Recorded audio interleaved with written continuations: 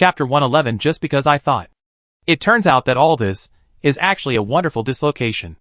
The time-space transfer was accidentally disturbed, causing a large number of residents to suffer misfortune, but the city unexpectedly escaped. If the energy field had not lost control, the time-space transfer would have been successful, then the residents would have survived, but the city would have been destroyed. The asteroid disaster, the time-space transfer plan, and the secret sabotage of the natural religion. These three things, unexpectedly intertwined into a complete closed loop.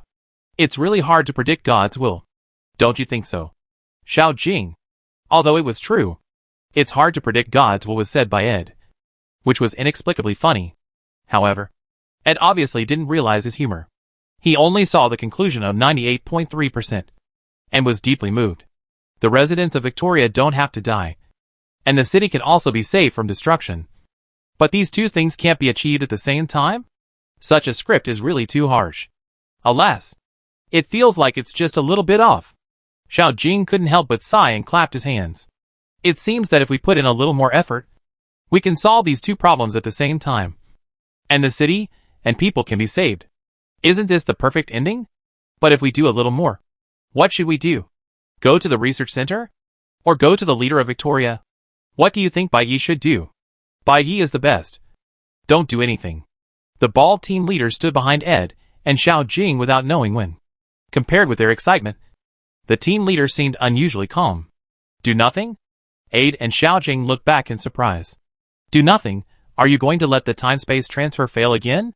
No, I mean, Bai Yi should act according to the game settings, stop the destruction of the natural church, complete mission 2, and pass the level smoothly. The team leader looked at Ed and Xiao Jing, and then said something that cooled their excitement a little. Don't forget, Bai Yi and the others are just playing a game. Just a game. Ed and Xiao Jing were stunned for a moment, as if they were pulled back to reality from a dream. Indeed. Where Bai Yi lives is just an image created by a game. The residents are all NPCs, and the city is virtual. Bai Yi is just a player who comes to complete the task. Mrs. Oliver in a silver skirt does not exist at all.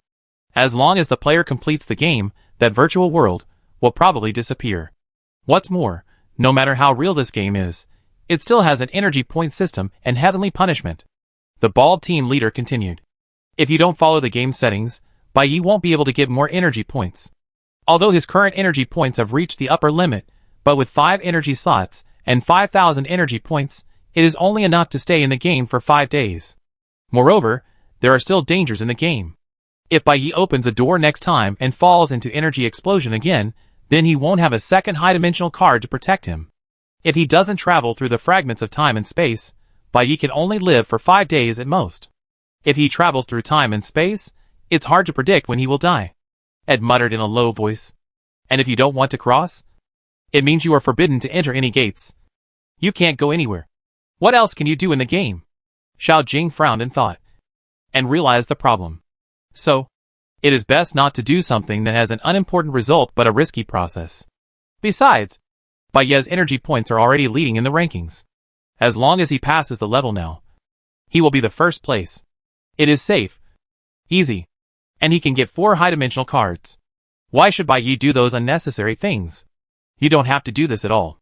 In the open space, Mary Jo stood beside the aircraft with her hands behind her back, and said the same words to Bai Yi in the aircraft as the ball team leader. If Bai Yi could have foreseen that Mary Jo would chase here, he should have chosen to fly away from the scene first. Unfortunately, they did not anticipate this. Nor did they escape. In the end, they had to fight Mary Jo again. I said this. It has nothing to do with the invitation of the Divine Court to you. I just speak from a personal perspective.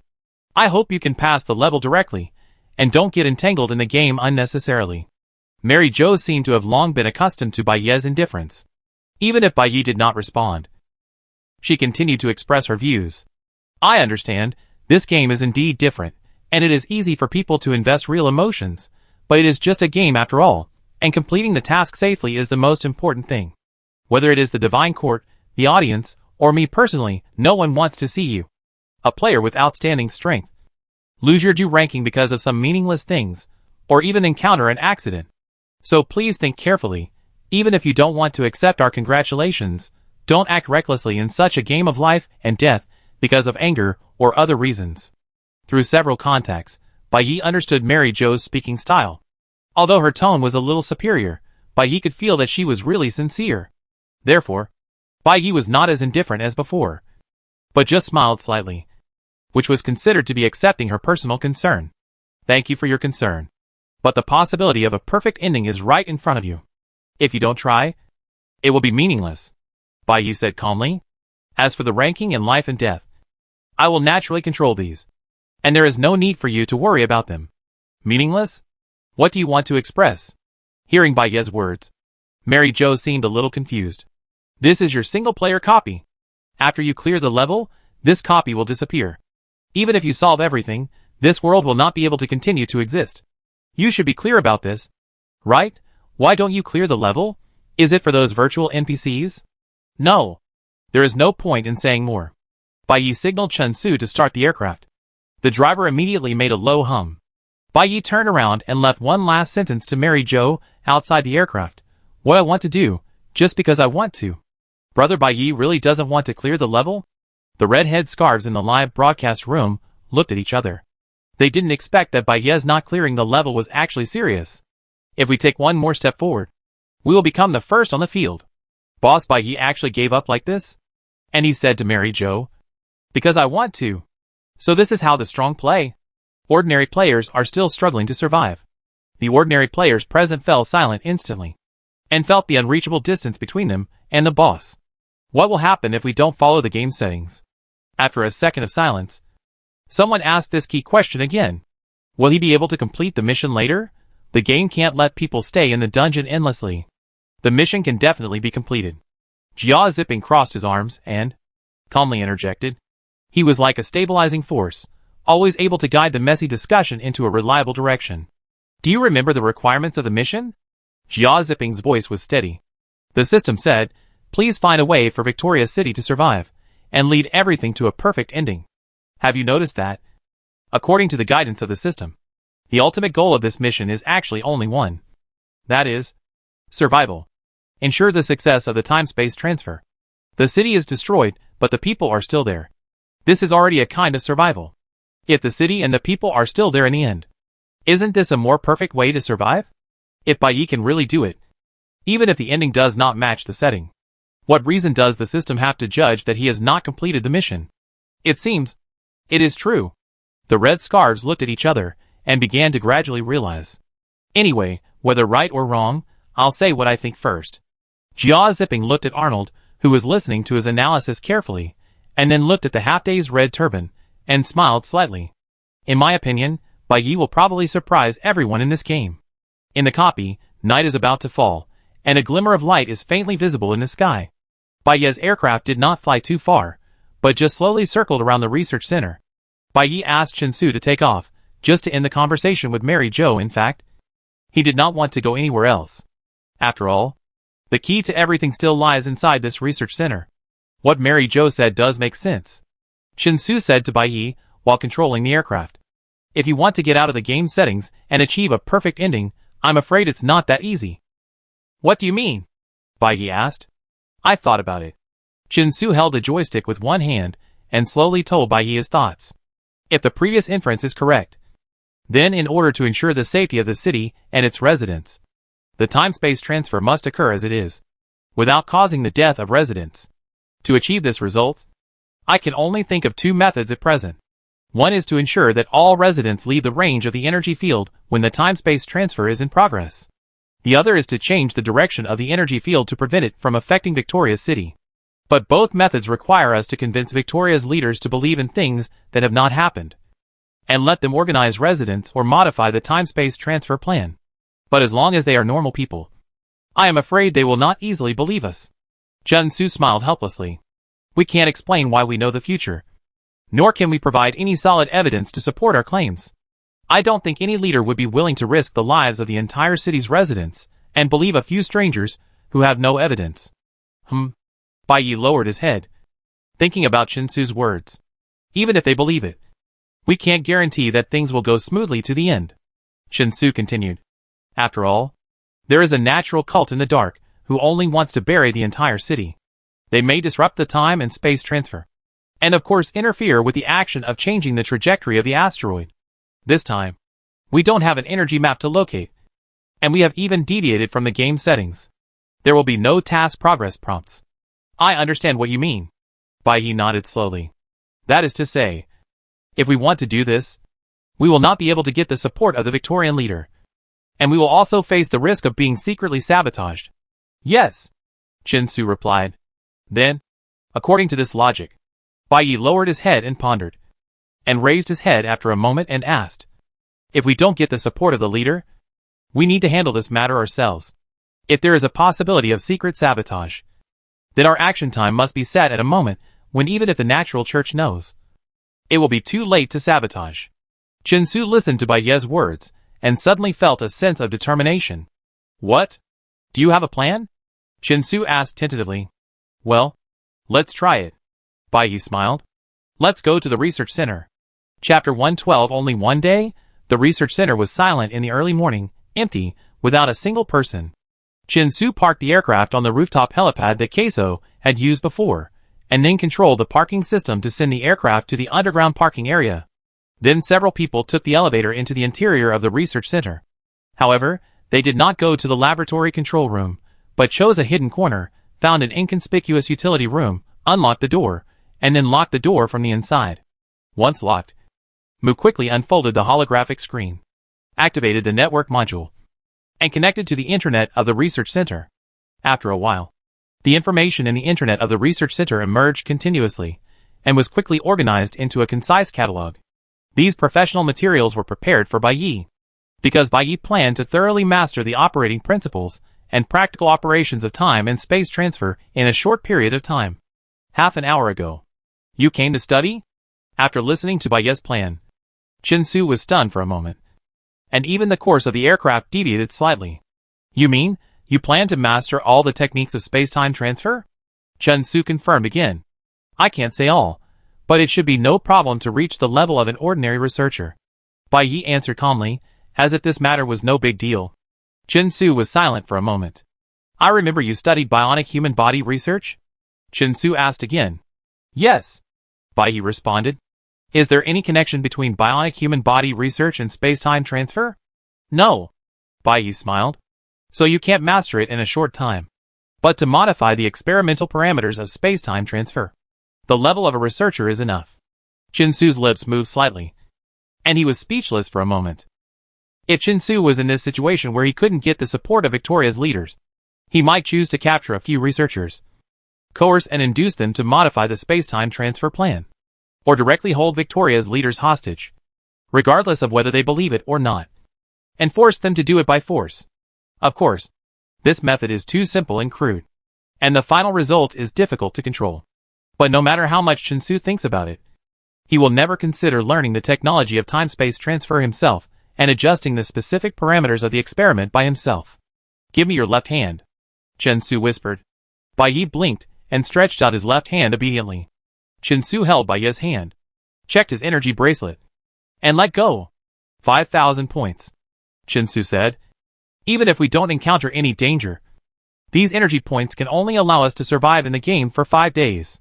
In these 5 days, can you really control this time-space transfer? You can't use up all 5 days. Bai seemed to have already thought about the subsequent plan very clearly. If I were to change this time-space transfer, our action plan would have to be to control the research center and staff just before the time-space transfer starts, forcefully modify the transfer parameters, and ensure that the modified results are maintained until the end.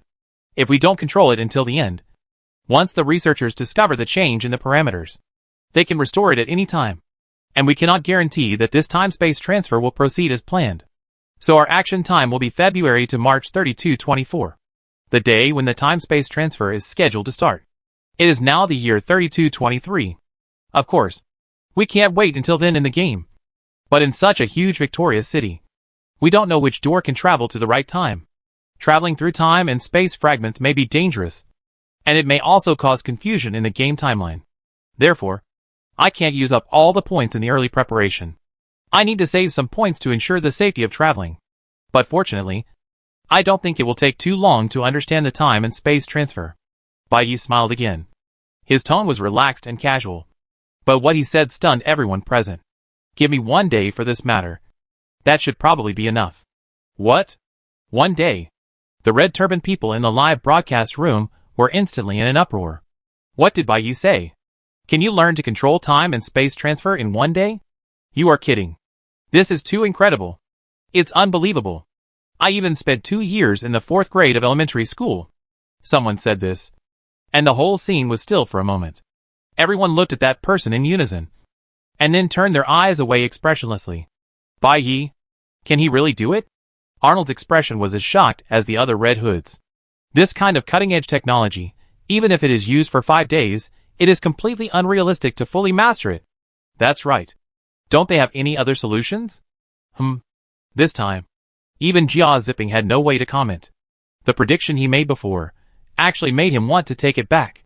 He was silent for a long time, and finally just sighed heavily. Alas, no matter how much we care, we can't change Bai Yi's decision. All we can do is hope that Bai Yi will surpass our imagination. Even if we think it is impossible, he can prove that everything is possible for him. They started. On the screen, Chen Su leaned against the wall with his arms folded, quietly guarding the door. In a corner of the room, Bai Yi and Mu sat face to face. Mu turned the holographic screen towards Bai Yi and set up a simple interactive keyboard under the screen, as if it were an intelligent computer, providing Bai Yi with the information and data he needed. Will this really work? Off-screen, Ed and Xiao Jing expressed doubts about Bai Yi's plan. Their first reaction was the same as Chen Su's. Don't hesitate. Just show your weapons and threaten him. Believe it or not, you can solve everything with a gun. However, after this first reaction, they also realized that the risk of doing so was too high. After all, if Bai Yi and his team knew nothing about the technology, even if they forced the researchers to operate, they would not be able to judge whether the other party was really operating or just perfunctory. Therefore, Bai Yi mastering the method of time transfer by himself is indeed the most reliable option, and may even be the only feasible solution. However, for ordinary people, this is almost an impossible task. Even if Bai Yi is gifted in human body mechanics, time transfer, this is completely beyond his knowledge. Xiao Jing said with a worried look on his face. What if Bai Yi fails? Ed supported his chin and tapped his temples lightly with his fingers. If it doesn't work, then you may not be able to get out. Ed sighed. Can't get out? Xiao Jing asked in surprise. Not sure, I can't say. Ed thought for a while, and shook his head again. In the entire A group, or even in the entire EVO game, no one has ever done something that is out of the game setting. This is the first time in the entire EVO, there is no precedent to learn from. I think even the system hasn't figured out the result of Bai Yi and the others. However, regardless of the outside voices, Bai Yi's plan has quietly unfolded. Chen Su no longer objected. Since Bai Yi seemed to know the situation, he quietly stood by the door. When Bai Yi's narcolepsy occurred, he took good care of him and patiently waited for Bai Yi to wake up. Unlike Chen Su, Mu remained silent about Bai Yi's decision from beginning to end. Wherever Bai Yi decided to go, he would accompany him. When Bai Yi needed his help to obtain information, he would directly hack into the DL layer of the research center's internet and compile all the information he could find. In contrast, Mu was more like an absolutely loyal summoned body, unconditionally supporting and obeying all of Bai Yi's actions. Whether this obedience stems from trust in Bai Yi, indifference to life and death, or the subtle influence of the chip in the body, no one can tell from Mu's cold face. After the narcolepsy cycle ended, Bai Yi woke up on time and immersed himself in the data on the holographic screen again. It was already working time, but it was still quiet outside the utility room where they were, and the occasional footsteps were just blended into the distant echo. The sunlight poured into the room through the narrow ventilation window, climbing up along the shelf on the left, and finally showing the cold tones of the night on the right wall. In this short and long day, Bai Yi always focused on the vast amount of information. His eyes were sharp, his mind was focused. He would recite in a low voice from time to time. Even the distraction that lasted for 3 seconds was gone without a trace. Bai Yi, he really studied all day. Ade and Xiao Jing also persisted in front of this seemingly still picture all day. Even they felt tired, but Bai Yi still didn't stop for a moment. Speaking of Bai Yi's state, it's really beyond the reach of ordinary people. Ade exclaimed. No wonder, he can make the God Court come to him again and again. Xiao Jing responded. That's true. But what Bai Yi has learned is not ordinary. Xiao Jing still has doubts. Victoria City has been researching time technology for many years, plus the scientific research results of predicting disasters. How could Bai Yi master it all in one day? Victoria City's research is from scratch, while Bai Yi is just learning existing knowledge. There should be a difference, 8 explained. But no matter what, one day is also. Before Xiao Jing finished speaking, Bai Yi suddenly straightened up on the screen, stretched his shoulders, took a deep breath, and exhaled. The two immediately stopped talking and stared at the screen nervously. Chun Su. Moo. Bai Yi suddenly said without any preface. Have you ever thought about why you are fine in that chaotic energy field? Moo raised his eyelids. Chun Su also looked at Bai Yi. But Bai Yi did not give an answer, but just smiled slightly, and then said confidently, Okay, I'm ready. Now, we can complete the last step. Chapter 113, let's go. Are you ready? Ed and Xiaojing's expressions tensed instantly. Seeing the three people walk out of the utility room, return to the rooftop helipad along the original route, start their aircraft, then drive to the holographic avenue, and head straight to the city center. At this time, only one day had passed since they made the decision not to pass the customs for the time being. This one day, Bai Yi actually mastered the time-space transfer. Ed's eyes widened, muttering to himself. Xiao Jing stirred it with his fingers, and his heart was uneasy. To be honest, I hope he didn't figure it out. If he finds it's not so easy, then time will be enough for them to give up and still get the first place. But now, Bai Yi feels that he is ready. If the operation fails, people will die and the mission will be messed up. What should he do? Will he have another chance? No. Ed's eyes were still fixed on the screen.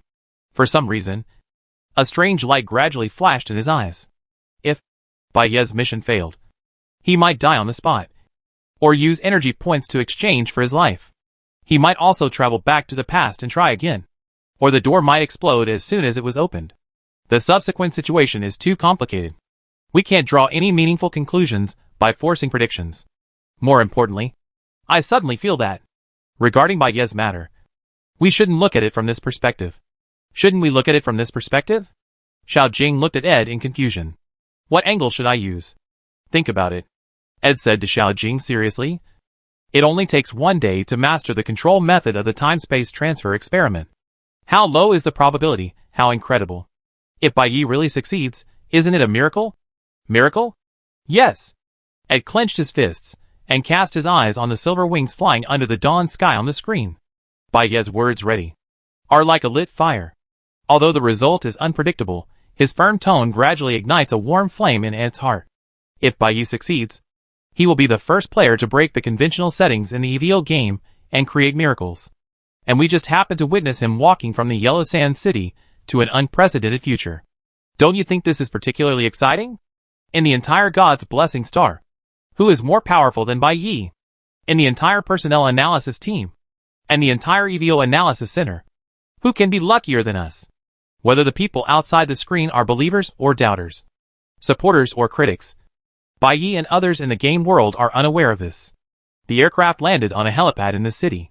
Several people walked along the street, repeatedly opening the doors of street shops, exploring the possibility of traveling through different time and space fragments. Bai Yi already knew how to adjust the time and space transfer. Their task at the moment was to find the time tunnel leading to the critical point of time and space transfer as soon as possible. One door after another opened. Some of them were just ordinary shops and simple desktops. Others, once entered, immediately opened the scene of another world. Open a door, the originally peaceful city fell into chaos instantly. People on the street looked nervous and hurried. On the giant screen not far away, the leader of Victoria was announcing to the public the news of the impending disaster, and decided to implement a large-scale time and space transfer before the disaster. This is October 30, 2019. Another door opened. The number of naturalists distributing flyers on the street increased significantly. Among these excited white-robe believers, some left in a hurry, seemingly wanting to avoid all this. Some took the flyers and read them ignorantly, and some squatted in the corner and sobbed after reading them. It is March 30, 2020. Another door opens, and the warm air suddenly becomes bitterly cold. The cold wind blows up the fallen leaves on the ground. The parade is huge, and everyone holds up banners, calling on the leaders to deal with the magnetic field problem as soon as possible, restore the temperature control system, and ensure the normal operation of various electronic equipment. It is August 32, 22. Another door opens, and the streets become empty again. The temperature control system seems to have been restored, and the trees have grown green leaves again. At this time, the planetary sculpture named Eternal Descends Victoria's City has been roughly demolished. The once shining city is now gloomy. The house numbers, shop signs, and advertising screens on the street are all dim. The once lush greenery cannot cover up the lingering desolation and depression in the city. This is December 32, 23. In Moo's Research Center system, the space-time transfer plan found shows that the start time of the space-time transfer is set at 12 noon on February 14, 3224. The time distance of December 3223 is already quite close. However, just as Bai Yi stepped into a door again, soft music sounded, and time went back to the end of 3218. I thought I could find some rules to connect the fragments of time and space, but it seems that there is no rule at all. Bai Yi, wearing a silver skirt, stood on the busy street, talked to herself at those still ignorant people, and stared at this still peaceful city. What do you think? Chin-Su stood beside Bai Yi, also staring at the only tranquility and beauty in this broken time and space. That card can be used. Bai Yi raised his head slightly, and finally glanced at the brilliant eternal descent to Victoria's City in the distance. Excellent, time acceleration. Press the fast-forward key for the timeline in the copy. And according to the player's needs, jump directly to a certain day or moment in the future. Let's go directly to February 14th, 3224. And with that best ending, descend on Victoria's City. On the screen, the scenes of the city flashed one after another, like an endless dream. Day and night alternate. The 4 seasons cycle. Sometimes bustling, sometimes deserted and lonely. Before you can distinguish them, everything disappears in an instant, leaving only a slight mark. The night is like the core of time, firmly grasping that moment, and crossing over the long years in an instant. When the picture finally calms down, the streets in the early morning appear. The time-space transfer will start on time at 12 noon today. Please stay at home. Don't go out at will. The radio clearly broadcasts the reminders from the government, item by item, repeatedly reminding people of the precautions of time-space transfer, telling everyone that the plan will be implemented soon. Items that do not come into contact with the body will not be affected by the time-space transfer. Residents only need to wear clothes, shoes and hats, and do not need to carry any luggage. During the transfer process, everyone will not feel the passage of time, as if they have experienced a special sleep. When the time-space transfer is over, everyone will wake up directly from their sleep and appear in Victoria's City 6 months later. 6 months later, Victoria's City may only be riddled with holes and devastated. Such a situation is undoubtedly heartbreaking. But please don't panic. The food, water and equipment we need are all safely stored deep in Mary Canyon outside the city. After the time-space transfer is over, they can be taken out for everyone to use. We have done our best to prepare for the cruelty of the disaster. As long as everyone can return safely, I believe that in the near future, we will be able to restore Victoria's prosperity and glory today.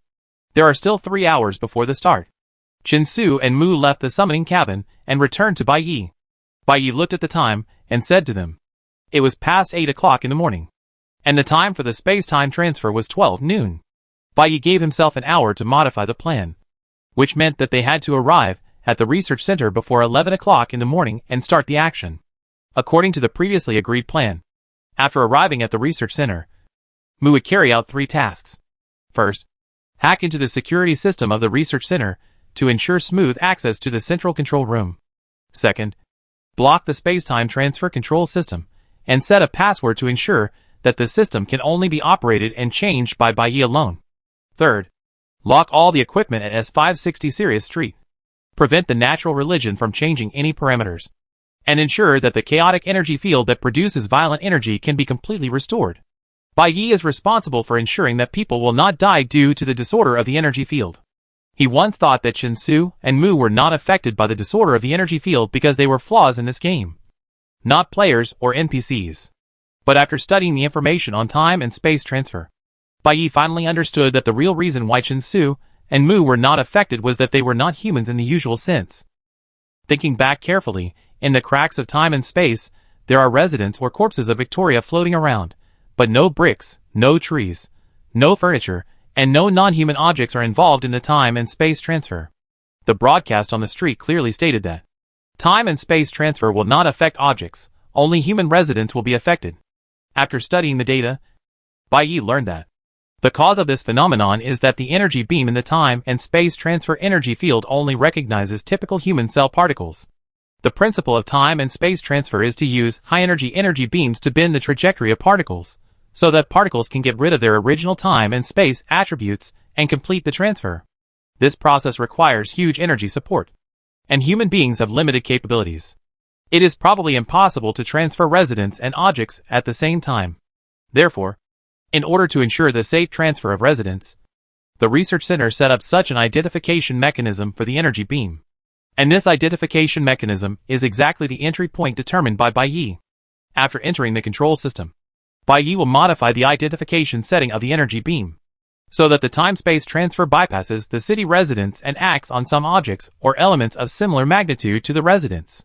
This will ensure the strength and location of the energy field, and at the same time ensure the safety of all residents in the city. Let's go! The three boarded the aircraft again, crossed the deserted city, and flew into the sky. In the distance, a huge steel capsule stood quietly in the wasteland, waiting for several hours, to complete the mission of destiny it had shouldered for many years. It didn't know yet, at this moment, someone was rushing towards its direction, and they would work together to lead Victoria City towards a brighter future. Let's go to the research center. Chapter 114, 21 minutes. It's so tense. Xiao Jing swallowed, staring at the screen intently. Bai Ye's aircraft was flying at high speed in the blue sky. It was 9:22 a.m. at this moment. The research center was just ahead. Bai Ye's aircraft had begun to slow down. Today was a critical day for the time-space transfer operation, and the research center was bound to be crowded with people. Therefore, Bai Yi and his team decided to carefully land the aircraft on a hidden open space, and patiently wait for the scheduled time. At 11 o'clock, we will leave for the research center on time. Bai Yi carefully reviewed their action plan. Mu, as soon as 11 o'clock arrives, immediately lock onto the target of the natural church, and control the security system of the research center, to ensure a smooth journey from the helipad to the central control room. Mu nodded slightly. Chen Su. Bai Yi turned to Chen Su again. The staff of the research center will be left to you to deal with. Don't let them disturb me, but don't be too harsh. Understood. Chen Su responded. There is still more than an hour left, so let's wait here. Mu can connect the port first, and get the information in advance, but don't modify the system without authorization, lest the other party notices, and give them some time to react. Bai Yi. Before Mu could respond, Chen Su suddenly called him. Look in that direction.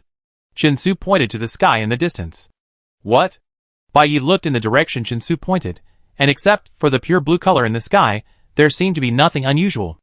There is a bright light in the sky over there. Chen Su's vision has been modified.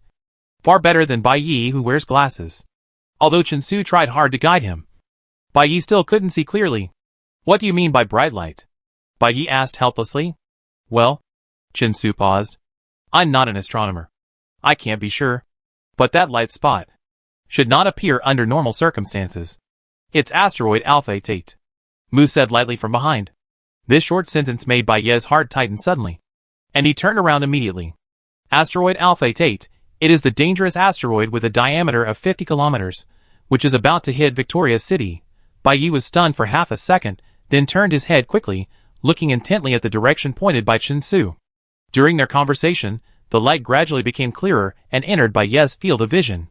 Is the asteroid so close? Bai Yi exclaimed. According to the calculation of the research center, the asteroid is scheduled to hit after 12 o'clock tonight, so the time-space transfer can be arranged today. But now it seems that the prediction of 12 o'clock at midnight is obviously wrong. The asteroid is already in sight, which means the time of impact is approaching. 21 minutes.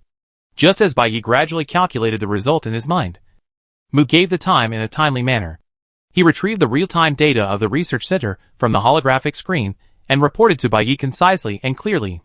According to the new calculation of the research center, the impact time can be accurately estimated to 21 minutes, with an error of no more than 15 seconds. The research center has already launched an emergency plan, and the time-space transfer will officially start within 21 minutes. Bai Ye's face changed slightly, and before he could speak, Chen Su quickly turned around, walked a few steps to the side of the aircraft, and suddenly opened the hatch. Hurry! Chinsu shouted, and Bai Yi and Mu immediately jumped into the aircraft. The hatch slammed shut, and the next second, the aircraft took off, and in the dust, it flew rapidly towards the research center. What happened? Xiao Jing and Ed made a commotion over there, causing the ball team leader to come over in a hurry. What's going on? Didn't Bai Yi and the others plan to take action in an hour? The ball team leader watched in surprise as Bai Yi's aircraft landed on the apron of the research center. Ahead of schedule, all ahead of schedule, Ed said anxiously to the ball team leader. The asteroid impact time was miscalculated. The research center must start the time transfer ahead of schedule. Bai Yi and the others must also break into the research center ahead of schedule. All ahead of schedule? The ball team leader's heart suddenly lifted. How long ahead of schedule? 21 minutes. Ed replied. Within 21 minutes, the time transfer must be started. 21 minutes. Ed's movements attracted the attention of the analysts, who put down the players in their hands and surrounded him. Most of the players they followed were still wandering on the road that Bai Yi had already walked. And the clues they got were all things that Bai Yi had already discovered. Looking at the entire Group A, only Bai Yi's group was the most valuable part of the whole incident. And this value not only came from Bai Yi's lead in Group A, but also from the fact that Bai Yi was heading to a new time and space beyond the game, which no one had ever set foot in, and which might not even be touched by anyone in the future. Xiao Jie. Let me have a look. Let me take a look. The information officer Xiao Jie was very excited, shouting, while struggling to squeeze into the crowd. When he finally squeezed to the front of the crowd and saw the live broadcast in full, his eyes suddenly opened wider. In the picture, Chinsu was holding a red laser knife to clear the way in front. But it was just a feint, and he did not really use the blade on the group of researchers in white coats. Some timid researchers had already fled quickly when they saw this fierce man. The rest of the people shouted in the corridor, "What are you doing? You can't enter here." But no one dared to step forward to stop them. Occasionally, some blind people tried to pounce on Chinsu. But before they got close, they were picked up by Chinsu and thrown out. Mu and Bai Yi followed closely behind, with a quick pace. The shield doors opened automatically like obedient assistants, obviously Mu's masterpiece. While Mu was operating on the holographic screen, he quietly reported the progress to Bai Yi through the signal bridge. No. S560 Sirius Street has been successfully locked. The door of the central control room has been opened. The operating system has been blocked. The password is BY325088, and the parameters can be modified by entering the password. How much time is left? Bai Yi asked. 15 minutes and 37 seconds. It is estimated that it will take 33 seconds to reach the central control room. Mu answered. 15 minutes and 37 seconds, and the time left for himself, only 15 minutes. Bai Yi frowned, quickened his pace, followed closely behind Chinsu in front. Success or failure depends on this one move. At this last moment, no mistakes can be made. It's ahead of schedule. These researchers are really disappointing. They even miscalculated the time. The audience in the live broadcast room began to get nervous. Do you think the timing is so wrong? Is it because the Church of Nature is behind this? Anyway, they want everyone to die. So it's not impossible to do both. Someone speculated. It's possible. Didn't Chinsu say that they still have people in the research center? This Church of Nature is really abominable. They will die by hitting their heads. And they will also drag the whole city to be buried with them. Bai Yi must succeed. Even if it's just in the game. We must not let this church succeed. In the live broadcast room, the audience was furious. And in the monitoring room, the analysts' adrenaline soared as they watched the tense scenes in the live broadcast. However, they did not discuss in depth whether the calculation error was intentional or a mistake. After all, time was running out, and everyone's attention was focused on Bai Yi and his team's actions. In the picture, Bai Yi and his team finally arrived at the central control room. The central control room was spacious and bright, surrounded by large floor-to-ceiling windows. On one side was a bustling city, and on the other side was a desolate wilderness. The scenery outside the window was in full view. In the center of the hall was a circle of circular operating tables, and above them were huge screens, which looked very similar to the control center of the natural religion. But there was no monitoring data on these screens. All the screens showed the same prompt. Bai Yi, please enter the password at the console. Mu had successfully controlled the energy field control system. All preparations here were ready. Chinsu's shadow passed through the hall. The researchers who had not yet escaped were tied up with ropes, and tied to a pillar in a corner of the hall. Mu immediately locked the door tightly to prevent other researchers from notifying the guards and affecting Bai Ye's operation. Bai Ye walked quickly to the console, observed it briefly, and quickly found the input interface. He entered the password that Mu had set for him, by 325088. At the moment when Bai Ye pressed the last number, all the screens lit up at the same time. The prompt for the password disappeared, and the complex and detailed space-time transfer data appeared again.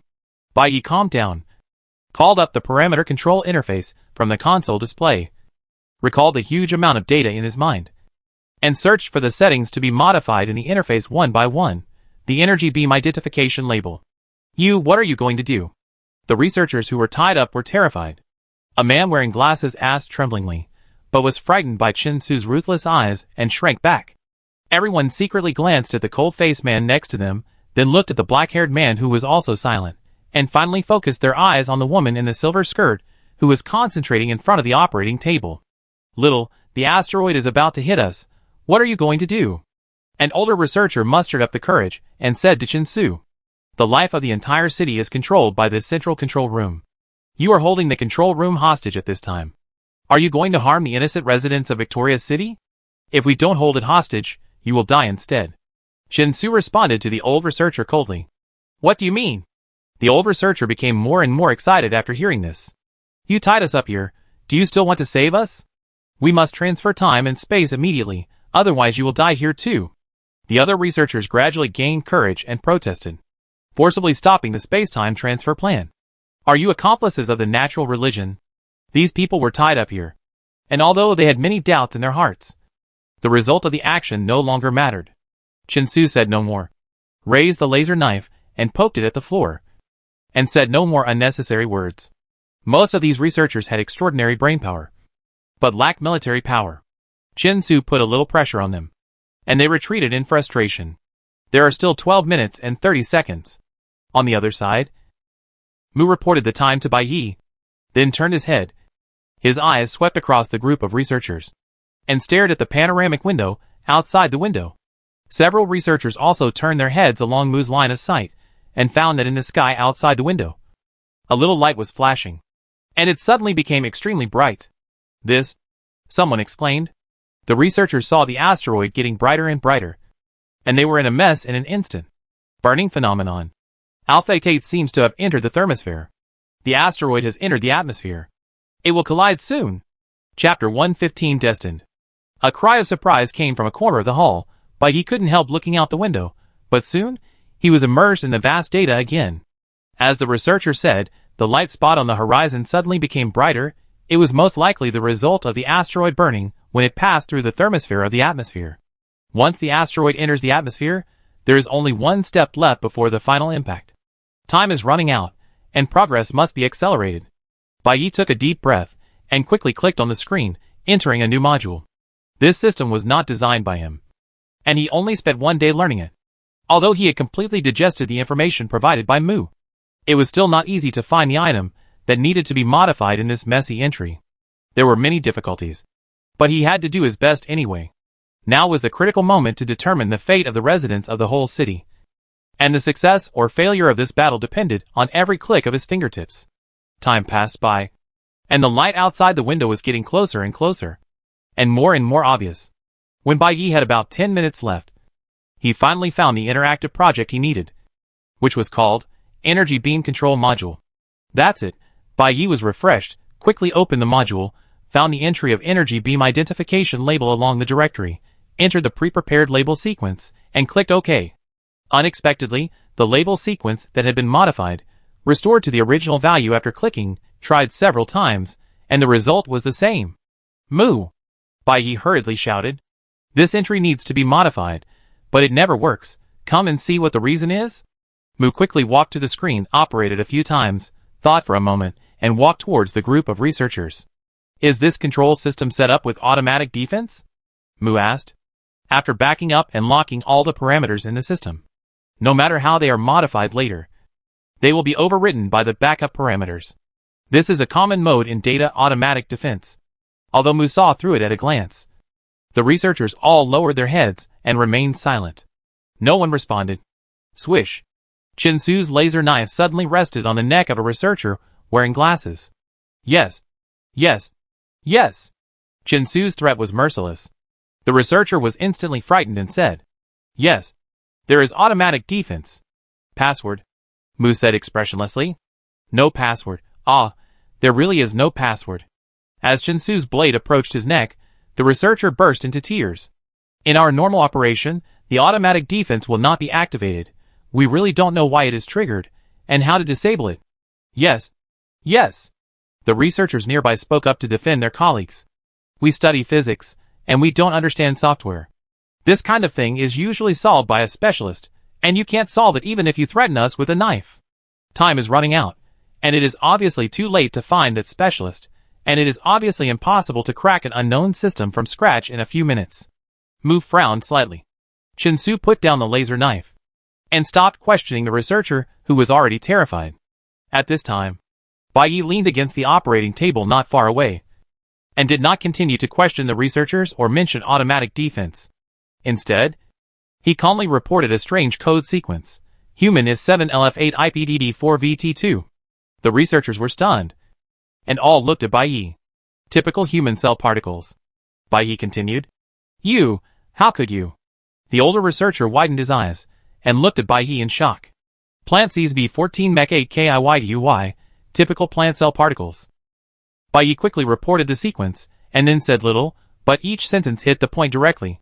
"If you continue with your plan, the asteroid will not destroy the city, but all the residents of Victoria will be twisted and torn apart by the huge energy field. What we have to do now is to change the target of time and space transfer from humans to plants. This is to save you, not to hurt you.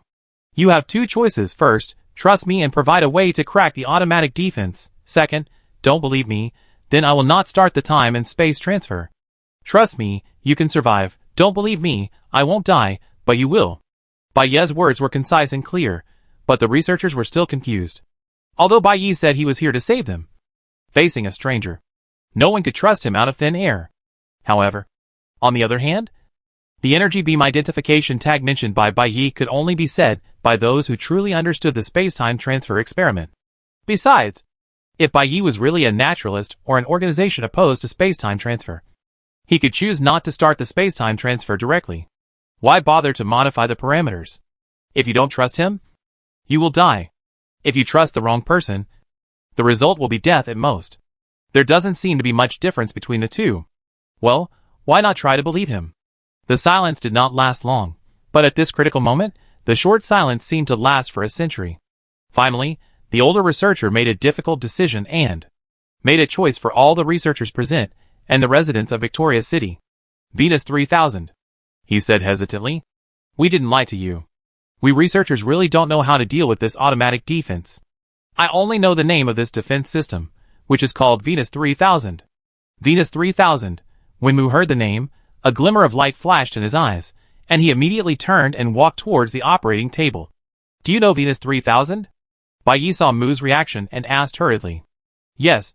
It has the same core as your defense system," Mu replied, and then called up a piece of code from the holographic screen, which quickly covered the display screen of the console, and the complex parameters on many screens in the hall began to flash.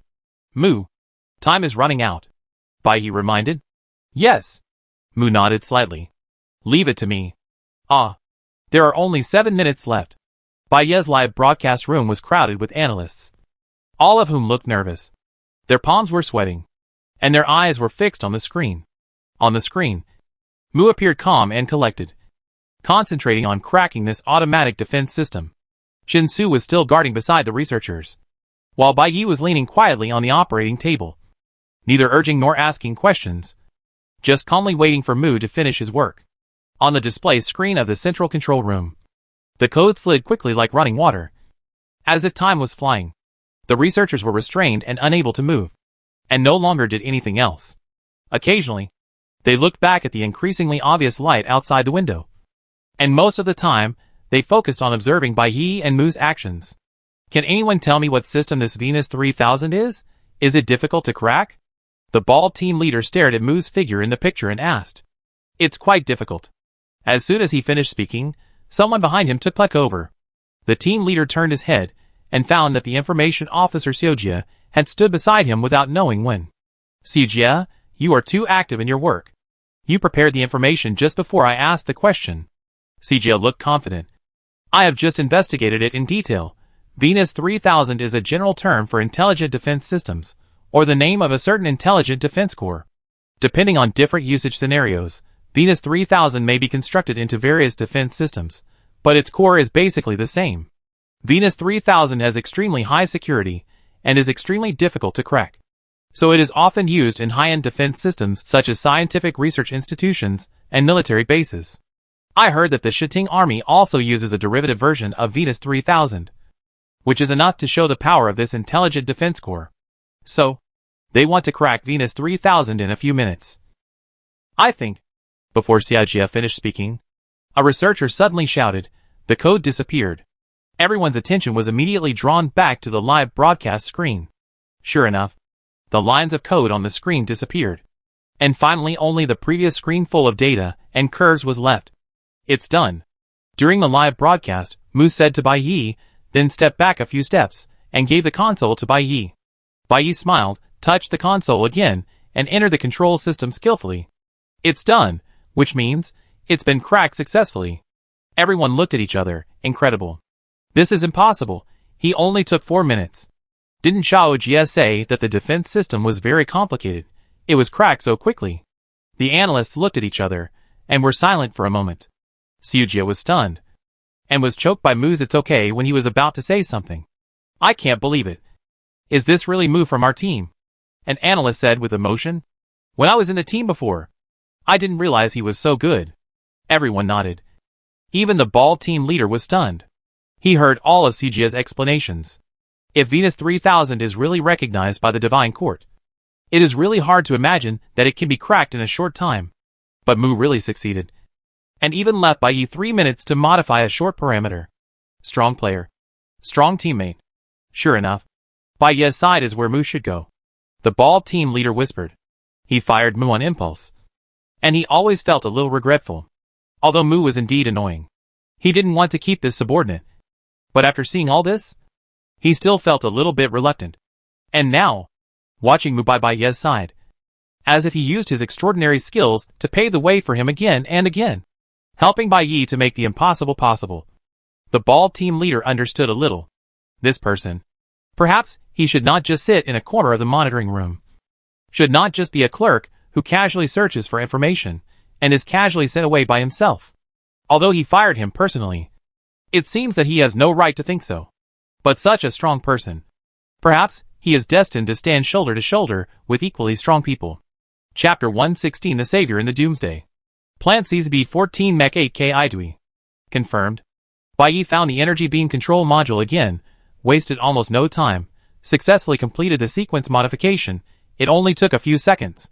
Humans and plants are both living organisms, therefore changing the human recognition sequence to the plant adjustment, the risk is the lowest, and the adjustment is also the smallest. The energy field intensity remains unchanged, the position is still applied within the scope of Victoria's City, the modified time and space transfer experiment is quickly ready, only the last step is left. Are you ready? Bai Yi called up the startup interface, turned around and asked Mu and Chinsu. They nodded one after another. Let's get started, Chinsu said. Yes. Bai Yi stretched out his hand, and at the same time, his eyes looked out the window again. The originally imperceptible glimmer, now the sphere with flames can be clearly seen, the burning celestial body is approaching quickly and visibly, counting down the disaster that may devour everything. Bai Yi retracted his gaze, scanning the terrified researchers, and pressed the start button of this important and huge space-time transfer operation without hesitation. Buzz, the capsule in the distance, was activated instantly, and the high-frequency energy sound almost broke the eardrum. Bai Yi and the researchers present couldn't help but cover their ears. Chinsu no longer paid attention to those insignificant people. He took a few steps forward, wrapped his hands around Bai Yi's head, helped her cover her ears tightly. Outside the window, a charging progress prompt flashed on the electronic display screen on the outer wall of the capsule. 10%, 20%, 30%. The progress bar moved forward steadily, and after more than 10 seconds, it finally reached 100%. In the central control room, various values instantly approached full scale, and the originally quiet indicator lights lit up one by one. At the same time, In the inverted cone-shaped cavity in the huge capsule, a bright white light gathered, gradually expanded, and then flashed continuously. "It's about to start," a researcher seemed to shout in the harsh high-frequency sound. Chinsu glanced out the window, then tightened his arms, and held Bai Yi tightly in his arms. The energy noise became louder and louder, and the strobe in the inverted cone became more and more rapid. Finally, the strobe gathered into a dazzling white light, and instantly swallowed everything in front of him in this strong light. The intensity of the light exceeded the tolerance of the eyes. Chinsu had to close his eyes, relying on his body sense to block the direction of the energy flow for Bai Yi. A strange wave slid across his body, and then he felt as if he was surrounded by a high-density liquid, floating up almost uncontrollably. Chinsu tried to stabilize his body, together with Bai Yi, and it was unknown how long it had passed before he felt that the light around him seemed to be a little darker. The space-time transfer is over. Chinsu tried to open his eyes, wanting to see the situation around him, but the next second, what caught his eyes was not the white light of the energy field, but the jumping red. Chinsu turned his head suddenly, and saw outside the French window, the blue starry sky had disappeared, and the whole world had been completely engulfed by the blazing flames. The flames easily dyed the pure white of the energy field red, and the central control room, which was originally quite calm, seemed to fall into a fiery purgatory in an instant. The asteroid is coming. Time slipped away quietly in 3 minutes, and the space-time transfer had just started, and the huge celestial body arrived as promised. Under the illumination of the flames, the red turban people in the live broadcast room and the analysts in the monitoring room all had their hearts in their throats, dared not act rashly, and were as silent as chickens.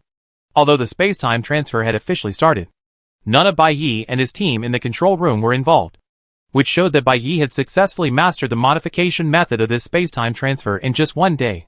However, facing the imminent crisis like a flame at this moment, everyone had no time to marvel at Bai Yi's extraordinary learning ability. After all, modifying the time-space transfer is just a prelude. Until the moment when the asteroid actually lands, no one can predict whether Victoria's City will survive or perish in this disaster.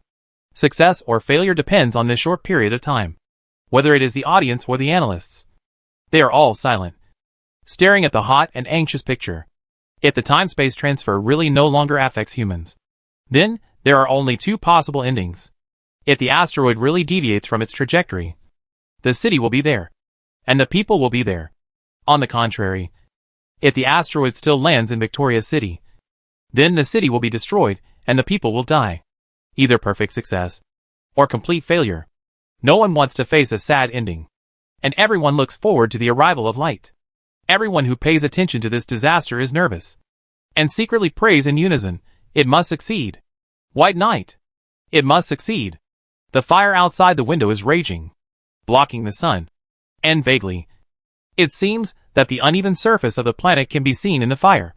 The huge celestial body is roaring in the blazing flames, and is slamming into the control room. At the moment of collision, the flames surprisingly jump over the top of the building. Is this a deviation? Chinsu quickly looked at the window opposite, only to see the blazing fire roaring over the research center, heading straight towards Victoria's City. The raging flames engulfed the world, and the huge fireball flew at a low altitude, as if it would turn the whole world into nothingness in the next second. Chinsu's nerves were tense, and he subconsciously pressed Bai Yi against his chest, and the people outside the screen almost held their breath, and everyone clenched their teeth, clenched their fists, and their eyes were all focused on the terrible celestial body that was about to bring doomsday. Boom! The deafening roar seemed to make the world collapse, and the violent vibrations stirred the whole world. The researchers in the control room shouted in fear. Mu hurriedly lowered himself to steady himself, and Chinsu protected Bai Yi and lay on the ground. The huge earthquake lasted for a few seconds, and then it quickly weakened. At the same time, the process of time and space transfer also reached the set time limit. The energy field disappeared, and the white light gradually dimmed. People's mood has not yet calmed down, but the world has quietly returned to the blue sky and white clouds of the past, and the peaceful scene. Are you okay? Chinsu was the first to react, propped himself up and looked around, and helped Bai Yi up again. I'm fine. The noise echoing in his mind continued. Bai Yi shook his head vigorously, feeling a little confused. Is it over? Bai Yi asked. Yes, it's over. Chinsu replied in a deep voice. The research center in the field of vision was not damaged, and the researchers in the central control room were also safe and sound. It seemed that everything was still in order. Did we succeed? The buzzing in his head gradually subsided. Bai Yi looked around and asked Chen Su again. Did they succeed? Where did the asteroid fall? The live camera followed Bai Yi. The audience outside the screen was the same as Bai Yi. They were unable to know the true situation of Victoria City after the incident. Mu. Open the door. Let's go to the rooftop helipad. When his mind regained clarity, Bai Yi immediately turned around and walked quickly towards the door of the control room. Mu did not answer, but the door opened. Bai Yi walked out quickly, followed by Mu. Chen Su did not forget to untie the tied researchers, and with a wave of the laser knife, he untied them, and then followed Bai Yi out of the central control room. When they arrived at the elevator room, the elevator door had quietly opened. Several people entered the elevator, and Bai Yi directly pressed the button for the top floor. The elevator rose rapidly, and soon stopped with a ding. Bai Yi walked out of the elevator, stepped onto the apron, and hurried to the edge of the apron, heading towards Victoria's City. As Bai Yi walked, a silver light seemed to flash in the sunlight. Then, several tall buildings gradually came into view, followed by some shorter buildings, low buildings, shops and streets. Finally, an almost intact city appeared in front of Bai Yi. However, in this city, the once lush green shade was gone, and all that was left was monotonous silver buildings, like a stone forest in the Gobi Desert. At the same time, between buildings, on the streets, 1, 2, 3, more and more people came out of their houses and began to look at their homes after the disaster. Some were panicked, some were shocked, some were at a loss, but fortunately, the people who had experienced the disaster were safe and sound, and lived vibrantly in this time and space. People are still alive, and their Victoria City is still there. Really succeeded. In the live broadcast room, Arnold and the Red Scarf said intently, Bai Yi really did it. In the monitoring room, Aide and Xiaojing's eyes flashed with excitement. We succeeded. Bai Yi looked at the scene in front of him. His mouth slightly raised, and a bright smile bloomed on his face. Chen Su. Mu. We succeeded? Yes, we succeeded. Chen Su smiled faintly and responded to him. Oh my god, what's going on? Suddenly, the elevator door opened again, and a group of researchers in white coats swarmed out. Has the asteroid Alpha 8 passed? Everyone stared at the city not far away in amazement. The buildings were intact. The city where they were born, grew up, and lived until now was still intact in front of them. It's not destroyed. Victoria is not destroyed. The disaster is over. Victoria is still here. We are still here too. The researchers were stunned for a moment, then burst into thunderous cheers. Everyone cried and laughed, hugging each other, celebrating the rebirth after the apocalypse. The asteroid didn't hit the city. What on earth is going on? The old researcher looked incredulous, looking at the still shining Victoria City from afar, muttering to himself. Did you just modify that one parameter? No, it's impossible. How can you affect the trajectory of the asteroid just by changing the identification tag from human to plant? Incredible. How on earth did you do it? There are always things in this world that are beyond imagination. Chen Su responded to the old researcher beside him, and then looked at Bai Yi's thin back not far away. Some people do too. In the distance, the falling asteroid stirred up a cloud of dust, which was mixed with tiny elemental particles from the asteroid, and once again reflected a strange purple-gold glow in the sky. In this gorgeous purple gold, Bai Yi's silver skirt gradually disappeared, and his original white clothes gradually appeared. And the cheers of the researchers around him gradually separated from him, blurred and disappeared, and finally fell into silence. The long-lost calm and gentle female voice of the system sounded in the sky, announcing the successful end of Bai Yi's EVO game journey word by word. Congratulations to player Bai Yi for completing Mission 2, Rescue, Victoria's Fate, Reward Energy Points, 1,000 points. Player Bai Yi led the EVO game, broken time and space, to a perfect ending that has never appeared before, and obtained the EVO Global Achievement, Savior in the Doomsday, Reward Energy Points, 4,000 points. Player Bai Yi surpassed the game settings with his courage, kindness, persistence and wisdom, contributed to outstanding performance, and once again obtained EVO Excellence Points, 5 points. Player Bai Yi's EVO Excellence Points have accumulated to 10 points, and successfully obtained a Special Excellence Award. Let us once again congratulate player Bai Yi for passing this game perfectly. EVO Doomsday Survival Competition, looking forward to your participation again. Chapter 117. Oh no. 5,000 points. The number of energy points is outrageous. The excellence points have reached 10 points. I wonder what kind of rewards will be given. Global achievements, excellence points.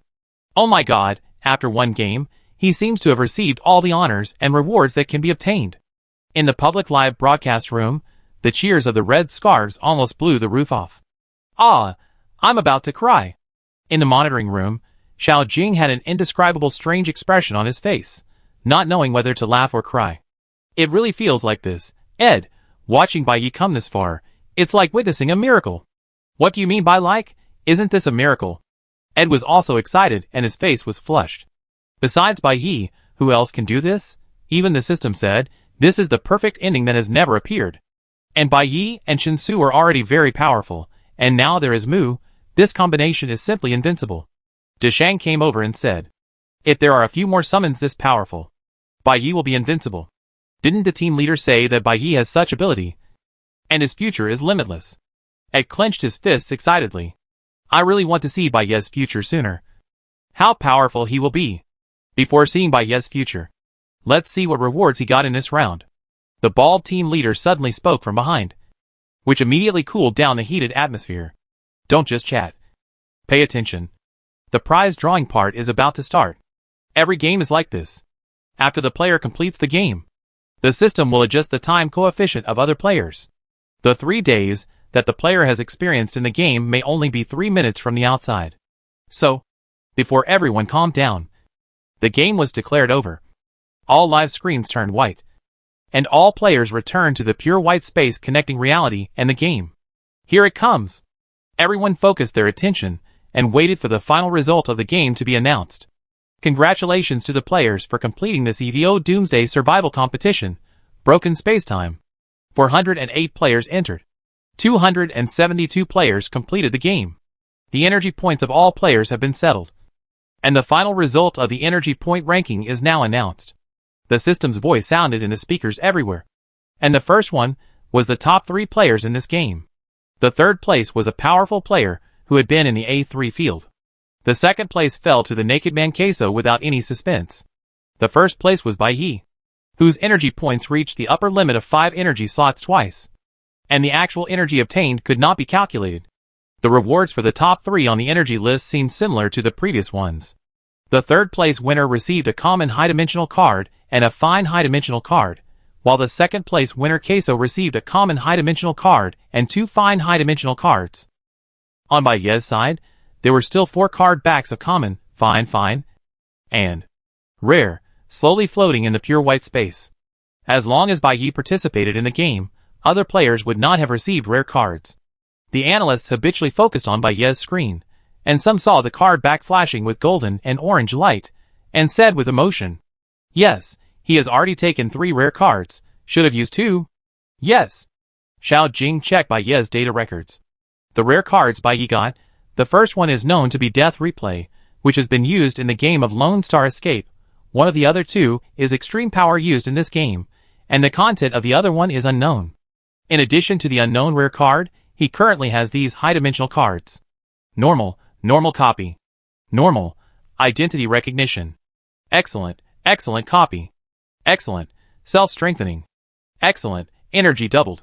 Excellent copy. Aide looked at Bai Yi's card list, showing some regret. Bai Yi should copy the energy map card before using it. What a great card, definitely worth copying. But the card has already been used, so there is no point in talking about it now. After everyone roughly understood Bai Yi's existing high-dimensional cards, they turned to Bai Yi's screen, looking forward to the undoubted first place in the whole field, and clicked on the top reward he received. During the live broadcast, Bai Yi still followed his usual habit, walked to the white ordinary card first, and reached out to touch the back of the card. The card suddenly flipped open, and the pattern on the upper part of the card was the high-dimensional card back with EVO cursive characters. Normal, turn virtual into real. Convert a high-dimensional card into a physical card. If you don't use the card, you can keep it as a souvenir forever. What the hell? Everyone was stunned for a second. Turn the high-dimensional card into a physical card? In other words, use the high-dimensional card as a souvenir of EVO? Although ordinary high-dimensional cards have always been of little use, it is too much to be meaningless to this extent. Even if you give me a lighting card, it will still be useful. Give me this kind of broken thing. What is the meaning of the game? Ed frowned and shouted at the live broadcast screen. But Bai Yi in the live broadcast did not react. He probably just glanced at it, and then turned to the second card. Suddenly, a green light flashed, and the second card was turned over. Excellent, absolute protection. Immune to all damage. Remove all harmful states on the body. And the effect lasts for 5 minutes. Hey. A disappointed sigh sounded again in the monitoring room. Isn't this the card of Huixiao? Many analysts have been paying attention to Bai Yi, Chen Su, Huixiao, and others since the first game. When did this card appear? They still remember it clearly. Huixiao used it twice in a row. Why give him a card that Huixiao used? Isn't this annoying, Chen Su? Bai Yi performed so well in this game. With explosive energy, excellent points, and overall achievements. But he was given a useless card and an annoying card. Is this how the game rewards him? The analysts were quite dissatisfied with the first 2 cards. But they could only say it verbally, and could not change anything. There was only one reward card left that could be made public. After another round of complaints, everyone immediately refocused on Bai Yi's third card. The green light spots then scattered, revealing a simple pattern on the card. 2 identical human figures, one of which was slightly lighter in color. Phantom. Clone? This third card was finally an interesting one, which lifted the spirits of all analysts. Phantom clone. Create a clone of yourself. To confuse the enemy. The clone can perform some non-combat actions according to the player's requirements. And the duration lasts for 5 minutes. Ed read the card description. And the excitement just now gradually returned. This card is great. During the battle, it can make the enemy unable to distinguish who is who. Once the opponent hesitates, you can seize the initiative, or release the clone, and you can run away directly. What are you thinking about? Xiao Jing gave him a timely look. Bai Yi has Chen Su by his side, and he doesn't need to fight, so what's the point of doing all this mess? There is still some meaning. The ball team leader took over Xiao Jing's words. For example, the extreme power he used before, it seems to be a battle card, but Bai Yi didn't use it in the battle. But if Bai Yi didn't have this card at that time, he wouldn't be able to enter the scene of the energy explosion. If he didn't enter, he wouldn't be able to collect important clues and complete the mission. Xiao Jing nodded. That's true. But that extreme super card can enhance the player in all aspects. And Bai Yi only used a protective function. It feels a bit wasteful. Whether the use of a card is a waste. It doesn't just depend on whether its effect is fully exerted. The more critical thing is whether this card is the only way for the player to go to the other side. The ball team leader explained patiently. This phantom clone is different from other high-dimensional cards. It has nothing to do with energy points. Nor does it increase the player's own abilities. Instead, it gives the player a special possibility in addition to energy points and combat power. Although the description says that it is to confuse the enemy. In Bai Yi's hands, this card may be able to play a role that we cannot imagine now. The ball team leader's statement makes sense. And the analysts nodded. Now, the reward cards that can be made public have been displayed. And only a golden-orange rare card is yet to be opened. The content of the rare card cannot be disclosed to the audience. But the analysts still did not disperse. After watching several games, the rare card opening session, where you can't see the content but can only watch the excitement, seems to have become a fixed ritual of the analysis team. The ball team leader sat in the middle. Ed and Xiao Jing stood on both sides, and the other analysts gathered around. Everyone focused their eyes on the golden-orange light, and Bai Yi standing in the light. The picture was the same as usual. At the moment Bai Yi pointed to the back of the card, the picture suddenly became blurred. From the blur, only the golden light scattered at the moment the rare card was turned over could be seen. The last card of the first place has been turned over, and the reward session is about to end. Just when everyone just relaxed their nerves and prepared to return to their respective workstations, they heard Bai Yi in the live broadcast say something inadvertently. And this sentence actually revealed the content of this rare card. Oh. Time reset. What? The analysts just relaxed their nerves a little, and they were instantly pulled back to their heads. Did you hear it clearly? What did Bai Yi say? He seemed to say, time reset. Everyone was surprised and happy, as if they had won a 10,000 yuan prize after spending 2 yuan on a lottery ticket. But just when everyone was expecting Bai Yi to read out the next content, Bai Yi in the live broadcast was silent and said nothing. The golden-orange light gradually faded. From the blurred image, the card floating in the air turned into a light spot, flew to Bai Yi, and disappeared instantly. Ah, no more. Some people were disappointed. How do you think this time reset is reset? Someone else frowned and speculated. Is it like Victoria's time technology, returning an item to its previous state? Or returning to a certain period of time before? The analyst next to him also said. For example, when Bai Yi first walked into the good dream tonight, he lost 1,000 points. If he had this card, he could go back to before he entered the door. And then he would know that there was an explosion inside the door, and avoid losing the 1,000 points. If you ask me, this card is definitely not that simple. A rare card can only exchange for a few energy points. Isn't this rare card too cheap? Ed came over and joined the discussion. Then what other effects do you think it can have? Ed was speechless for a moment. And after thinking for a moment, he sighed. Alas, I finally got to know a rare card. But I only heard half of it. Why didn't Bai Yi read it after saying the name? It's really hard for the person who guessed. Chapter 118. Good luck to you. Do you think your former colleagues in the analysis group will feel uncomfortable? Bai Yi asked Mu through the signal bridge in the pure white space. Yes, Mu answered concisely. Bai Yi's mouth slightly raised, with a little satisfaction after joking. Although Bai Yi was teasing intentionally, the content of the card he mentioned was not groundless. This golden-orange rare card is indeed rare. Time reset. As Ed said, using this card is not just about saving a little energy, but it allows players to turn the tables in adversity. Rare, time reset. Reset the game content in the copy. All players start from the starting point and restart the game, except for the user. The time attributes of other players will return to the state at the beginning of the copy. It is not only the user who restarts the game, but also other players. And the reset of time attributes does not include the user. A person's time attribute includes not only the physical state, but also the consciousness and cognitive state. This means that, after using this card to reset time, the bodies and memories of other players will be reset, and everyone's understanding of the dungeon will return to the unknown. Only the card user can clearly see what will happen next. With the advantage of spoilers, re-experiencing everything in the dungeon, this is simply a bug-level advantage. It is indeed a good card. Bai Yi secretly evaluated in his heart, but after thinking about it carefully, suddenly felt that this feeling seemed a little familiar. Spoiler. Reset. Everyone is full of unknowns about the future, and no one can see the final outcome. Only oneself, on the premise of knowing everything, can try to change the past fate. This card seems to be just like the story that he and the residents of Victoria have performed together, pieced together in this broken time and space. Bai Yi was stunned for a moment, thinking of the rare cards he had obtained before, and after analyzing them one by one, those cards actually followed similar rules. The rare card obtained in this broken time and space. Copy is time reset, which just corresponds to their starting over after knowing the ending of Victoria, trying to change Victoria's fate. In the last game Darkwater Prison, the rare card obtained was Extreme Superpower, which symbolized the transformation of the Warden. In the previous Lone Star Escape, the rare card obtained was Full Luck, and I happened to be lucky enough to get the code device of Starship Noah in the game. In the first game Vegetation Outbreak, the reward was the rare card Death Rewind. Perhaps this was reflected in my experience of rescuing Chinsu on that parasitic vine path.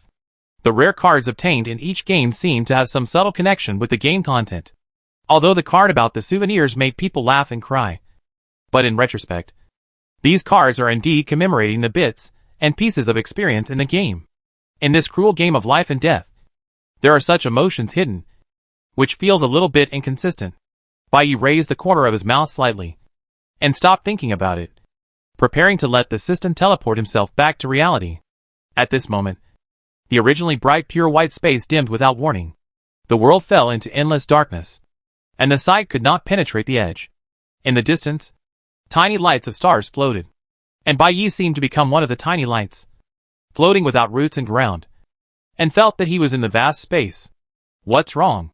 Bai Yi's unexpected voice reached the summoning cabin, and Chinsu hurriedly asked in the cabin. I don't know, Bai Yi replied. This has never happened before. Due to his outstanding performance in the game, the player Bai Yi's EVO excellence points have accumulated to 10 points. This familiar system broadcast interrupted Bai Yi's thoughts, and then said, Congratulations to player Bai Yi. The EVO Personal Excellence Reward System is officially open for you. Excellence Reward? That's right. The boss has obtained 2 excellence points. And now you can claim the reward. In the live broadcast room, the Red Scars were instantly excited. And the analysts in the monitoring room also gathered in front of Baiye's screen again. Open the Excellence Reward System. Baiye becomes the first person in the All-God Blessing Star. Only our Group A can record this excellence system. Everyone must pay close attention to the information. This is an important moment to witness history. Everyone is excited. Looking forward to the peak moment since the start of the EVO game. Looking forward to what kind of reward the only player recognized by the system as excellence will receive. Soon, a card back with EVO cursive characters appeared again in the deep space. This card back is more refined than the previous one. The pattern is 3-dimensional like a holographic projection. And silver light spots slowly flow between the patterns. The card back is surrounded by blue-purple light. And the twinkling stars blend into the deep night sky. Condensed in this strange little space. Special outstanding rewards will be issued to players in the form of cards. Please click on the card back to view your reward content. In the live broadcast room, the monitoring room and the game, the system's guidance sounded at the same time. Baiye stretched out his hand and gently touched the phantom-like card back. The blue-purple light suddenly spread out, and the front of the card immediately turned over. Hey! Hey! What's going on? At the moment, the card turned over. The live broadcast images from all over the country became blurred again. What the hell is this? Why can't I see it clearly again? The Red Scars were immediately furious. And the analysts in the monitoring room also had dark faces, staring angrily at the live broadcast screen, wishing they could swallow the system. What about the highlight moment? What about witnessing history? Since you are not allowed to watch, then don't broadcast it live. What's the point of half hiding it? Although the opening of rare cards is also vague, and even the content of rare cards is hidden, there is no reason to announce the higher level outstanding rewards. But after a period of expectation, the red headscarf and analysts are still full of resentment, unable to vent their frustrated emotions. This system is simply inhumane. The card flashed with stars, and suddenly turned over. Although the system concealed the information in the live broadcast, the positive content of the game was presented to Baiye without reservation. Like the card back, the front also shows an exquisite 3-dimensional image. The tall buildings are shining silver, lush and green, full of vitality. Baiye couldn't help but feel moved. It turned out that the front depicted the technological city of Victoria, a bustling and prosperous scene. Upon closer inspection, the streets were crowded with people, and aircraft were shuttling between buildings. Just as Baiye was surprised, an aircraft flew towards him from far away and whizzed past him. The shape of the aircraft was exactly the same as the one they drove in the game. The aircraft flashed by and disappeared in an instant. Baiye turned around and saw a line of 3-dimensional text slowly appearing in the sky above Victoria. Super Dimension, Eternity. Super Dimension, Eternity. Is this the name of this special reward? Baiye thought for a moment, and reached out to touch the big words. And then detailed descriptions appeared in front of him. Super Dimension, Eternity. Use it on an EVO skill card. And you can use this skill permanently. Permanent use. This simple description made Baiye's eyes light up. Permanent use means that a certain EVO skill card will no longer be a one-time skill. If applied to Death Rewind, the player will never die in the game. If used for extreme power, the player will always be in an invincible Superman state. If used for Time Reset, the player will have unlimited opportunities to reset the copy. And everything in the game will be clear in mind. And every game will definitely reach the most perfect ending. Super Dimension, Eternity. No matter which rare card is combined with it, Baiye can always be invincible. Baiye slightly suppressed the excitement in his heart and looked at this vivid card again. Victoria in the holographic image no longer has the planetary sculpture. But the city is still prosperous and peaceful. Just like the New Year's Eve many years ago. The word Super Dimension, Eternity floated slowly above the city, as if this reborn time city was giving Baiye a heavy thank you gift. What was the reward? Chinsu asked Baiye in the signal bridge, because he couldn't see the situation outside in the summoning cabin. It's a pretty good gift. Baiye responded in the signal bridge. And just as he sent the message, the superdimensional card suddenly turned into a meteor and fell into Baiye's body. And the space around him, like the vast universe, gradually faded away. This game is now officially over. Thank you for your support and attention. Looking forward to your participation again. Accompanied by the system broadcast, a white light suddenly appeared in front of my eyes. The figure entered the transmission channel. The dazzling light made people unable to open their eyes, and when Baye's vision was restored, the surroundings were already the appearance of the real world. The three people finally walked out of the long game copy and returned to the godly blessing star. The vast night enveloped the surroundings, and the godly blessing square in the night was still silent. Chinsu and Mu walked out of the summoning cabin, standing on both sides of Baiyi, preparing to set off back to the abandoned factory. However, Baiyi did not summon the broken machine, but just stood there, looking up at the deep night sky. In the distant sky, several stars twinkled, but I couldn't recognize their names, and I could only see the faint starlight, which was both quiet and lonely. Mu, here, can I connect to the satellite network outside the godly blessing star? Baiyi suddenly asked. Mu turned on the network module in his brain and tried it. Yes, Mu replied. Very good. Baiyi thought for a moment. Then, can you organize what we saw, experienced, and did in the dungeon, and send it to Victoria City via the satellite network? Mu was stunned for a moment, then nodded and activated the holographic screen. The text and code on the holographic screen jumped line by line, and soon a well-organized data package was sorted out. Please. Baiyi smiled slightly. Mu executed a few operations, and the transmission progress bar was displayed on the holographic screen. The progress was pushed forward little by little, and soon it reached 100%. Baiyi didn't say anything more. After sending the data package, he got on the broken machine, 3 people per machine, and headed towards the abandoned factory. In this era of declining stars, everyone is inevitably heading towards a desolate end, as if they are just a speck of dust drifting in the era. Baiyi knows this very well. But this drift, perhaps, it doesn't have to end in a hurry. Baiyi sat on the broken machine and looked up at a dim planet in the distant night sky. So, good luck to you, Victoria. Chapter 119 Bad. Baiyi yawned, pushed his glasses, and continued to focus on the connector on Chinsu's shoulder. After returning to the abandoned factory, Mu returned to his room. Baiyi asked Chinsu to sit at the operating table, removed his mechanical arm, and replaced it with a daily version of the lightweight arm. Are you sleepy? Chinsu asked, although there was still one last connector that had not been tightened. He also tried his best to support his shoulders and help Baiyi tighten it easily. Actually, there was still some time left for him to wake up. But after playing a game, Baiyi was indeed a little tired. Chinsu decided to install the arm himself, and Baiyi stopped interfering. He took his hand back, put his chin on Chinsu's shoulder, and closed his eyes lazily. Hey. Why are you looking at me tonight? Baiyi's voice was a little tired. Chinsu was stunned, and did not answer. To say that he looked, it seemed that he did look a little more, but he did not expect it to be so obvious. What are you thinking about? Seeing Chinsu silent, Baiyi asked again. I'm thinking. After a pause, Chinsu whispered. I'm thinking about how you look in a skirt, very pretty. Baiyi chuckled, still closing his eyes, and wrapped his arms around Chinsu's waist. I'm tired. I don't want to move. You hold me, and go to sleep. Chinsu responded, tightened the connector on his shoulder, and gently covered Baiyi's back with both hands. But he didn't pick him up for a long time.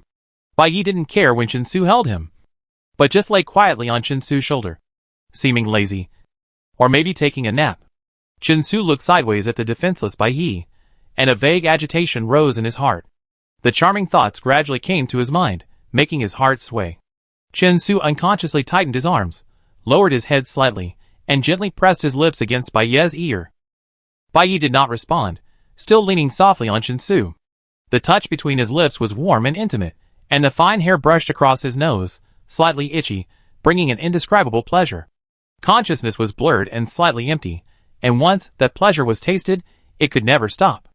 Chinsu gently rubbed Baiyi's hair with the tip of his nose, bit his earlobe, and lowered his head to kiss the smooth skin on Baiyi's neck. A faint sound came from his ear, as if Baiyi was laughing, taking advantage of someone's misfortune. Bad, Baiyi whispered. Although he said so, Baiyi did not avoid it, nor did he refuse. He let the intimacy between the two become more and more sticky and deep, and was completely immersed in this state. No one said anything clearly. Chinsu never asked Baiyi, and Baiyi never responded to Chinsu. But he already understood the other party's intentions, and knew that he was willing to accept it. Everything seemed so natural, as if their relationship had been destined a long time ago. Chin-Su buried his face in Bai Ye's neck, kissed his collarbone deeply, tried to stay awake, picked up Bai Ye, and walked towards the bedroom behind the blue door. Behind the door was still as tidy as the last time he saw it. Almost deserted. The time of awakening was about to end, and Chin-Su didn't know whether Bai Ye was still awake. He gently put Bai Ye on the bed, took off his glasses, covered him with a blanket, and Bai Ye just closed his eyes, letting Chin-Su fiddle with him. Chin-Su took good care of Bai Ye and was about to turn off the lights and leave the bedroom. As soon as he turned around, his hand was grabbed by the person pretending to be asleep. Chin-Su turned around, but saw Bai Ye lying on the bed, not moving or opening his eyes, but just smiling slightly. "Don't leave. Stay with me," Bai Ye said softly. "The person you like is so coquettish, and just one sentence can melt the ice in your heart." Chin-Su smiled faintly, and sat down on the bedside as he was told, and held Bai Ye's hand with his backhand. "Aren't you afraid that I will take advantage of you?" Chin-Su asked. But Bai Ye did not respond. A few seconds later, he fell into a deep sleep. The interval between games this time was much easier than before.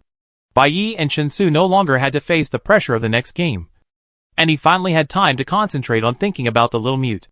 In the previous copy of the vegetation outbreak, Bai Ye had thought about whether the light radiation that caused the plant intelligence to mutate could also activate the brain of the little mute. But this idea always remained in the theoretical stage, because there was a lack of information for in-depth research.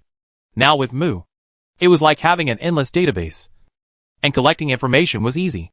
Mu searched the database based on the buildings, terrain and plant classifications of the vegetation outbreak copy, determined the location of the abandoned city in reality, further identified the stars around the planet where the abandoned city was located, and successfully found detailed radiation composition analysis data.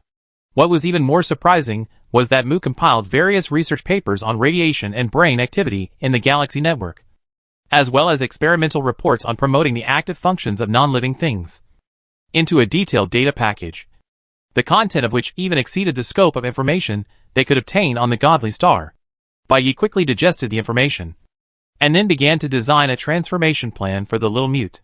After Mu sorted out the information, he also began to repair the intelligent management system of the abandoned factory. Although the system is based on the core of Venus 3000, according to Mu, there are still many loopholes in the structure of the abandoned factory that can be exploited, and only Mu can repair these loopholes and upgrade the intelligent system. So, Bai Ye and Mu each focused on their own research, while Chin-Su was doing nothing on the side, and there was no progress in a few days. Chin-Su's face looked a little ugly. This was not because Bai Ye was too busy to care about him. Bai Ye was always busy, and the matters he focused on were always complicated and incomprehensible to others. In the past, when Bai Ye was busy, Chin-Su just accompanied him, and occasionally handed him water and things. At that time, there were only the two of them in the small factory, plus the silent little mute and the broken machine. The atmosphere was quiet and comfortable and relaxing. But now, there was one more Mu. Chin-Su glanced at Mu, and quickly looked away. The original calmness suddenly changed. The two of them were busy together, exchanging a few words from time to time, while he was the only one who was idle and felt more and more isolated. "Chin-Su, help me get the drawing board over there." Bai Ye focused his eyes on the computer screen, and seemed to be still thinking. He said to Chin-Su casually. Chin-Su sat there without moving. Bai Ye did not notice Chin-Su's emotions, and after a while, he found that the drawing board was still in place. "Huh?" Bai Ye then turned his eyes to Chin-Su. Chin-Su lowered his head, crossed his arms, sat on the chair, with a cold expression, like a Buddha who could not be provoked. What was going on? Was he unhappy again? Bai Ye was stunned for a moment, and after thinking, he moved the chair slightly towards Chin-Su. "Hey, help me get the drawing board." Bai Ye gently pushed his leg. Chin-Su hesitated for 2 seconds, but finally stood up and took the drawing board. "Thank you." Bai Ye took the drawing board, with a smile in the corner of his eyes, and gave Chin-Su a gentle smile. Although this kind of smile is rare, once it appears, Chin-Su's originally tense face will relax a little. "If you are bored, you can go out for a walk or take a nap," Bai Ye whispered to Chin-Su. "No need." Chin-Su finished speaking and was about to sit back in the chair, but Bai Ye grabbed his hand again. Bai Ye not only grabbed him, but also shook him gently. He raised his face and looked at Chin-Su seriously, with a smile on his lips. Although he didn't say anything, his eyes were full of concern. The emotions that had been accumulated for a long time disappeared in an instant. Chin-Su also looked down at Bai Yi. His eyes gradually softened, and his thumb gently rubbed the back of Bai Yi's hand. Bai Yi. At this time, Mu suddenly called Bai Yi. There was no movement from Bai Yi's side. Mu was busy and focused, and obviously did not notice the interaction between him and Chin-Su. After Mu called, he turned around as if he wanted to say something, but he just happened to see the moment when the two separated. Mu was silent for a second, and turned around again, expressionless. "What's the matter?" Bai Yi asked. Mu would not chat casually, and he must have something to discuss when he called him. Bai Yi stood up and prepared to walk towards Mu, but suddenly remembered something and looked at Chin-Su. As expected, Chin-Su's expression, which had just improved, became gloomy again. Alas! Bai Yi smiled helplessly, and had to approach Chin-Su first and find something for him to do. "Well, I'm hungry. Give me something to eat." Chin-Su was stunned for a moment, as if he heard an alien language. As a brave and invincible god of war, although he had handled swords and guns, he had never been to the kitchen. Bai Yi pretended not to see it, walked around behind him, and pushed him towards the small kitchen.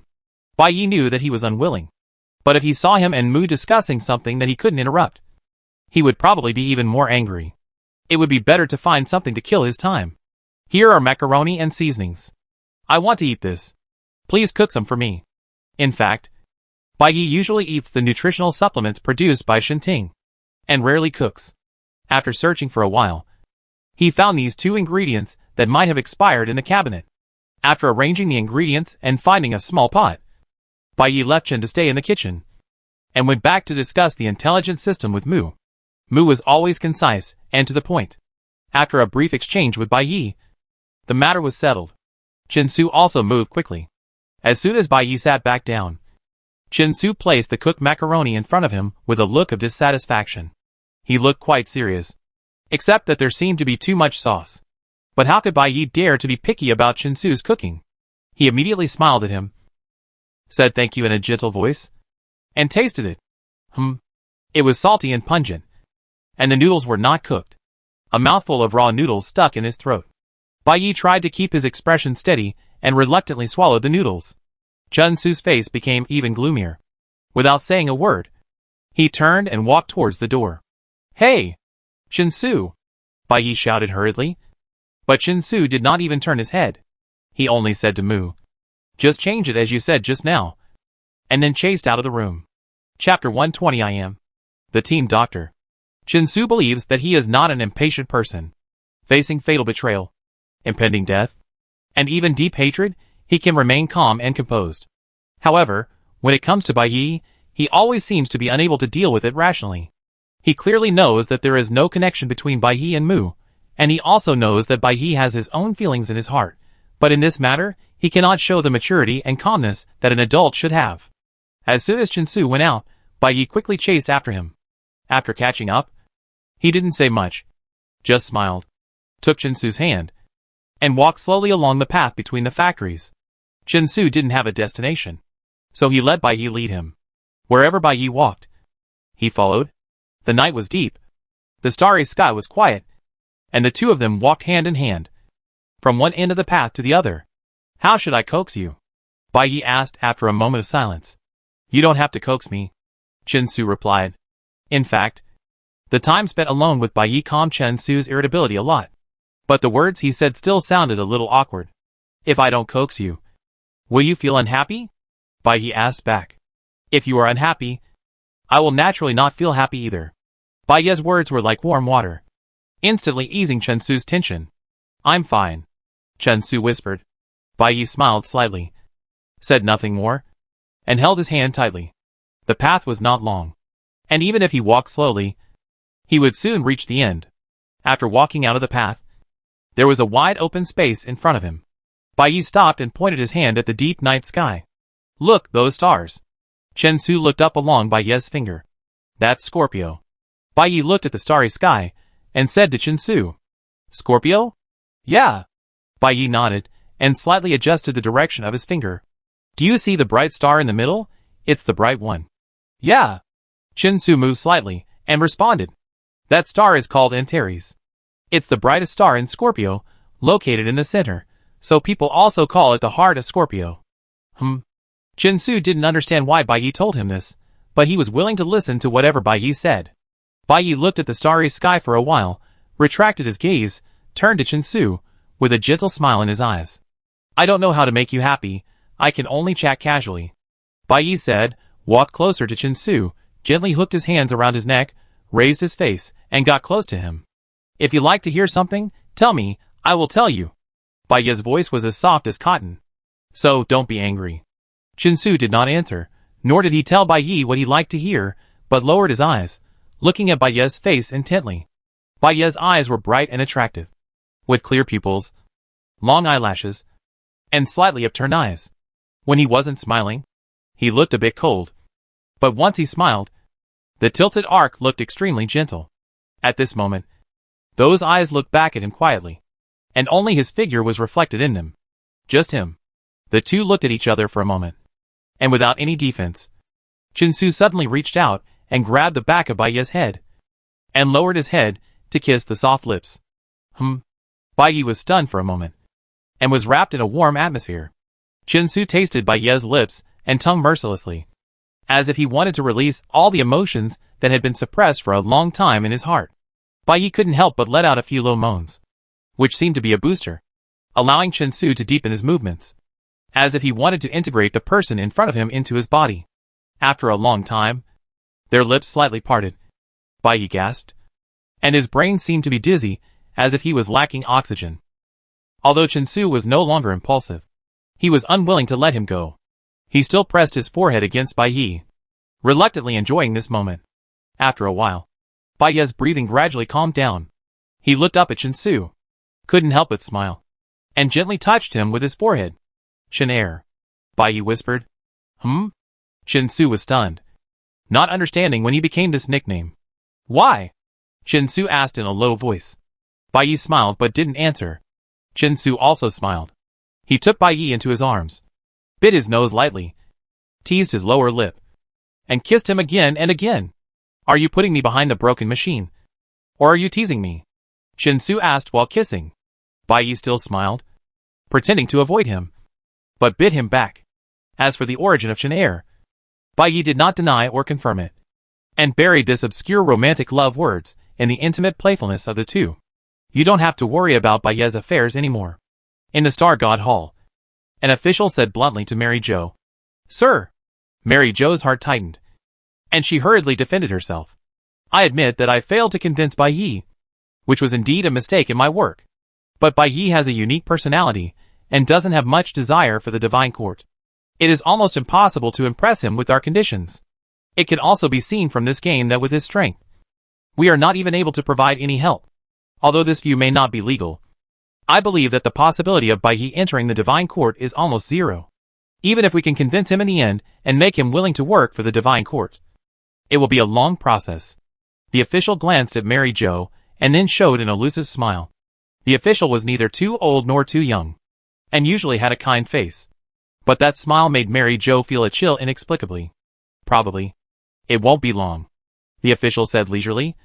If it was in the past, maybe we could take it slowly. Or maybe just give up. But now the instructions have been issued. We can't slack off. And we can't allow Bai Yi to refuse. Why? Mary Jo looked confused. Bai Yi is indeed very powerful.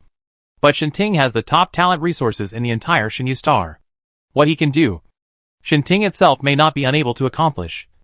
So why waste time on him? The problem is that Bai Yi is too powerful. The official stood up, put his hands behind his back, and walked to the window. Now, Bai Yi's identity in the divine court is no longer just an excellent mechanic. And the divine court no longer just needs his technology. That is? Mary Jo asked cautiously. The official did not answer immediately. He stood by the window. His eyes seemed to fall on the divine court guards standing guard outside the window. Those guards wore tall hats, neat uniforms, and were all heroic, as if they were ready to face the battle at any time. And on the chest of each of them, they wore the divine court's 1-star badge. If a weapon with too much power is not in your own hands, It is really disturbing. The official paused for a moment and said slowly, "Otherwise, you don't know when the gun will be pointed at you. Little mute." "Who am I?" In the studio, Bai Yi sat in the middle. Chin-Su stood on the left, and Mu stood on the right. The three of them looked at the little boy in front of them, who looked like a beautiful doll. The little mute stood beside the operating table, his eyes blurred and empty, and he didn't seem to focus on anyone. However, when Bai Yi asked, he turned slightly towards Bai Yi, and the slight movement was almost unnoticeable. A hint of surprise flashed in Bai Yi's eyes, and he quickly asked again, "Little Dumb, do you know me? What's my name?" "Little Bai." The little dumb's lips moved mechanically twice, and he actually uttered a clear child's voice. Chin-Su was stunned for a moment, and quickly turned his head to look at Bai Yi. Their eyes met, full of surprise, since Bai Yi brought the little dumb back to the abandoned factory for transformation. He has always been called Little Dumb, and has never uttered a word, nor has he made a sound. Although this Bai Yi is just a synthesized sound from the human voice, and is not the physiological sound of the little mute. The fact that he can understand the question and give the correct answer shows that the brain state of the little mute has made a qualitative leap compared to before. He is no longer the delicate puppet without consciousness. Now he has begun to have basic thinking activities, like an ordinary person. The hard work of Bai Yi and Mu has finally paid off. The method of using radiation activation has indeed achieved results. According to Mu's calculation model, the analysis of the experiment shows that the activity index of the brain that has been activated by radiation may gradually increase with the continuous use of the subject. In other words, as long as you communicate with the little mute normally, over time, his manners and behavior will become more and more natural, and more like a real human. "Come, little mute, come here." Seeing that the little mute finally responded, Bai Yi quickly stood up, walked to the medicine cabinet, and invited the little mute to come over. The little mute was no longer a semi-finished cyborg who could not communicate. Hearing Bai Yi's call, he turned around slowly like a being given life, and walked steadily to Bai Yi's side. Bai Yi calmed down his excitement, took out a bottle of medicine from the medicine cabinet, and tried to ask the little mute, "What is this bottle?" "Anesthetic. Strong type." The little mute answered blankly. "How to use this?" Bai Yi continued to ask. "Local anesthesia. 3 milliliters. General anesthesia. 15 milliliters. Injected twice. No more than 1 minute apart. For people weighing 50 to 100 kilograms, the maximum dosage is 30 milliliters. An overdosage may be fatal." The little mute answered accurately and carefully without thinking. "Very good." Bai Yi nodded with satisfaction and picked up another bottle. "What about this bottle?" "Modifier PX02. The little mute answered accurately again. "What is its function?" "It changes the biological state of living organisms and transforms cells into carbon-silicon substances. After modification, the body stops metabolism and no longer undergoes any natural decay over time." "Very good." Bai Yi nodded with satisfaction and took the little mute to the shelves where various mechanical organs were placed. "This is tibia." "What about this?" "Phalanges." "And this?" "Heart." "And this?" "Cochlear." "Eyeball." 5 mm energy tube. "Connector number 3. Signal conversion core." Bai Yi asked questions one after another, and the little mute answered them accurately. Even at Bai Yi's request, he skillfully assembled the connector, the signal conversion core, and a brain model together. Very successful. Chin-Su came over, looked at the parts assembled by the little mute, and smiled at Bai Yi. Bai Yi's transformation of the little mute was different from that of Chin-Su and Mu. When transforming Chin-Su, Bai Yi completely preserved his brain, without making any changes to his thoughts, memory and knowledge system, while for Mu, a powerful core processor was implanted on the basis of his original brain, allowing him to think with his original brain, and directly output various programs and codes as a supercomputer. For Bai Yi, the transformation of the little mute was to implant a database chip after activating the basic brain functions. This chip contains a wealth of medical knowledge, related content of bionic human body machinery, and practical operation guidance procedures. Although at first glance, the little mute is just a 6 or 7-year-old boy with a dull expression, but after the joint efforts of Bai Yi and Mu, the knowledge reserves and skills in his brain are far beyond those of ordinary adults. "Little mute, from now on, you will be my summoned body like Chin-Su and Mu, okay?" Bai Yi squatted down and said to the little mute. The little mute nodded slowly. Bai Yi showed a gentle smile. So from now on, you are our teammate. You will enter the Doomsday survival game with us, and start the adventure. In the game, what is your mission, do you remember? Maybe because Bai Yi got closer, the little mute's eyes suddenly moved, his originally empty eyes gradually focused on Bai Yi's face. He was silent for a second, nodded, and answered Bai Yi, treatment, repair, I am the team doctor. Chapter 121 7 Days of Hell. Please note, the 5th game of the EVO Doomsday Survival Competition will begin in 1 hour, please be prepared. The system's voice sounded both inside and outside the game. The players in the pure white space, and the audience in the Star Cluster Hall, all had their nerves tense, waiting for the start of this unknown game. Bai Yi must win! Bai Yi climb top! In the public live broadcast room of Field A, there was a sea of red headscarves everywhere. Support banners were hung high on both sides of the audience seats. And various light signs were undulating and flashing. Arnold even brought a red drum, beating it, waving his hands to guide everyone to shout the enthusiastic opening slogan in unison. 8 consecutive wins. The only certification of excellence. The blessed star that can completely rewrite the ending of the game. Bai Yi has now become the player with the most supporters and the largest fan club since the game started. A few days before the game started, the Game Management Office issued a notice that since Bai Yi's number of supporters far exceeded that of other players, for the sake of fairness, the voting activity will be cancelled in the live broadcast of the A game. At the same time, entry tickets no longer require advance energy points, but can be purchased with ordinary currency however. Due to the limited seats in the live broadcast hall, tickets are sold in limited quantities on a first-come, first-served basis. Bai Yi's fan club was established by Arnold, Jia Zipping and some red-headed people after the last game, taking advantage of Bai Yi's rising popularity. The initial number of members was set at 2,000, but the number of members exceeded the upper limit after the registration channel was open for only 1 hour. With the change in the rules of the A live broadcast, Arnold conveyed the news in advance on the club information website, causing the tickets to be sold out instantly after they were released. Now, the huge A Field live broadcast room has almost become Bai Yi's exclusive support station. At Arnold's request, 3.5 of the 4 live broadcast screens have been changed to Bai Yi's screen, and the remaining half can only barely accommodate the rotation of other players. Do you remember what the membership rules of our Bai Yi club are? Arnold stood on a chair and asked in a loud voice. Remember. The audience responded in unison. Very good. Arnold raised the drumstick high, like an instrument directing a chorus of thousands of people. Boss Bai Yi is about to enter the game. Everyone, please repeat the rules with me. When Bai Yi reaches the peak, we applaud. When Bai Yi falls into the trough, we stick together. We are the Red Flame. We always support Bai Yi. The importance of Bai Yi in the entire game is self-evident. In the monitoring room, the ball team leader took advantage of the last moment before the game started to give a routine speech to the team members. Bai Yi's tracking work is still in the charge of Ed and Xiao Jing. Other team members should keep good records and pay attention to every action of their players.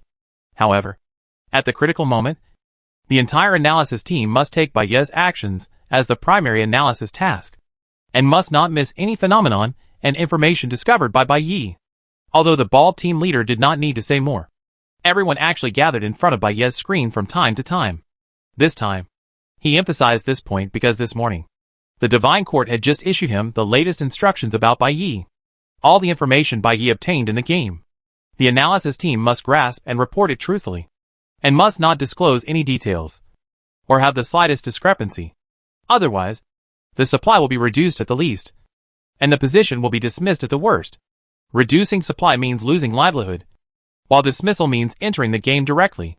Either punishment is a matter of life and death. The instructions from the Divine Court are severe, but the content confuses the ball team leader. After all, they reported everything truthfully before, without concealing anything, and the live broadcast is public. If you think about it carefully, there is no problem of leakage. However, the Divine Court still puts such a sentence on their heads. And the ball team leader is deeply puzzled. Did something miss in the previous report? Or did the Divine Court foresee that Bai Yi would have special actions in this game?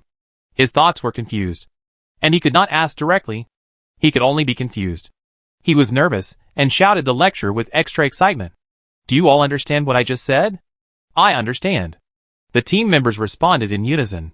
But Ed thought about it and asked, if the live broadcast is cut off, how can we accurately follow Baye's every move? Who told you it was cut off? The ball team leader glared at Ed and said seriously, that was a live broadcast accident. A low probability event.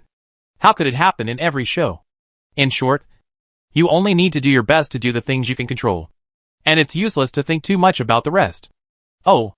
Ed blinked, as if he understood something, nodded in acquiescence, and shut up. Okay. 12 o'clock is almost here. And the game is about to start. EVO games vary in length, and some may last for several days. Everyone should be prepared for a protracted war, and cheer up to welcome the arrival of the latest game. Yes. As the ball team leader finished speaking, the system's announcement soon came from the speakers of the live broadcast wall. The current time is 11:59 a.m., and the 5th game of the EVO Doomsday Survival Competition will start in 1 minute. Countdown 10 seconds. 10, 9, 8, 3, 2, 1, 0. Welcome to the EVO Doomsday world. It started. The people in the analysis group quickly focused their attention. And Ed and Xiaojing were also nervous, waiting for the pure white screen in front of them to show the first picture of the game. Soon, some chaotic blocks of color gradually emerged from the pure white, and the picture became clearer. Some sound seemed to come from the speaker, which gradually became louder and louder. Buzz, buzz, ah! A sudden roar of voices burst out from the speaker, and the pure white disappeared instantly. Countless heads of people poured into the picture. The first shot of the game was a chaotic scene. What's going on? Bayi? Where is Bayi? Ah! The white light just dissipated, and Bayi was almost crushed by the tide of people. The mechanical roar from above suddenly became deafening, and then quickly faded away the next second. The crowd swarmed in, pushing Bayi to the corner. Bayi held his breath, his back pressed against the wall, and only breathed a sigh of relief when the crowd gradually dispersed. Looking around, this was a spacious house, enough to accommodate 200 or 300 people. But the light was dim, the surroundings were shabby, and the ground was covered with unclean garbage and dirt. The crowd surged, raising dust, and the air was mixed with the smell of mold and sweat, making people feel sick and want to vomit. The people at the gate had already left. There were only some ragged old people and children left in the room. Some people were lying weakly on the ground, covered with dirty quilts or clothes. It was unknown whether they were seriously ill or injured. It looked like this was a refugee gathering place. Bayi looked around and couldn't help but cover his nose. Wait, before he could cover his nose with his arm, Bayi's hand suddenly froze. On his sleeves, I don't know when it was covered with black dirt, and there was even a big hole in the cuffs. Bayi was shocked for a moment, and was stunned for half a second, and quickly checked his clothes. Sure enough, the replacement was no longer the white fine-striped suit that he had taken good care of before going out, but the same as those NPCs, wearing dirty and worn refugee clothes that looked like rags. Bayi took a breath of cold air, and forgot the pungent smell in his nose, and almost instinctively quickly locked Chinsu's summoning cabin. Chinsu was about to come out of the cabin, but was suddenly locked. Bayi, what's wrong? Chinsu asked anxiously in the signal bridge. It's okay. Bayi's heart was churning, but he responded subconsciously, and even forgot to use the signal bridge. In his opinion, beauty is as important as life, and one must be neat and decent at all times. Therefore, his clothes are all made of expensive anti-fouling fabrics, and he always brings spare clothes when he goes out. Even in a dangerous game, he will never allow himself to be sloppy. But who would have thought that the white suit he just made would be casually replaced into this look in the game? This is not an elegant long skirt, nor is it even a clean dress for ordinary people. It has become a piece of clothing that is too dirty to be used as a rag. Bayi responded to Chinsu while trying to take off the clothes in a hurry, as if he would be infected by the poison of the torn clothes if he was a second slower. But as soon as he lifted his clothes, the system's prompt sounded. Please note that players cannot change their scene costumes by themselves. Otherwise they will be directly deemed to have failed the game. Unable to change scene costumes. In other words, he must maintain this dirty and dilapidated appearance in this game. Bayi froze. His disheveled appearance was seen by other players and the audience outside the venue. And sooner or later, he would be discovered by Chinsu. Bayi? What happened? Chinsu still asked anxiously. But no matter how he asked, Bai Yi was always vague and did not give a clear answer. It's okay. I'm safe. Don't worry. You stay in the summoning cabin for a while. I'll call you when I need you. Bai Yi couldn't calm down. Frustration and anxiety intertwined. Soon, those who rushed out came back from the gate one after another. Everyone looked nervous, holding the items in their arms tightly with both hands. Bai Yi subconsciously leaned against the wall, worried about being squeezed, but he had no interest in knowing what they were bringing back from outside. Soon, all the people who went out returned to the room, and the noisy voices mixed together, and the originally quiet gate became deserted again. Bai Yi squatted weakly, his face buried in his arms, his heart so heavy that he didn't want to say a word. At this time, the system broadcast sounded as scheduled, but Bai Yi didn't look up, obviously unwilling to listen. Welcome to the doomsday world of this EVO game. Whether Bai Yi was listening or not, the soft and calm female voice still echoed in the air, explaining the game's mission rules to Bai Yi and other players in Group A. Damaged buildings, shortage of supplies, a large number of refugees. This is a ruin just after the war. People who lost their homes rely on daily airdrops to survive. Everyone is in despair, unable to return to the past, escape from the present, and see no future. And in this gray ruin, ominous seeds are quietly growing. Once the seeds sprout, even if they barely survive, it will become more difficult. People at this time do not know what fate they will face in the future, and all players will soon step into the upcoming life and death realm with them. Mission: 7 Days of Hell. Open instantly. Players, please try to survive 7 days and finally escape the doomsday. Chapter 122. I have long been dissatisfied with you. EVO game number 6. 7 Days of Hell. 7 Days of Hell. In the monitoring room, the bald team leader frowned slightly, thinking about the game instructions provided by the system. 7 Days of Hell, does that mean this copy will last for 7 days? Ed sat next to the team leader and echoed. Although this refugee camp is miserable now, it seems to be relatively peaceful. However, we don't know how terrible the ominous seed mentioned by the system is, and how it will turn this place into hell. Xiao Jing began to guess the possible situation. Will war break out again, or famine, water shortage? Xiao Jing speculated. Or, is there an epidemic? Ed also proposed a possibility. People gather together, sanitary conditions are poor, medical resources are scarce. Once an infectious disease spreads, it will be really bad. Xiao Jing nodded in agreement. War, hunger, plague, as a doomsday game, these are all very likely situations. The bald team leader added. It seems that this refugee camp is relatively peaceful now. But in such a fragile living environment, any accident could lead to collapse. We must pay attention to what kind of buds this ominous seed will produce, and what kind of hell it will form. On the screen, Bai Yi was silent for a moment, and finally stood up and walked out of the gate of the refugee camp. Outside the gate was a ruined city, with rubble all over the ground and broken walls everywhere. Chen Su and Mu were not there, and Bai Yi stood alone on this desolate and dilapidated street, raised his hand to summon the bad machine, then found a seat on the left shoulder of the bad machine, and walked alone towards the intersection ahead. Once, Mu came out, but he saw Bai Yi's state, briefly scanned the surroundings, left a message, call me if you need anything, and returned to the summoning cabin. Chen Su has not appeared since entering the game, and the reason is unknown. It must be Bai Yi, who didn't let Chen Su come out. Xiao Jing's tone was very accurate. After all, there should be a certain degree of control between the summoner and the summoned body. Bai Yi didn't let Chen Su come out? Why? Ed seemed confused. Did Bai Yi guess some clues and have special arrangements for Chen Su and the others? Ed continued to ask. Xiao Jing glanced at him and said unhappily, what special arrangements? Can they be arranged in the summoning cabin? Bai Yi just doesn't want Chen Su to see him because of his current state. Hey, there's no need to do that. Ed waved his hand and didn't take it seriously. No matter how much Bai Yi loves beauty, he will just be depressed for a while at most. Who is Bai Yi? Would he let Chen Su not show up for a long time because of such a small matter? Besides, Mu also saw Bai Yi's tattered clothes. But didn't she go back? Ed insisted on his opinion. I think Bai Yi must have a special plan to prevent those two people from coming out.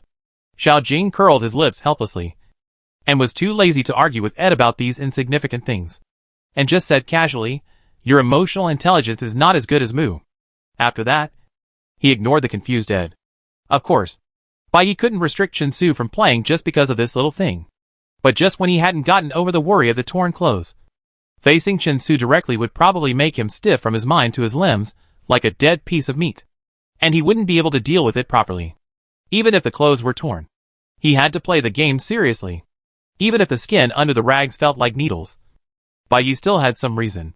He actually listened to the system's opening announcement at that time. It was not just a sign that the refugee camp would turn into hell. Then a series of special rules explained by the system also caught his attention. First, this game will last for 7 days. And 12 o'clock every night is a fixed time for heavenly punishment. However, the energy points in this game will no longer be accumulated by exploring the map, killing NPCs, or completing tasks.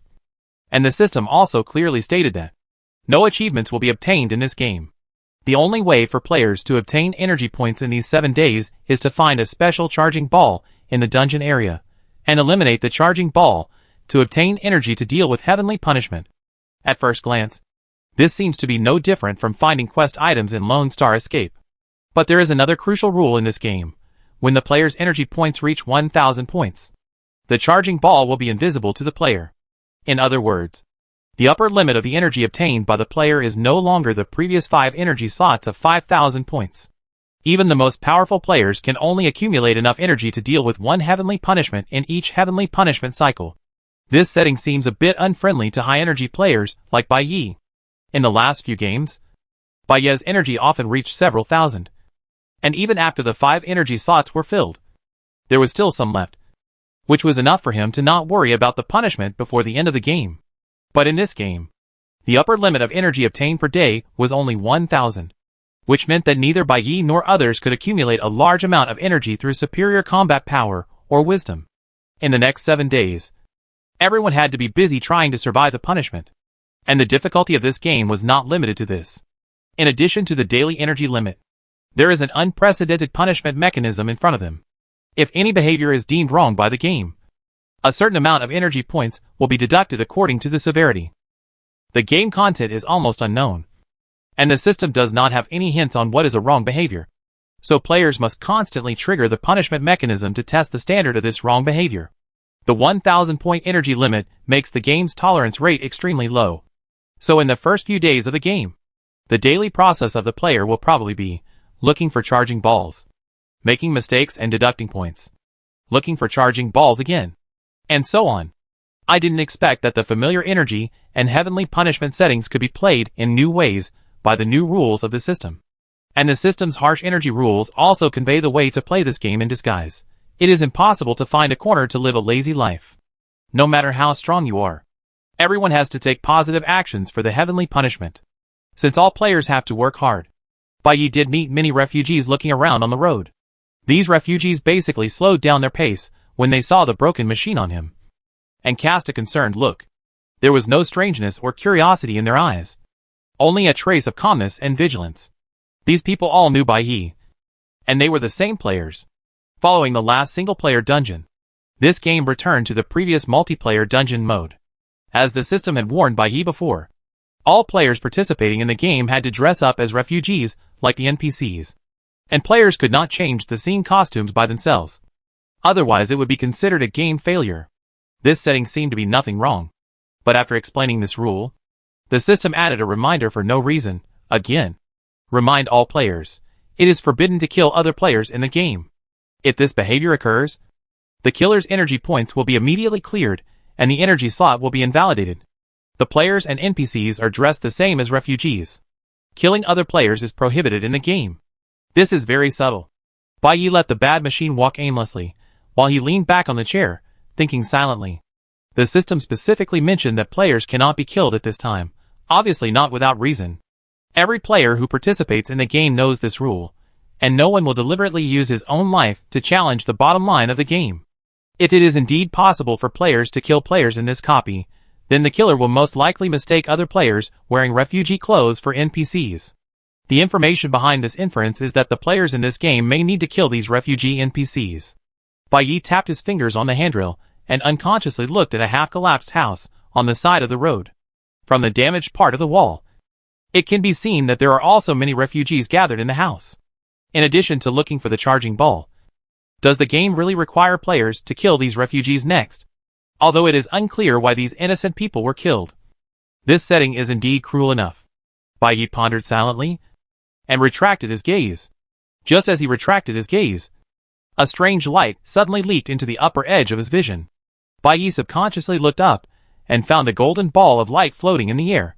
It looked exactly the same as the ball of light indicating the energy on the energy map at that time. This is the charging ball. Obviously, the system did not intend to let the player spend too much effort on identifying the charging ball. Bai Yi's eyes lit up, and he hurriedly took out a small gun from the space card. It was said to eliminate the charging ball, but the system did not specify the method to be used to eliminate it. Now the charging ball was floating in the air, looking like a glowing balloon, and it seemed impossible to touch it. There was no other way to eliminate it except to shoot it with a gun. Whether it was correct or not, it was always good to give it a try. Therefore, Bai Yi did not hesitate to turn off the force field shield that would affect the trajectory of the bullet, raised the gun, and aimed at the charging ball in the air. Bang! The gunshot rang out, but it did not come from the small gun in Bai Yi's hand. At the moment he drew his gun, a force of impact came from a corner, hitting Bai Yi, and immediately sending the gun in his hand flying. Who? Bai Yi immediately turned his head and looked in the direction of the impact. The attacker was not afraid at all, and walked out from the corner, looking calm and unhurried. There were about 10 of them, each holding a gun and a cannon. Bai Yi. A man walked out of the crowd, looked up at Bai Yi, and his expression was half smile and half sarcasm. You won 5 games in a row, and got 4 full rewards. Do you think you are so awesome? Don't be too ostentatious. I don't think you understand this principle. We have been annoyed with you since you became so popular. In this game, you, a pretty boy, should just go and rest. Chapter 123. Could it be that these people, are not here with good intentions? Bai Yi immediately activated the force field shield around the seat, and looked down coldly at the person who had just spoken. Obviously, the other party is a player, who knows his situation quite well, and his hostility is also very strong. The players who can persist in the game until now, are all extraordinary, and so are these people. At a glance, they are all tough and threatening. Although the attack power of the bad machine is strong enough, there are rules, and it is still impossible to blow them all up in one fell swoop. Now there are 10 players, who must be faced, but cannot be easily dealt with in front of him. If he wants to get out, it will probably take some trouble. Moreover, this time, he will most likely have to face it alone. Mu's combat ability is limited, and the little mute is even worse. If he asks them to come out to help, they may even hinder him. As for Chen Su, Bai Yi couldn't help swallowing his saliva. The movement outside can be heard in the summoning cabin. If it were in the past, Chen Su would definitely ask Bai Yi to stop being willful, unlock the summoning cabin quickly, and let him come out to deal with these enemies. But the situation is tense right now. Chen Su is surprisingly quiet. Not even a word. This ancestor is sulking again. Bai Yi is not surprised. He knows what Chen Su is angry about. The fact that the summoning cabin is locked is actually nothing. The fundamental reason why Chen Su ignores him is because of what Bai Yi said just now. When Chen Su said he couldn't come out, and asked who would take care of narcolepsy, Bai Yi got excited and blurted out, "It's okay. Mu is here. It's over." Although there is nothing between Bai Yi and Mu, Mu's existence has always been a thorn in Chen Su's heart. As long as Mu is mentioned, Chen Su is like being struck by lightning, and his face immediately turns cold. When Bai Yi interacts with Mu more, Chen Su's attitude immediately becomes cold. But now, Bai Yi has caused trouble for himself because of a slip of the tongue. Narcolepsy attacks, and he really needs someone to take care of him. In the past, Chen Su was the one who took care of Bai Yi, and he always took the opportunity to act like a spoiled child to Chen Su, either asking for coaxing or hugging. So this sentence Mu is here, in connection with the previous things, has a richer meaning all of a sudden. Since then, no matter how Bai Yi coaxed him, Chen Su never said a word to him again. Bai Yi couldn't help but feel a little embarrassed. Now it's not just a question of whether to summon him or not.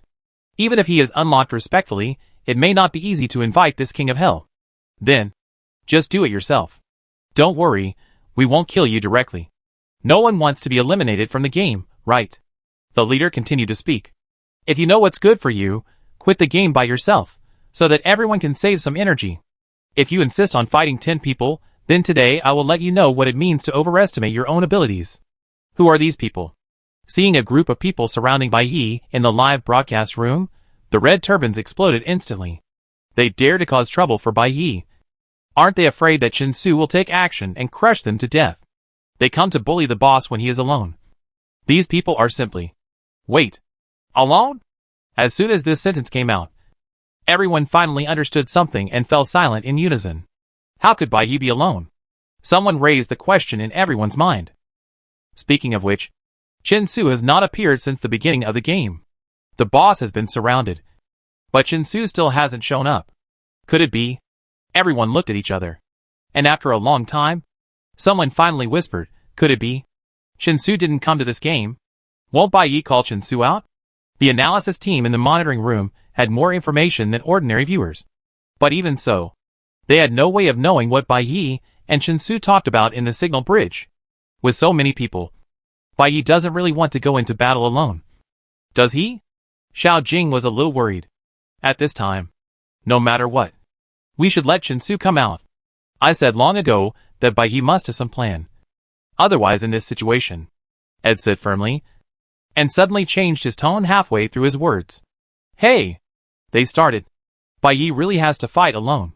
On the screen, a group of equally ragged players came like a tide, attacking the broken machine in the middle of the road. Then, a sharp metallic sound was heard, and several circular saws flew out of the mechanical arm like flying knives, spinning at high speed around Bai Yi and the bad machine. The silver circular saws flashed in the sun, forming a sharp protective layer, instantly forcing the attackers back 2 meters away. Wow! The bad machine's defense has been upgraded again. Ed stared at the flying saw blades, his eyes shining, and he had long forgotten about Chen Su. How can these circular saws stay suspended in the air without falling? The flight path is so orderly. Ed looked at it and muttered to himself. There are no connectors. Are the circular saws suspended by magnetic force? But where does the power for their rotation come from? Is each circular saw equipped with an energy block?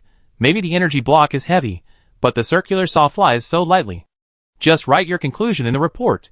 Can you shut up for a while? Xiao Jing was annoyed by Ed's nagging and just wanted him to shut up. Ed was a little scared, but it didn't take long for him to be quiet. Suddenly, he couldn't help but scream, Hey, Bai Yi! Be careful! At the moment he shouted, the attackers in the picture all aimed their firepower at Bai Yi in the center. With a bang, all opened fire. At first, the attackers seemed to be afraid of accidentally hurting Bai Yi, so their attacks were not fierce, but with the protection of the circular saw, the small-scale attacks had no effect at all. At this time, these people finally let go, as if they had discussed it beforehand, and all the guns and cannons fired at Bai Yi at the same time. However, no one expected that. As soon as the circle of artillery fire was fired, the huge robot in the encirclement and the man sitting on the robot's shoulders disappeared from everyone's sight in a flash. The artillery fire blasted a cloud of smoke in the middle of the road, and the attackers stared at the empty space in front of them in astonishment. Before they could react, a thin and sharp white laser suddenly descended in the air. Get out of the way! Someone shouted in time, and the others also reacted very quickly. Before they finished speaking, they all jumped back, as if recreating the scene of dealing with Hui Qiao and the members of the Night Owl group. The laser of the bad machine was still aimed at the attacker's leg. Although the opponent successfully dodged, the laser still swept the ground, leaving a deep scar. After the attackers dodged, they all looked towards the source of the laser. Bai Yi was seen driving the bad machine steadily in the air, stopping the attack, and coldly looking down at the group of players with ill intentions. The golden charging ball was slowly glowing beside Bai Yi, illuminating one side of him with a slight golden color. Oh my god! Ed's eyes widened, and he couldn't help but sigh. Although Bai Yi is the top player, but from the perspective of combat level, he always gives people the impression of being mediocre. After all, since the first vegetation outbreak, Bai Yi's battles have almost always been shoulder to shoulder with Chen Su. With a man like a god of war in front of him, Bai Yi's combat power is really not worth mentioning. And now only Bai Yi is facing the enemy. Although everyone is watching eagerly, the scene seems to be 1 against 10, but unexpectedly, there is an atmosphere of equal strength. Bai Yi can also fight. Ed stared at the live broadcast screen, and the scene of Bai Yi and a huge tank crowd facing each other appeared in his mind. That was the scene they saw in the replay video after the preliminaries. And at that moment, Chinsu was not beside Bai Yi. Only Bai Yi himself will not lose. Ed clenched his fist secretly and said firmly, "Go, beat them. Bad machine, teach them a lesson." In the audience seats of the live broadcast room, the red scarves cheered, and the atmosphere reached a boiling peak, and they all looked forward to Bai Yi smashing those ignorant players. The attackers on the ground raised their weapons, and fired at Bai Yi repeatedly. Although the bullets rained down, miraculously, not a single bullet fell on Bai Yi and the bad machine. Bai Yi's robot seems to have been upgraded again. As a senior fan of Bai Yi, Arnold quickly noticed the difference of the bad machine. Before, the bad machine could only accelerate forward through air pressure. But now, this air pressure can actually allow it to fly for a long time. The huge robot evaded the rain of bullets flexibly, and the enemies on the ground attacked with all their strength. But the bad machine in the air did not even get a scratch. Too amazing. Arnold couldn't help but exclaim. Bad machine was not tired in the battle, and each dodge was extremely accurate. Although the ground attack was like a torrential rain, it still failed to knock the man and the machine down from the sky. Bai Yi was not to be outdone, and the white laser beam struck like lightning from time to time, constantly defeating the attackers' organization. These attackers were obviously not easy to deal with. Although Bai Yi's laser technology was superb, they seemed to know the fighting methods very well, and could always avoid them in time. They seemed to have determined that Bai Yi could not kill people, and their firepower was even more fierce. The tactics of pincer attack and feint to the east and west emerged one after another, and the fierce attack was close to bad machine. The battle scene was extremely intense. The audience outside the screen held their breath and concentrated, and even the cheers were much quieter. This is really too strong. Some red-headed scarves watched Bai Yi fight 10 people alone, but he was not at all inferior, and they were full of admiration. The combat power of these players is also unusual. Who are they from? Some viewers gradually began to have questions in their hearts. They are so persistent. How much hatred do they have with Bai Yi? These people are really weird. Bai Yi commanded the bad machine to cleverly avoid a round of bullets, and then launched a laser sweep. After obtaining the control chip, Bai Yi established a mental connection with the bad machine. Now he no longer needs to give orders verbally, but can control the bad machine to attack and defend through mental activities. Moreover, as the analysis team and the audience saw, Bai Yi not only upgraded the chip, but also made a comprehensive transformation of the bad machine. Although these attackers are powerful, after a fight, Bai Yi also realized that it is not difficult to escape from this meaningless battle. However, Bai Yi did not choose to leave. He hovered in the attack range, as if observing more situations. After training, they had an orderly formation. Even ordinary spectators could feel the extraordinariness of it. Not to mention Bai Yi himself. He glanced at the attackers below, and inadvertently glanced at the charging ball that was still floating quietly not far away and had not been snatched. His brows slightly frowned. No way. Could it be that these people are? Chapter 124. Terrible acting. Bai Yi, Bai Yi. Chinsu kept calling Bai Yi in the signal bridge, but never got a response. From the moment he noticed someone was messing around, Chinsu actually didn't want to bother with Bai Yi anymore. Bai Yi locked the summoning cabin inexplicably, and the words about the minefield, which really made Chinsu very angry. But no matter how angry he was, he couldn't let Bai Yi go to fight alone. For the sake of face, Chinsu endured for a while, but there were gunshots outside. Chinsu couldn't hold on any longer, and immediately ran to the summoning cabin. Unfortunately, the summoning cabin was still locked. Bai Yi, Chinsu was sending messages frantically. Unlock the summoning cabin quickly. Let me out. Don't be stubborn. What should I do if something really happens? Unfortunately, I don't know if Bai Yi didn't have time to respond, or didn't want to respond. The signal bridge never heard Bai Yi's voice. Until Chinsu sent messages for who knows how many times, he finally received a belated reply. In the end, the reply was just a simple sentence. It's okay, don't worry. It's okay. Chinsu was stunned, and the words he was about to say were instantly choked in his throat. He couldn't understand why Bai Yi didn't want him to go out. He originally thought that there must be a reason for the abnormal situation. Maybe Bai Yi had his own considerations and arrangements. But now that the enemy is approaching, any reason, any plan, should be put aside. Right? At this moment, safety should always be the most important thing. Right? But Bai Yi still said no need? What does this mean? At this time, how can you say no need? He has been hiding in the summoning cabin all the way. Is he here just for sightseeing? No matter what the previous reason was. The reason why Bai Yi did not summon Chinsu out now was obviously after careful consideration. After all, once Chinsu shows up, the people in front of him will be in trouble. However, Bai Yi still needs to let them stay here for a while, in order to find out what their intentions are.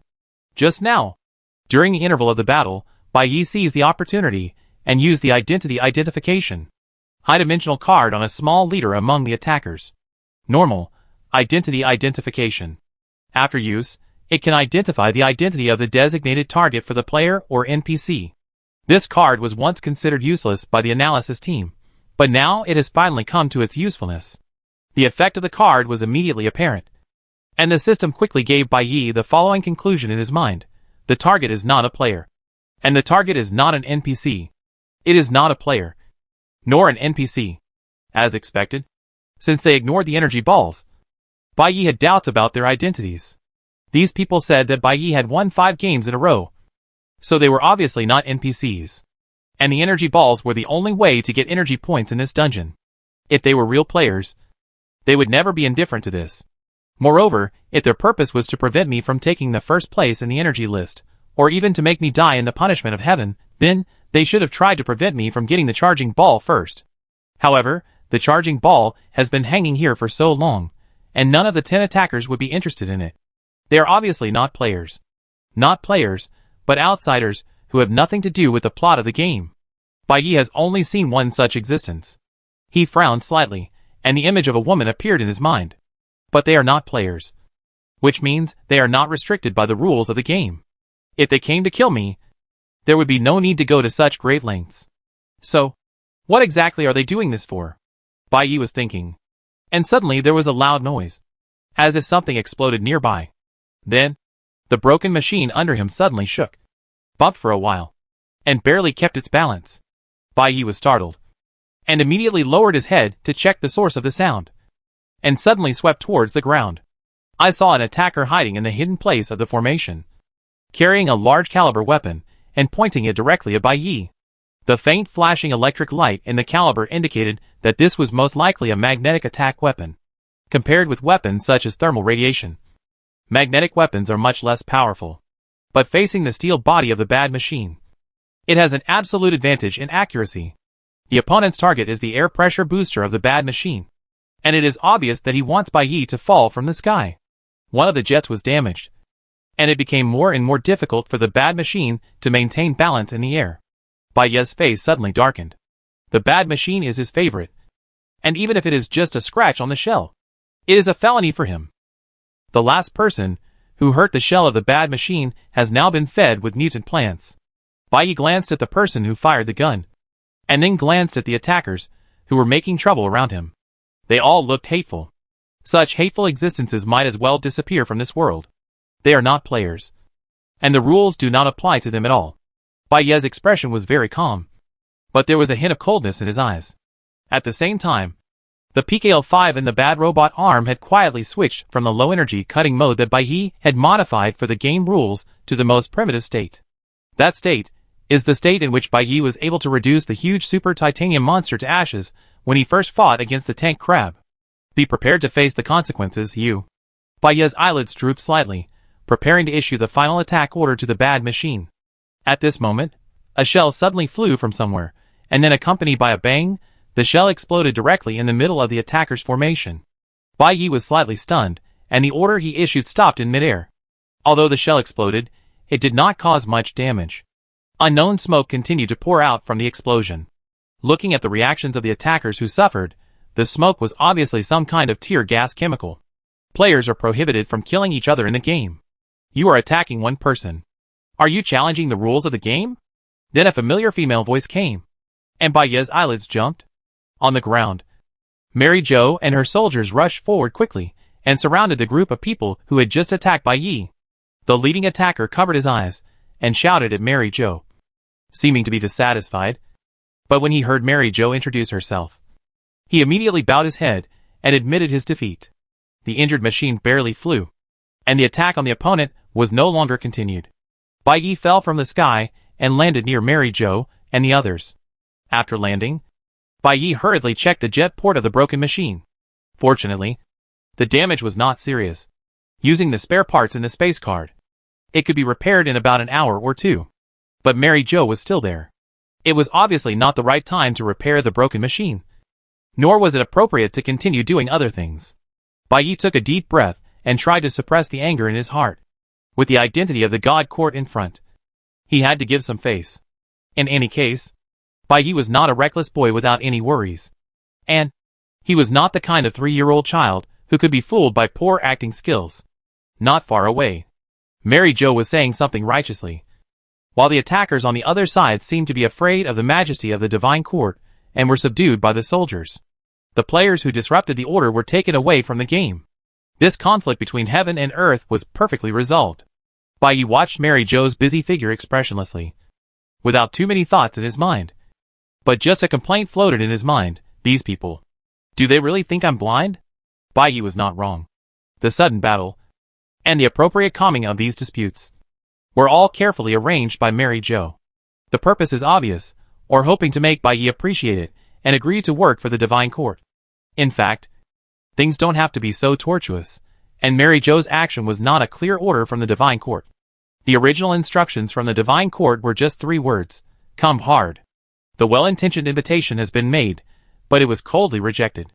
As the divine court is high above, this will never stop. Since Bai Yi's consent cannot be obtained by using benefits, naturally, according to the divine court's practice, the next step is coercion. But what frustrated Mary Jo was that, after several failed invitations, the divine court did not seem to intend to let her participate in Bai Yi's affairs again. However, she took the initiative to volunteer and begged her superiors to give her another chance. This desperate struggle was not just for her personal face. In Mary Jo's opinion, Bai Yi was a powerful player and a very talented mechanic. Although he was a little arrogant, he was not a bad person. If he was targeted by the divine court, the ending would definitely not be very good. If the relationship between Bai Yi and the divine court was allowed to deteriorate, he would definitely suffer. Mary Jo didn't want such an excellent person to end up in a situation where he couldn't fight back. Besides, she was the one who led these negotiations. Now that things have come to this, Mary Jo feels that she should take some responsibility. Just treat it as a little responsibility for herself and try again, Mary Jo thought. After a few days of thinking, she came up with a plan to save people and show kindness. Since Bai Yi had never been in trouble in the game, she might as well create one for him. Find some soldiers to pretend to be players to attack Bai Yi, and when he is at a disadvantage, rescue him in time. Even if Bai Yi failed to agree to join the divine court, at least the divine court could gain some favor in front of Bai Yi. Mary Jo was satisfied with this plan. It just so happened that Bai Yi seemed to be alone in this scene, and Shinsu had not appeared for some reason. So, she seized this rare opportunity and organized the soldiers to go on stage. Before going on stage, she specifically told everyone to act realistically, to show mercy, not to let Bai Yi notice, and not to really hurt him. However, no matter how the regular army disguised their battle, it would inevitably be different from the mob of ordinary players in the end. It was not until the end of the scene that everyone realized that the charging ball had exposed their flaws. Bai Yi was not injured. Only his robot was slightly damaged. Mary Jo felt that the operation was roughly in line with expectations. She instructed her subordinates to deal with the troublemakers, and then walked towards Bai Yi. Hello, Bai Yi.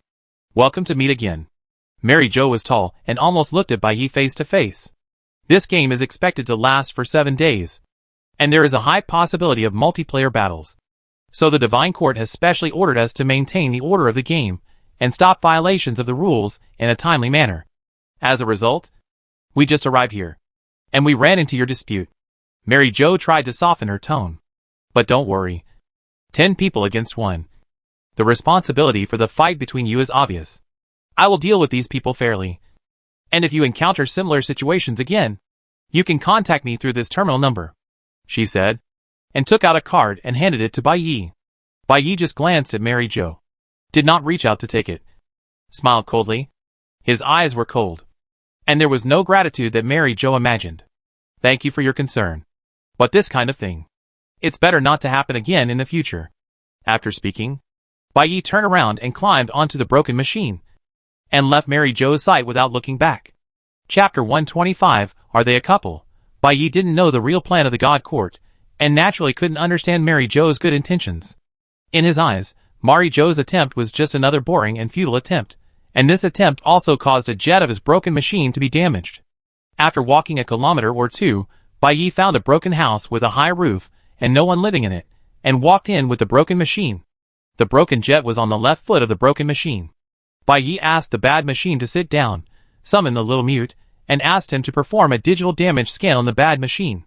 Then, he took out the tools and accessories from the space card, asked the little mute to be his assistant, and started repairing. I didn't expect that the first time I brought the little mute into the game. It was only an hour later, and it was time for him to play a role. Bai Yi removed the deformed jet nozzle, took the hot melt trimmer from the little mute, and thought to himself. In fact, before transforming the little mute, Bai Yi didn't think the role of team doctor was necessary. Bai Yi is a mechanic, and Shinsu, Mu and Bad Machine are all mechanical bodies. If there is any problem with the three of them, Bai Yi can handle it by himself. Although he is a flesh and blood body, he will not get hurt with Shinsu around. Bai Yi decided to let the little mute be the team doctor. The reason is very simple. When the adults go away, they can't leave the children alone at home. The little mute's consciousness has been activated, and he is no longer a walking corpse puppet. Bai Yi can't bear to keep a conscious child in an abandoned factory for a long time. Since he decided to bring him into the game, he might as well equip him with some functions. Who knows when he will be useful. So now the little mute has become Bai Yi's team doctor, who doesn't need to fight, and is beneficial and harmless. As expected, the effect is surprisingly good. The blueprint of the broken machine is stored in the little mute's brain. The little mute keeps transmitting data to the hot melt repairer. Before long, the jet port slot is perfectly repaired to its original state. The spare jet port accessories are assembled by the little mute in advance, and Bai Yi installs them. The two cooperate with high efficiency. The repair work that originally took 1 or 2 hours was completed in less than an hour. Huh? Bai Yi stood up and clapped his hands. The little mute also clapped his hands. Bai Yi walked to the side and instructed the bad machine to stand up and try the new jet. The little mute also followed Bai Yi and stared at the bad machine, as if confirming his results. The bad machine responded, "Yes, master," and then started the air pressure assistance, flew off the ground, flew into the air from the broken roof, and landed steadily half a minute later. The bad machine was fine. Bai Yi was relieved, and turned to look at Mu, who was scanning the environment next to him. Perhaps it was too boring to stay in the summoning cabin. When Bai Yi and the little mute started to repair the broken machine, Mu had already come out to get some fresh air. Bai Yi wanted to tell Mu that the broken machine had been repaired and he could continue to look for the charging ball. But when he saw Mu's figure, before he could say anything, Bai Yi suddenly got a start. A thought popped up in his mind. The owner of the broken machine, the King of Hell, was still locked in the summoning cabin by him. He had completely forgotten about this important person. Panic-stricken, Bai Yi quickly unlocked the Shinsu summoning cabin and waited anxiously. Not long after, the tall, half-iron man appeared out of thin air in the center of the room. Shinsu saw Bai Yi for the first time, and seemed slightly surprised. But the next second, he raised his chin, his face as cold as ice, and as black as the bottom of a pot. "Shinsu, I'm sorry. The machine was broken a little. I was busy repairing it, and forgot about your matter," Bai Yi said with a smile. Some things are like this. They feel extremely serious when they first happen, but after a while, they are actually relieved. After listening to the rules, having a fight, meeting Mary Jo, and fixing the broken machine, Bai Yi still felt a little uneasy throughout the whole day. But he knew that the most important thing at the moment was to find a way to appease Shinsu. "I'm sorry. I didn't mean it. I apologize." Bai Yi hesitated and tried to go forward and pull Shinsu's hand.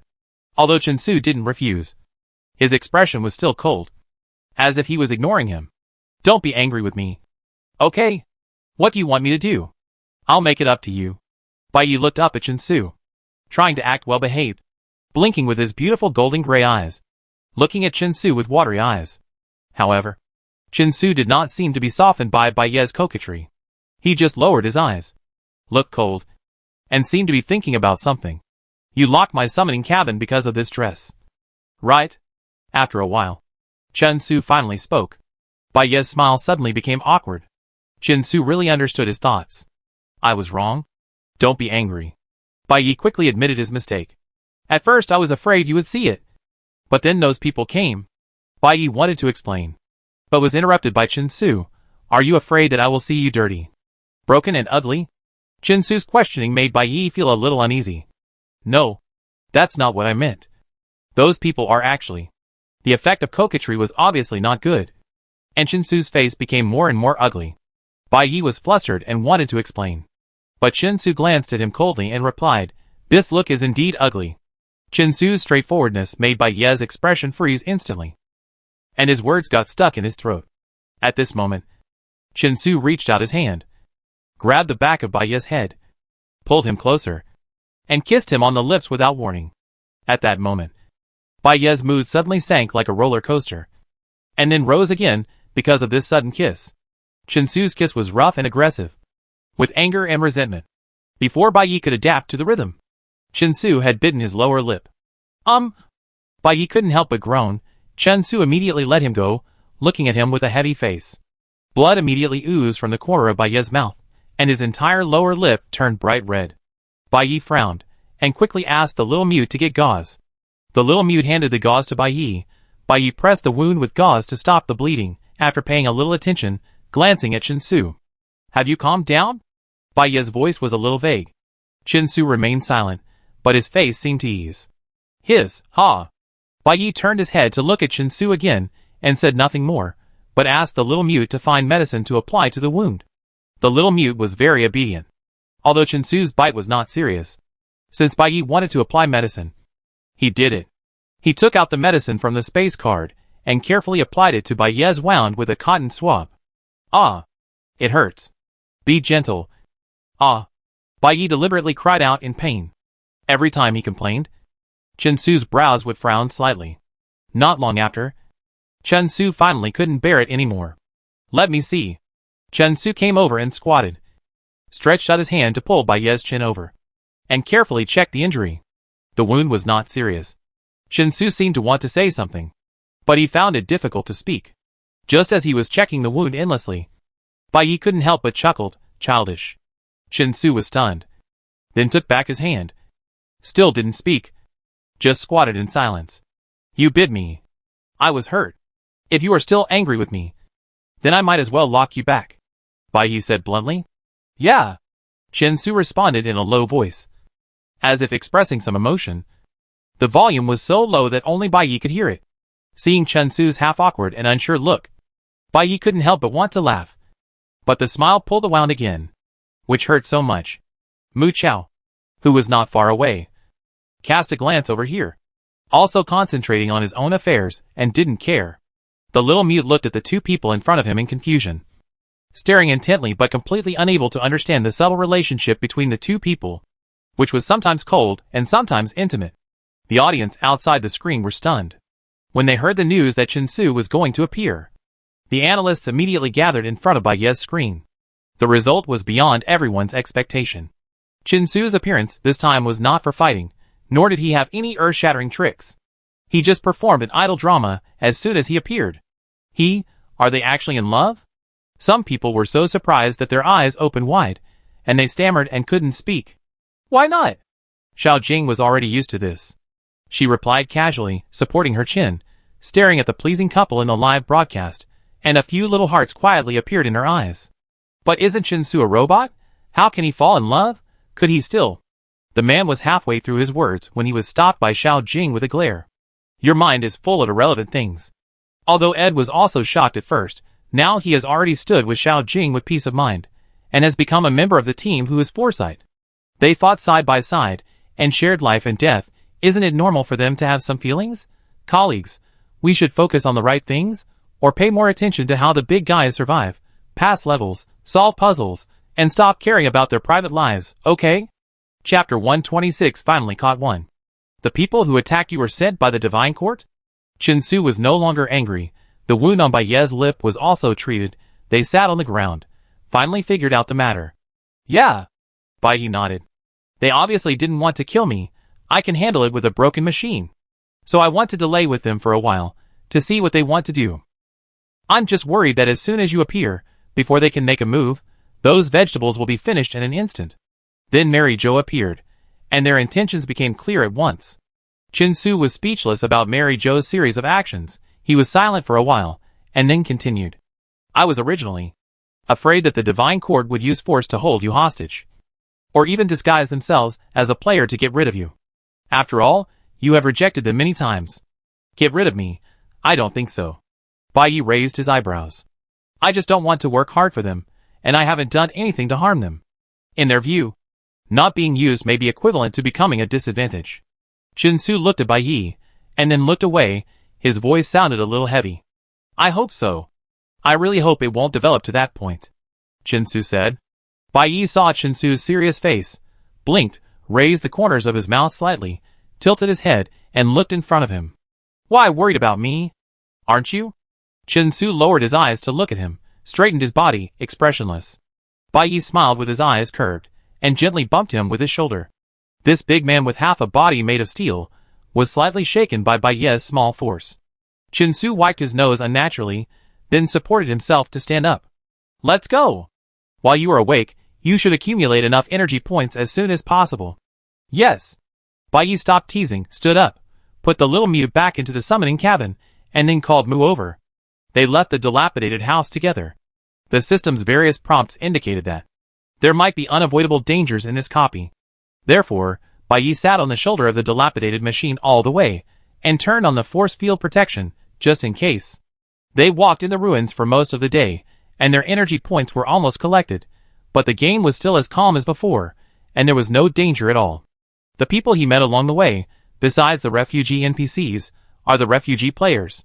When the refugee NPCs saw Bai Yi, they were calm, as if the giant robot under Bai Yi was not an abrupt existence at all.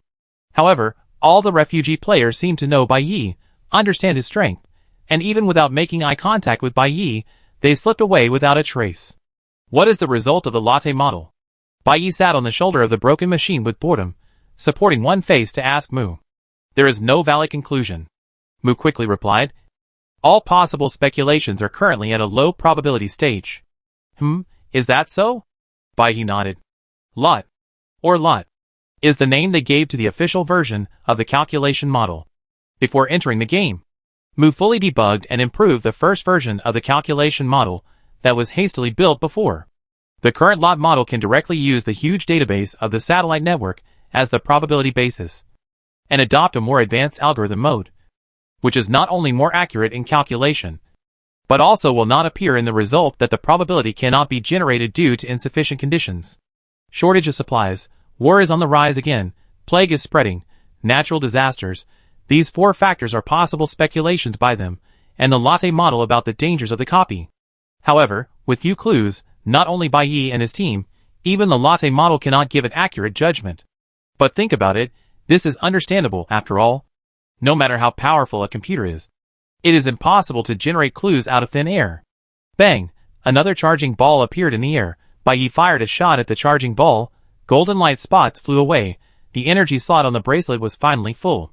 1,000 points are enough. We can call it a day, Bai Yi said to Chin-Su and Mu. As he spoke, he felt that the first day of 7 days of hell was a little bit easy. However, the ease of the first day does not mean anything. After all, the beginning of the last time and space fragment was even more pleasant than now. Mu, is the map ready? Bai Yi asked Mu again. Well, the known places have been generated, and the locations of the charging balls have been marked. As he spoke, a three-dimensional map unfolded on the holographic screen in front of Mu. Some places were covered by gray fog, while some places clearly showed the fragmentary holographic models of the known ruins. Occasionally, there were golden dots floating, which looked similar to the map shape that Bai Yi summoned from the energy map card. If the charging ball is refreshed at a fixed location, then we will go around according to the map tomorrow, and the energy points will be solved, Bai Yi said. Yes. Chin-Su nodded. We'd better find a safe and hidden place as a base. Once tomorrow arrives, get the energy points as soon as possible, and stay in the base for the rest of the time, Bai Yi continued. The rules of this game force players to wander in the ruins every day. The system stipulates this, obviously in order to effectively convey the game content to the players. The intention of the game is obviously not a comfortable thing. Although it is not clear what dangers there will be, it is undoubtedly an effective way to avoid danger by understanding the intention of the game in reverse. Buzz. A small transport plane flew from a distance and passed by quickly at low altitude. The deafening noise pierced the eardrum like a warning, as if reminding Chin-Su not to deliberately avoid the content of the game. Bai Yi watched the plane fly away, until the noise gradually disappeared, and then continued, "You are right. Let's go. Let's prepare the base now." Not only is it a real fight, lurking, squatting, and waiting for an opportunity to move, this is also the norm when Chin-Su was in the Night Owl group in the past. With Chin-Su there, they soon found a place suitable for their base. This was a well-maintained house deep in an alley. There were several crooked benches in the room, and a yellowed statue of a goddess hung deep in the wall. It looked like a simple prayer room. The door of the house was well concealed, and it was difficult to detect from the outside. The interior space was also spacious, and it could even accommodate a broken machine standing upright. "Sorry. Please stay for a few days," Bai Yi said to the statue of the goddess, and then placed a locator under the statue of the goddess. Chin-Su disguised the door with broken wooden boards, making it look even less like a door. Several people stayed in the prayer room, patiently waiting for the coming of the punishment. The night came as expected, and Bai Yi's awake time ended as expected. With Chin-Su there, Bai Yi slept particularly well. When he woke up 6 hours later, it was past midnight. The punishment had ended, and the energy slot on Bai Yi's bracelet was empty. The second day of the 7 days of hell began quietly in Bai Yi's deep sleep. "Let's go!" Bai Yi woke up, stood up, and habitually tidied his clothes. He frowned unconsciously and shook his hands. Get enough energy balls as soon as possible, and end this day as soon as possible. Chin-Su put away Bai Yi's sleeping bag and pushed open the door of the prayer room. It was early in the morning, and the night was still dark. The energy balls in the distance flickered in the air, which was more eye-catching than in the daytime. The three people and the plane walked along the street, heading towards the predetermined route. But they all stopped after walking for a while. "Did you hear it?" Bai Yi looked around and asked. "Yeah." Chin-Su nodded.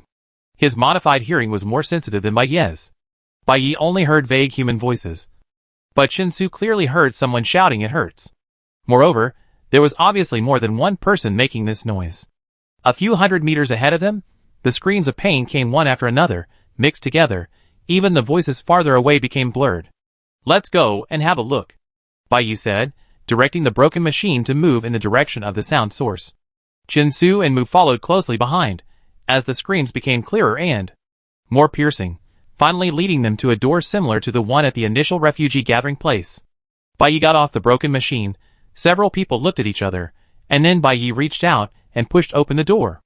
As soon as the door opened, a pungent and foul smell hit him in the face, and Bai Yi couldn't help but take 2 steps back, covering his nose. Bai Yi looked up, and the scene in front of him made his breathing stagnate.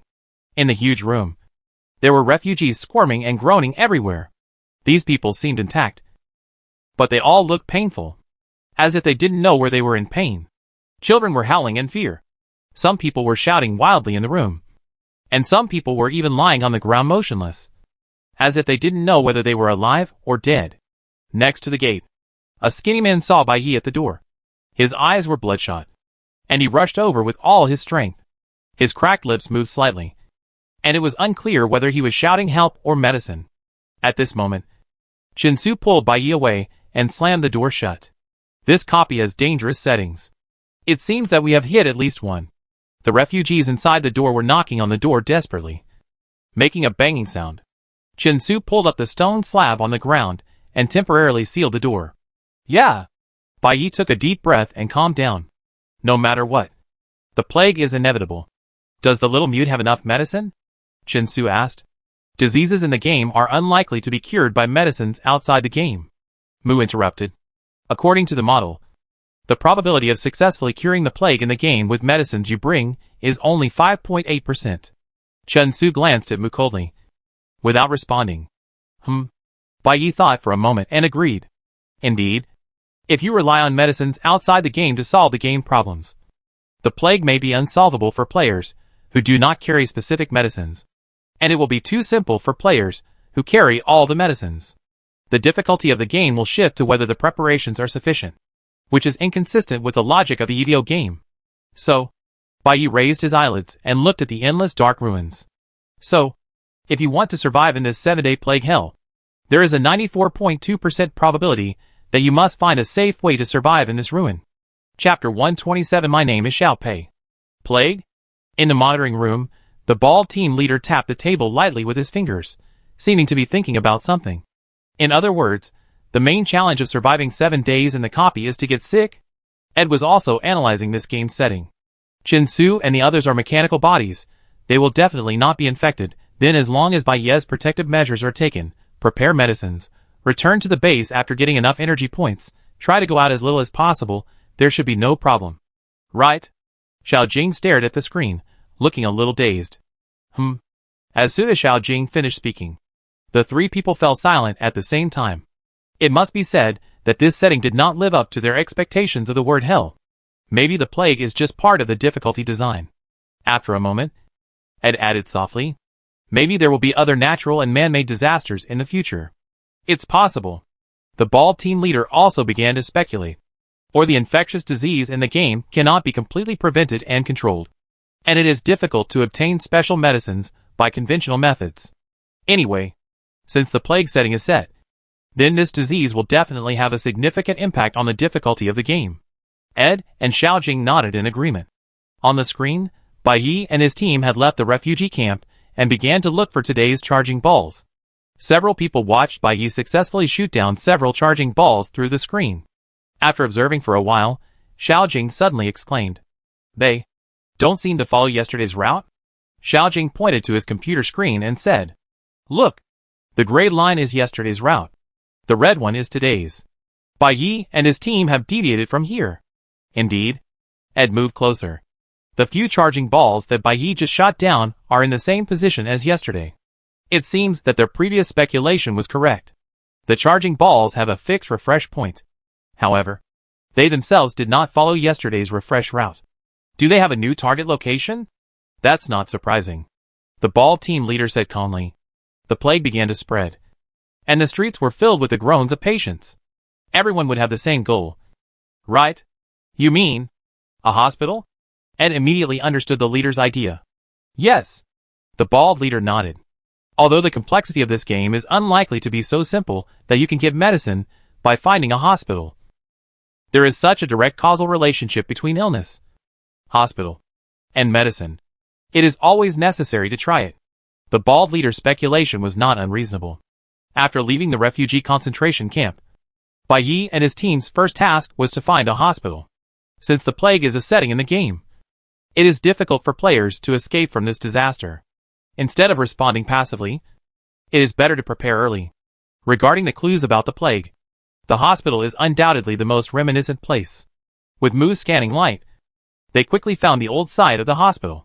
With the input of a large amount of image information and the high-speed operation of the processing module in Mu's brain, several people quickly located the location of the hospital in a relatively complete block. The so-called complete is only compared to other places. After breaking the door lock, Bai Yi walked into the hospital gate and felt a cool breeze. The window had been broken and the cold wind blew in. The hospital was small, with only 2 floors. It seemed to be just a community clinic. After walking for a while, Bai Yi and his team found that they didn't need to go through the gate at all. The end of the corridor had collapsed and even the wall was gone. We'd better find a pharmacy and collect some spare medicines. In addition to medicines, diagnosis certificates or medical documents.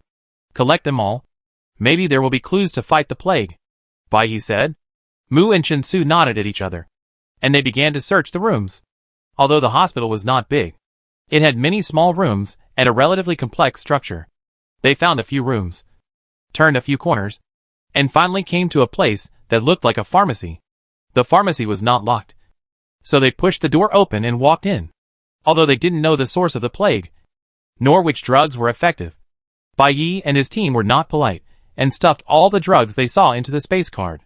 I've almost finished cleaning up here, Chen Su said, and after walking out of the shelf, he saw Bai Yi holding a medicine bottle in a daze, as if he was reading the label. As soon as Chen Su stood firm, he suddenly heard Bai Yi calling their names on the signal bridge. Chen Su, Mu, did you hear that? Bai Yi asked on the signal bridge.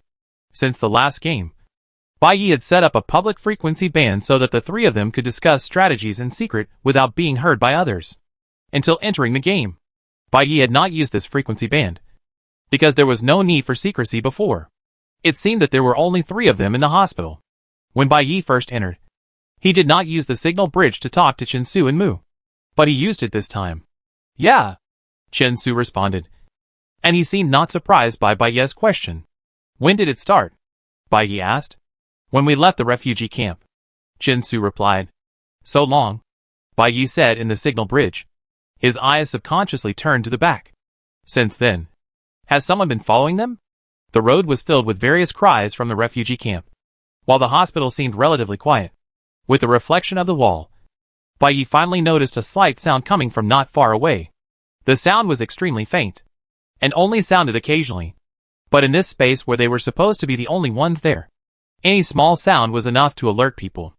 Who is it? Shinting? Bai Yi pretended to focus on the medicine bottle in his hand, and continued to ask. I don't know. But judging from the breathing sound, there should be only one person. Chen Su lowered his eyelids and replied. I don't know what his purpose is. I originally planned to let him follow first, and wait for him to take action first. Do you want to catch him? Chen Su asked. Yeah, Bai Yi answered. Whoever it is, following him stealthily, obviously has bad intentions. It would be easier to deal with him early. Chen Su nodded and walked out. Bai Yi and Mu followed behind, as if they were going to leave the pharmacy and search elsewhere. Outside the pharmacy was a narrow corridor, with several doors ajar. When they walked to the door of a room, Chen Su suddenly dodged, and then a clear and short scream came from behind the door. Ah! Chen Su's voice was a little surprised. Bai Yi walked in immediately, and saw Chen Su holding a ragged, skinny child. Isn't it Shinting? Bai Yi looked the half-grown child up and down. Although he was small, he looked quite old. His clothes were large and dirty. His hair was messy, and his face was covered with dirt. He looked even worse than a refugee. The child was grabbed by Chen Su, and he struggled a few times reflexively, then stopped moving, staring blankly at Chen Su, then at Mu, and finally his eyes fell on Bai Yi's face. Bai Yi. Hello. The child greeted timidly. He knows me. Bai Yi's eyebrows moved slightly, and he looked down at the child's wrist. The light was dim, and the sleeves were long, so he couldn't see the bracelet. I'm a player. The child quickly understood what Bai Yi meant, took out the bracelet, and excitedly showed it to Bai Yi. A player. Bai Yi's hostility instantly increased. If this child is an NPC, then there may be some special game settings, and Bai Yi only needs to follow the game process, and he may even get some help from the NPC in the hospital. But as a player, it was completely different. Although Mary Jo's trick was fake, the situation they applied was not. Winning 5 games in a row, top of Group A, no one could take away their rare cards. Bai Yi knew how big and windy his tree was, and how many people wanted to trample him into the mud and replace him. Even if he was a child, Bai Yi would not let down his guard. Besides, apart from Chen Su and Mu, he had no reason to trust anyone else. The room was not big. The windows were closed, and the door was the only exit. Chen Su let go of the child, let him stand by himself, turned a few steps, facing the door. Why are you following us? Bai Yi asked coldly. I? The child's eyes were half covered by his messy bangs, looking nervously at the 3 cold-looking men in front of him. The 3 men's aura was cold and ruthless, which really frightened him. The child was at a loss, talking incoherently, but couldn't make sense for a long time. I want to recognize you. This won't work. The child trembled. I don't know if you are short of. I don't think you are short of. Then, if I want to join you, I mean, to form a team. Then, it seems impossible. Well, how about? The child glanced at Bai Yi cautiously. Bai Yi had a blank expression on his face. His eyebrows showed a hint of impatience, but in the end, he patiently listened to his hesitant explanation. The child swallowed his saliva, stared at Bai Yi, and finally uttered a few complete sentences with courage. How about? Let me follow you. My name is Xiao Pei. As long as you let me follow, I promise not to cause any trouble for you. Xiao Pei. With this name, and this tone of voice. It must be a girl. Bai Yi listened to her, his expression unchanged. But he looked at her carefully again. This little girl. all alone, was as thin as a small branch. It felt like Chinsu could easily break her neck with just a pinch of his fingers. No matter how you looked at her, her strength seemed worrying. And she was so weak that it made people feel distressed. However, actually, the 7-day hell they were in was already the 6th round of the EVO survival competition. A small branch that seemed to be unable to beat even a chicken was able to survive in every survival competition where more than half of the people were killed or injured. You can imagine the trick. And now, this child actually looked innocent and said shamelessly that he wanted to follow them. Bai Yi felt that his IQ was challenged. However, no matter how insulted he was, it seemed a bit petty to quibble with the child. He glanced at Xiao Pei without saying much and walked straight to the door. Xiao Pei couldn't figure out whether Bai Yi agreed or refused, and stared blankly at Bai Yi as he walked past her, until he walked out of the room. She raised her leg to follow him, but was grabbed by Chinsu the next second, and thrown back into the room, and then, with a bang, the door was ruthlessly closed. Hey, Bai Yi, don't go. Xiao Pei was stunned for a moment, and after reacting, she immediately rushed to the door to open it, but found that it was locked from the outside. The meaning was obvious, that is, not to let her follow. Xiao Pei hurriedly knocked on the door. While knocking, she shouted to Bai Yi. Bai Yi, don't go. I haven't finished talking yet. I didn't ask you to take me for nothing. I have important information to tell you. Bang, bang, bang. Bai Yi, are you leaving? Listen to me first before deciding whether to lock me up or not. Bang, bang, bang. Bai Yi, you definitely need my information. Say it. Finally, Bai Yi's cold voice came from outside the door. Xiao Pei's shoulders shrank, and she stood up immediately, with a nervous tone, for fear that she would miss the last chance as soon as she opened her mouth. Bai Yi, this disease, I know how it came about. Chapter 128. Good luck. The child said, she knows about the plague? Bai Yi was stunned outside the door, then looked at Chinsu, and then cast his gaze to Mu beside him. Mu nodded knowingly, indicating his understanding. Then Bai Yi asked Xiao Pei through the door, what do you know? Xiao Pei's voice came through the door, sounding a little muffled. If I tell you what I know, can you take me with you? I don't mean anything else. I just think you are very powerful, and you have won many first places. Following you, I will have a greater chance of passing the test. Is this deal fair? I don't need you to really take care of me. As long as you go wherever you go, I will follow you. I will learn to do whatever you do. You should do whatever you should do. Just treat me as heir. The information you can get, we can get it sooner or later. Bai Yi lowered his eyelids and responded to Xiao Pei lightly. This transaction is invalid. After saying that, Bai Yi signaled Chinsu and Mu to leave. Just after taking 2 steps, he heard Xiao Pei inside the door shouting again, wait! Don't go! Then, there will be no transaction. I will tell you voluntarily. I voluntarily. Voluntary. Sounds even more suspicious. Bai Yi's eyes sank. But before he could react, Xiao Pei told him everything he knew. This disease is caused by eating the food supplies dropped by the aircraft. Anyone who eats it will get it. It doesn't matter if it's a player or an NPC. At first, I saw that all the NPCs were sick. But I was fine. I thought it was because I was a player. But later I found out that it wasn't. Another player was also sick. In our refugee camp, I was the only one who was fine. That player. I saw him snatching food from the refugees during the day. We were in the same refugee camp. In the same environment. I thought about it for a long time, and found that the only difference between me and that player was that I didn't eat. Can you confirm that he is a player? Bai Yi's tone was full of doubt. In this game, all players are in competition with each other. In order not to become the target of others, many people will carefully hide their identities. It is not easy to confirm that the other party is a player. Moreover, players do not need to eat in the dungeon. And refugees do not eat delicious food. Who would be idle to grab food from refugees? 99.9% possibility. Seeing Bai Yi listening, Xiao Pei was refreshed. That person looks completely different from the NPC. With blonde hair and extremely white skin. I saw him trying to take off his clothes when I just entered the game. He took off his clothes and put them back on quickly.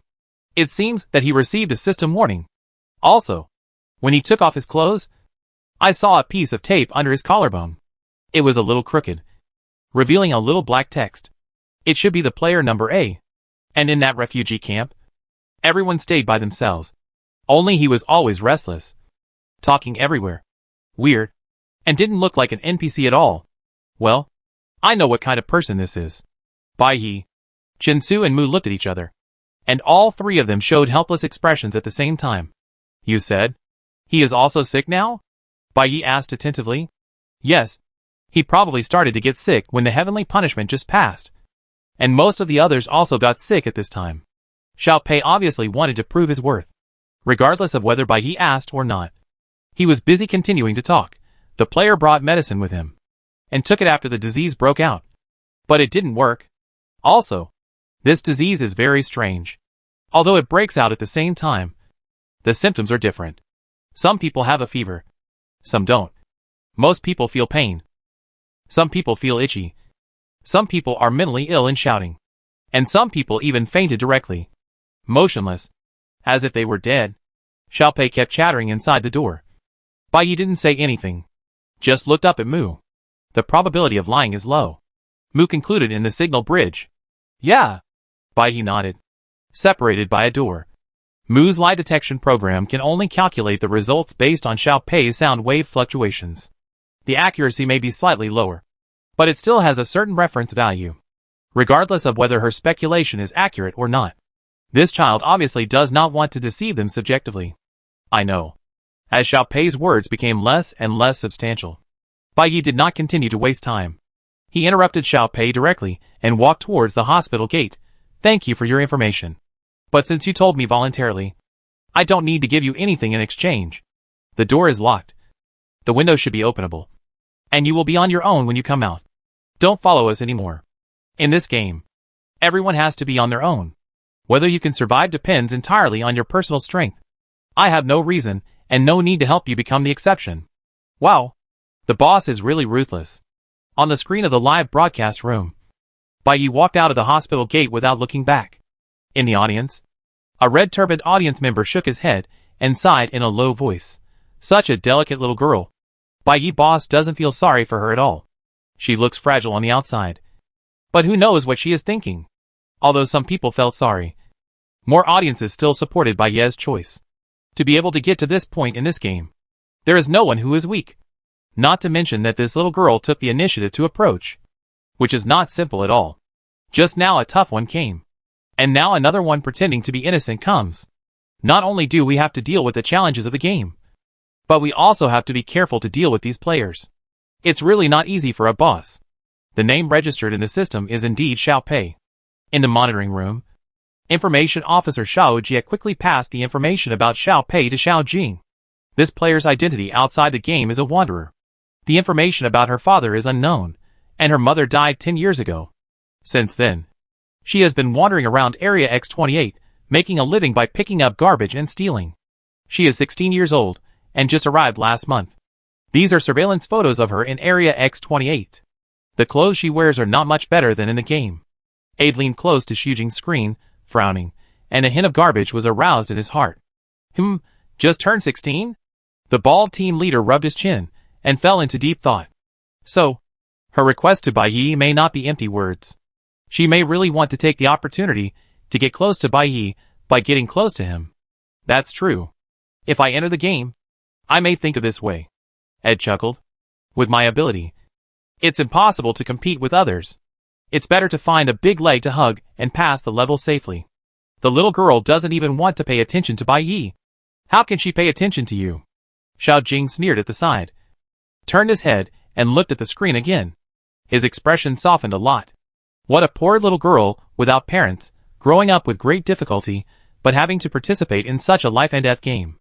I think this round, she is probably in the last round.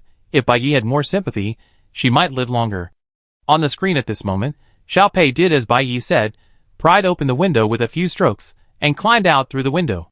At the same time, Bai Yi had left the vicinity of the hospital, and was moving towards the base of the prayer room. Bai Yi did not break the machine, presumably because he was worried about being targeted. Chinsu walked beside Bai Yi, just enough distance to protect him. Mu Zhe lagged behind slightly. The holographic map in front of him was showing the surrounding situation in detail. The gray area was gradually replaced by a three-dimensional image. But as the roar came suddenly, the supply plane flew over the head in a high profile. The strong airflow instantly rolled up the dust in the sky. Bai Yi coughed twice, waving his hand to blow away the dust in his nose, watching the transport plane go away. The plane had just flown a short distance. The door opened. Several large packages fell in response, according to the landing point, not far away from Bai Yi and his team. Xiao Pei said, "The refugees got sick because they ate the food and the supplies?" Looking at the supply packages dropped by the plane, the bald team leader's tone revealed a hint of doubt. At present, apart from Xiao Pei's statement, there is no other evidence to link the supplies with the plague. Even Bai Yi had not considered this direction before meeting Xiao Pei. Even if Xiao Pei did not lie, her speculation may not be correct. After all, she was the only one who did not get sick. This situation may have other explanations. But now it seems that Bai Yi at least thinks that Xiao Pei's words are worth further consideration. In the picture, Bai Yi discussed with the other two people for a few words, and then walked towards the place where the supplies were dropped off. On another screen, Xiao Pei was lying on the wall, with a small part of his head exposed, looking around, and suddenly his eyes lit up. And then he quickly jumped down from the wall. Chapter 129. Is this medicine ready? When Bai Yi first entered the game, it was the time for the supply to be delivered, and refugees poured out one after another. The crazy flow of people almost squeezed Bai Yi apart. However, now the plague came suddenly. Most people were lying in the refugee camp, unable to struggle, and only a few people with better physical fitness were pale, panting and surrounding the supply bag, desperately searching for the supplies inside. These refugees were weak, but too anxious, fearing that they would not grab enough and suffer losses. Bai Yi, wearing a protective mask, watched from a distance, and did not rush to join the fight. If the cause of the disease is really the food supply, do you think? Is it the food contaminated by the virus? Or, Bai Yi suddenly asked, it should be someone who did it on purpose. Chen Su responded sharply, obviously understanding Bai Yi's intention. The food supply is mainly canned food and bread. I observed that there are several styles of canned food, and the bread is not all the same. The food that everyone can get is very limited. If everyone gets sick at the same time, it basically means that all kinds of food are contaminated. The probability of this accident is too low. The causes of fever, pain, itching, respiratory symptoms, and mental abnormalities at the same time are almost not recorded in the satellite database. This time, Mu also agreed with Chen Su's opinion. If the above symptoms appear at the same time in the masses, it means that there are more than two causes of disease at work. The possibility of accidental food contamination causing more than two pathogenic factors to occur at the same time is almost zero. Indeed, it seems that there is a high possibility of human poisoning, whether it is the human brain or the computer. The conclusions reached are consistent. Since Bai Yi asked such a question, he actually had a vague answer in his mind. Someone deliberately poisoned, even using multiple drugs, as if he wanted the refugees to live a short time. But the premise is that the child's words are worthy of trust. Chen Su reminded at the right time. The accuracy of lie detection is not 100%. We should not rely too much on the information provided by children to draw conclusions. We still need to obtain some food and use other methods to verify. Yes, Bai Yi responded. His eyes fell on the refugees surrounding the supply bag. Although the number of people fighting for supplies has decreased, the situation is still fierce. Some people are holding a full bag of supplies and are unwilling to stop, while on the other side, a few people broke out in conflict for some reason, coughing and fighting. Wait here. I'll go get something, Chen Su said. As a normal person, Bai Yi naturally couldn't let her get close to those patients. Just as Chen Su finished speaking, a thin figure suddenly jumped out, ran towards them quickly, and shouted, I'll do it. I'll help you get it. The three of them were stunned for a moment, and the figure had already skillfully shuttled through the crowd and disappeared. Was that Xiao Pei just now? Bai Yi was not sure. It seems to be, Chen Su replied, stopped, and did not walk towards the supply bag again. Difficult. Bai Yi frowned slightly. This child seemed unwilling to give up. Although he had clearly rejected her, she still insisted on getting close. Although he was thinking about how to get rid of Xiao Pei again, Bai Yi saw her put up her clothes and squeezed out of the crowd again. I grabbed a lot of things. Do you want them? I'll give them all to you. Xiao Pei ran to Bai Yi excitedly, squatted down and opened her clothes, and items fell out all over the floor. Various bottles and cans rolled away, and one of them rolled to Bai Yi's feet and bumped lightly. Bai Yi looked down and did not pick it up. Give it to us? Bai Yi asked. Yes. Xiao Pei looked up, with a bright smile on her face. I heard you said you wanted food. And you were so crowded. You couldn't get in. I'm the best at snatching things. Take them all if you want. You're welcome. Originally, they wanted to get other information from Xiao Pei for investigation. But they didn't expect Xiao Pei to take the initiative to send the samples to them. Thinking of this child's enthusiasm seemed a bit too much. Bai Yi looked at the things on the ground, and then turned his eyes to Xiao Pei's face. Despite this, the smile on her face was sincere and hard to ignore. It reminded me of the man with a red coxcomb long ago. Aren't you afraid of getting sick? You just rushed into the crowd? Bai Yi seemed to be concerned, but his voice was so cold that it was unnoticeable. It's okay. I heard that eating these will make you sick. I just don't eat them. Xiao Pei clapped her hands with an indifferent expression. Eating them will make you sick. But it doesn't mean that other ways will not spread. Bai Yi said lightly. Xiao Pei was stunned. It seemed that she had never thought about this question. Or there was some other hidden secret. She stayed still for a long time without answering. Bai Yi stared at her silently. And after a moment of silence, he finally put on gloves, squatted down and picked up a can. The can was marked as a fish protein supplement. And it looked normal. Bai Yi put the can down and continued to look for other things nearby. Multivitamin fruit and vegetable jelly. Whole grain calcium milk bagel. Low sugar amino acid energy bar. The refugee's meal was surprisingly healthy and nutritious. Bai Yi's mouth twitched slightly, intending to maintain a gentle attitude. Whether she wanted it or not, she would take these things first. However, she found a strange transparent bottle under a bag of calcium-fortified bread. There was half a bottle of transparent liquid in the bottle, and the label simply read, Special Medicine, CX563RN9. Special Medicine? Bai Yi held the bottle tightly, looking up and asking Xiao Pei. Yes.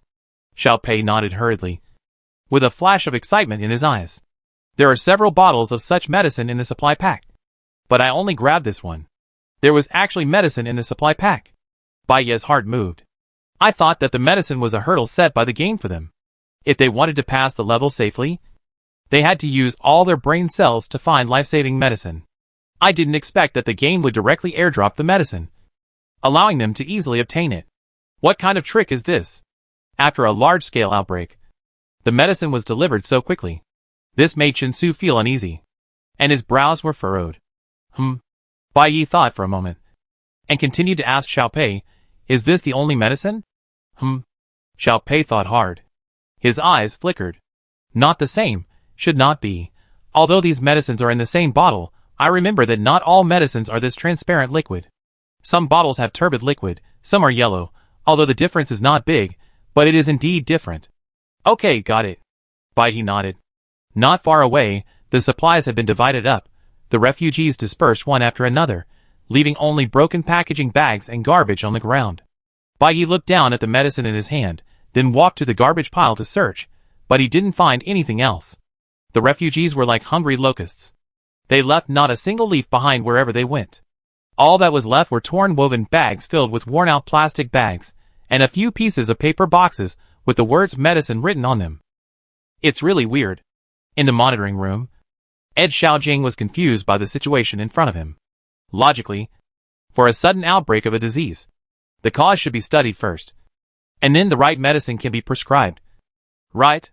How come a special medicine was airdropped in just a few hours? Ed was confused. And didn't Bai Yi and the others say that? With such diverse symptoms, there may be more than 2 pathogenic factors.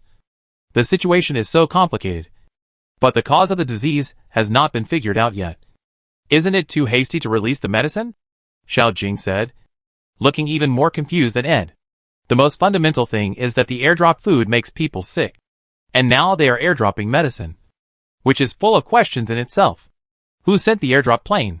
On the one hand, they make people sick. And on the other hand, they are giving medicine. What do these people who do the airdrop want to do? What is the purpose of this game? The two looked at each other, and neither of them could answer the other's doubts. Anyway, after a long while, Aid finally managed to sort out some vague conclusions from a bunch of bizarre settings. One thing is certain, these refugees' illnesses can't be easily cured by taking this medicine. This instance is called 7 Days of Hell, and it's only the 2nd day now. If this plague can be easily solved by medicine, then there's no point in playing the game. Right? Indeed. In the corner of the prayer room, Bai Yi sat on a bench, playing with a small medicine bottle in his hand, looking at it carefully back and forth. The medicine bottle was tightly sealed, and only one sentence was clearly written on the label: Special Medicine, CX563RN9. This line of words looked very similar to the unknown chemical preparations in Bai Yi's laboratory. Except for Bai Yi himself. No one knew its specific use. If this bottle of medicine could easily solve the plague, then the design of the game would be extremely ridiculous. But if it could not solve the problem, but was dropped by the transport plane without restraint, then the person who dropped it obviously had other intentions. And there must be other meanings behind this medicine. But what exactly is the meaning of this? Bai Yi thought for a while, but could not come to a conclusion, so he temporarily put down the medicine bottle, walked to Mu's side, and checked the food that Xiao Pei had snatched. The outer packaging is intact. The food itself has not changed significantly. The pathogenic factor should have existed during the production stage. Mu put down the bread in his hand and said, however, the scanning light belt can only obtain information at the physical level. The composition of the food and the specific pathogenic factors cannot be analyzed. Well, it doesn't matter. Bai Yi knew that Mu's scanning light belt was assembled by himself, so he naturally knew what it could scan or what it could not scan. He picked up the bread and observed it.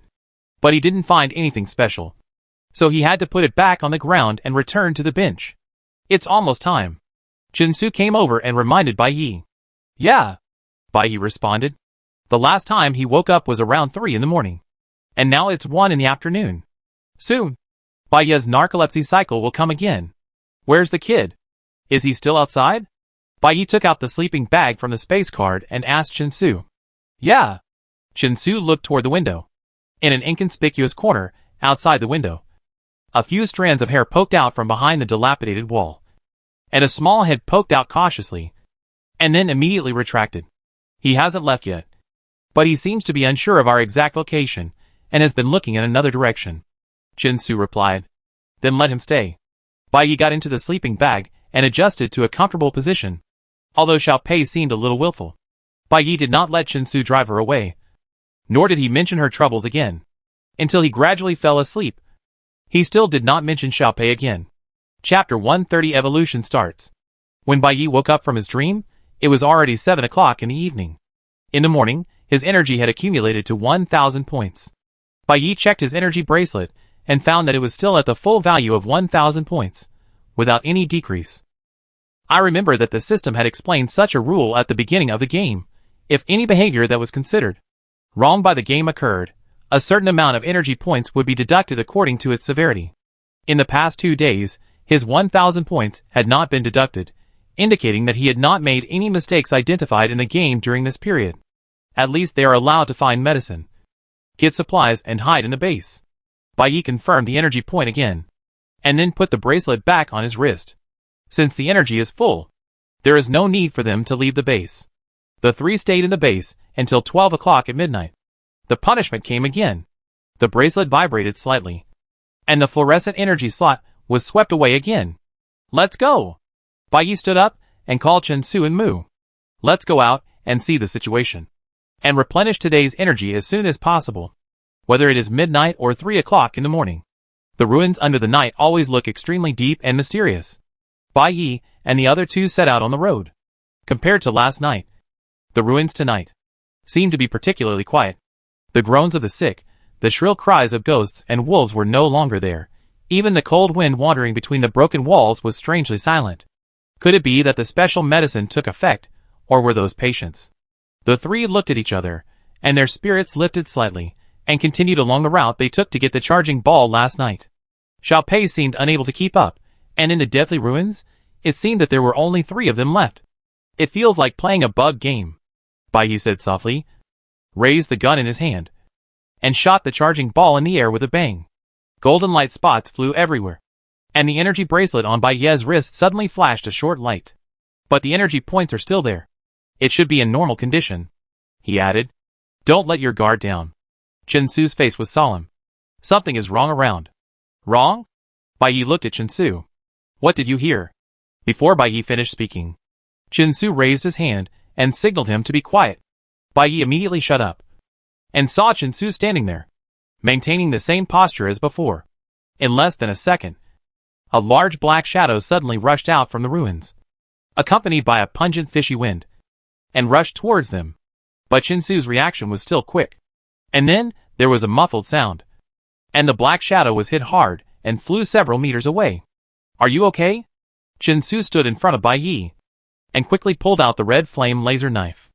"I'm fine." Bai Yi quickly summoned the broken machine and quickly prepared for battle. The shadow that was knocked away by Chinsu let out a strange howl, and struggled to stand up not far away. Bai Yi sat down on the protective seat, pushed his glasses, and stared at the shadow through the dim night light. "What is this thing?" Bai Yi whispered in surprise. "This copy is set as a post-war refugee gathering place. Even if it is attacked, the target should be people, refugees or soldiers. But even in the dim light, Bai Yi's eyesight can fully identify that. This is definitely not a human." The shadow that stood up again was as tall as a mountain, with a huge upper body, but its legs were as thin as bamboo poles, and it was shaky. The black shadow opened its mouth and roared at them. The sound was far beyond what a human could make. After a few shouts, the black shadow propped itself up with its claws on the ground, and suddenly pounced on them. Chinsu faced the direction where the black shadow was coming from, jumped up instantly, swung his knife down, and before the black shadow could move, he had already cut it in half in midair. The broken internal organs fell like raindrops, the black shadow's body fell heavily to the ground, and a strong smell of blood filled the air. Bai Yi frowned and covered his nose, directed the bad machine to approach, and leaned down to fiddle with the upper body of the black shadow that was still twitching. The black shadow was aggressive, but it was almost powerless in front of Chinsu. Its attack method was also crude, like a fledgling trial monster. Looking closely at the upper body, it was somewhat similar in shape to humans, but it was completely black, and it seemed to be inflated. The long, messy hair on its head covered its face, and it was impossible to see what was underneath the hair. Bai Yi felt sick, and unconsciously let the bad machine take 2 steps back, while his eyes swept to the lower body not far away. However, as soon as he took a look, Bai Yi was stunned for a second. "Wait, that can't be. Be careful." Bai Yi was about to confirm further, but Chinsu suddenly shouted. At the same time, the automatic protection mechanism of the broken machine was activated, and Bai Yi was quickly pulled away from his original position. Several groups of black shadow monsters swarmed in from different directions, and rushed directly to the place where Bai Yi was just now. But they pounced into nothing. The black shadows kept falling to the ground, and the howling was deafening. Mu in the back quickly drew his gun and fired several shots at a black shadow. But as soon as the black shadow turned around, it was penetrated by a white laser in the air. On the other side, Chinsu quickly dealt with several other monsters. But Bai Yi did not pay attention to the corpses lying on the ground. He just looked around the dark ruins vigilantly. At this moment, not to mention Chinsu, even ordinary Bai Yi noticed the strange commotion hidden in the darkness. On the left, on the right, near, far. There were more than 1, 2, even more than 10, 20. The commotion became more and more serious, as if something was twisting and expanding in the dark ruins, and it would explode completely if it was touched slightly. Chinsu approached Bai Yi, observing around vigilantly, and whispered, "Maybe I'm overthinking, but I noticed the fabrics on these monsters." "Yeah, I noticed that, too." Bai Yi immediately understood what Chinsu meant.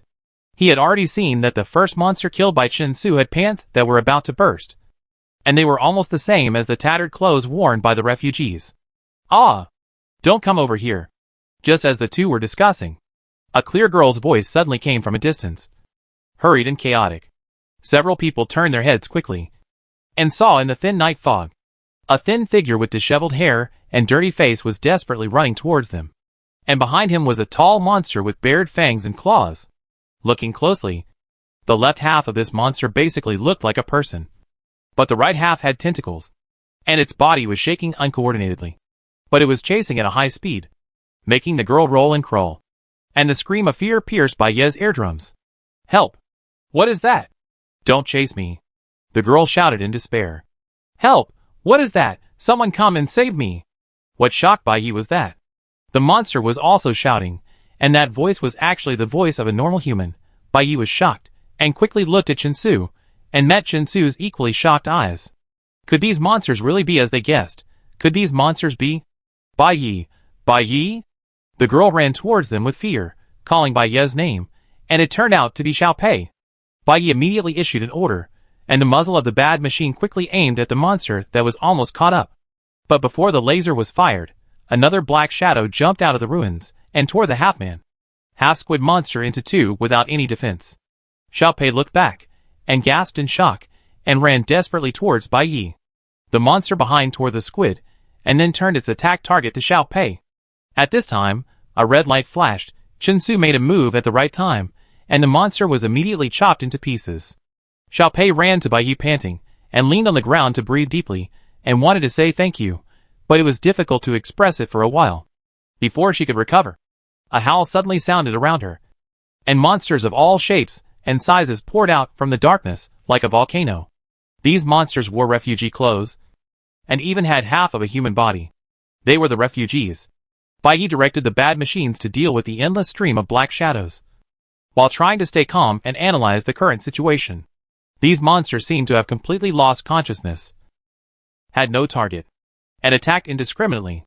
Although their attack power varied in strength, they all went all out, as if they wanted to exhaust all the energy of their lives at this moment. Before this, the number of refugees in this ruin was so large that it was difficult to count. Then, these crazy monsters were probably wandering around the ruins in countless numbers. But why did the refugees suddenly turn into monsters? As players, what they will face next will be a huge number of monsters and endless attacks. Is this the true setting of 7 Days of Hell? Attention, players! The EVO evolution experiment has officially begun. Just as Bai Yi was thinking, the system sound that had not sounded for several days suddenly sounded above the ruins. Evolution experiment. The 4 words were like sharp needles, piercing the lingering doubts in his heart, making Bai Yi startled, and suddenly looked at the soft female voice echoing in the dark night. The current city has been closed by multiple dimensions. A total of 276 players have been loaded into the evolution experiment area. Congratulations to all players. You will become the first batch of experimental subjects of EVO evolution experiment together with the natives in the city. This evolution process will last for 120 hours. After 120 hours, the experimental subjects, who survive the cruel competition and retain their autonomous consciousness, can leave the experimental area with the help of the safety cabins distributed throughout the ruins and become excellent combat species. But please note that the carrying capacity of the safety cabin is limited.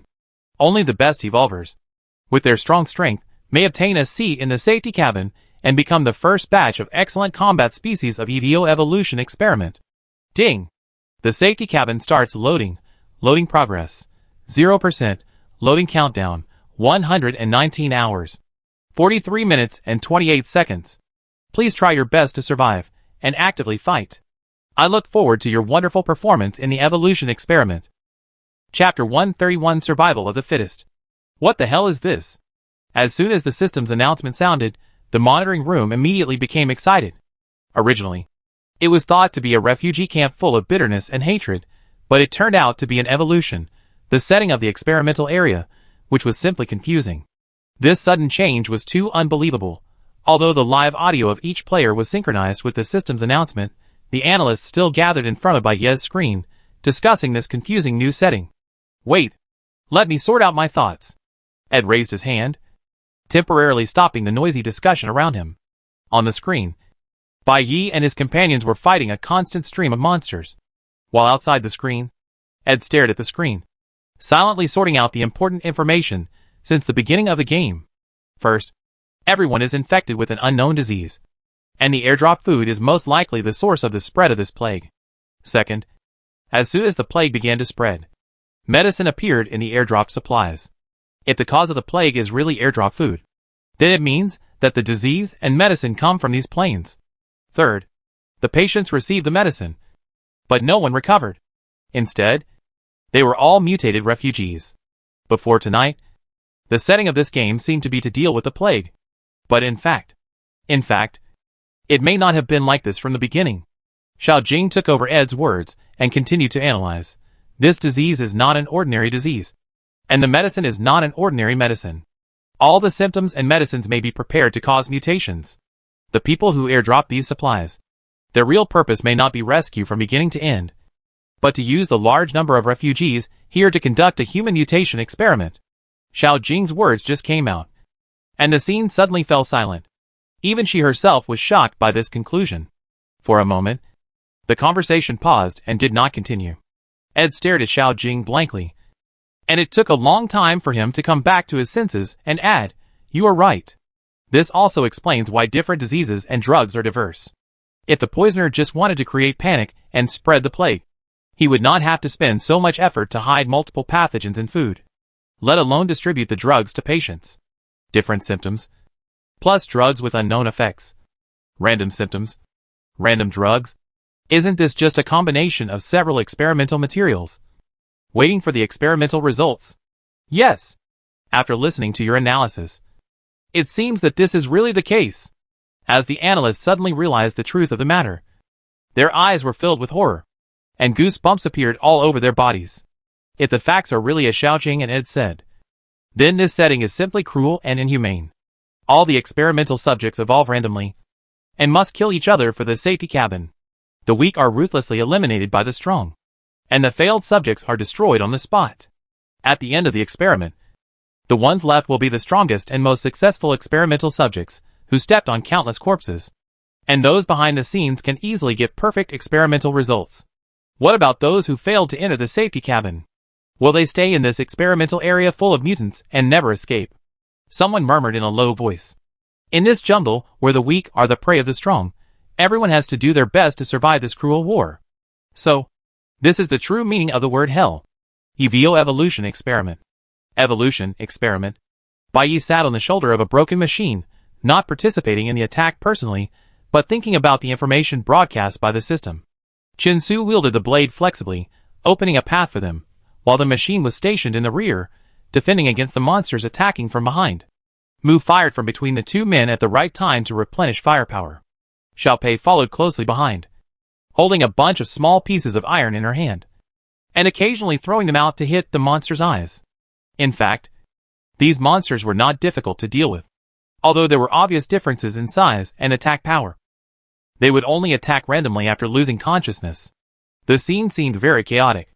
Not all monsters targeted Bai Yi and his men, but when they thought of escaping in the chaos, the next wave of monsters came like a tide and blocked them. Despite running for a long time, he was not able to get far. Bai Yi thought to himself that he must find a way to get out of this melee, gather energy points as soon as possible, and return to the base. Otherwise, once the primary stage of evolution is passed, the problem will only become more complicated. Although the system broadcast did not mention the so-called primary and advanced stages, it clearly explained the experimental subjects who survive the cruel competition environment. Those with autonomous consciousness can escape the experimental area through the safety cabins distributed in the ruins, and be retained as excellent combat species. This survival game is undoubtedly a process of survival of the fittest, and this copy ruthlessly demonstrates this. To win a spot in the safe cabin, you must have normal thinking ability and excellent combat power. And looking around, these monsters are not only fragile, but none of them can think like humans. Those low-level mutants are obviously far from the standard of excellent combat species, and as for mutants with the potential to fight for the safe cabin, there has been no one so far.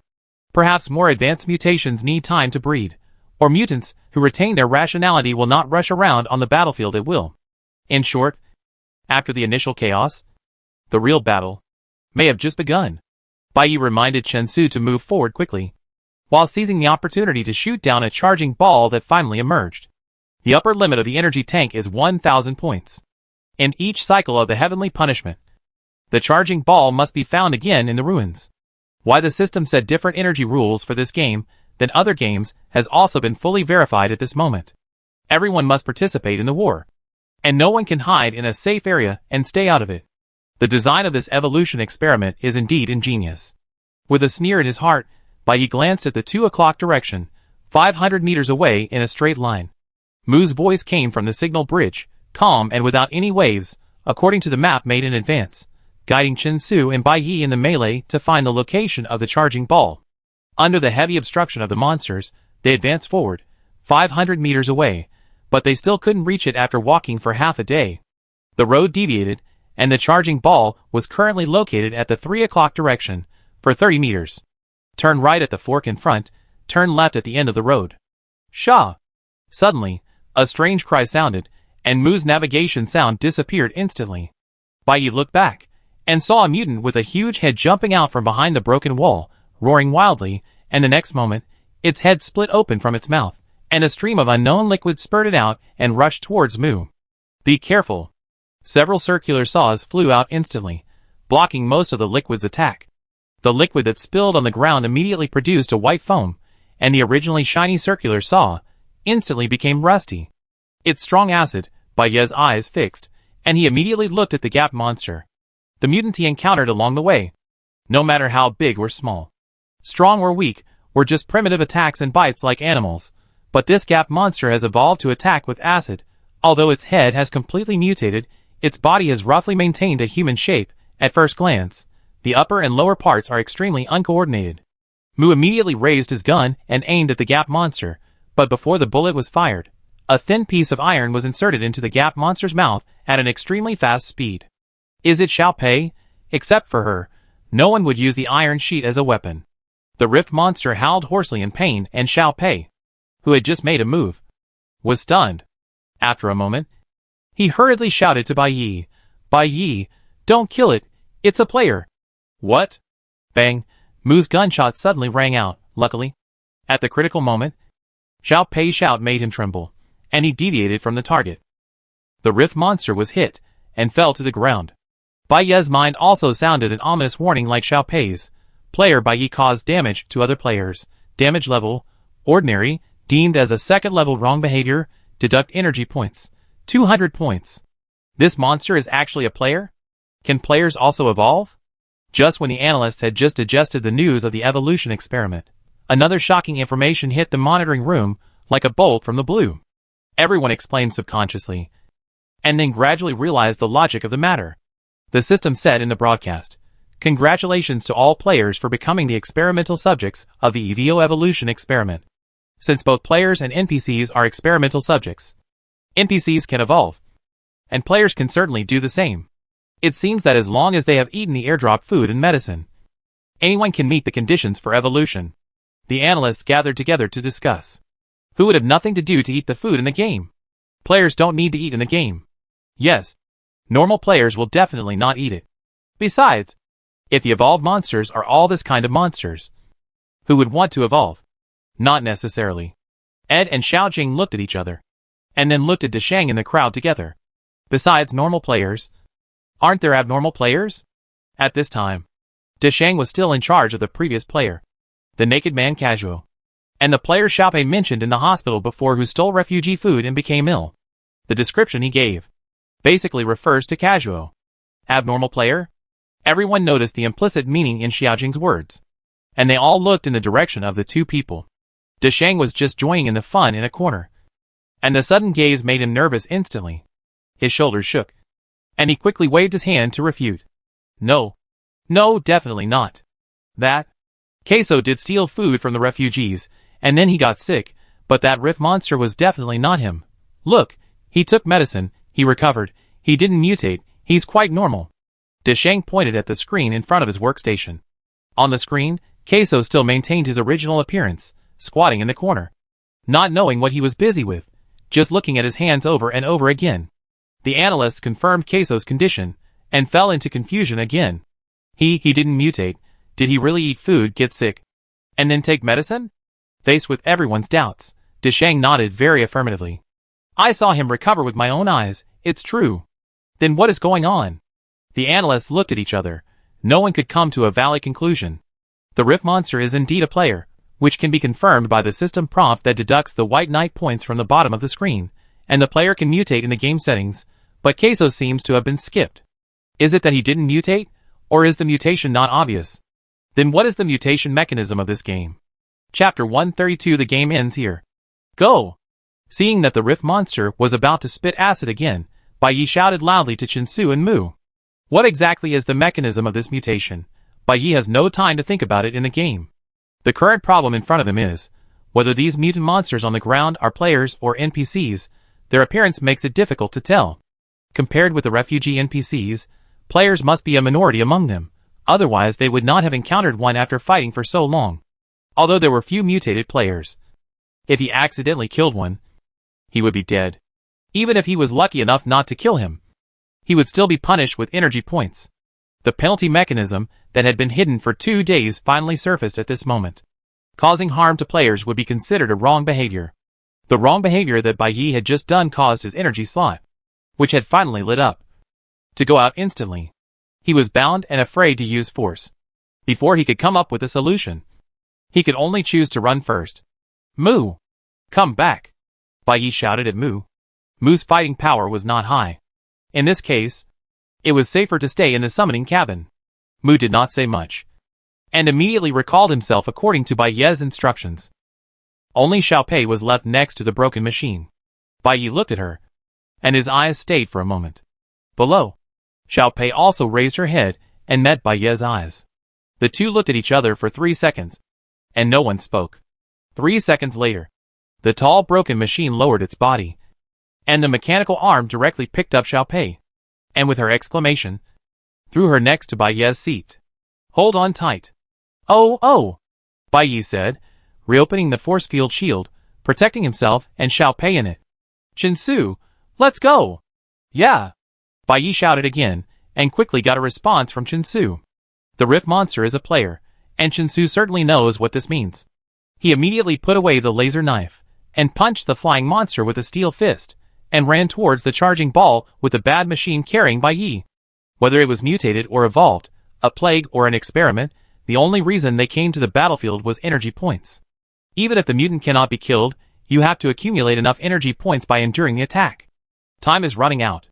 After getting this charging ball, you have to go back first. Chinsu said to Bai Yi on the signal bridge. Okay, Bai Yi replied. However, no matter how important the energy points are, Bai Yi still has a big thing in mind. The last time Bai Yi woke up was at 7 o'clock in the evening. After 10 hours, it will be at 5 o'clock in the morning. In this chaotic situation, it is almost impossible to accumulate energy points before 5 o'clock. Although the difficulty of obtaining charging balls has increased sharply now, they can only try to get some, and wait for Bai Yi to safely pass the sleeping stage, and then make up the 1,000 points required for the heavenly punishment. Chinsu was still leading the way. The broken machine started the air pressure boost, and one man and one machine quickly leaped among the ruins. In the distance, the charging ball was flashing a faint golden light, floating in the air. The group resisted the attacks from all directions, and ran to the vicinity of the charging ball. Bai Yi immediately raised the muzzle of his gun, aimed at the charging ball, and prepared to shoot. Suddenly, a flash of fire suddenly broke through the night sky, getting ahead of Bai Yi, and directly shattered the charging ball. Who? Bai Yi's face was stern, and he immediately looked in the direction of the fire. Not far away, a man was squatting on a dilapidated roof. The man was also wearing refugee clothes, and his exposed hands and face were as white as if they had been painted, almost reflecting light in the dim night. Long time no see. Xiaopei. A familiar slick voice came from the man. Bei's brows tightened, and before he could speak, Xiaopei beside him became excited. That's him. Xiaopei pointed at the man and shouted. The player I was talking about who stole food and got sick is him. So you know each other? It was indeed this naked man. Apart from him, no one else could do such a thing. Bai Yi looked away in disdain. I don't know him, Bai Yi said. Hey, who said I don't know him? Bai Yi refused to admit it, and the naked man shouted. It's just been a game since we last met. You don't know me just because you haven't seen my perfect body? The naked man put on his shirt this time, seemingly because he was afraid that the system would think he had failed the game. The mutant monster that pounced on him was killed directly by a fire arrow, so he didn't worry about accidentally killing the player. The charging ball had been taken away by him, but the naked man didn't mean to leave, still squatting on the roof, looking at Bai Yi with a smile. Bai Yi had no intention of interfering with him, nor was he interested in knowing what he was going to do. Without the charging ball, it was meaningless to stay here. So Bai Yi called Chinsu, and the two turned around to leave. Don't go, little Bai Yi.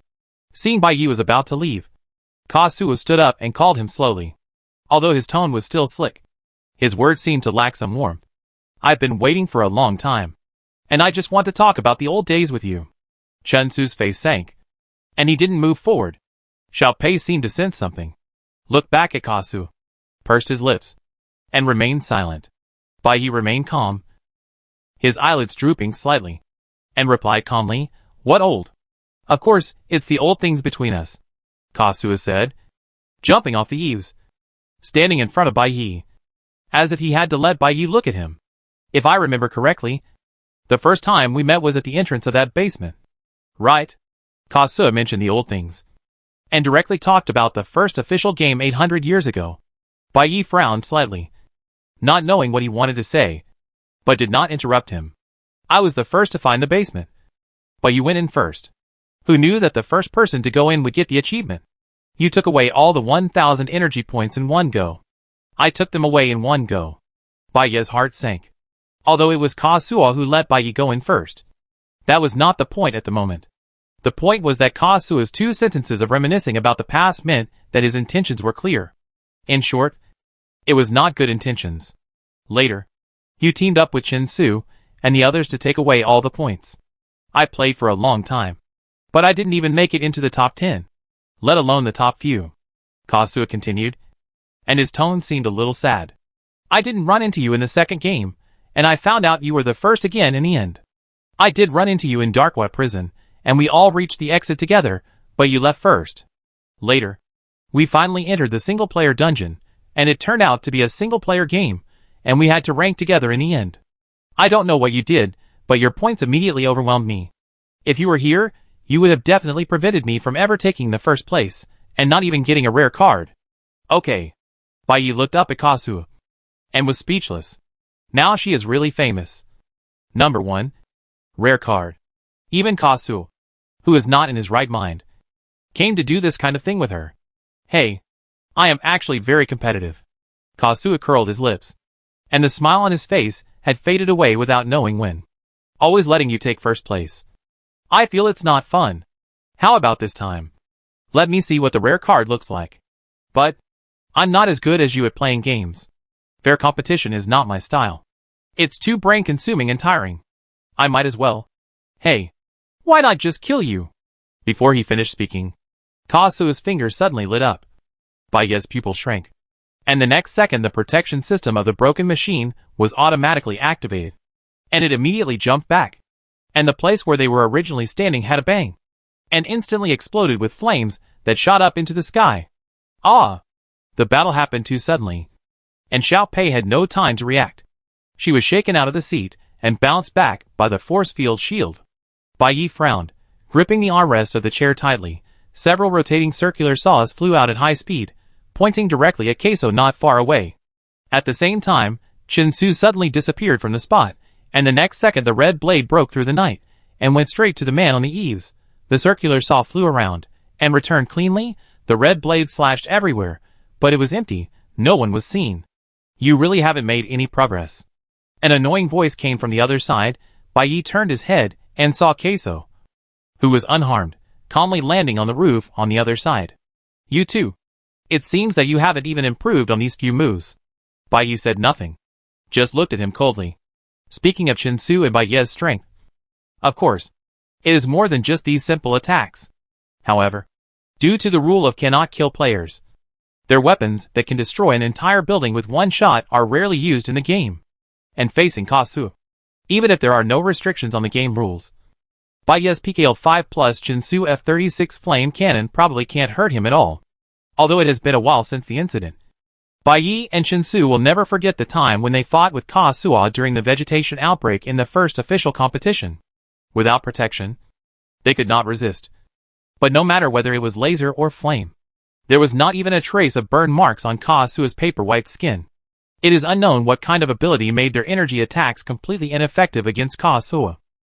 Even if this inexplicable ability is put aside, Kasuya's speed, strength, mobility and flexibility have made more than a dozen Night Owl members unable to catch up and helpless. This man is quite strong. Although he looks like a psychopath on weekdays, Bai Yi and Shinsu never forget this. But no matter how strong he is, he will always have weaknesses. After several fights, Bai Yi roughly guessed that sharp attacks might be effective against him. Every time Shinsu drew his sword, Kasuya's evasive reaction was very obvious. Bai Yi also used the circular saw hand of the broken machine and the needle bullet of the tranquilizer gun to force him to jump up and down. Energy attacks were bluntly resisted, but sharp attacks had to be dodged constantly.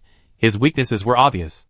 If his ability is only for energy attacks, then perhaps the anesthetic needle bullet can penetrate his abnormal-looking skin, and the drug can bypass his special ability and act directly on his body. Chen-Su did not give Kazuo a chance to attack. As soon as Kazuo landed, Chen-Su flew up and caught up, swinging the red blade, and went straight for his arm that set the fire. Even if Bai Ye's energy points were gone, Chen-Su would be rude, and would not say a word, and would cut off his limbs with every strike. But Kazuo's physical ability and combat reaction seemed to have improved a lot, and he could actually fight with the transformed Chen-Su.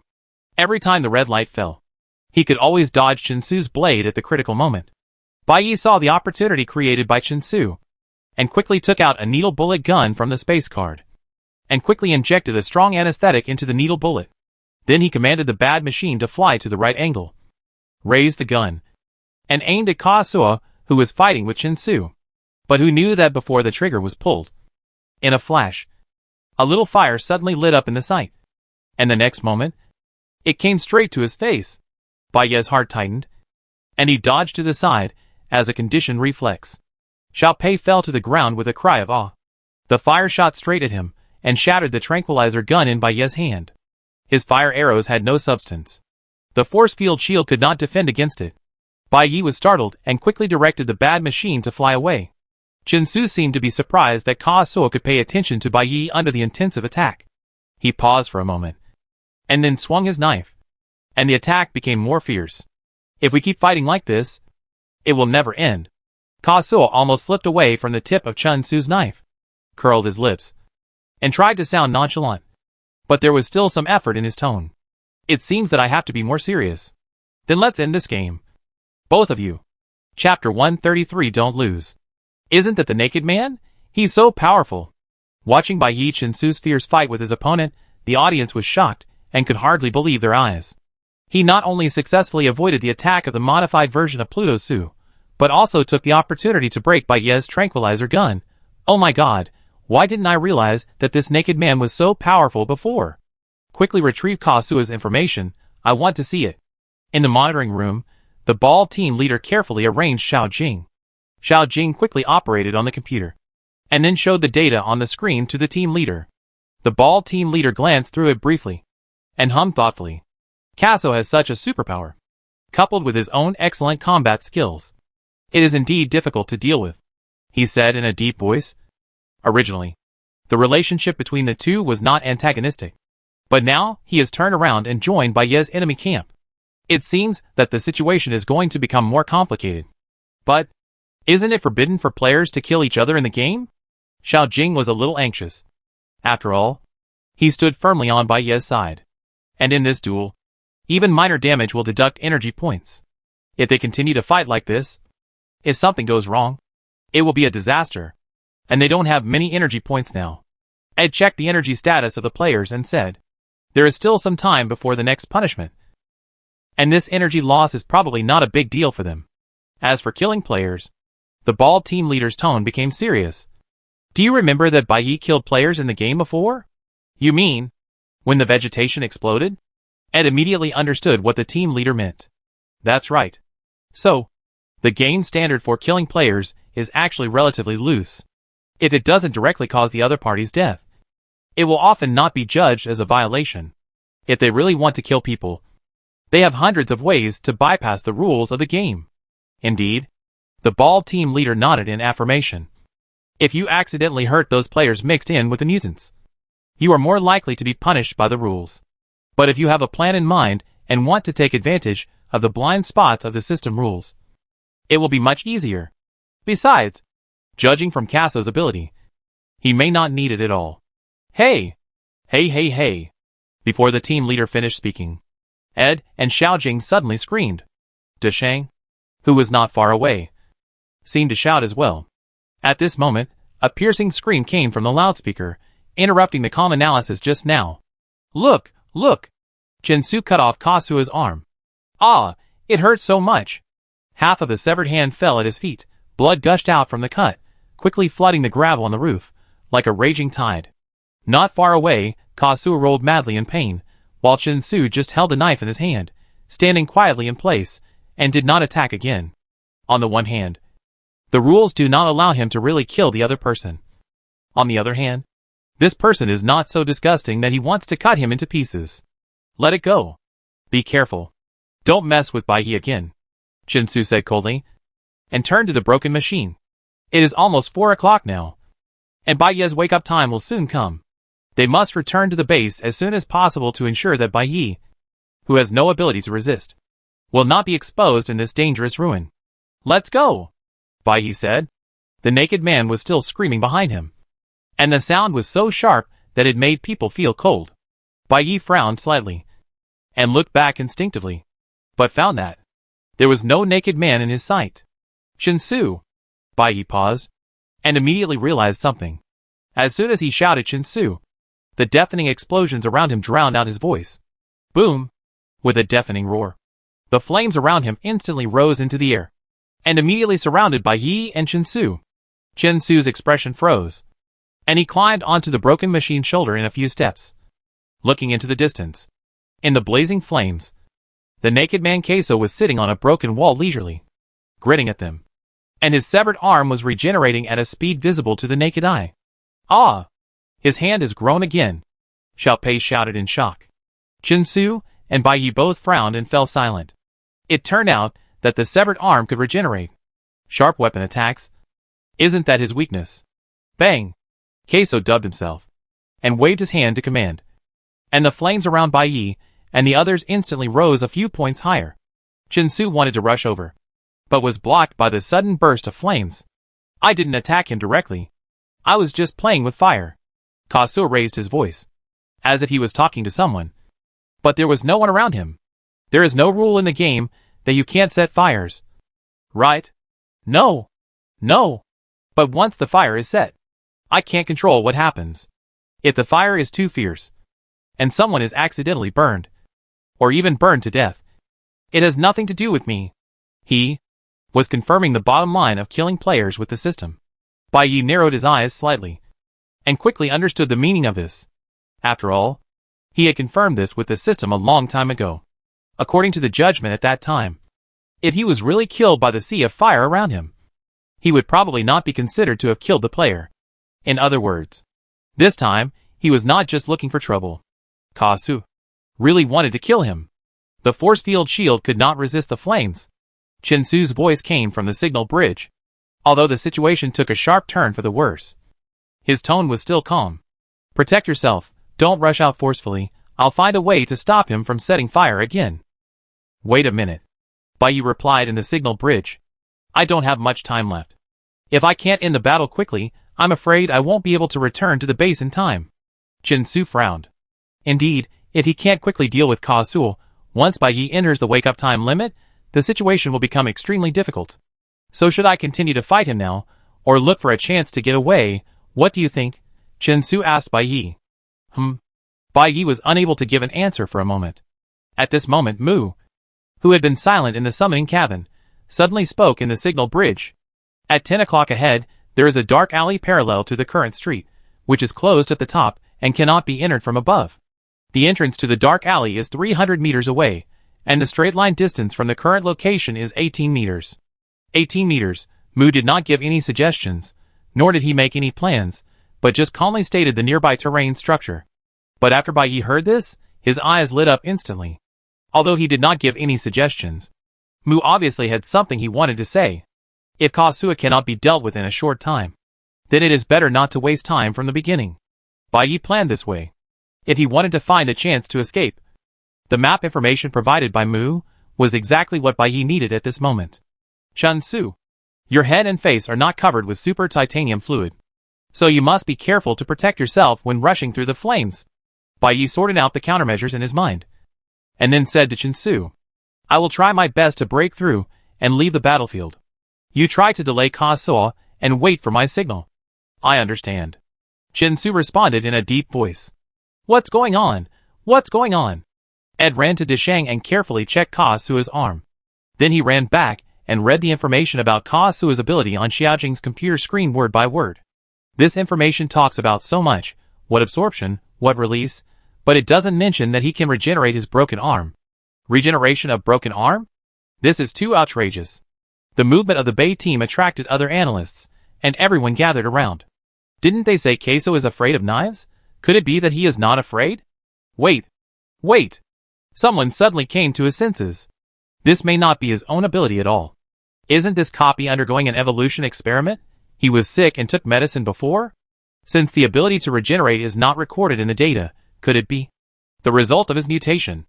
As soon as these words came out, the analysts looked at each other, and their previous doubts were instantly answered. No wonder he met the conditions for mutation. But his appearance did not change at all. No wonder. Judging from his performance, he should not be able to defend against sharp weapons. No wonder Lien Chensu and Bai Yi were careless, and were ready to let him go after cutting off one of his arms. No one could have imagined that in this evolution experiment, Kasu not only did not turn into a low-level monster, but also did not lose consciousness. He even accidentally stimulated such a powerful regeneration ability, which just made up for his most fatal weakness in the past. His luck is incredible, the analysts exclaimed. He must think he has no weaknesses now, and can beat Bai Yi. So he comes to deal with Bai Yi.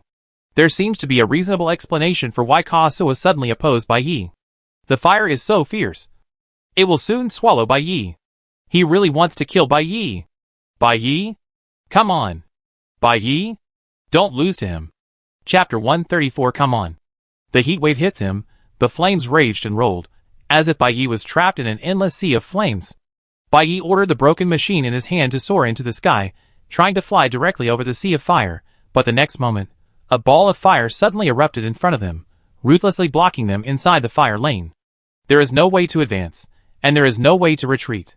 Don't struggle anymore, little Bai Yi. Kasu held the longbow in his hand, released the bowstring, and then a ball of fire exploded not far from Bai Yi. I really want to get rid of you this time. If I let you get away, I will be too embarrassed. Don't blame me for being ruthless, he said mockingly.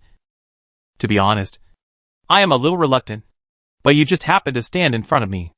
Although Kasu's words were as slick as always, his determination to threaten Bai Yi was revealed behind his back. Bai Yi ignored Kasu's words and continued to fight hard in the sea of fire. Kasu raised his mouth, smiled lazily, and then snapped his fingers, and a rocket appeared at his hand in an instant.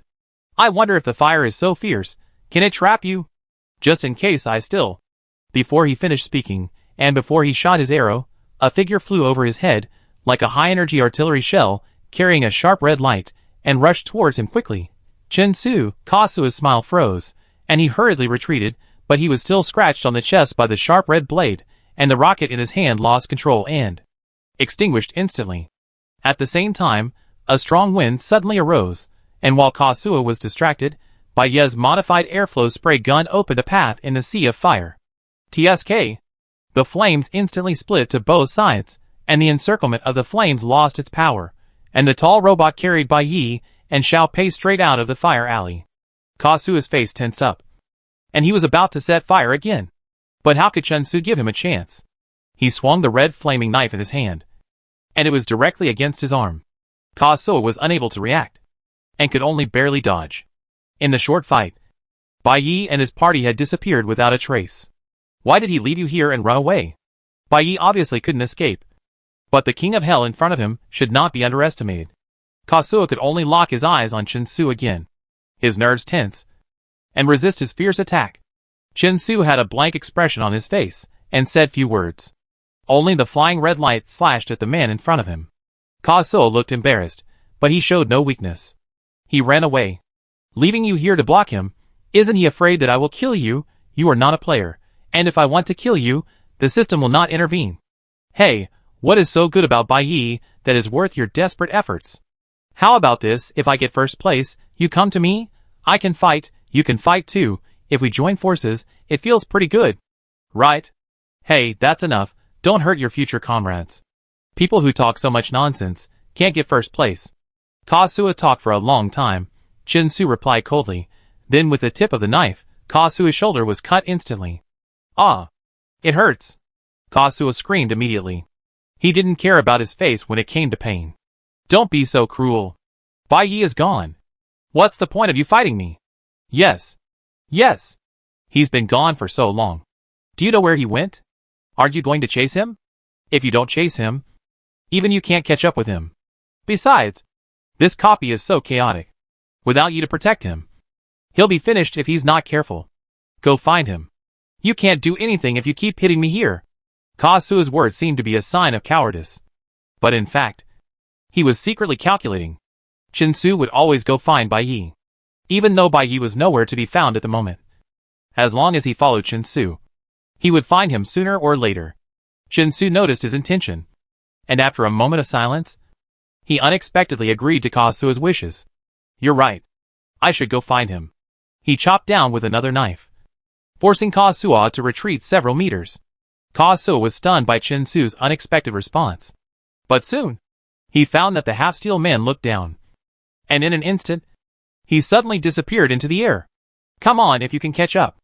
After the last sentence fell, there was no one in front of him. In the sea of fire, there was only Kasuo with a solemn face, who slowly stood up from the retreating posture. Chinsu disappeared? Analyst Shang was watching the duel between Chinsu and Kasuo with full concentration.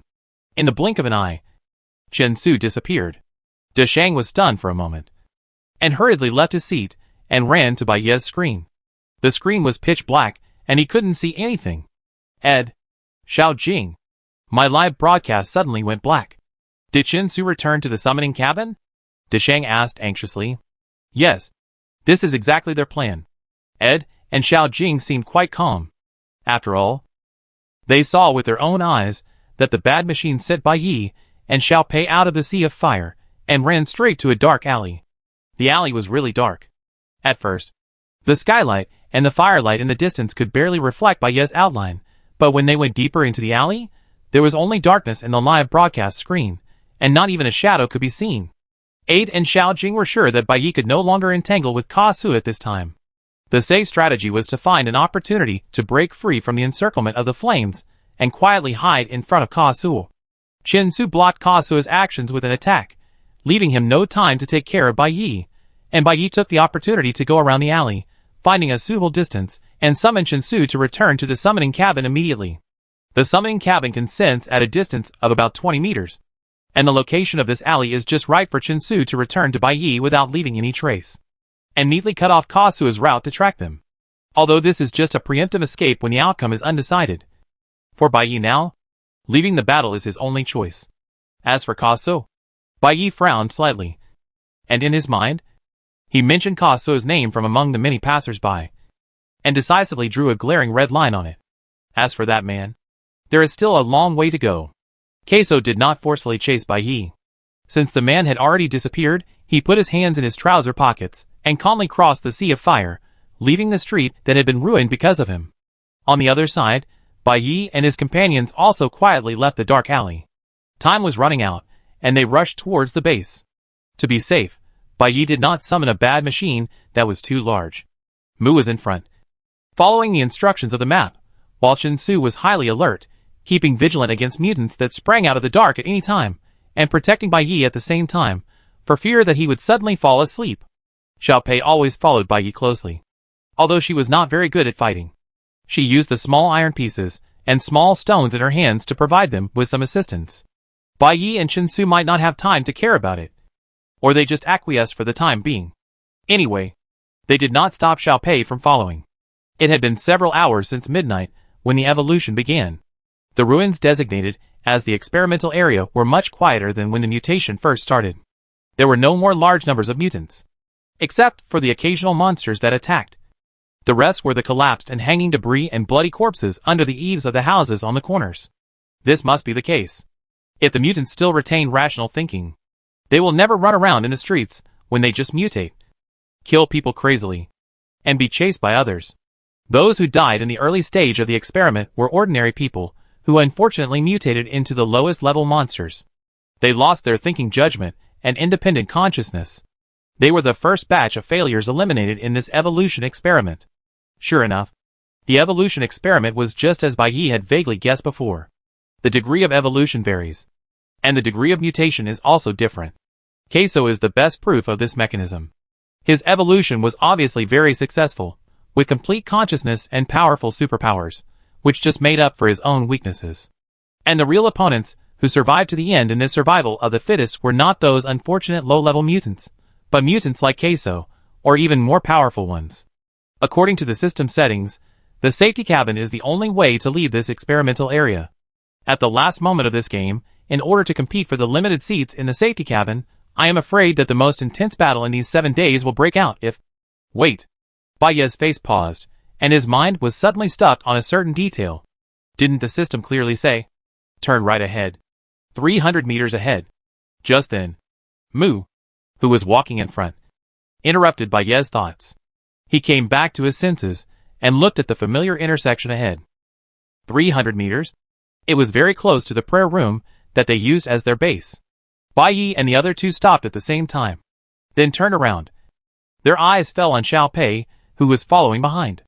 The meaning of this look was very obvious. Xiao Pei was stunned for a moment, and then understood the current situation. You've arrived. Haven't you? Xiao Pei scratched his head, forced a smile, and took a step back tactfully. Well, then, I can't go in with you. Right. Baye didn't say anything, which was considered as a tacit agreement. Okay. Then I'll stay here nearby. And call me if you need anything. Xiao Pei tried to find something to say, and seemed a little nervous and uneasy. Although I'm not very good at fighting, I also have some uses. For example, stealing. No. Looking for things, and tracking others, or collecting some information. I have experience in all of these, and I'm also very useful. And I'm not stupid. As long as you ask me to do something, I will definitely do my best. Listening to Xiao Pei's endless self-recommendation, Baye's expression on his face was still cold. But he couldn't help but feel a little hesitant in his heart. Maybe Xiao Pei is hiding something. But for them, this is probably not a big deal.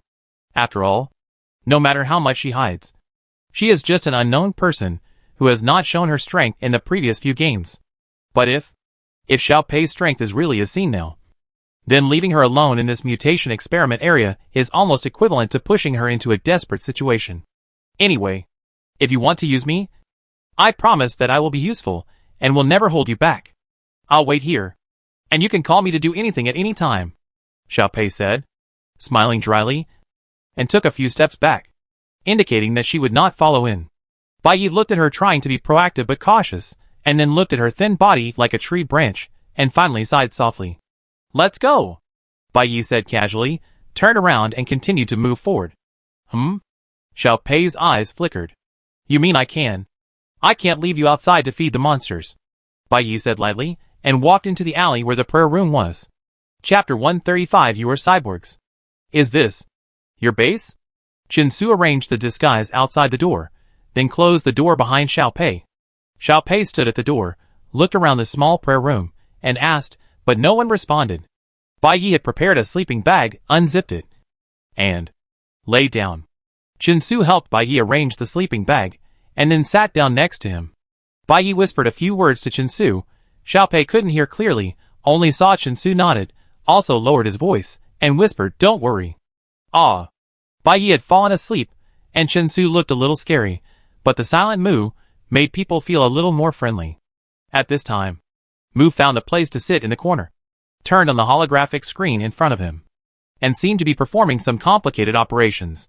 Xiao Pei stood at the door awkwardly for a while, and finally walked to Mu's side, sat down, and tried to talk to him. Baye came back in such a hurry. Is it to sleep? She looked at Baye and said. Baye and Chinsu's communication was mostly in the signal bridge, and Xiao Pei could not hear it. She only knew that they seemed to be in a hurry to return to the base. And Baye fell asleep as soon as he came back. And the sleeping equipment was also quite complete. I heard before that players who enter this game will use a kind of energy potion, and they don't need to sleep after taking it. Why? Baye doesn't have that kind of potion? Mu didn't answer, but just focused on his own things. Xiao Pei glanced at Mu, and then looked at the holographic screen. The screen was densely packed with lines of incomprehensible letters and numbers, and the information came like a tide. But she couldn't understand it at all. Mu didn't seem to intend to communicate with her, and she didn't care. After a pause, she continued to talk to Mu. I don't have any energy potion either. I still have to sleep when I'm tired. It would be great if there was such a potion that was safe and could save time. Mu still didn't respond, as if there was no one around him. Xiao Pei was obviously a talkative person. Even if no one paid attention to her, she would still chatter. She watched Mu's unfathomable operation. And suddenly an idea came to her. The corners of her mouth slightly raised.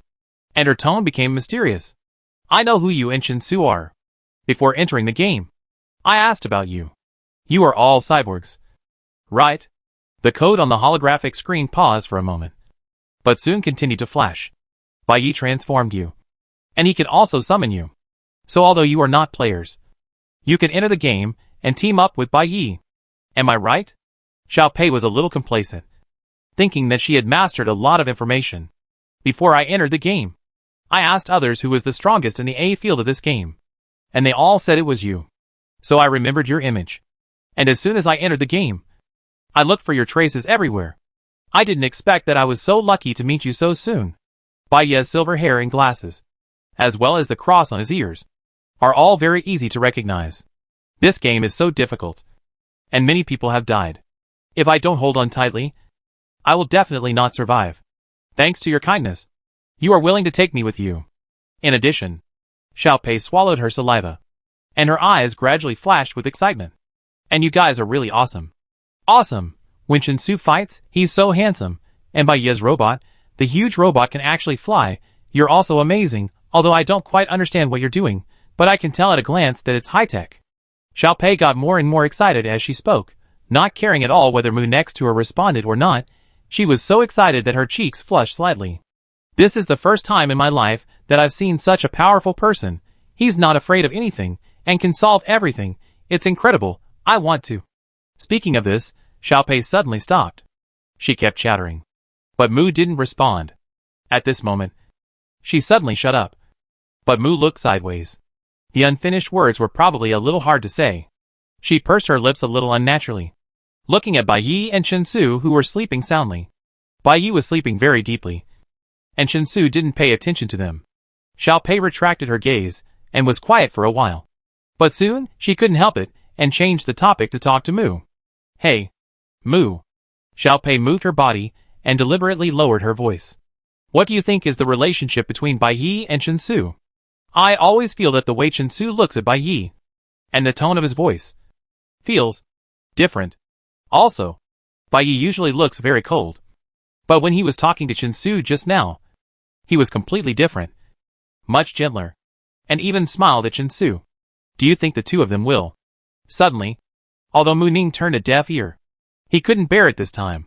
He stood up suddenly, glanced at Xiao Pei, and then walked straight to the other side of the room, away from Xiao Pei's presence. Bai Yi's sleep still remained the same 6 hours. When he woke up from his dream, Shinsu was still guarding him, while Mu was busy in the corner of the room, seemingly immersed in his own affairs. Xiao Pei was sleeping soundly at the foot of the wall, with a faint trace of water on her slightly open mouth. Is it 11 o'clock? Bai Yi asked Shinsu. Yes, 11 o'clock. Shinsu replied, rolling up Bai Yi's sleeping bag and putting it back into the space card. Bai Yi walked to the window and looked out. The street outside the window was quiet. The bodies on the street had been cleaned up by the system without a trace of blood left. Mutation, experiment, Casso, and the Sea of Fire, everything seemed to be banished into a distant dream after this sleep. Although reason told him that it really existed, the real feeling gradually blurred. Let's go, it's time to find the charging ball. Although the feeling gradually faded, the bracelet on the wrist was always real. The number of the energy slot was clearly visible, and there were still 1,000 energy points that needed to be collected before midnight. Bai Yi called Mu, and gently tapped Xiao Pei, who was still sleeping in a daze. Be careful. Kazuya may still be ambushing near the charging ball, Shinsu reminded. Yes. Bai Yi nodded slightly. Although Kazuya's flames were not fatal, they had to admit that there were not many options to subdue Kazuya now. He could not deal with himself, and he could not deal with him. If they met again, it would probably be a futile waste of time. Change the route, we won't go to the place we've been to before, Bai Yi said, pushing open the door of the prayer room. Our first goal is to get enough points, so we don't have to waste energy on him until we are ready to deal with him. Captain, this is the latest information issued by the superior. After the subordinate finished speaking, he sent a file to Mary Jo's terminal. Although Mary Jo's previous performance was just a play, the mission that the Divine Court sent them to maintain order in the game was not fictitious. When the system randomly assigned this copy, the description given was a melee involving all players. although the description was short and only one sentence. The word melee alone could help us imagine how chaotic the game would be. Therefore, Mary Jo and the others were sent in. Although this was in compliance with orders, Mary Jo did not understand why in such a game that already followed the law of the jungle, the superiors would actually issue an order to maintain order. Isn't the essence of this EVO survival competition the survival of the fittest? And the winner is the king? What kind of order is maintained? Dang. The terminal received a file from a subordinate. This file was specially sent to their first team for mission information, and it would be updated in real time as the game progressed. The file contained a lot of information that only the global analysis team and the back-end technical department could obtain. Mary Jo read the file and gradually understood what the situation was like in this melee involving all members. The airdrop food contained C12, XW7, Beta 65, and other mutants. And the airdrop drugs contained 7 different gene catalysts. Observing the strengthening effect of cross-combinations of various mutants and gene catalysts on the human body is the purpose of this evolution experiment. So far, among the NPCs in the entire experimental area, about 16.6% have successfully evolved, and about 83.4% have failed to evolve. Among the players, 5 have successfully evolved, 13 have failed to evolve, and the remaining 258 players have not yet taken the medicine required for evolution and are still in their initial state. Note, the standard for successful evolution is to have independent thinking, and to evolve one or more special abilities beyond ordinary humans, to meet the conditions of occupying the safety cabin and becoming an excellent combat species. According to statistics, among the NPCs that failed to evolve, 73.6% mutated into unconscious low-level alien monsters, and 26.4% died directly.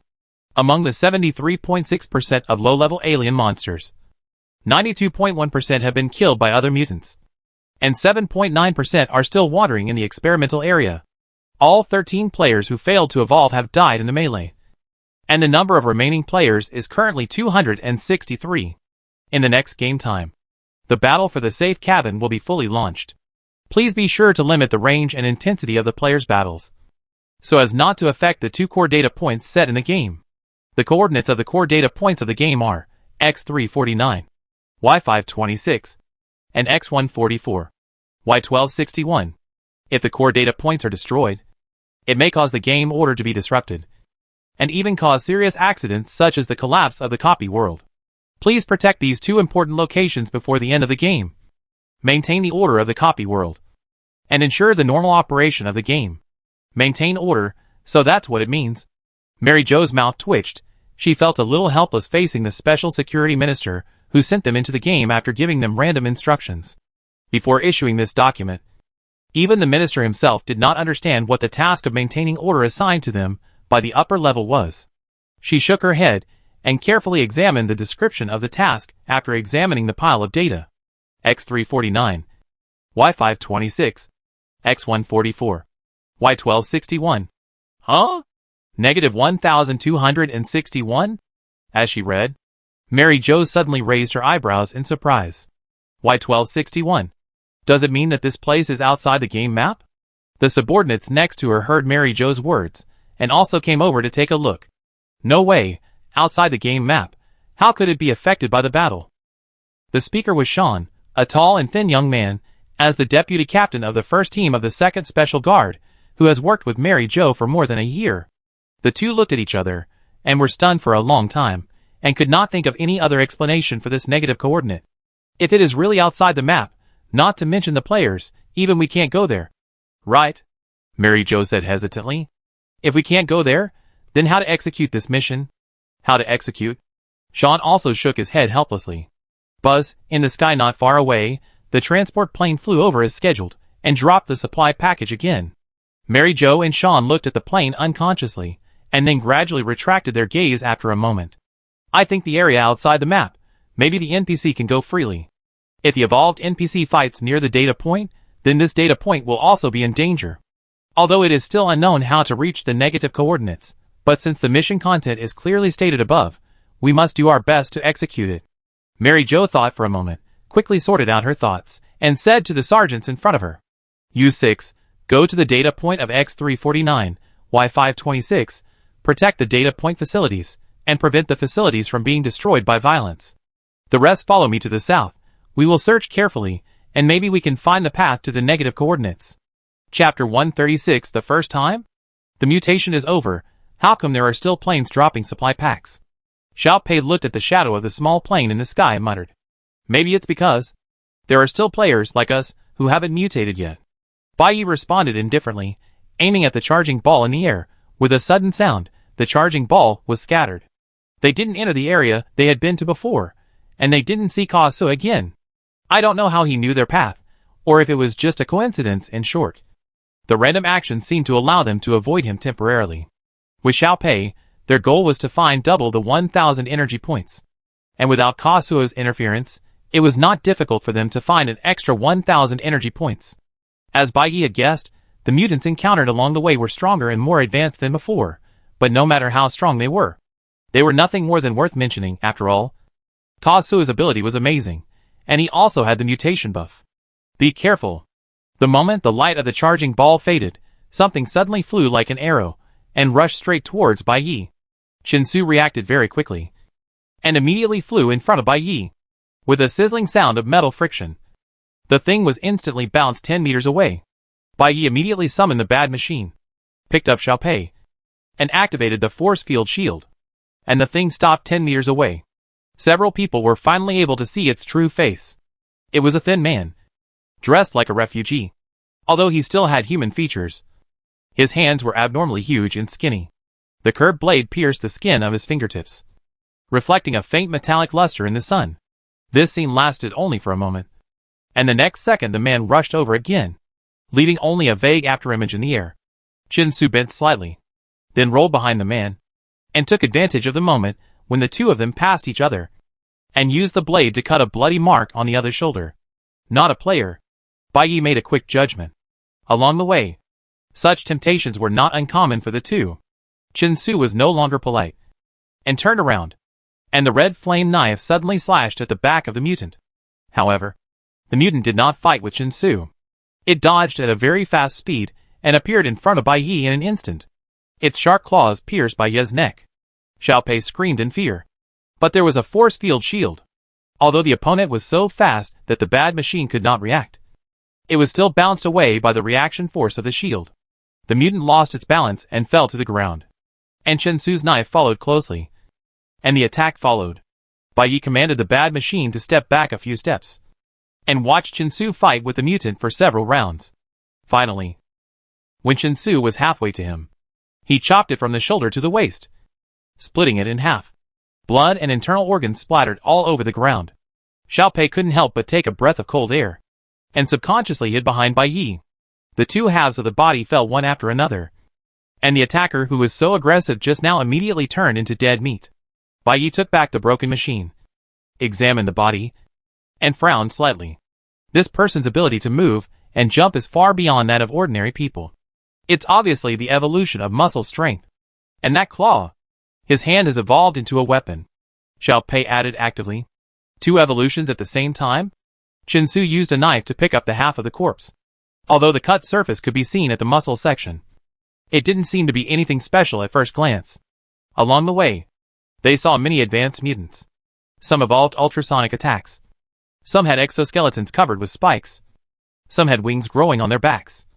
And some coexisted with plants, and could release poisonous vines to attack.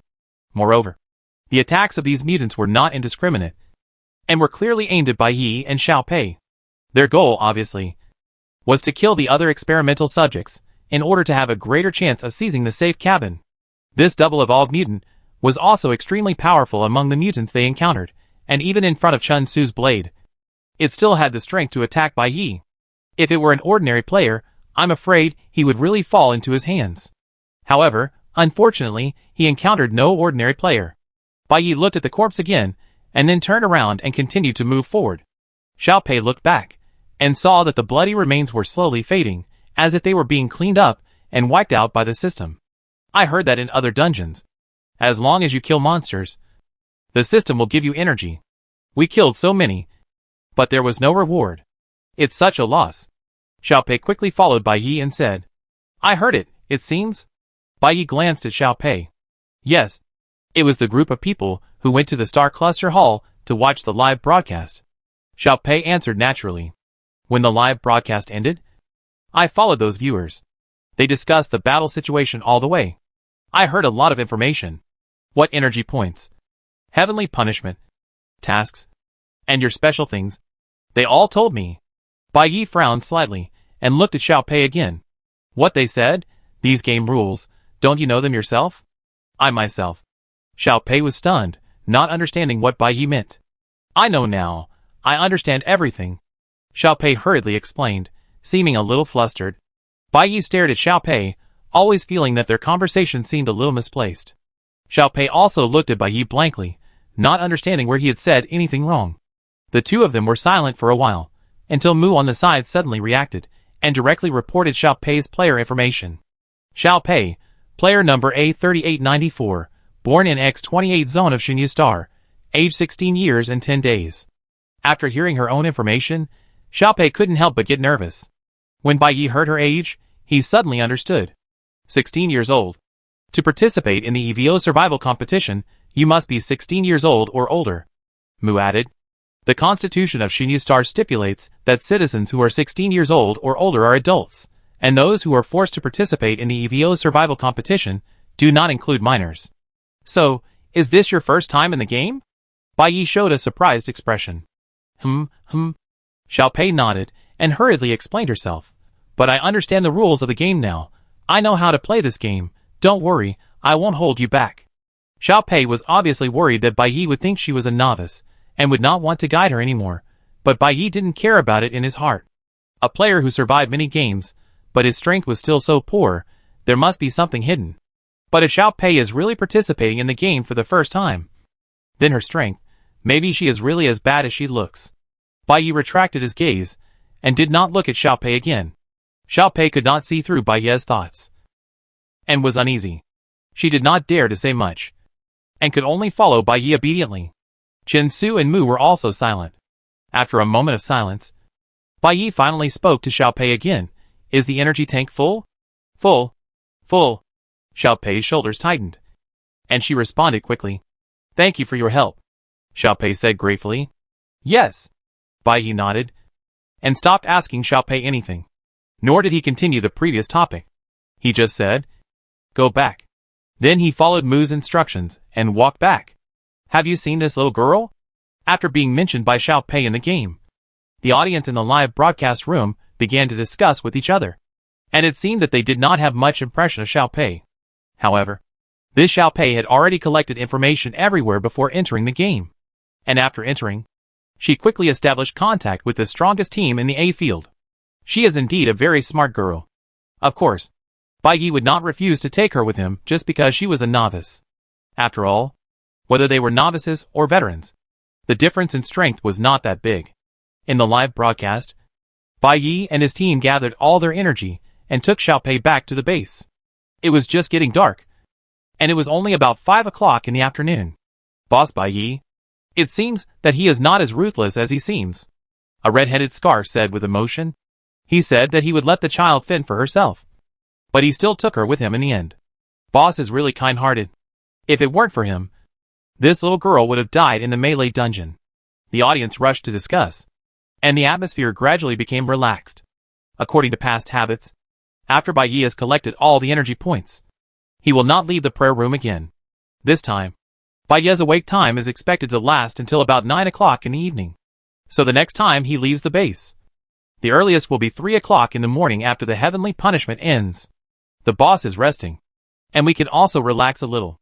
Some of the red-head scarves stretched their backs, leaned back on the chair and closed their eyes to rest, while others bought rest tickets and left the live broadcast room to catch up on sleep in the lounge. Although there are more than 100 players in the dungeon, the audience in the live broadcast room are almost all red-head scarves who support Bai Yi. Everyone's work and rest are synchronized with Bai Yi, and their moods also fluctuate with Bai Yi's state. This live broadcast room has basically become Bai Yi's exclusive stage. Time passed slowly, and the third punishment of the game finally came. Bai Yi in the picture was sleeping soundly, outside the window of the prayer room. The light of the punishment seemed to flash in the distance. Chen Su raised his eyes slightly. His eyes swept outside the window, and then he closed his eyes, and continued to rest. Xiao Pei was still sleeping messily by the wall, until the light of the punishment gradually faded. She was awakened by the sudden announcement of the system. EVO evolution experiment. Time, 24 hours.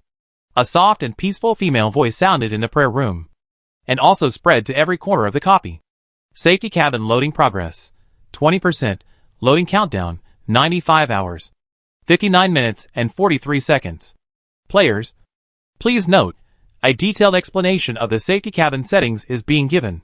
A detailed explanation of the safety cabin. Bai Yi is still sleeping, and many redhead scarves who went to rest have not returned. The few viewers who stayed in the live broadcast room heard this report and immediately perked up. There are 3 safety cabins in the dungeon, each of which has a rated capacity of 4 seats.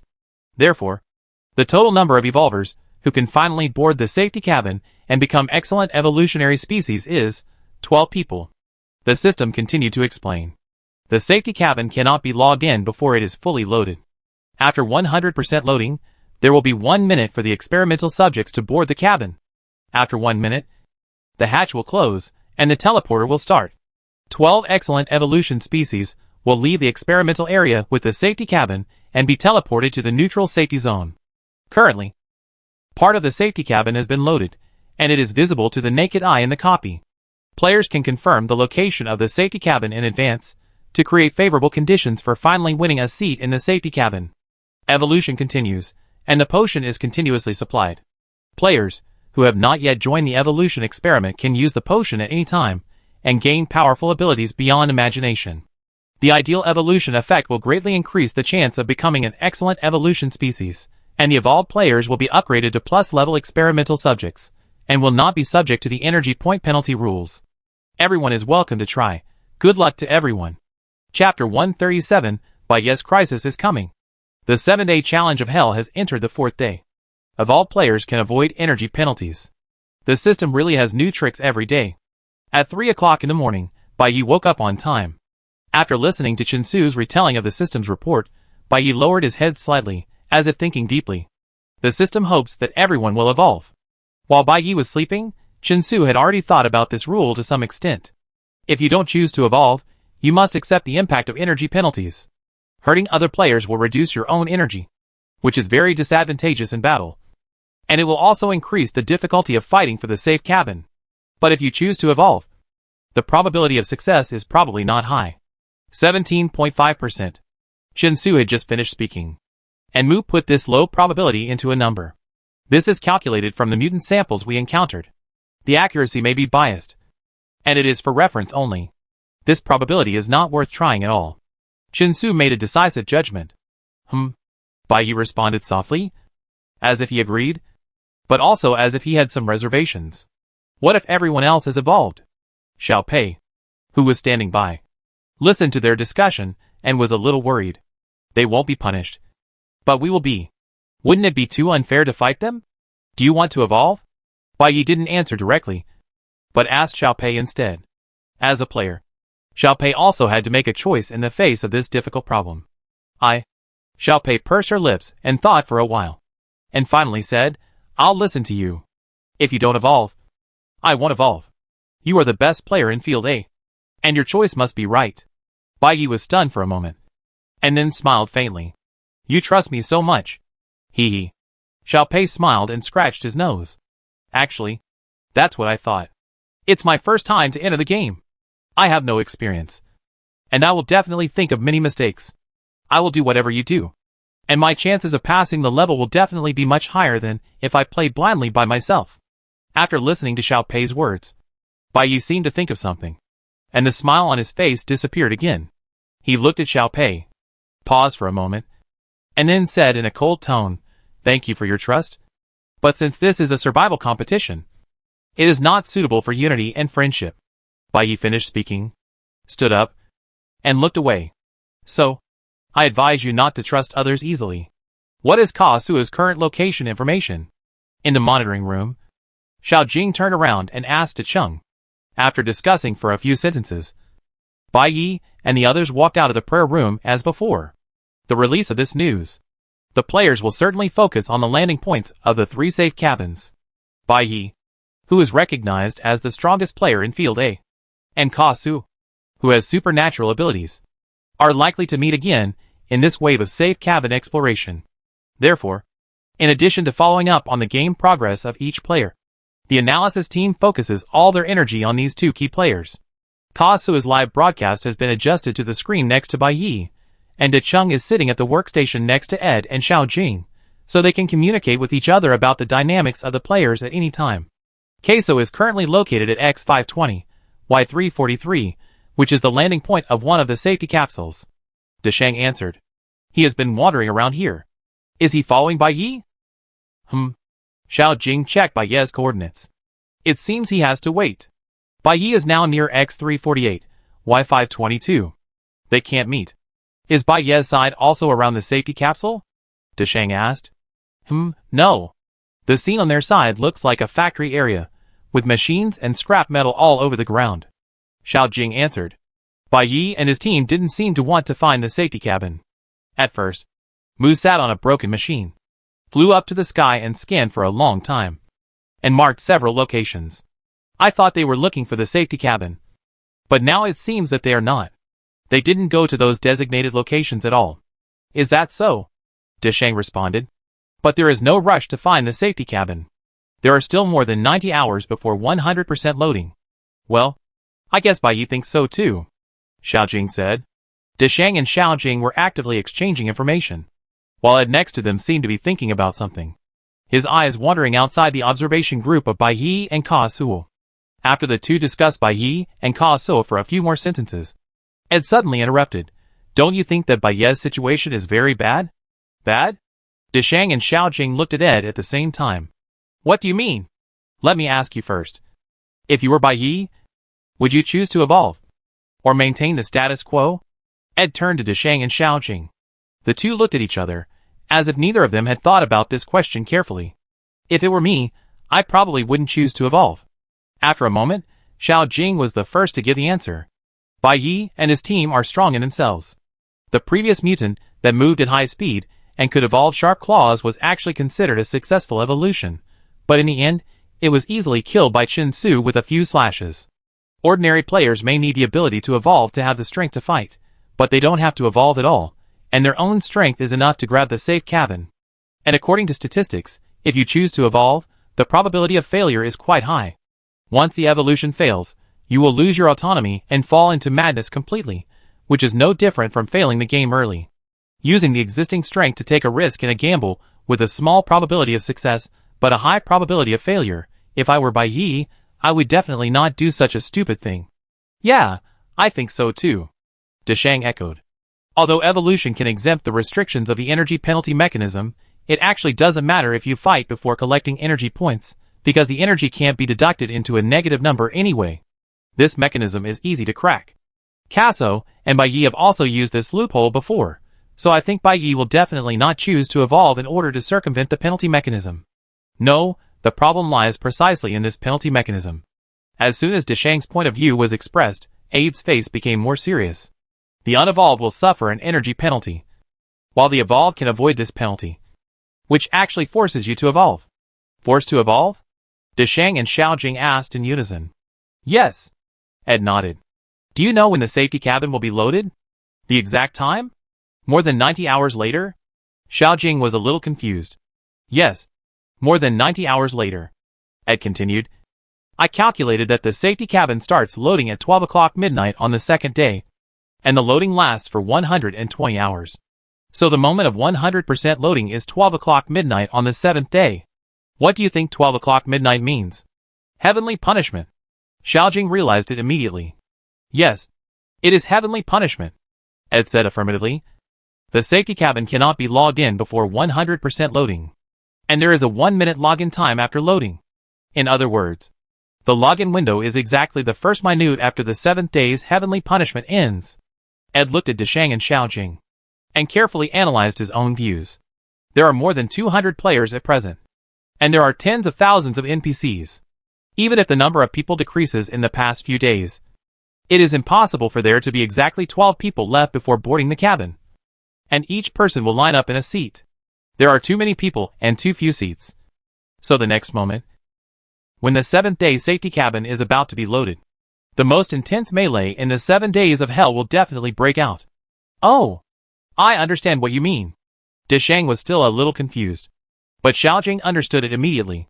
The time of the heavenly punishment overlaps with the time of the safety cabin loading, which means that before going to the cabin, the players must ensure that they have 1,000 energy points to survive the heavenly punishment that occurs.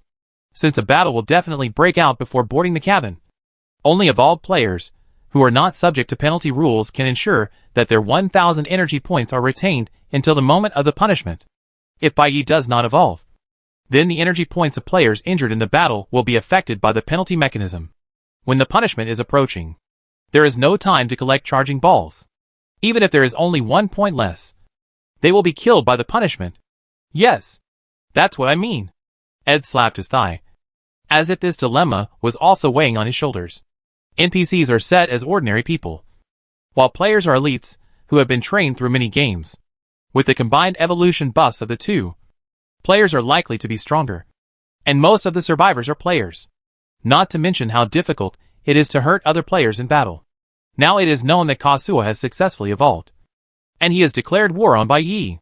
His goal is not only to pass the level, but also to defeat Bai Yi and compete for the first place in this game. Even if there are no other players, even if there are only the two of them left, Kazuha will never let Bai Yi board the cabin smoothly. If Bai Yi chooses to evolve, it will be an extremely stupid gamble. If he chooses not to evolve, how will he deal with it in the end? When Kazuha takes ruthless action, how will he deal with it? This game setting is simply trapping people who don't want to evolve here. And with Kazuha here, Bai Yi's situation is even more difficult than other players. Deshang was stunned for a moment, and hurriedly checked the specific data. Currently, the percentage of NPCs that have successfully evolved is 16.7%. If players maintain the current percentage, the percentage of successful evolution will be 27.8%. 27.8%. Maybe Bai Yi can try his luck? Let Bai Yi try his luck. Xiaojing glared, and was the first to express dissatisfaction. What if he fails? Do you want to see a god-level player who has won 5 games in a row and easily become one of the 72.2% losers and directly lose the game? De Chung was speechless after being rebuked by Xiaojing, and dared not say anything more. No one wants to see such a result. Ed stared at the thin silver-haired man on the screen. His expression was more serious than ever. To be honest, watching Bai Yi overcome various difficulties again and again, and winning the first place in the game again and again, he has almost become my spiritual pillar. If Bai Yi really fails, and it is so tragic and undignified, it will really make people collapse. Me too. Xiaojing also felt the same way. Bai Yi is so powerful. Can he come up with a solution? He doesn't need to evolve, and he can grab the safety cabin, although others can't do it. If it's Bai Yi, maybe he can do it. Ed shook his head, as if he couldn't, or it was impossible to know. The 3 people looked at Bai Yi's figure on the big screen, sighed helplessly, and looked at the 3 people outside the screen, as if Bai Yi had already stepped into a tragic defeat. Chapter 138 Complete Ending. Although the members of the analysis team were frowning, Bai Yi in the game still went his own way, as if the newly announced settings had nothing to do with him, and the predicament predicted by Ed and the others was simply not worth mentioning in his eyes. Since leaving the base, Bai Yi has been calm and collected energy leisurely, and did not mention the issue of evolution at all. As for the location of the safety cabin, Bai Yi certainly did some searching, but who said that you have to go to the safety cabin in person to find it? Since many people gathered near the safety cabin, Bai Yi decided to fly high in the sky on a broken machine, and after using infrared detectors to roughly determine the range of heat concentration, he sent out several drones in a targeted manner. In less than 10 minutes, the locations of the 3 safety cabins were accurately marked on Bai Yi's map. Everyone praised Ed and Xiaojing as godlike players, but Bai Yi actually went to great lengths to find the safety cabins. This was really unexpected. Perhaps because he felt that the monotony was too boring. Bai Yi did not take back the drones that had completed their missions, but let them fly in the air. When he saw the charging ball, he controlled the drones to destroy it. Initially, these drones were only used for searching and taking pictures. Unexpectedly, Bai Yi secretly modified them with blades, which protruded from the nose of the aircraft. The energy ball can not only be dispersed by bullets, but also be punctured by sharp objects. With just a slight poke, the light spots will fly away. and Bai Ye's energy tank will quickly light up for a short period of time. Wow! It's amazing! Xiao Pei had never seen such equipment before, and there was a gleam of surprise in her eyes. She looked up at the drones in the sky that were skillfully controlled by Bai Yi, and couldn't help but admire. Your drones look so amazing. They must be very expensive. You have so many good things. You must be very rich. Bai Yi smiled slightly, and did not tell Xiao Pei that those drones were modified by himself and could not be bought on the market. He glanced at the ruins in the distance, turned to Xiao Pei and said, "Want to try it? Drone? Can I play with it too?" Xiao Pei's eyes widened instantly, and he confirmed it with his mouth. But his face was full of expectation. Bai Yi smiled and took out a small remote control from the space card, and after a few simple settings, handed it to Xiao Pei. "You can try it." Xiao Pei took the remote control excitedly, and began to fiddle with it. The drone, which was originally flying steadily, immediately began to fly up and down. But Bai Yi was fearless, and followed slowly behind, as if he was just casually strolling around the ruins today, collecting energy, and seemed extremely calm and normal. "Boss Bai Yi, are you a little too relaxed?" In the live broadcast room, the Red Turbans who had just gone to rest returned to the audience as scheduled. Everyone waited together, wanting to see what Bai Yi, who could always turn desperate situations into miracles, would do to get rid of the dilemma set by this system. However, after waiting for a long time, there was no special decision made by Bai Yi. This group of people still collected energy in a plain way like the previous 2 days.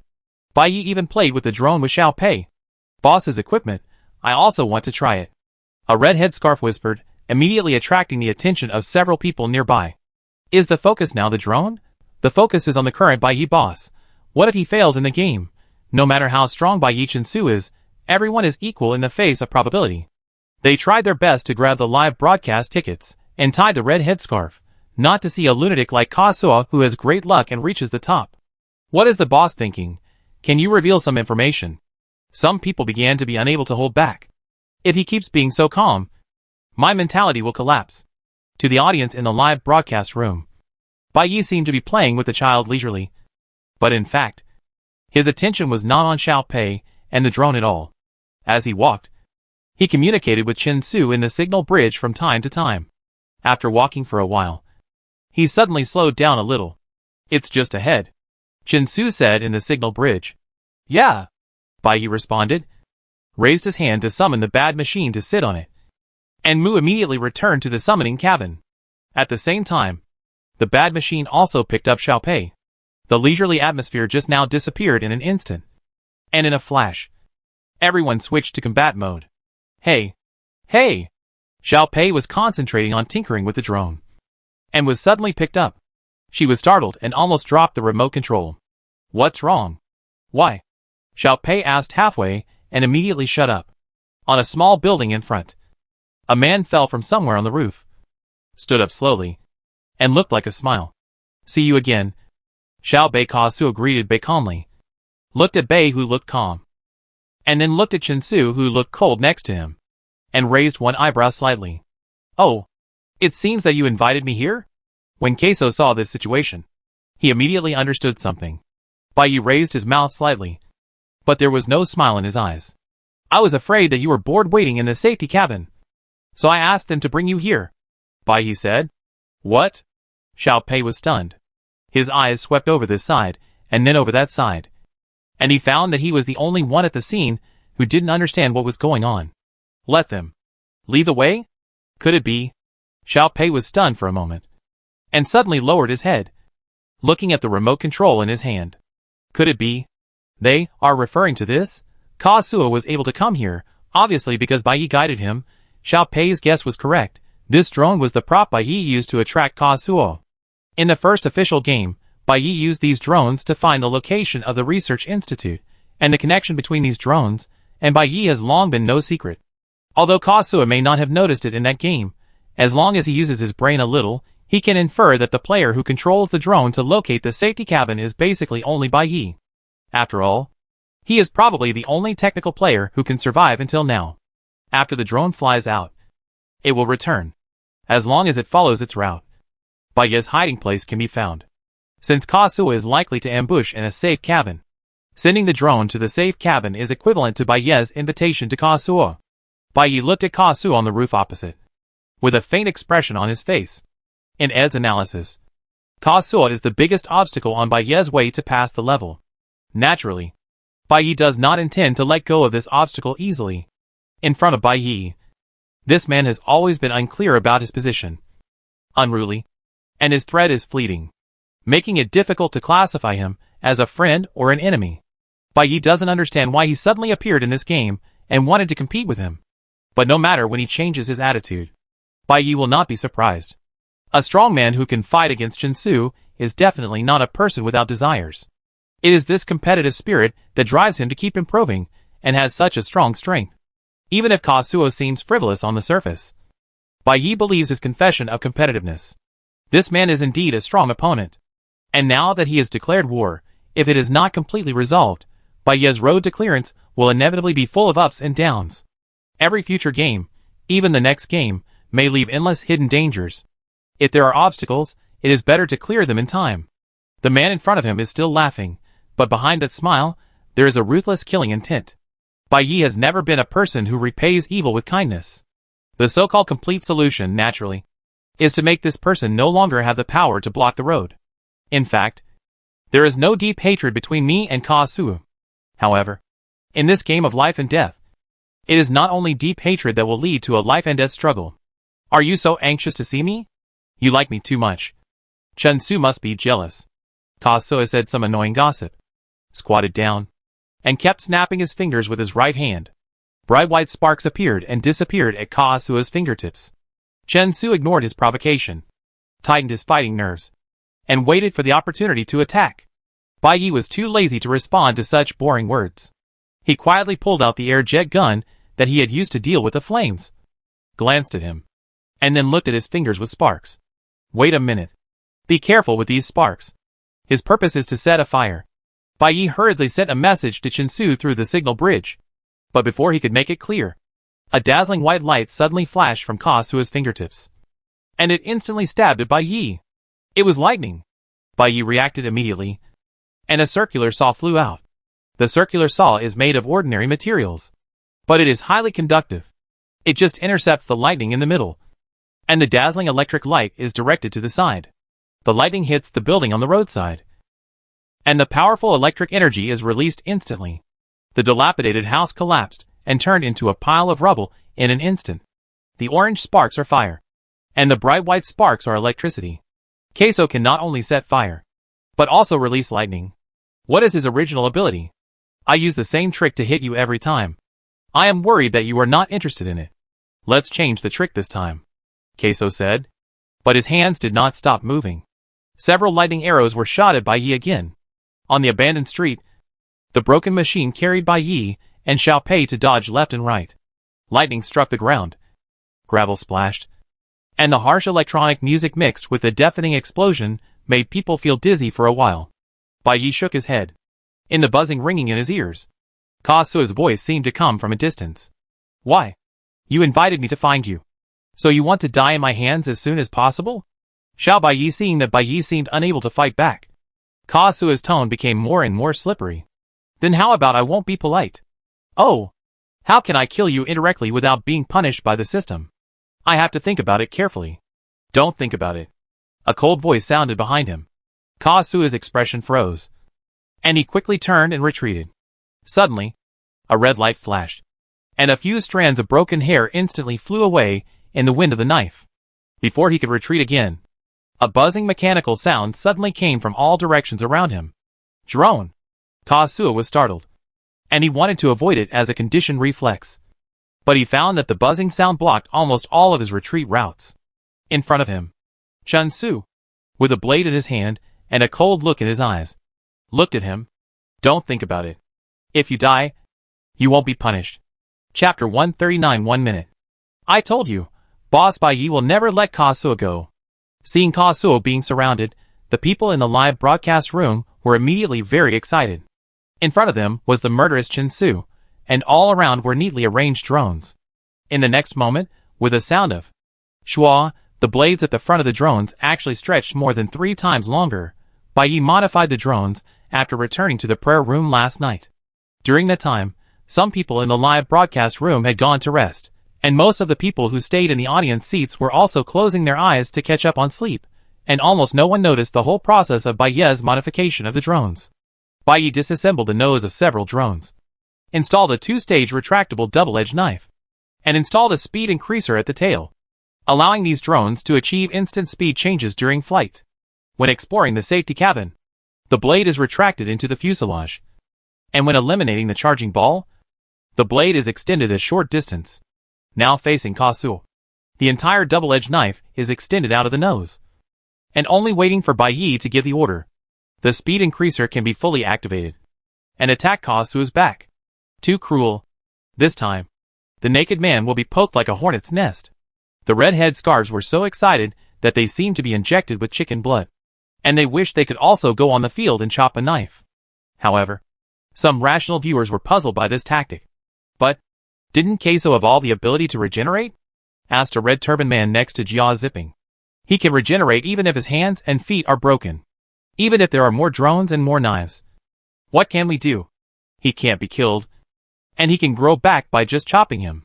Brother Jia, how can we convince this naked man and stop him from blocking the way of the boss?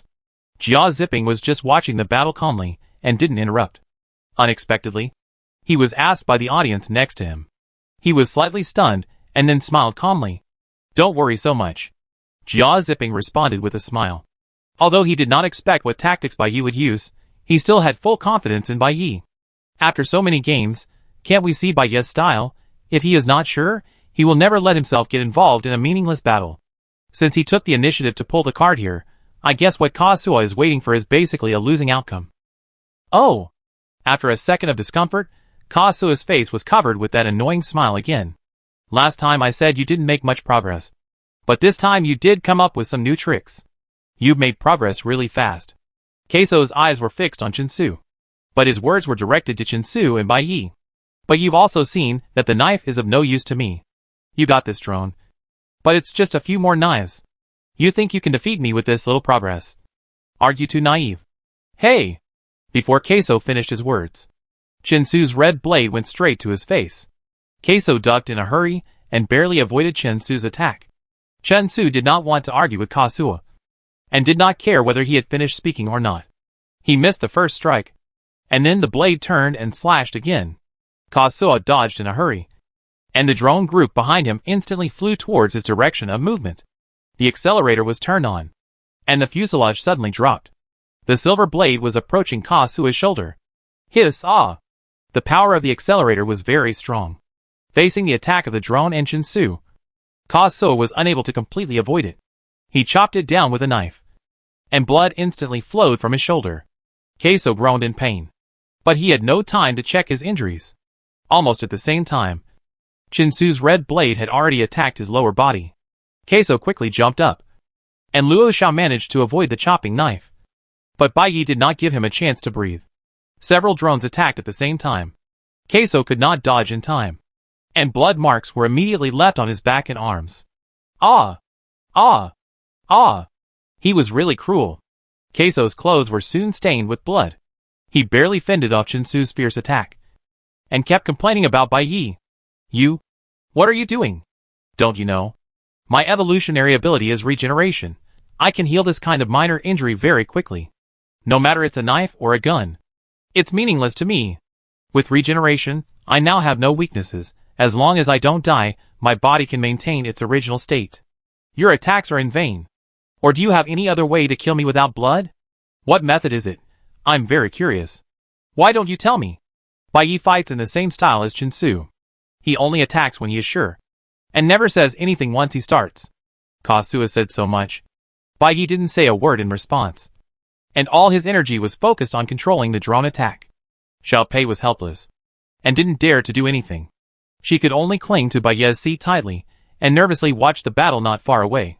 Chinsu's red flame laser knife was extremely fast, and it drew dazzling red light in the thin night fog.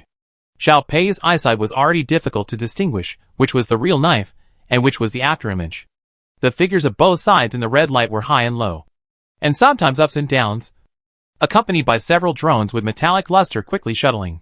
And the electric light in Ka Suo's hand flashed again and again, but was helplessly dispersed again and again by the intensive attacks. Xiao Pei tried to follow the battle, but he couldn't catch up. All he saw was a dazzling, unpredictable mess. Too powerful. Xiao Pei widened her eyes and muttered to herself. Bai Yi ignored Xiao Pei beside him. Seeing Ka Suo's flaw, he commanded the number 3 drone to descend rapidly and stabbed Ka Suo's waist again. Bai Yi was naturally clear about the attack power of the drone. No matter how strong the speed increaser was, it was not even 1/10 of Chen Su's strength.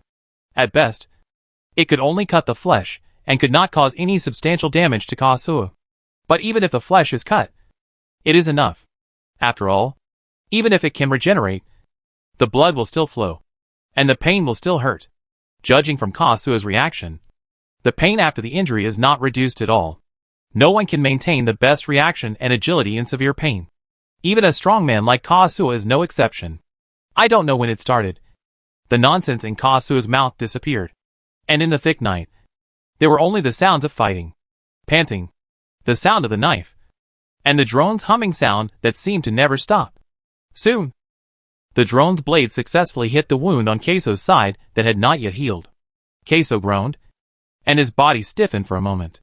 Chen Su took the opportunity to chop down with a powerful knife, and cut off Queso's right arm again. Ah! Queso cried out in pain, and suddenly jumped up. When he landed, he had retreated several meters. However, after landing, he did not make a noise. Nor did he say nonsense. He just half closed his eyes and stared at Chen Su, breathing heavily. Now it seems that the last time Chen Su chopped off Queso's arm, Queso might have deliberately left a flaw in order to cause Chen Su and Bai Yi to relax their vigilance. After his arm was broken that time, Queso rolled on the ground and screamed, performing a tragic scene. But this time when he lost his arm, Queso gritted his teeth, said nothing, and was in so much pain that his hair was covered in cold sweat. He still maintained a defensive posture, preparing for Chen Su's next attack. After all the cards in his hand had been revealed. And Queso certainly understood that Bai Yi was not here to play with him this time. He treated himself just like he treated him. Once he attacked, he would never show mercy. Come on. Let me see what you can do to me. Ka Suo's mouth corners slightly raised, and he managed to force out a smile. But there was a hint of ferocity in his eyes. As you wish, Chen Su said coldly. And the next moment he flew up, and the red flame knife pointed directly at Ka Suo's intact left arm. Ka Suo took a step back and was about to dodge. But Bai Yi over there predicted his move in advance. A drone flashed to Ka Suo's route, and another knife chopped down fiercely. Ka Suo felt pain, and his movements could not help but pause for a moment. And during this pause, a red light suddenly lit up, and his left arm was also decisively chopped off by Chen Su. Once the defeat was revealed, it was a complete collapse, and Ka Suo's expression, which was always at ease, rarely showed a crack. He stumbled, but still managed to stand still, his mouth twitching, as if he wanted to put on that usual smile again. Is this all you can do? No. With 2 empty arms, Ka Suo still challenged Chen Su. These 2 arms can be regenerated in less than a minute. You have worked so hard, but in the end it is all in vain. 1 minute. That's enough time, Chen Su said firmly. Even though Ka Suo's bloody appearance was really horrible, he did not hesitate at all. What is enough? Enough to kill me? Ka Suo pulled the corner of his mouth with disdain. Who gave you the confidence? Before he finished speaking, Chen Su suddenly disappeared from the spot. Ka Suo's pupils suddenly contracted, and he didn't even have time to react. A red light flashed past quickly. Ka Suo's legs were cut off from the middle of the thigh. Bai Yi? Ka Suo took a breath of cold air, and before he could scream in pain, he fell headfirst from the roof, and fell heavily to the ground. Chen Su called Bai Yi, and a black shadow instantly flew from midair. He jumped into the air, and kicked the black shadow towards Ka Suo, who was unable to move. Then he flipped his arm, and the flame cannon F-36 that could melt iron and steel instantly appeared on Chen Su's arm. I'm sorry. As Chen Su spoke coldly, a billowing flame instantly gushed out from the dark muzzle, engulfing Ka Suo, who was lying on the ground, and his frightened face in the deadly flame. Chapter 140. This boss is too strong. Oh my god. In the monitoring room, Almost all members of the analysis team stared at Baiye's screen, focusing on this long-awaited peak showdown, where the two most powerful players were fighting fiercely. Obviously, Baiye was well prepared. Since Chinsu and the drones launched their offensive, Kazuo had not successfully attacked once. He was completely unable to fight back, and could no longer besiege Baiye like before. Kazuo was even forced to the point that his usual nervous expression disappeared. Since Kasu appeared in the live broadcast, it was the first time that the members of the analysis team saw him so serious. Both sides were merciless. Everyone had this thought in their minds: the survival game is really not a joke. Last time, Kasu really wanted to kill Baiye. And this time, Baiye really wanted to end Kasu's life. Boom! The flame suddenly broke out in the screen. And the audience at the scene were stunned with fear. And their heartbeats almost stopped. The flames rose up, and continued to spew out from the muzzle, completely engulfing Kaso, who had stopped resisting. Chinsu landed from midair, still holding the flame cannon indifferently, pointing the muzzle directly in Kaso's direction, until Baiye came over on the broken machine, and then extinguished the high-energy flame. They won't really burn Kaso to death, will they? An analyst stuttered. Impossible, don't you know, Kaso has that ability, he is not afraid of fire. Someone next to him reminded him. Oh right! The battle was too intense, making people's brains overloaded. The analyst patted his forehead, and then remembered this. Then what exactly do they want to do by burning Kasu? Everyone looked at each other. Baiye's tactics had been revealed in the live broadcast. But everyone still didn't understand how Baiye was going to end Kasu's life. Just as everyone was confused, Shaojia, who was squeezed in the crowd, suddenly had a light in his eyes, and remembered the details that just flashed by. A broken machine. It seemed to have thrown something at Chinsu. Shaojia was stunned for a second, and then hurriedly called up the previous minute's video playback on the computer next to him, slowed down the speed, and observed carefully. This is a piece of iron plate? Iron plate? As soon as Shaojia said this, it attracted the attention of several analysts, while the rest of the analysts continued to pay attention to Baiye and Kasu's live broadcast. After all, compared to Baiye's actions just now, most people are more concerned about what will happen next. Ah! What is this? The dust gradually dissipated, and the live broadcast gradually became clear.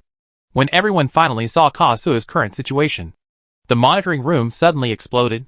It's like this. Iron plate. Shaojia. Did you just say that Baiye threw the iron plate? No wonder he wanted to lead Kasua to the factory area. Every step of this struggle, he has already calculated it. This is too cruel. Kasua will definitely die in this way. What happened? Shaojia, who had just checked the playback, hurriedly squeezed into the crowd, shouting and looking up at Baiye's live broadcast screen. When he saw Kasua, Shaojia couldn't help but open his eyes wide, and even his breathing stopped for a moment. In the picture, Baiye sat on the shoulder of Bad Machine, overlooking Kasu lying on the ground. Kasu's limbs were broken, and his body was firmly fixed in a piece of black iron that had been deformed, melted, and solidified again, with only his head exposed. Still alive, Baiye asked Bad Machine to kick the black iron with his feet, making several loud metal collision sounds. Xiaopei poked his head out from Baiye's seat in shock, and his eyes were also cast towards the black iron on the ground. The black iron solidified at Kasu's neck, tightly wrapped him on the ground, and he couldn't move. Kasua turned his head with difficulty, staring at Baiye with a gloomy look. But the next second, he showed that smile that made people want to beat him. I'm still alive. How could you die? Little Baiye. Baiye glanced at him, and disdained his inexplicable ridicule. It's good to be alive. Don't hold me back. After saying that, Baiye no longer paid attention to Kasua, and turned around and walked away along the street with Chinsu. Hey, Baiye, little Baiye. Seeing that Baiye was about to abandon him, Kaso hurriedly shouted with all his might. Don't go, I haven't accumulated enough energy points yet. You have trapped me in this piece of iron. When the punishment comes, I will really die. Baiye frowned slightly, and looked back at him. Could it be that the series of actions of the flame iron plate drone were a joke? Kaso lost his arm, and could not use his flame ability. Cut off his hands and feet, and then used Chinsu's flame cannon to melt the black iron. Baiye wanted to seal his special ability and regeneration space. and let him be trapped in this solidified black iron until the punishment from heaven came and he could not move, not touching blood, and letting the punishment from heaven to deal with him. This was exactly Bai Ye's plan. Although Kazuya kept yelling there, Bai Ye didn't want to talk to him anymore. So he turned around again and continued to move forward with Shinsu. Just after taking a few steps, several black shadows suddenly appeared in front of them and quickly blocked their way. The broken machine stopped immediately, and Shinsu also stopped. Bai Ye saw the people in front of him, and his face suddenly darkened, and his eyes became cold. Xiao Pei, who was sitting behind Bai Ye, blinked and looked at the people in front. When his eyes fell on the Wanhui star badge that was shining with silver light, Xiao Pei opened his eyes wide in horror, and choked up unconsciously in his throat. These people, they are the Divine Court.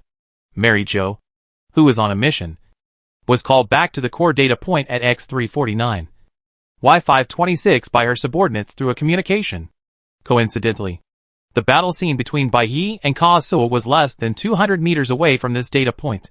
During the battle, Bai Ye's black iron plate fell heavily, and Shinsu's flames also sprayed down from the air.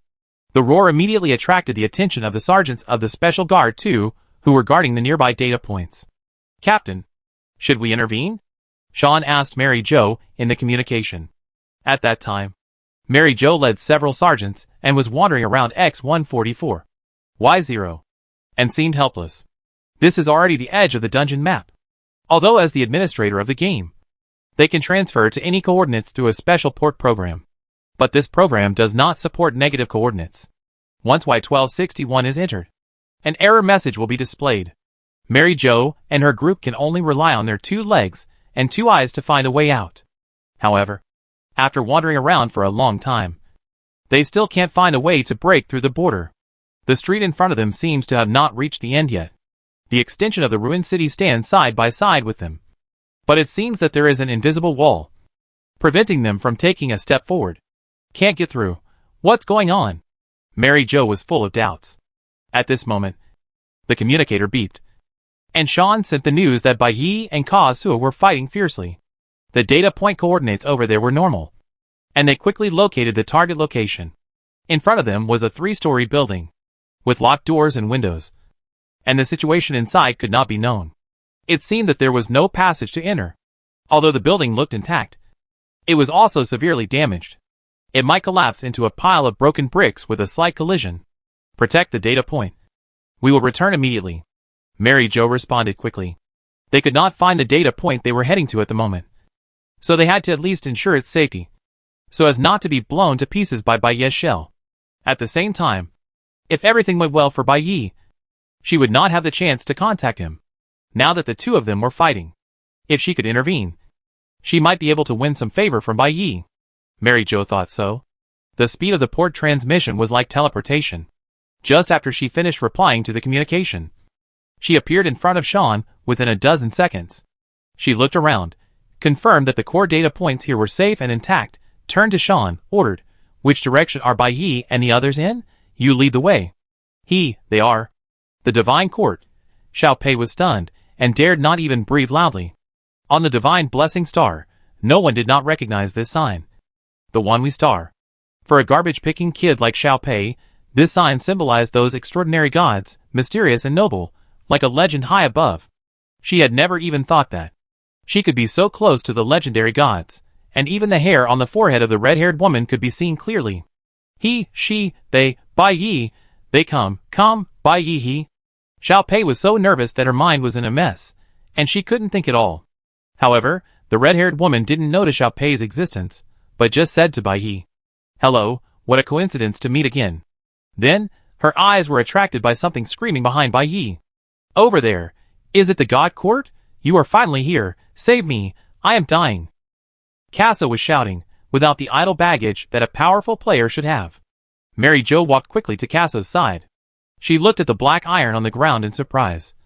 And the exposed, white-skinned and blonde Kazuya, struggling desperately. It seemed that their fight had already come to an end, and the result was obvious. "Do you want to kill him?" Mary Jo immediately looked up and asked Bai Ye. Xiao Pei's heart tightened, and her heart was lifted in panic. "What should I do?" The Divine Court found out. Will Bai Ye be arrested? I have to run away quickly. It's not the end. Yes. Xiao Pei was confused. And Bai Ye's cold voice suddenly sounded beside him. Right? Is this an admission? Xiao Pei was stunned, looking at Bai Yi, and then at the red-haired woman in front of him, and for a moment, he could not comprehend the situation before him. The woman obviously had no intention of arresting Bai Yi. Her lips moved, and she hesitated to speak, but in the end, she started chatting with Bai Yi. What are you going to do next? The woman asked. Gather energy. Bai Yi answered, with a cold tone. You don't look like you have evolved yet? The red-haired woman asked again. Here are the rules of the game. You can't pass the level without evolving. You don't need to worry about that. Bai Yi responded, and then turned around and prepared to leave, as if he wanted to leave Shinting aside. This. Xiao Pei bit her lips tightly, and her eyes almost popped out of her head in shock. What's going on? The murder was just over, and Bai Ye's attitude toward Shinting was so cold? Xiao Pei was confused. Looking here and there, Bai Yi was cold and ruthless, and the red-haired woman didn't seem angry with Bai Yi. She looked at his back and seemed a little embarrassed. Xiao Pei felt dizzy, surprised, and quietly let a flower bloom in her heart. Not only was he powerful, he even looked down on the divine court. It turned out that the thigh he was holding was such an amazing boss. Chapter 141 The Favor of the Divine Court. Facing the current situation, Mary Jo felt a little complicated. Although Bai Ye's actions were not bound by the rules of the game, in such a melee, it was not surprising that anyone would kill anyone. But in the end, killing is killing. However, Mary Jo also understood that, as an outsider of the game, she should not interfere with the grievances between players. Her duty was only to protect the 2 core data points, and to try her best to soften Bai Ye's attitude towards the Divine Court. Therefore, she took a deep breath and tried to squeeze out a few stiff words, so that her unexpected appearance would not seem so meaningless. However, there was really no more topic for the two to talk about, and Bai Yi obviously did not want to continue the conversation. After the battle, Mary Jo did not find an opportunity to improve her favorability for a while, and could only watch the big robot clang away silently, and sighed in her heart. Forget it. I will find a chance later, Mary Jo thought to herself, and was about to go back to continue her mission, but suddenly heard the clang of the robot's footsteps stop suddenly over there. Mary Jo looked over subconsciously, and saw that Bai Ye's robot seemed to be motionless for some reason, while Shinsu had a solemn expression, staring at the ruins on the street, as if he had noticed something. Just as she was thinking, accompanied by the sound of bricks and stones breaking, a large group of black shadows rushed out from both sides of the street without warning, making inhuman howls, and rushed straight towards Bai Yi and Shinsu. It was a mutant. Bai Yi quickly commanded the bad machine to retreat out of the mutant's attack range, and Shinsu immediately drew out the red flame knife and attacked the mutants. Attack! There are so many mutants in this wave. Bai Ye's side is particularly weak. For Mary Jo, this is simply a great opportunity. She ordered her soldiers to follow her to support without hesitation. As a special guard of the Divine Court, Mary Jo, who was born in the military, is obviously better at fighting in person. She skillfully picked up a blaster, jumped, and rushed to the mutants in front. The second special guard is not a player. These soldiers have no scruples in battle. Bai Yi, Shinsu, and the second special guards were fighting with the mutant army in the streets. And immediately dust and smoke rose up, and shells flew everywhere. Shinsu was resisting in the front, and Bai Ye's fighting attitude seemed quite negative. He just stood at the edge of the battlefield, operating the circular saw, firing lasers, and seemed to be at ease. However, just when Bai Yi relaxed his vigilance, an accident happened. A stray bullet flew out from the melee and exploded on the leg of the bad machine with a bang. Who? The seat shook, and Bai Ye's face changed instantly. Shinsu quickly noticed Bai Ye's abnormality, chopped off the mutant in front of him, and hurriedly retreated to Bai Ye's side. What's going on? Shinsu asked Bai Yi in the signal bridge. Not sure, Bai Yi responded, looking around vigilantly. This wave of attacking mutants, at present, seems to be low-level monsters in the early stages of evolutionary experiments, with chaotic consciousness, and it is impossible for them to use weapons. Besides them, the only ones left are the Divine Court. Bai Yi frowned slightly. Is this a real accident, or a deliberate threat? For a moment, he couldn't judge, so he temporarily retreated to the edge of the battlefield and no longer participated in the battle. Shinsu remained alert, and stayed beside Bai Yi until the mutant army was completely eliminated by the Special Guard Division 2. There were no new mutant attacks for the time being. So Bai Yi turned off the force field shield, stood up from his seat, and checked the condition of the broken machine's legs. The shell of the modified broken machine was made of super titanium, and it was difficult for ordinary shells to cause damage to it. Bai Yi carefully checked, and found no obvious abnormalities in the legs of the broken machine. He finally breathed a sigh of relief, and felt relieved. Sorry! Sorry! Just as Bai Yi was about to return to his seat, a tall and thin young man from the Special Guard Division 2 ran towards Bai Yi. Sorry! Sorry! I accidentally slipped my hand just now, and the artillery fire went astray. How is it? Is your robot okay? My hand slipped. Bai Yi raised his eyes slightly. His eyes were not friendly. My name is Sean, and I am the deputy captain of the first team of the 2nd Special Guard. The tall and thin man scratched his head, and seemed not to notice Bai Yi's hostility, and smiled. Looking closely, he was wearing the same dark gray uniform as Mary Jo, with a Wanhui star on his chest, and holding a confiscated long sword in his hand. The sword was stained with the sticky body fluids of the mutants, and it was obvious that it had played a role in the battle. I'm so sorry, my blaster hasn't been working well lately, and it's always off target, Sean said. But your robot is very strong, and the blaster has high energy, and it was hit without any damage. The material of this machine seems to be unusual. Right? Did you design it? Bai Yi lowered his eyes, and didn't want to answer him. Whether it was Mary Jo or Sean, these people's repeated interruptions made him feel annoyed. Excuse me. Bai Yi didn't want to say more, and tried to push Sean away, and was ready to get on the broken machine and leave. However, at this moment, without any warning, his arm suddenly felt cold. Bai Yi stopped immediately, and a sharp pain surged in his heart. He was shocked and hurriedly stepped back. The cloth on his arm was neatly cut, revealing a deep wound, and a large amount of blood gushed out. Bai Yi? Bai Yi? The night was dark, and the incident happened suddenly. Even Chen Su was unable to react in time. Chen Su took a few steps forward, lifted Bai Yi's arm to check, and Xiao Pei jumped off the broken machine in panic, calling Mu, who was startled in the cabin, and quickly appeared beside Bai Yi. A few steps away, the tall and thin young man was wiping his sword leisurely, and putting it back into the sheath. He glanced at Bai Yi, and the apology on his face suddenly became indifferent. His arrogant demeanor was completely different from that of the rash sergeant before. Sean, what are you doing? Mary Jo hurried over and looked at her subordinate in astonishment. But Sean ignored Mary Jo and said coldly, I need to tell you what this wound means. After putting away the sword, Sean cleared his throat and continued, according to the data analysis of the game background. In this game, there are 2 biological agents that promote evolution, mutants and gene catalysts. Ingesting different mutants will lead to different disease reactions. When this reaction occurs, taking a gene catalyst will trigger an evolution. There are 2 ways to ingest mutants: dietary intake or direct mixing from the blood. The body fluids of each mutant must contain a mutant, and the sword that cut you is stained with the body fluids of a mutant. Therefore, you were cut by this sword, which means that the mutant has been injected into your body. Next, you will face 2 choices. First, refuse to take the gene catalyst. Then you will die of a random disease in 24 hours. Second, take the gene catalyst. The probability of evolution failure is more than 80%. You may die directly or become an unconscious low-level mutant, and let other mutants or divine punishment deal with you. Wow, that's amazing. In the tense atmosphere, an untimely voice suddenly emerged, and Queso in the black iron was unwilling to be quiet, and he showed his presence.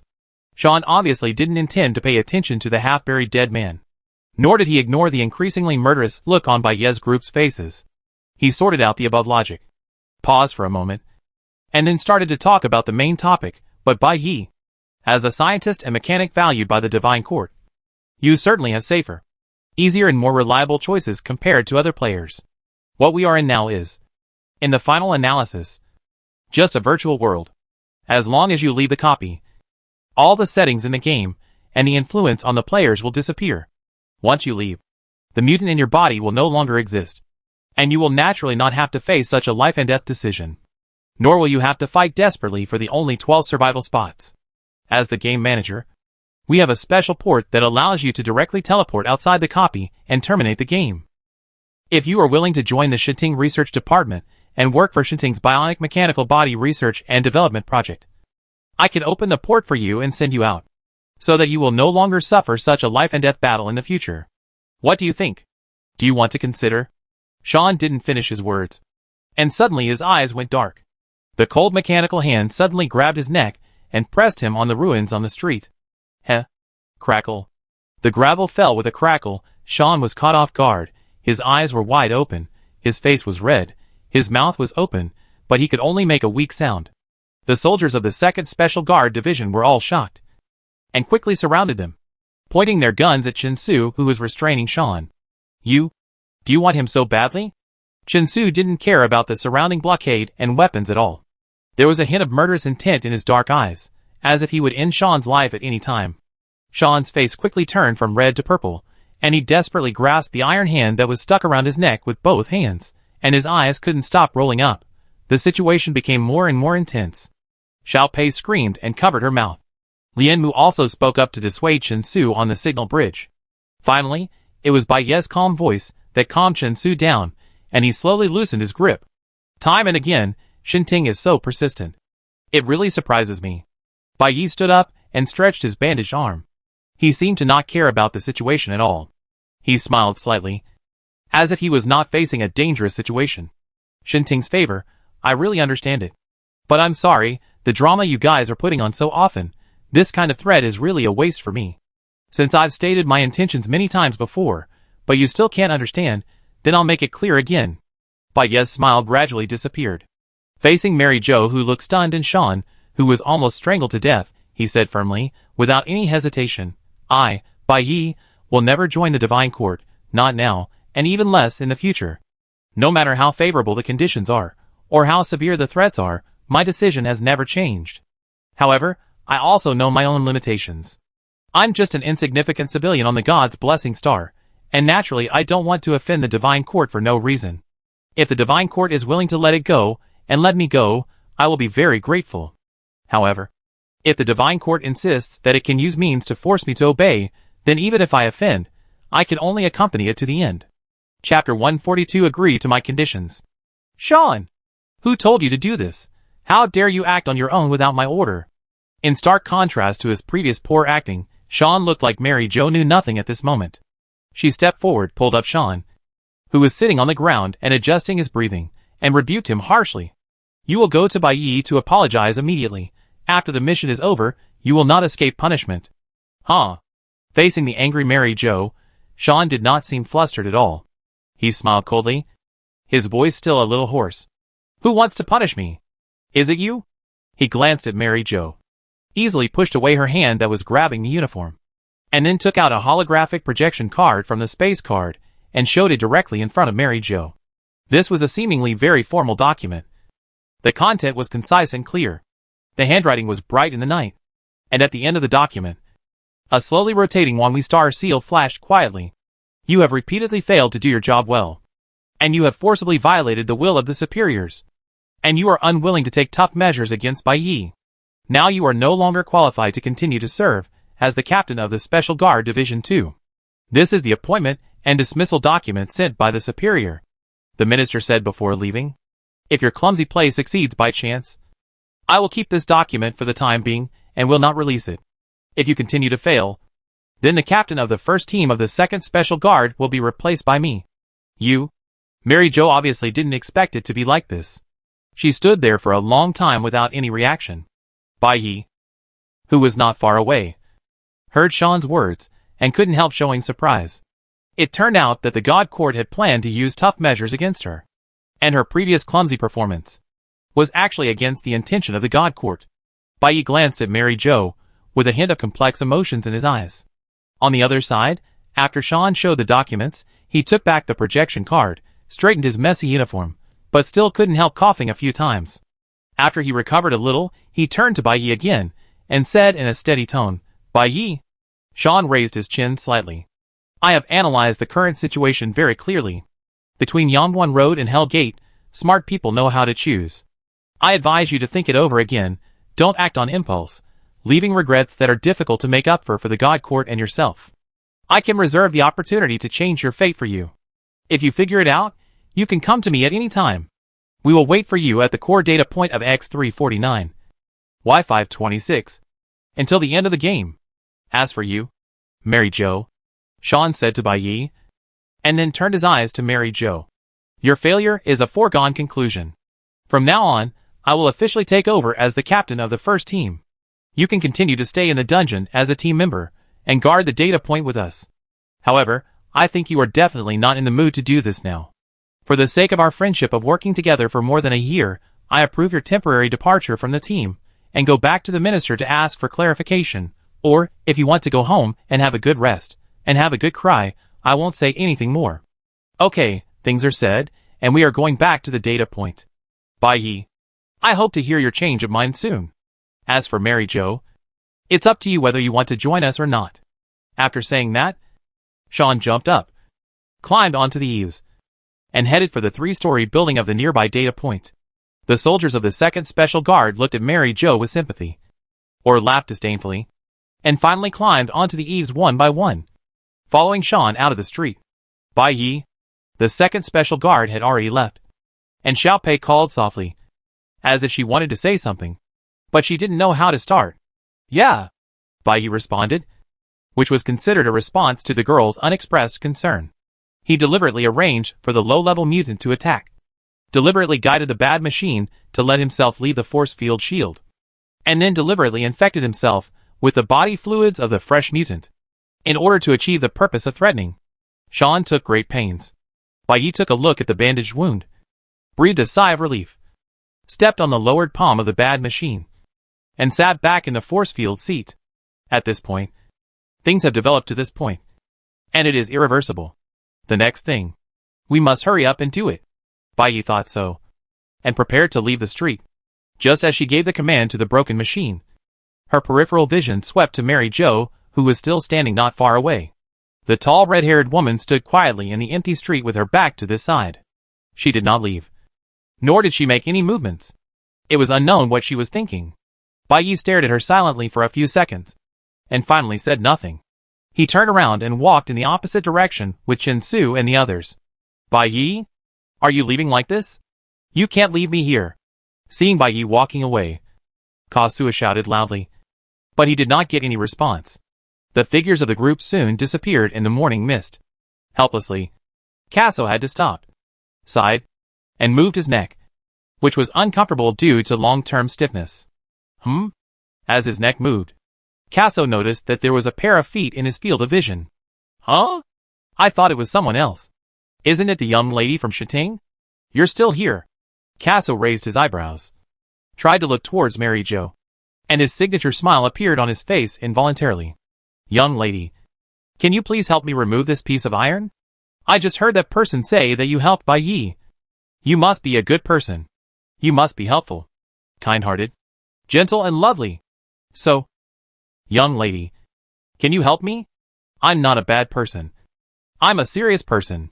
Dang! A foot wearing black high boots stepped on the iron block on Kazuya's body mercilessly. Shut up, Mary Jo said coldly. Kazuya immediately shut up. At this moment, Mary Jo was in an extremely low mood.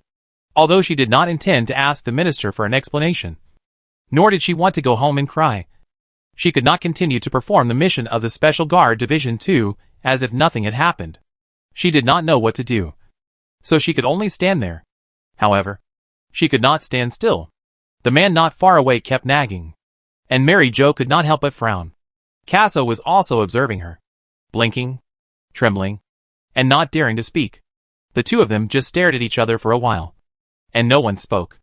Anyway, there was nothing to do, so just leave it alone. Mary Jo thought about it, and finally spoke. Her tone was still official and serious, without revealing a trace of depression. I am a person outside the game, and I should not interfere in the affairs between players. If I saved you, it would be equivalent to ruining Bai Yi's plan. Bai Yi didn't let me down, and I don't have to let him down for you. In terms of reason, I shouldn't have saved you. If you want me to save you, you must give me a reasonable reason. Kazuya's mind was confused for a moment, and he couldn't answer. A reasonable reason? How could he come up with one in such a short time, besides not wanting to die? What other reason is there? No reason. Forget it. Mary Jo took back her foot from stepping on Casso, left this sentence, and turned to leave. Hey, wait! Casso was anxious, and hurriedly shouted again. Wait a minute, I thought of it. Huh? Mary Jo stopped and turned around. Hee. Casso smiled slyly. What I thought of was not a reason, but a deal. Deal? Mary Jo looked down at him, with a slightly doubtful look. Yes. Mary Jo didn't leave. And Casso became calm. How about this? I can make a promise to you. If you save me, I promise to exchange something with you. It doesn't matter what it is, as long as you want it, I can help you achieve it. As long as it is within my ability, I will definitely do it. How about it? Isn't this a good deal? Don't disbelieve me, Casso is a very trustworthy person. And although I am now trapped in Baye's trap, I am still very powerful. If you save me, I can live a long time. Long enough to fulfill my promise. This is my proposal. Think about it, kind lady. After Casso finished speaking, Mary Jo did not respond immediately. She seemed to be struggling.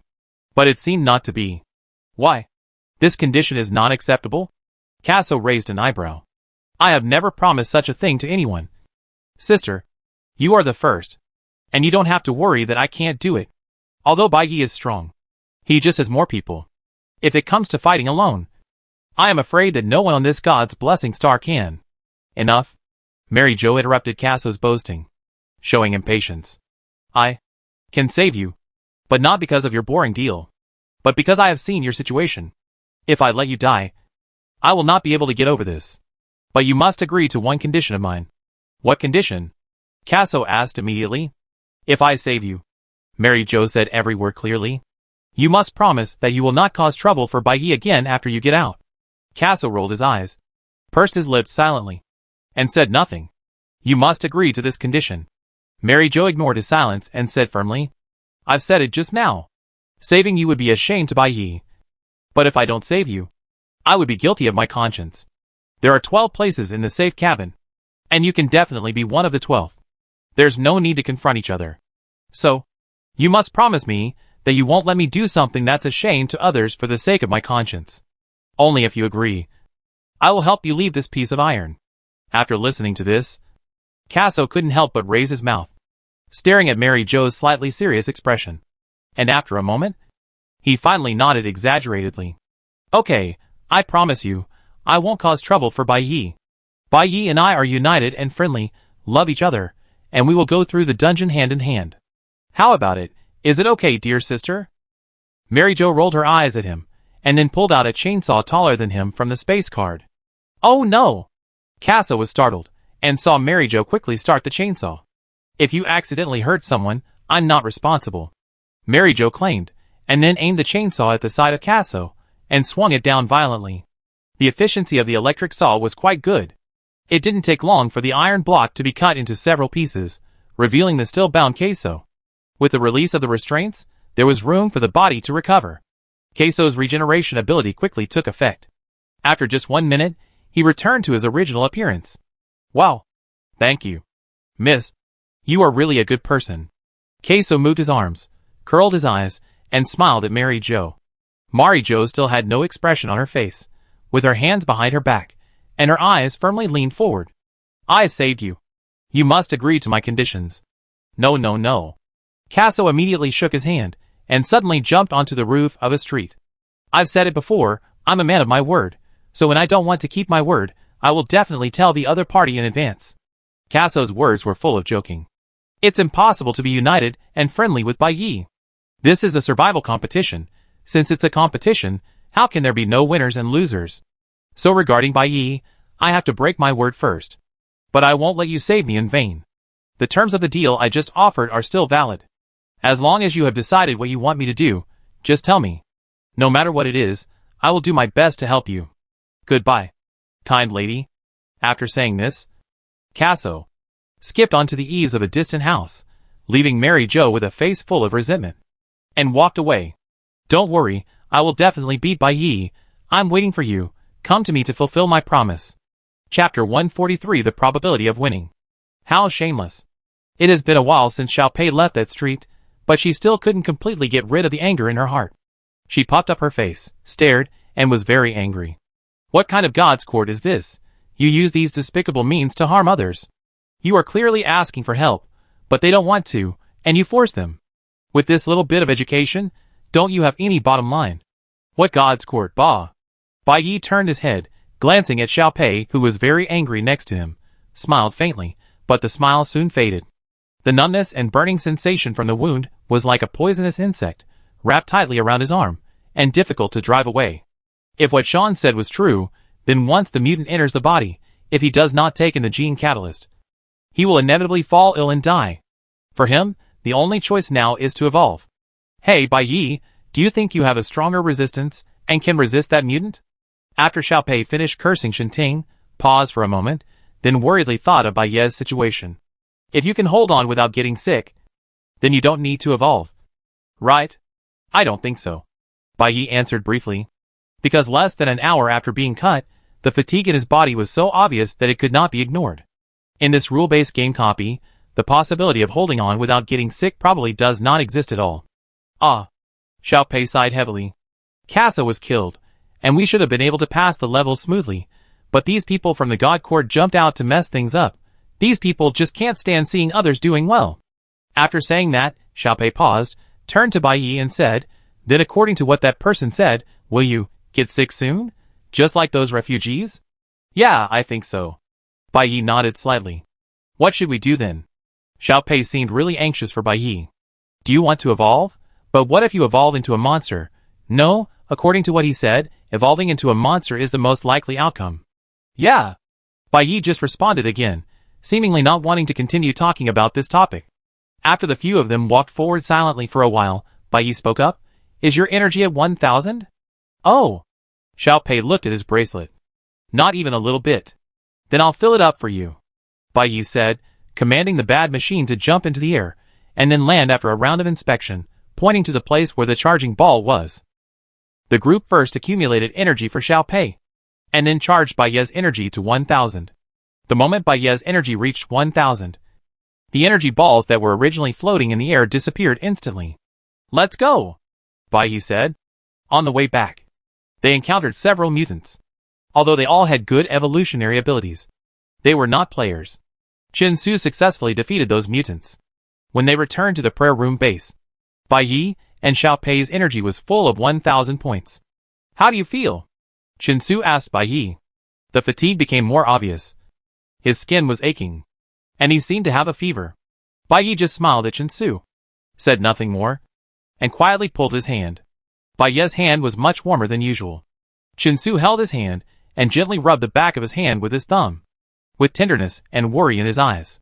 What are you going to do? Qin Su asked softly. I have thought about it. Bai Ye's voice was weak. The first thing to solve now is the punishment from heaven. When we first entered the game, the refugees ate food mixed with mutants, and all of them fell ill that night. The next day, they drank a gene catalyst disguised as a drug. At midnight more than 10 hours later, the evolution began. That is to say, this process of illness and evolution will last about 1 to 2 days. In addition to the time taken up by narcolepsy, I may not be able to go out for a while, and cannot collect enough energy points. What do you mean? Qin Su realized something in his heart. I think it's time to take out the stock at the bottom of the box. Bai Yi smiled slightly, and then the energy bracelet on his wrist suddenly lit up with a dazzling light. Huh? What's wrong? Seeing this, Xiao Pei hurried over. Hey! Why are 2 of your energy slots lit up? Does this mean 2,000 energy points? Xiao Pei raised his head in surprise. Is the energy not allowed to increase after it reaches 1,000 points? How did you do it? It's very simple. Bai Yi smiled at Xiao Pei, and the corners of his mouth rose slightly. Because I know magic. Magic? Xiao Pei opened her eyes wide in astonishment. Bai Yi obviously didn't use magic. The so-called hidden treasures actually refer to the high-dimensional cards that he has kept but never used, such as the Excellent Double Energy. Excellent Double Energy.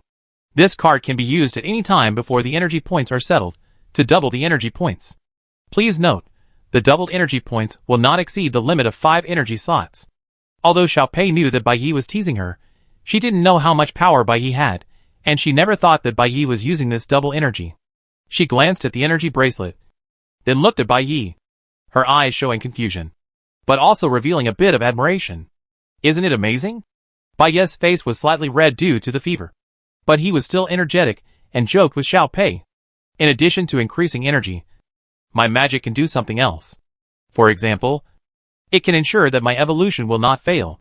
Are you going to evolve? Right now. Xiao Pei's eyes widened again. Yes, Bai Ye replied.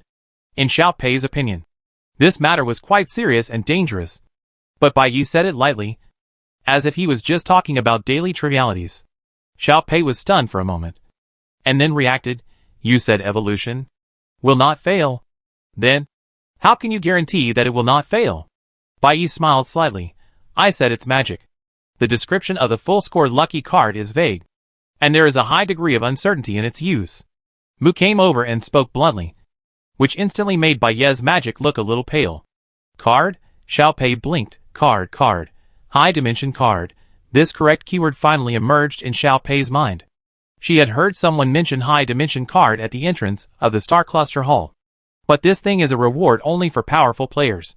For a player like her who just wants to save her life, it is too far away, so she quickly forgot it after hearing it. But it is far from me, but not far from Bai Ye. Thinking of high dimension card, Xiao Pei was instantly excited.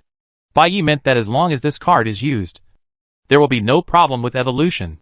The 100% luck and best result mentioned in the card description are all vague expressions. Except for Xiao Pei, others' reactions were not obviously excited. Mu, as always, calmly analyzed the problems that Bai Ye might face. According to the lot model, when the meaning is unclear, the result obtained has a probability of deviating from the expectation of up to 68.9%. Using this card, you may not necessarily get the desired result. Perhaps because of the bonus of the super processor, Mu's speculation about Bai Ye's thoughts was as accurate as scanning Bai Ye's brain. He was right. The magic that Bai Ye was using at this moment was the rare high-dimensional card that he had obtained after the second official game, Lone Star Escape, but had never had the right opportunity to use. Perfect luck. Rare, perfect luck. Give a 100% luck value to a decision of yours. The result obtained from this decision will be the best of all results. After guessing that Bai Ye was going to use the perfect luck card, Mu also made a prediction for Bai Ye in advance. 68.9% of the probability may deviate from the best result. But Bai Ye did not show surprise. Nor did he hesitate. Just smiled. It doesn't matter. I don't have such high requirements, Bai Ye said.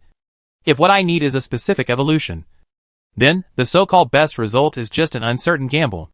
But what I need is not specific, as long as this card can achieve the most basic guarantee. Since the card description makes such a promise, even if it deviates from expectations, it will not let me step on the edge of failure. Mu nodded, and said nothing more. Think about it carefully. This game has so many twists and turns. In the end, it is just a gamble, Bai Ye said, as he took out a transparent vial from the space card. The vial was filled with half a bottle of colorless and transparent liquid. The label on the bottle had a string of incomprehensible codes. This was the special medicine that Xiao Pei snatched from the supplies and gave to Bai Ye a few days ago. The Gene Catalyst, CX563RN9. Special energy rules. Random evolution mechanism. And only 12 seats left in the safety cabin. The complex settings of this game are actually guiding players to do one thing: bet on a high probability of failure. And bet on the success of those 12 seats. Bai Ye shook the vial, and the liquid inside fluctuated. Some sediment floated up, making the transparent liquid slightly turbid. But if my idea is correct, maybe we don't need to care about this bet. Maybe this bet is just a scam in the end. Scam? What do you mean? Xiao Pei asked hurriedly. Bai Ye was about to explain, but suddenly he felt dizzy, and his consciousness was instantly blurred. Shin Su immediately helped Bai Ye to the bench, and Bai Ye sat for a long time, before he became slightly more awake. The body temperature seemed to be gradually rising, and the body was hot and cold, as if it was being burned by ice. After Bai Ye recovered a little, he closed his eyes, and after thinking for a while, a soft golden light suddenly emanated from his body. Galway Ka Rare, full luck, is now in effect. Anyway, Bai Ye spoke again. His breath was weaker than before. Originally, we might have skipped the gambling game and successfully passed the game. But now the Divine Court has set up such a game, forcing us to participate in this gambling game. Since we have chosen the gambling game, we must win. whether it is against the game or against them. Bai Ye's voice was low, but it revealed his fearless determination. After speaking, he raised his head and drank the small bottle of gene catalyst in his hand, then threw the bottle away, his mouth slightly raised, revealing a full and firm smile. Since they want to threaten me with the probability of failure, why don't we use the probability of winning to give them a perfect response? Chapter 144 The Best Among Men. Boss Bai Ye. This is too powerful.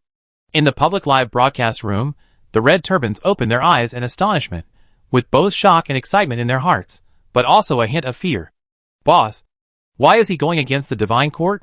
But no matter how powerful he is just a commoner. Going against the divine court like this, will the result be good? If it goes wrong, I'm afraid there will be no way to end it. Everyone looked at each other. The panic in their hearts slowly rose, gradually overwhelmed the initial shock and excitement. On the godly blessing star. Everyone knows what the word Shinting means. Everything on the godly blessing star is in the hands of the godly court. Everyone is just one of the thousands of names in the godly court's book of life and death. Insignificant, and can be easily crossed out once you want to delete it. The godly court's previous tolerance was mostly because they wanted Bai Ye's extraordinary ability. But if one day, the godly court decides not to tolerate it anymore and abandons him, what awaits Bai Ye is most likely a heavenly punishment that even energy points cannot resist. The trap set by Shan, this time has revealed the tough stance of the divine court. If you don't agree, it will be difficult to survive. Anyone can see that the divine court will never give up. Even if Bai Ye's toughness can win this time. Next time. No one can predict to what extent the divine court will escalate its means. Dancing on the edge of the divine court's tolerance. Bai Ye, doesn't he worry? Alas, I feel a little weak. A fat red-headed man next to Arnold frowned, muttered, and rubbed his chest subconsciously. Too much ability. Sometimes it is troublesome. Arnold, why do you think Bai Ye is going head-to-head with Shinting? Shinting provides such good conditions, so that the boss can enjoy wealth and glory, and does not have to participate in the game. Isn't this a good thing? Well, Arnold paused, and his tone was a little hesitant. Working for Shinting may not be as good as imagined. Not so good, what's wrong? The fat red-headed turban didn't quite understand. Do you mean that the conditions given by the divine court will not be fulfilled when the time comes? That's not the case. The divine court will not default on this point. It's just that if Bai Ye goes, then, well, it's hard to say. Arnold's words were vague, leaving Fatty Red Turban confused. This condition?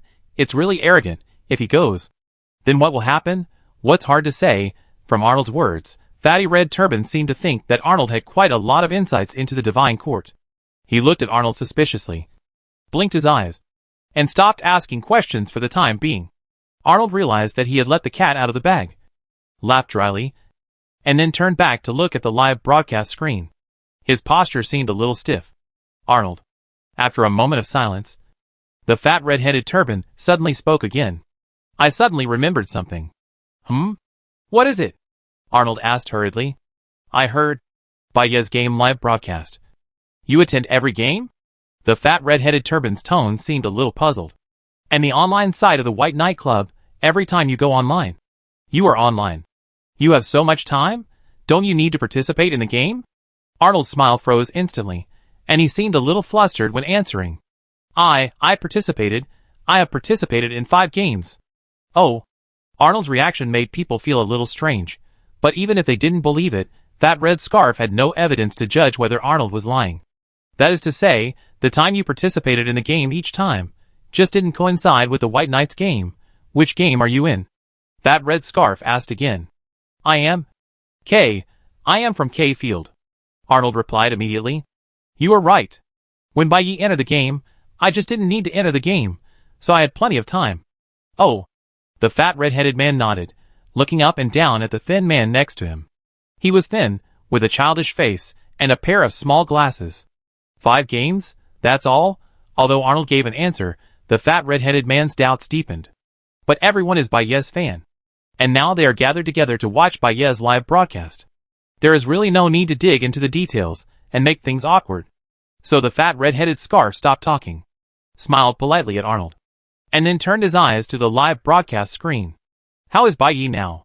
The ball team leader patrolled the monitoring room and stopped beside Xiao Jing's workstation.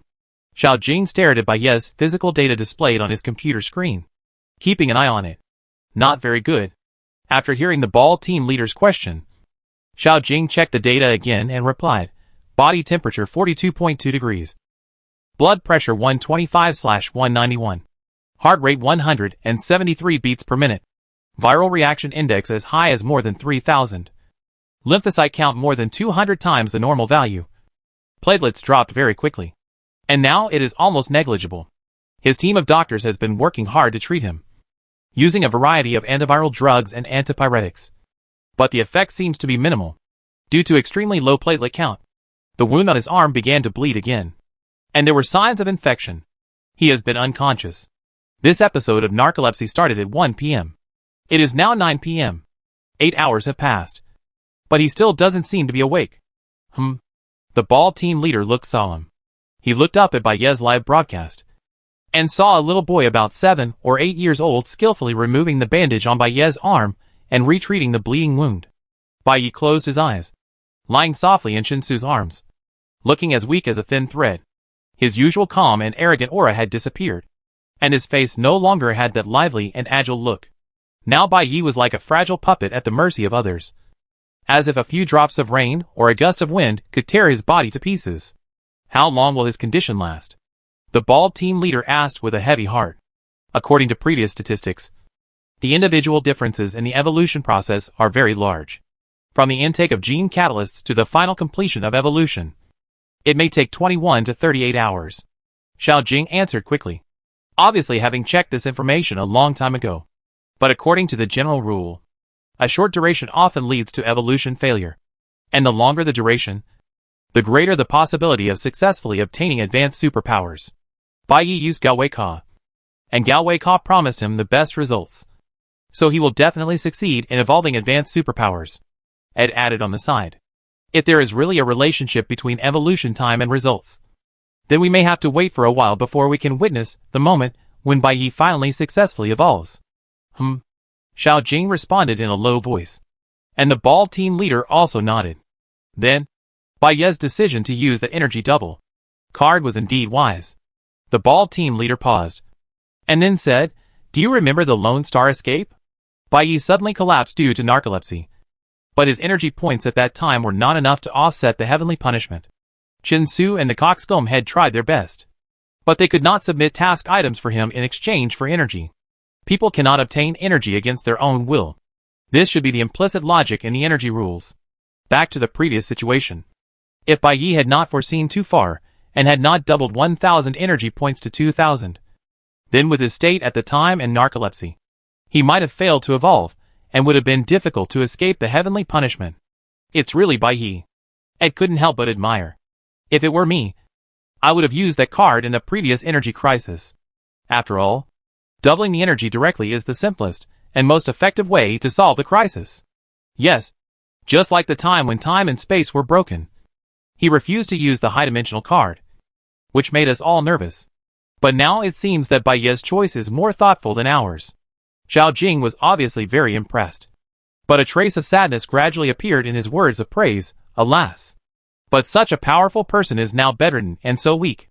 When I think it's only temporary, I'm still worried. Do you think the high-dimensional card is really useful? Will it suddenly become ineffective? Or fail to be used successfully for some reason, causing Baiye to fail to evolve? Don't think about these unlucky words. Ed quickly interrupted Xiao Jing's thoughts.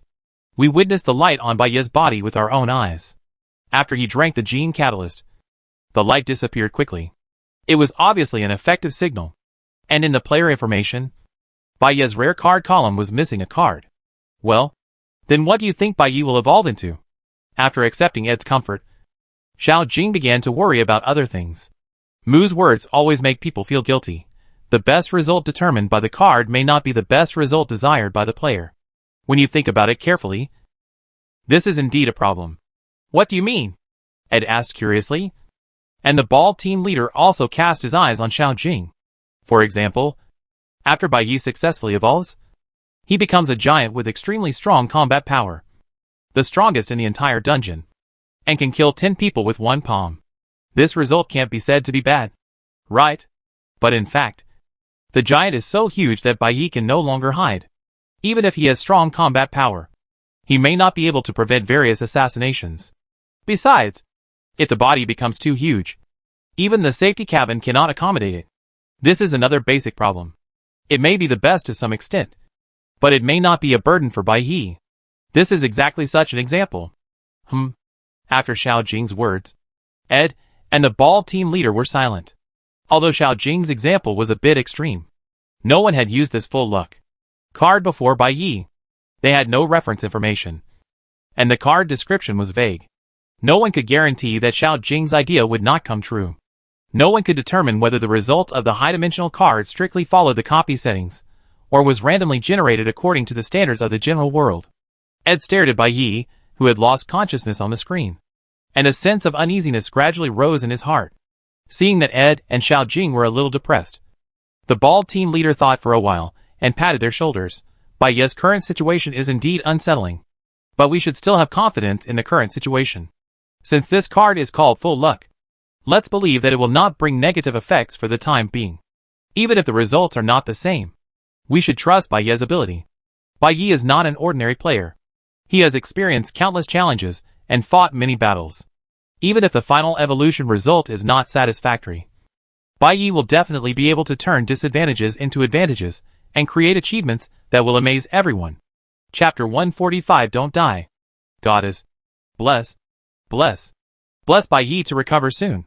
Bless him to be safe. Bless him to evolve the strongest superpower. Bless him to beat anyone he sees. Bless him to win. Bless. Xiao Pei stood in front of the goddess statue deep in the prayer room, closed her eyes, clasped her hands together, and murmured softly, looking extremely pious. Although her voice was small, Chen Su had excellent hearing and clearly heard every word of her beat anyone he sees. Bless him to win. This little girl. It's funny, but also helpless. Chen Su glanced at Xiao Pei, then looked down at Bai Yi, who was sleeping in his arms. Ever since the onset of the disease, Bai Yi no longer wanted to lie down by himself, and only wanted Chen Su to hold him. Chen Su had been holding him for almost a day, and saw the person in his arms breathing more and more rapidly, his consciousness gradually becoming blurred, his whole body was hot, and there was no sign of awakening at all. Although he knew that this was only a temporary state, seeing Bai Yi was so sick that he was unconscious, no one could help but feel worried. Xiao Pei prayed to the goddess statue every once in a while, not even caring about his own affairs. Just sitting quietly at the foot of the wall, occasionally casting concerned eyes on Bai Yi. Body temperature 41.2 degrees. Blood pressure 115/170. Heart rate 152 beats per minute. Breathing rate 40 times per minute. The little mute's brain was implanted with advanced medical programs, and his hands were equipped with precise sensor probes to monitor Bai Yi's physical data at any time. The little boy examined Bai Yi for a while with an expressionless face, and mechanically reported the current physical data. Although it was still bad, it was finally slightly better than before. Chen Su nodded to the little mute, and then looked at the bandage on Bai Yi's arm. The blood-stained part of the bandage had not expanded for a long time, and the little mute did not help Bai Yi change the bandage. The bleeding stopped, which might be a sign that Bai Yi was getting better. Chen Su adjusted his posture, hugged Bai Yi tightly, and continued to lean against the wall behind him. After leaning for a while, he suddenly felt a slight movement between his arms. Bai Yi? Chen Su's heart moved, and he hurriedly looked down to check, and saw that the person in his arms coughed a few times, and finally raised his eyelids slightly. Bai Yi, how do you feel? Are you feeling better? Chen Su asked with concern. When Xiao Pei heard Chen Su talking to Bai Yi, she immediately rushed over, and Mu quickly followed, coming to Bai Yi's side. Bai Yi's face was ruddy, but he looked weak, and he wanted to speak, but he seemed to have no strength to even lift his eyelids. His eyes wandered, and his lips moved, asking with difficulty, "What time is it now?" 2 o'clock in the night. Chen Su answered softly. "You have been ill for 17 hours. Bai Yi blinked slowly, and then closed his eyes again, not knowing if he fainted again. Xiao Pei saw that Bai Yi was a little better, but then he became worse again, and shouted anxiously, "Bai Yi, don't sleep. Bai Yi, what's wrong with you? Wake up. Your body temperature has risen to 41 degrees, and it was 42 degrees just now. You are almost incinerated. If you die of the disease before you evolve, what can I do then? Bai Yi, Can you hear me? Xiao Pei shouted, and even cried in her voice. Bai Ye's eyebrows twitched slightly, and he opened his eyes, so noisy. Xiao Pei was stunned for a moment, and immediately closed his mouth. Chen Su smiled, and Mu glanced at Xiao Pei, and then retracted his gaze. Xiao Pei calmed down, and the room immediately became quiet. Bai Ye paused for a while, and his eyes moved slightly to Xiao Pei, and said intermittently, "It's 2 o'clock in the night. The punishment from heaven has passed, and you should save energy. This time, I can't help you." Xiao Pei was stunned for a moment, and then realized that he had missed this point. Although Bai Ye has an energy doubling card, Xiao Pei does not. At 2 o'clock in the morning, after the punishment from heaven, Xiao Pei's energy tank was empty again as expected. She pursed her lips, glanced at Chen Su who was holding Bai Ye, and then looked at Mu next to her. Since the evolution experiment started, mutants are everywhere, and her energy is almost entirely accumulated by Bai Ye. If there is no Bai Ye, she may not survive even one episode in such a game. Either she goes to find the charging ball and is killed by the mutant, or she does not go and is eliminated by the punishment from heaven. With her level, it was simply a dream to accumulate enough energy under the attack of mutants. It was obvious that no one could help her at this time. Bai Ye was so seriously ill. Chen Su naturally could not leave him alone. Mu's combat ability was limited, and it was also dangerous to go out alone. Only Bai Ye could command the broken machine. Bai Ye had done his best. Could he ask for more? So, she could only rely on herself. Xiao Pei was ruthless, took a deep breath, and smiled at Bai Ye. "Okay, no problem. I can go by myself." Xiao Pei's tone was clear and firm. "Bai Ye, you just take good care of yourself. Evolve well, and don't die. I have asked the goddess to bless you.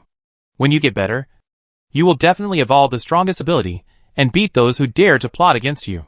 Bai Ye listened to Xiao Pei's words, his mouth corners slightly raised, and he slowly groped to his left wrist. In an instant, the wide-mouthed air spray gun he often used appeared in his hand out of thin air. Bai Ye didn't use enough strength, and after trying a few times, he still couldn't lift the spray gun. Chen Su understood what he meant, and took the spray gun and handed it to Xiao Pei. Then, Bai Ye took out a few bottles of medicine and asked Chen Su to give them to Xiao Pei. This airflow spray gun is used for defense. It's useful. Don't fight when you encounter danger. Use the gun to create opportunities first. Drink these strengthening medicines and run away immediately. No matter what. Saving your life is important. Xiao Pei nodded. "Okay. I understand. Then I'm leaving. You have a good rest. And I'll come back when I get enough energy." After saying that, Xiao Pei secretly clenched his fists, cheered himself up, straightened his shirt, pulled up his pants, and rushed out the door quickly. As soon as Xiao Pei left, the room suddenly seemed much emptier. Mu looked at Bai Ye's situation, and returned to his original position. Still without saying a word, Bai Ye leaned in front of Chen Su. His eyes fell on the yellowed goddess statue in the room, and after a long silence, he spoke. "Today is the 5th day. There should be fewer mutants in the ruins than in the past few days. Are you worried about Xiao Pei?" Chen Su heard the implication of Bai Ye's words. Bai Ye responded softly. It was a world where everyone had to protect themselves, but he still couldn't bear to abandon her, and he even had some concerns about this little girl. But since he couldn't even stand up, Xiao Pei could only leave it to fate. Bai Ye closed his eyes and sighed softly. Bai Ye was now indeed a little better than the 17 hours he was in a coma. Although his body temperature was still very high, his consciousness was finally gradually clearing, and he had some strength to speak. He rested for a while, remembered something, and called Chen Su. "Hey." Chen Su responded. "What kind of ability do you think I will evolve?" Bai Ye's voice was weak, but he asked Chen Su curiously. "The strongest, the most invincible in the universe."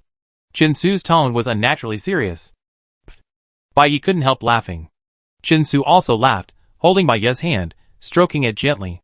"Even though you are here, I don't need a particularly strong ability, but I don't have no ideas." Bai Ye paused for a moment and then said, "Yeah." Chen Su responded, waiting for Bai Ye's next words. "Actually, I'm afraid of evolving into a monster. That's really scary." Bai Ye said this in a delicate and cute way, which was completely different from his previous cold and arrogant attitude.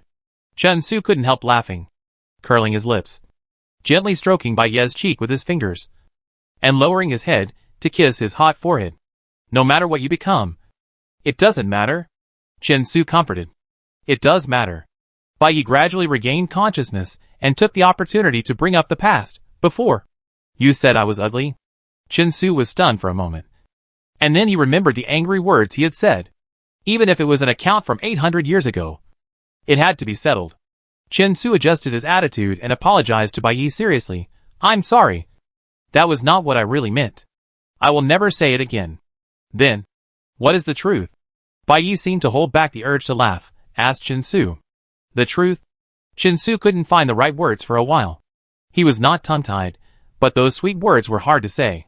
Bai Yi didn't urge him, nor did he change the subject. He just closed his eyes and rested, waiting for Chen Su to make him happy. Chen Su's lips moved dryly, and after a long time he managed to say, I have never seen anyone more beautiful than you. This sentence has been hidden in his heart for a long time, but he has not been able to say it again. Chen Su's love words were plain. But Bai Ye's smile instantly became as bright as a flower. He gently squeezed Chen Su's hand, and although he didn't open his eyes, he always had a smile on his lips. Kiss me, Bai Yi whispered. Chen Su smiled slightly, kissed Bai Ye's eyebrows, eyes, and then kissed his soft hair gently. Baby? In the haze. Chen Su's voice was low and gentle, echoing in Bai Ye's ears. Chapter 146. Is he really the chosen one? It's already 9 o'clock in the evening. Xiao Jing glanced at the clock, and then looked at the live broadcast screen in front of him. As expected, Bai Yi on the screen fell into a deep sleep, following the schedule of narcolepsy. In the last wakefulness cycle, Bai Ye's condition improved slightly, blood pressure and heart rate gradually decreased, and his body temperature stabilized at around 39 degrees, and did not rise to the alarming figures of 41, 42. The doctor of their team took very good care of him. Although the antiviral and antipyretic drugs they brought with them were useless for this evolutionary reaction, the trauma medicine worked. After more than a day of recovery, the wound on Bai Ye's arm had healed with the help of the medicine, and the bandage could be removed. It's been almost 36 hours since Bai Yi fell ill, Ed said after calculating. I don't know how long it will take for him to evolve. Xiao Jing said worriedly. Don't delay it too long. When he wakes up 6 hours later, his 2,000 energy points will all be used up by the heavenly punishment. If he can't move anymore, there will be no other high-dimensional cards to provide him with energy. Ed nodded in agreement. But according to previous statistics, it shouldn't be delayed until the next heavenly punishment. If all goes well, perhaps when his sleepiness cycle ends this time, we can get the result. Bai Ye's cycle has always been stable. At least in the observation of the analysis team, he has never woken up unexpectedly within 6 hours. So, Aide and Xiao Jing relaxed their vigilance a little, set the alarm clock, and asked a Sheng next to them to keep an eye on it for them, and then went to the lounge next door to catch up on their sleep. This time the dungeon lasted too long. Whether it was the players, the audience, or the analysis team, they all felt exhausted physically and mentally. Everyone longs for some excitement, to inject a shot of adrenaline into the gradually weakened spirit. For example, with the improvement of full luck, Bai Yi may achieve a cosmic super evolution result. Time passed slowly, and soon midnight came, and ominous white lighting flashed on the live screens, and then the screen went black again. Players who failed to evolve would definitely not survive the next punishment. As punishments continued to fall, the number of players had been reduced by more than half compared to the opening. Those who stayed behind were either conservatives, who had not yet made up their minds to evolve, or the lucky ones, who had successfully completed the evolution. Bai Yi was expected to wake up at 3 in the morning, and Ed and Xiao Jing returned to the monitoring room in advance at 2:55. As soon as they entered the door, they felt a warm commotion coming towards them. You are finally back. Come on. Come and see. Desheng anxiously called them in front of Bai Ye's live broadcast screen. What happened? Ed and Xiao Jing immediately perked up and hurried over. In the scene in front of him, Bai Yi was still immersed in Chen Su's arms, but his face looked particularly peaceful, as if the flush from the high fever had subsided. The physical data Bai Yi displayed on the computer screen next to him were all green. No abnormalities. Blood pressure 85/105. Heart rate 72 beats per minute. Body temperature 36.3 degrees. Xiao Jing read out a few basic values excitedly, his voice trembling. He is cured. He is finally cured. Is his evolution considered complete? It should be. It should be completed. Ed's excitement was hard to conceal. But I don't know what ability he has evolved this time. And how powerful it is. His appearance seems to have not changed much. Everyone heard this and looked at the screen. Bai Ye's whole body was clearly visible under the live camera. His hands were still hands. His feet were still feet. And on the surface, he was still the thin and handsome Bai Ye. Ed and Xiao Jing carefully enlarged the picture, checked it carefully, and finally breathed a sigh of relief. Regardless of whether there is really an invincible universe, at least there will be no situation where he cannot sit in the safety cabin. And it's not just Bai Ye himself. Everyone actually doesn't want to see him, who loves beauty so much, become ugly. In a few minutes at most, Bai Ye will definitely wake up, and we will soon know what abilities he has acquired. Ed rubbed his palms together, and was so excited that he almost jumped up. Xiao Jing blushed slightly, and her heart was surging, and her eyes were flashing with anticipation. The other analysts also had no intention of paying attention to their own players, and gathered in front of Bai Ye's live broadcast screen, waiting for the moment when he opened his eyes. Hey! Wake up! Bai Ye wakes up! A few minutes later, someone suddenly shouted, and the crowd tensed up instantly. Everyone stared at the screen, watching the handsome man rubbing his forehead and slowly sitting up. Feeling better? Chen Su asked softly during the live broadcast. Yeah, much better, Bai Ye replied, and stood up with his feet. His movements were smooth and fluent, and he had obviously regained his vitality. Do you feel any changes in your body? Chen Su continued to ask. And Mu, who was not far away, also came over. Bai Ye's face showed a trace of confusion, but he soon listened attentively. After a moment, he looked up, his eyes sparkled, his fingers gently opened and clenched, and a bright smile suddenly appeared on his face. Are there any results? Chen Su asked hurriedly. Bai Ye, who had recovered his health, reappeared his usual spirit between his eyebrows. It's enough as long as the evolution does not fail this time, but I have to say, this high-dimensional card is really good to me. What? What did Bai Ye evolve? I don't know, he is good to us. What do you mean by that? The members of the analysis team talked one after another, but no one could find any useful information from Bai Ye's simple conversation. What abilities does he have now? Why don't you tell me? Chen Su Mu, aren't you going to ask? The analysts were extremely anxious. But in the screen, the three people never discussed this matter again. Bai Ye's appearance did not change at all, and the result of the evolution was not directly told to Chen Su and Mu. On the surface, it seemed as if this matter had never happened. Everyone was extremely anxious. They really wanted to rush into the game and ask Bai Ye directly. But at this time, they saw Bai Ye standing in the middle of the prayer room, looking around silently, and his expression gradually became solemn. The body recovered. The evolution was successful, and it was time to celebrate. But the room was unusually quiet. It's 3 o'clock now, Bai Ye said. Yeah, Chen Su replied. It's been more than a day. Bai Ye retracted his gaze, and his voice became heavy. Xiao Pei, hasn't she come back? Yes, Bai Ye said. And Xiao Jing Ed seemed to realize something. Their minds had been focused on Bai Ye, paying attention to his body, and looking forward to his evolution. It was not until the moment Bai Ye mentioned Xiao Pei that they realized that since Xiao Pei went out last night, it has been a long time since she appeared again. Where is Xiao Pei? She won't. Xiao Jing didn't finish her words, paused for a moment, and hurriedly turned to ask the colleagues next to her. Is anyone following up on Xiao Pei? How is she now? Does anyone know? The analysts looked at each other, and no one spoke. With Xiao Pei's strength, she was basically destined to be cannon fodder. From the beginning, the analysis team did not arrange for anyone to follow up on her. In addition, she had been in the same frame with Bai Ye these days, and the game management office had even closed her live broadcast channel without knowing when. No one knows. Xiao Jing asked several times in a row, but no one answered. He had to check the player list temporarily to confirm Xiao Pei's situation. At this time, on the screen, Bai Ye and the others looked at each other and left the prayer room immediately. Some people were paying attention to Bai Ye's movements, while others were still discussing the results of Bai Ye's secret evolution.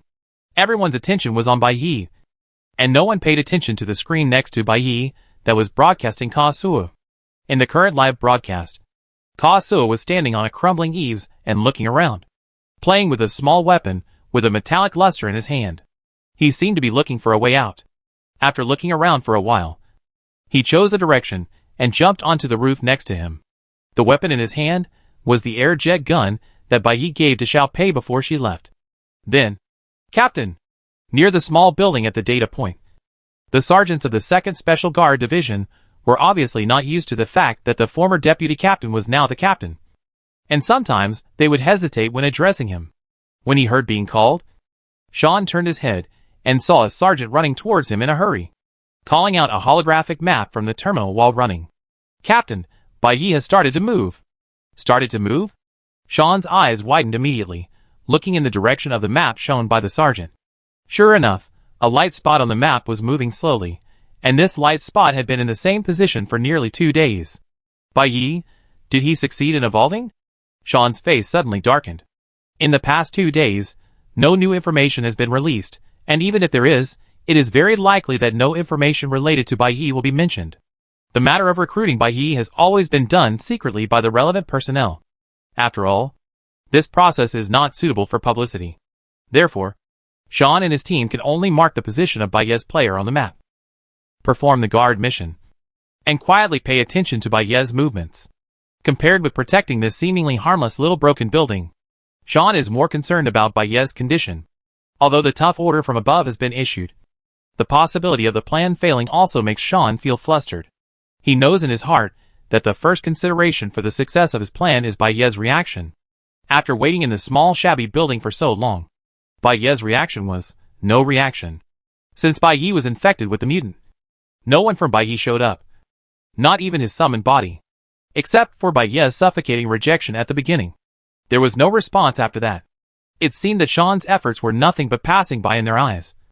And they did not take him seriously at all. I knew that Bai Yi was arrogant and difficult to deal with.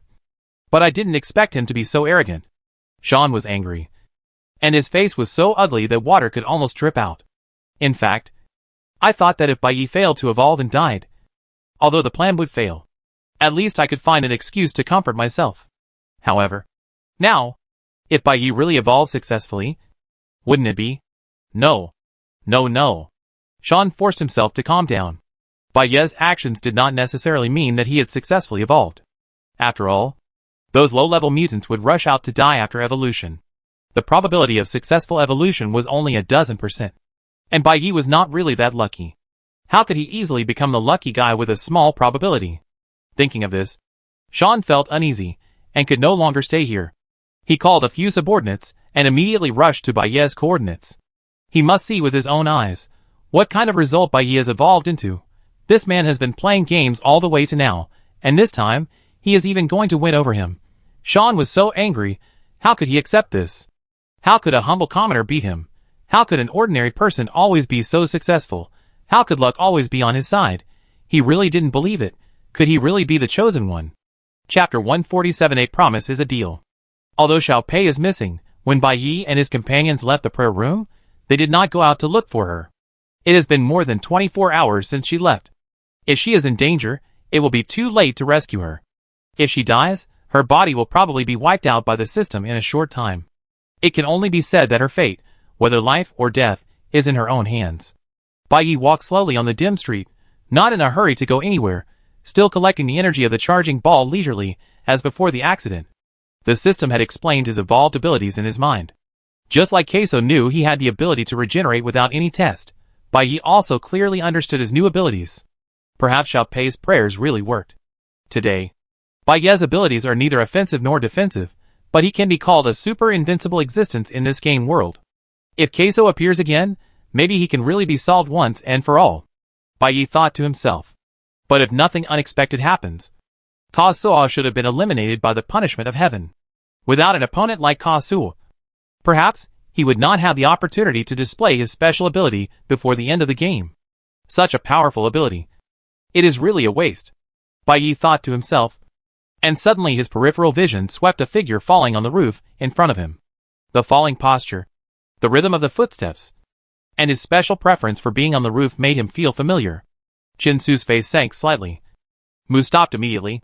Bai Yi raised his eyebrows and looked up. I haven't seen you for 2 days.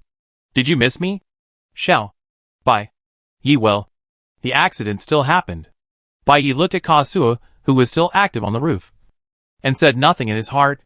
A lazy dog has a good life, and a crazy person has a long life. This is what he said. For Bai Yi, it doesn't matter how Kazuo survived. Anyway, he didn't die. Bai Yi didn't take out the drone immediately to prepare for the battle. Since Kazuo dared to show up in front of them, the tricks used before were probably ineffective against him. Huh? Why can't I feel your enthusiasm? Seeing me come back from the dead, aren't you surprised? Kazuo asked exaggeratedly. Of course. No one paid any attention to him. Ah. Boring. I have a lot to say to you, but if you don't ask, I don't know how to start. Kazuo held his forehead, shaking his head, looking quite disappointed. I'll give you a hint. For example, you can ask who saved me? What did she say when she saved me? She also mentioned you by Yi. Maybe there are other topics. Look at me, look at me. As he spoke, he raised his hands, bent his legs, and did some muscle flexing movements. Have you noticed my changes? Let me tell you, I've become more powerful. The evolution in this game can be upgraded. Want to know how to upgrade? Ask me now. This is my exclusive discovery. We didn't ask. You were talking about it very excitedly anyway. Bai Yi looked at Kazuo talking to himself over there, looking helpless. If it were before, Bai Yi would have turned away long ago because he couldn't stand it, but now, even though Kazuo's words made him irritated, he still chose to listen patiently.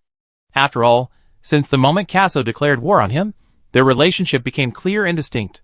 When facing an enemy, even a psychopathic enemy, who is performing all kinds of weird actions, you must always be vigilant. What are they doing?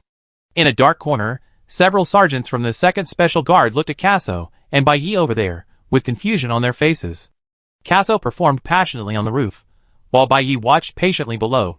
From a distance, there was actually an atmosphere of harmony and friendship. But Sean had a gloomy face. Since he found Bai Yi, he hadn't said a word. Seeing is believing, there is no denying it. Bai Yi not only did not die, but also did not become a low-level mutant. He passed this stage of evolution safely. The chips in his hand turned into bubbles in an instant, and the carefully planned strategy also failed. In the process of failure, Bai Yi didn't even look at them more. I was still laughing at Mary Jo's stupid plan and poor acting skills, but the result now, by comparison, I am no different from her. He even snatched Mary Jo's captain position in front of everyone, mocking her incompetence. However, such a failure was more shameful than her own failure. In fact, whether the mission was successful was not important to Sean. After all, everyone knew that Bai Yi was difficult to deal with. Sean did not care whether Bai Yi would join the Divine Court. The scientific research project had nothing to do with him. What he cared about was that Bai Yi had made him lose face in front of his subordinates. Sean instinctively clenched his fists, and his knuckles were so pale that they seemed to be about to break. Just as he was angry, several subordinates beside him suddenly made an inexplicable commotion. Sean came back to his senses slightly, and casually looked towards Bai Yi, and found that not far away, Bai Yi and his men, who had been calmly playing the role of audience, had already taken a posture ready to start a fight, a moment ago. Hey, you guys, are just as boring as ever. The performance without any response was really boring. Kazuo had to put away his weird posture, and tilted his head helplessly looking at Bai Yi and his men below. You are not interested in knowing even my exclusive discovery? I want to share the information with you. Since you are not interested in these, I can only talk to you about more interesting things, Kazuo said. His hand fumbled around his waist for a moment. Then he took out a gun and turned it around proudly. You should be interested in this gun. Right? How is this possible? Bai Yi's face changed, and Shensu and Mu immediately recognized the appearance of the gun. This is the wide-mouth airflow spray gun that Bai Yi modified himself. It is not available on the market at all. It is a unique existence that only exists on the God's Blessing Star. And just the day before, Bai Yi had just lent this gun to Xiao Pei. Where is she? Bai Yi asked directly with a stern tone, without any time to waste words. Hey, you finally pay attention to me. Kazuo squatted down. A smile appeared on the corner of his mouth, and he turned the gun around in his hand. It seems that you care about this little sister very much. Do you want to know where she is? Do you want to know? I can tell you a little bit first. She is not dead. She is still alive and well. Such a little girl. You actually let her go out to play alone. She can live until now. She really has to thank me. Swish. Bai Yi didn't wait for Kazuo to finish his words. A circular saw attacked his hand playing with the gun. However, seeing the circular saw approaching rapidly. Queso did not move at all, with a smile on his face, letting the sharp circular saw cut across his wrist. Baye's face changed. He did not expect that his attack would actually hit him. The circular saw cut off Queso's wrist, and the spray gun fell to the ground with a clang. Chinsu was quick-witted and quickly dodged and picked up the spray gun. Queso, who was squatting on the roof, still looked at them calmly with a smile on his face. Although his wrist was broken, he did not show any pain. A closer look revealed that the broken part was like a wave of water split by a blade. The shape was only messed up for a moment, and then it was restored to its original state, without even a drop of blood. Is this what Queso called evolution and upgrade? Bai and the other two were shocked and didn't know where to start. Oh my! It's really unexpected. I let you see my new ability, Queso said in a nonchalant tone, as if it was just a small episode. How is it, now that you have seen it? Praise it. Is my ability very powerful?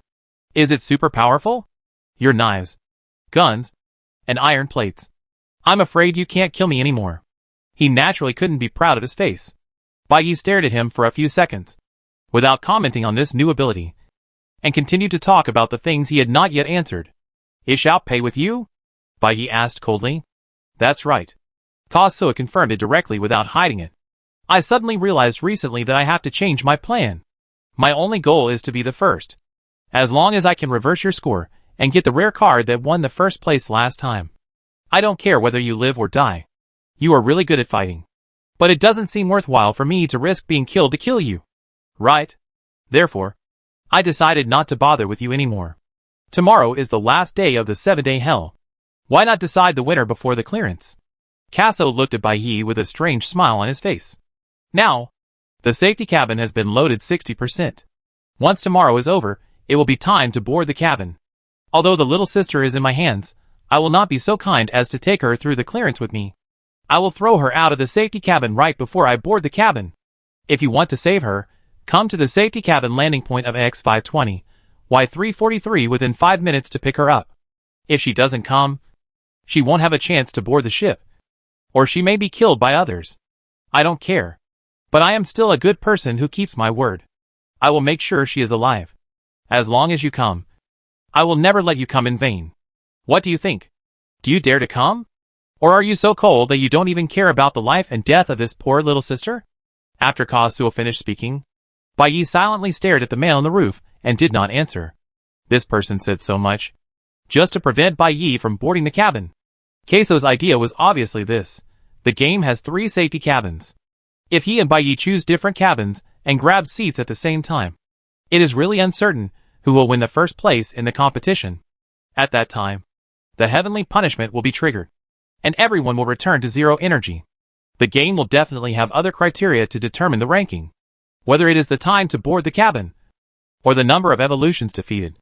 Queso is not sure that he can defeat Bai, but if Bai appears in front of him 5 minutes before boarding, he is obviously confident that he can prevent Bai from boarding the cabin until the last moment.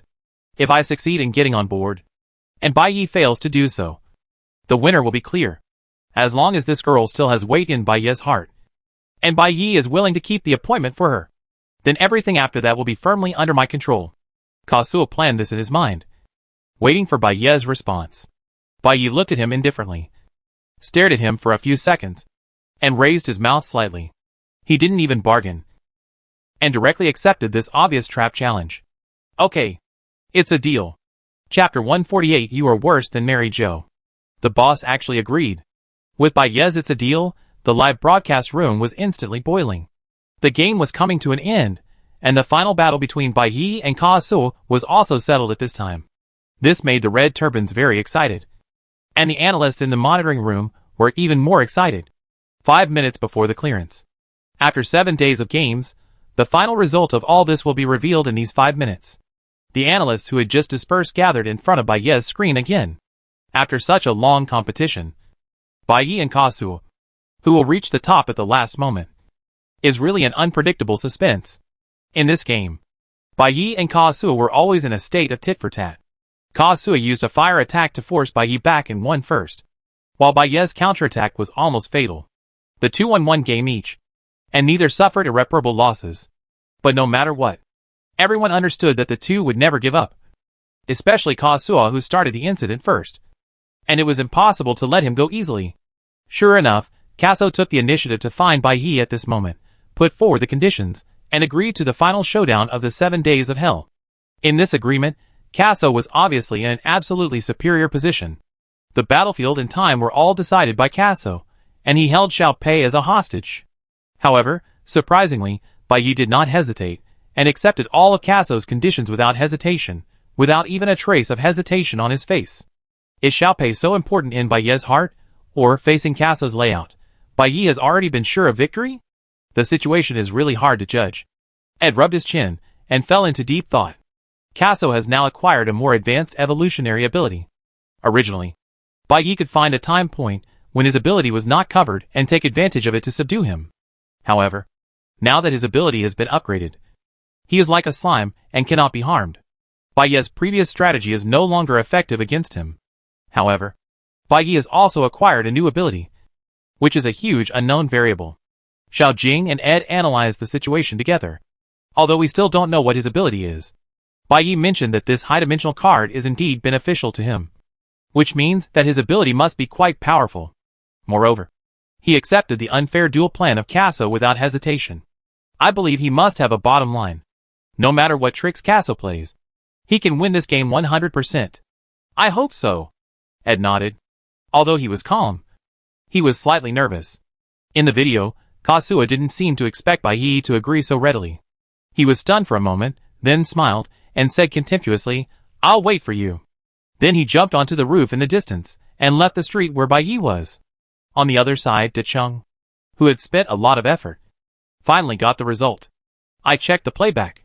De Chung looked through the video, and finally sorted out what happened in the past 2 days, such as how Kazuo upgraded his superpowers, how he met Xiao Pei, and whether he really took her as a hostage. During Bai Yi's illness, Kazuo took the gene catalyst again, so his evolutionary ability seems to be due to the superposition of the catalyst effect. Desheng adjusted the playback to the previous day. In the picture, Kazuo took out a transparent bottle, examined the label, and then opened the bottle cap and drank it. Is this naked man really so bold? Everyone looked at the picture of Kazuo taking the medicine, and their expressions were unbelievable. The system has never explained that the catalyst effect can be superimposed and can be upgraded and evolved. And Kazuo actually tried it directly without any precedent or guarantee. He snatched the food from the copy without hesitation, and suddenly became the most advanced player. Now he boldly tried the gene catalyst. This madman, is he really not afraid of ruining himself? However, what is even more shocking is that he did not destroy himself, but actually achieved the upgrade of superpowers. Such good luck is simply like being blessed. All the analysts were shocked and speechless, and they all had similar thoughts to Bai Yi. Such a madman is lucky. A psychopath can do whatever he wants, and he can actually live well. What is the principle behind this? And Kazuo did save Xiao Pei's life. After explaining the upgrade of superpowers, Desheng fast-forwarded the playback for several hours. The screen showed a dark night, and Kazuo landed lightly in a low-rise bungalow area. Soon, a girl's scream came from the speaker. "Don't come over.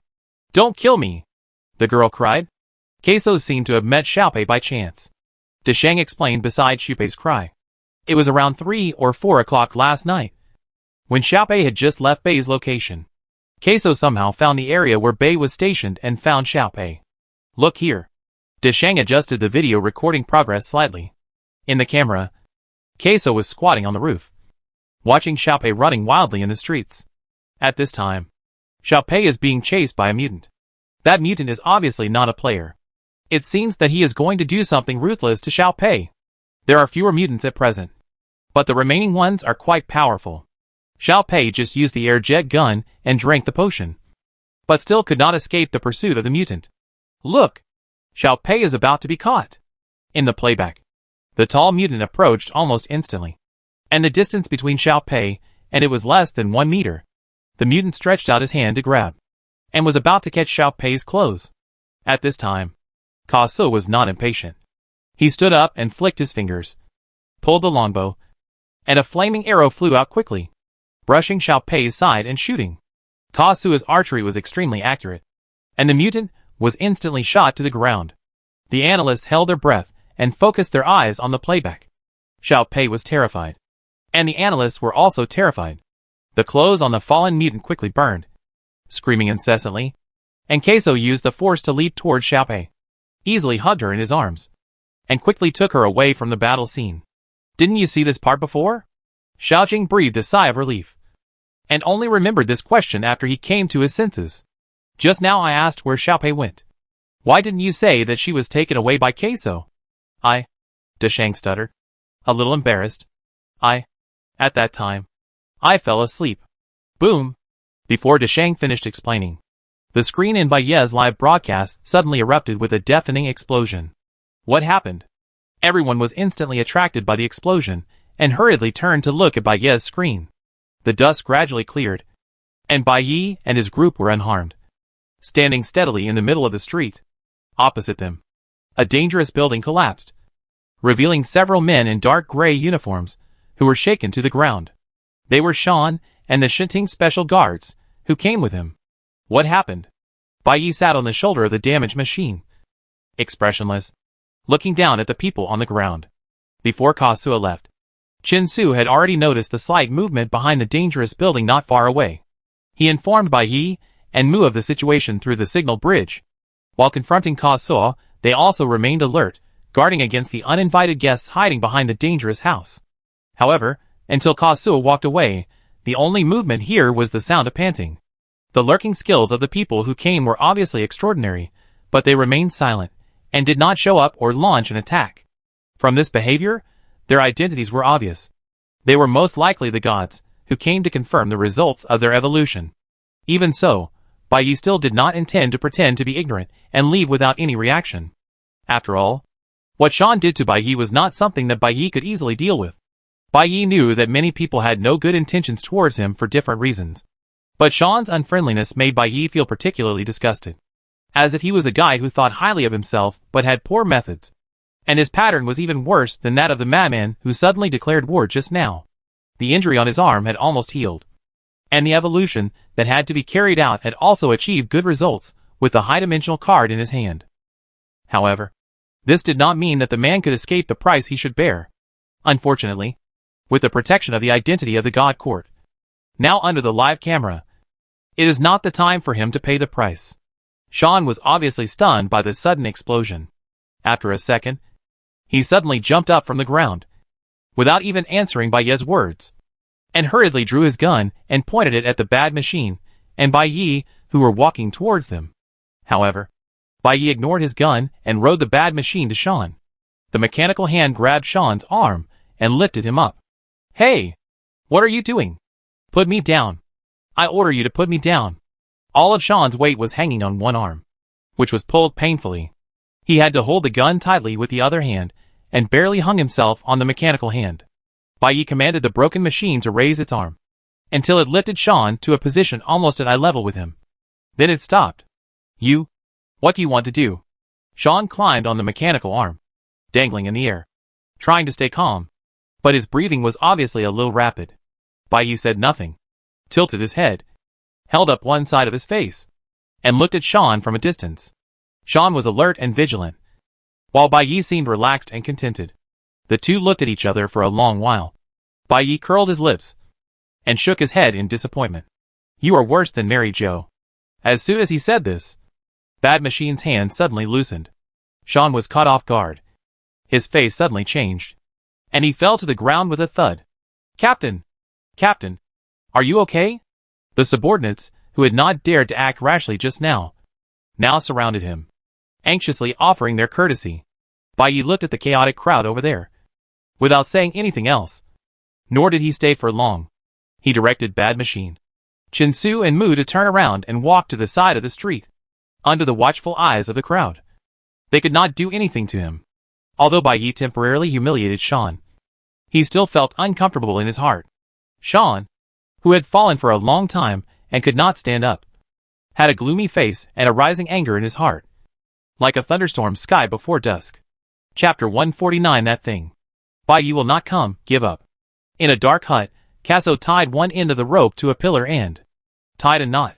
The other end of the rope was tied to a thin girl, whose hair was messy, her body was dirty, Her hands and feet were tightly tied, and her eyes were alert. This girl was Xiao Pei. Casso seemed to have figured out the pattern of Bai Ye's appearance, so 2 hours before the heavenly punishment was about to come, when Bai Ye would basically not appear, Casso took Xiao Pei out to look for the charging ball. With Casso's supervision, Xiao Pei's energy was not a problem. After her energy was full, Casso took her back to his rest hut, tied her up again, and kept her under close watch. You want to use me to threaten Bai Ye? This is a bad idea, Xiao Pei said to Casso. Casso did not tell Xiao Pei about his negotiations with Bai Ye. But Xiao Pei was not stupid. Under the current circumstances, anyone could imagine the direction of the plot. Oh, really? Casso did not seem surprised by her words. After tying the rope, he sat down against the wall with a lazy smile, which was considered to be tacitly agreeing with Xiao Pei's guess. But Bai Ye has already agreed to my conditions, and he agreed very readily. I think he values you very much. Xiao Pei's expression paused slightly, but she soon returned to normal. You misunderstood. Xiao Pei stared at Casso, her eyes firm. Before entering the game, I didn't know him at all. I heard that he was very strong, so I pestered him. He has always disliked me, and he still doesn't trust me, let alone value me. You have also seen my fighting ability. Being with him is not good for him at all. I left, and he got one less burden. Why should he care about me? He promised you. He was fooling you. And you actually believed it. Xiao Pei's words were very clear. That is, it's useless for you to tie me up. Casso was stunned for a moment. As if for a moment, he was convinced by Xiao Pei's words.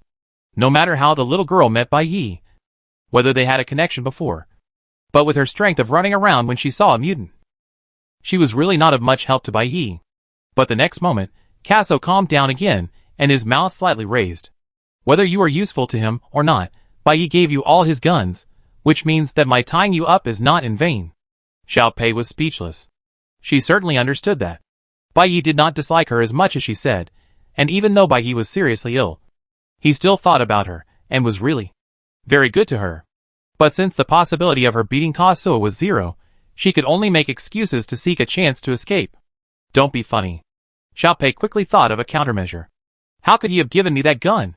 He wanted me to die outside, and not cause him any trouble. How could he give me a gun? I tell you, I stole the gun from him. He thought I was a burden, and didn't want to take me with him to save energy. I couldn't just wait to die. That's why I stole his gun, and took a lot of potions. He didn't take me with him, so I had to find a way. Who knew that the broken gun couldn't kill people? I thought I stole some powerful weapon. But I almost died. Fortunately, you caught me in the middle of the journey. Otherwise I would be in trouble. Huh. Casso didn't seem to believe her, and he didn't bother to talk anymore. He just responded casually, and continued to rest against the wall. Don't disbelieve it. Xiao Pei paid attention to Casso's reaction, flexibly adjusted her words, and tried to guide him step by step. If what you said is true, and Bai Ye really agreed to your conditions, don't you find it strange at all? Your conditions must be very unfavorable to him. How could he agree to you for me? Even if it were you. What value do you think I have that is worth your risk to save me? Xiao Pei's series of questions finally made Casso's smile fade a little. He looked Xiao Pei up and down, and after a moment of silence, he said, Little sister, how do you think he would agree to me? That must be because I stole something important from him. Xiao Pei saw that Casso was a little shaken, and immediately continued to exaggerate. Of course, I don't know how important the things I took are. But if Bai Ye really has the reaction you said, then it must be important. Bai Ye must want to find me, take back his gun and potion, and then teach me a lesson. He is so powerful. But he was accidentally stolen by a rookie like me. Do you think he can be calm? Can he just let it go? He definitely wants to find me out and beat me up. Huh? But from this perspective, it's a good thing that I was tied up by you. Xiao Pei changed the subject, and his emotions switched very naturally. With you here, Bai Ye can't find me, can't beat me, and you can even help me save energy. Actually, think about it. It doesn't matter which thigh you hug. I think you are particularly powerful. Otherwise, I will also hug your thigh. How about this? You give me a condition. If I meet it, please help me reserve a seat in the safe cabin. Any condition is fine. How about it? It doesn't matter who I clear the level with. As long as you help me clear the level, I will be your little brother, and recognize you as the boss. These words made Kazuha a little confused for a while. Originally, he wanted to kidnap hostages to threaten Bai Yi. But as time went on, he ended up recognizing a boss and recruiting a younger brother.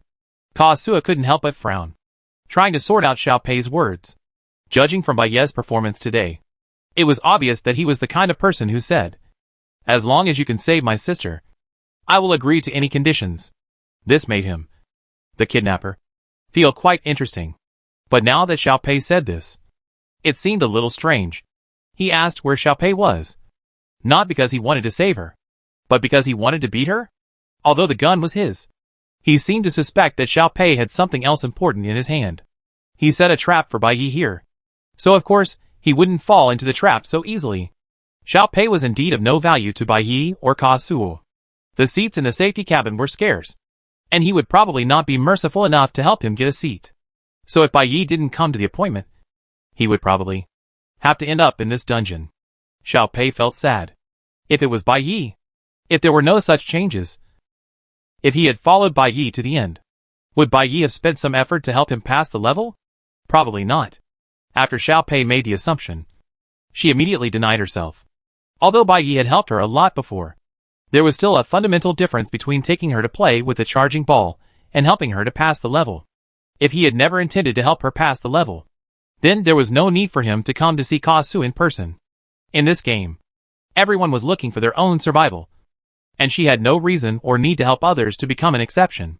Xiao Pei remembered what Bai Yi said when she first met him, lowered her head, and rubbed the pebbles on the ground with the tip of her shoe. Forget it. In the end, she didn't have the ability to pass this kind of game. If she hadn't been so lucky to meet Bai Yi, she wouldn't have lived long enough for Kazuha to tie her up. So just, whatever.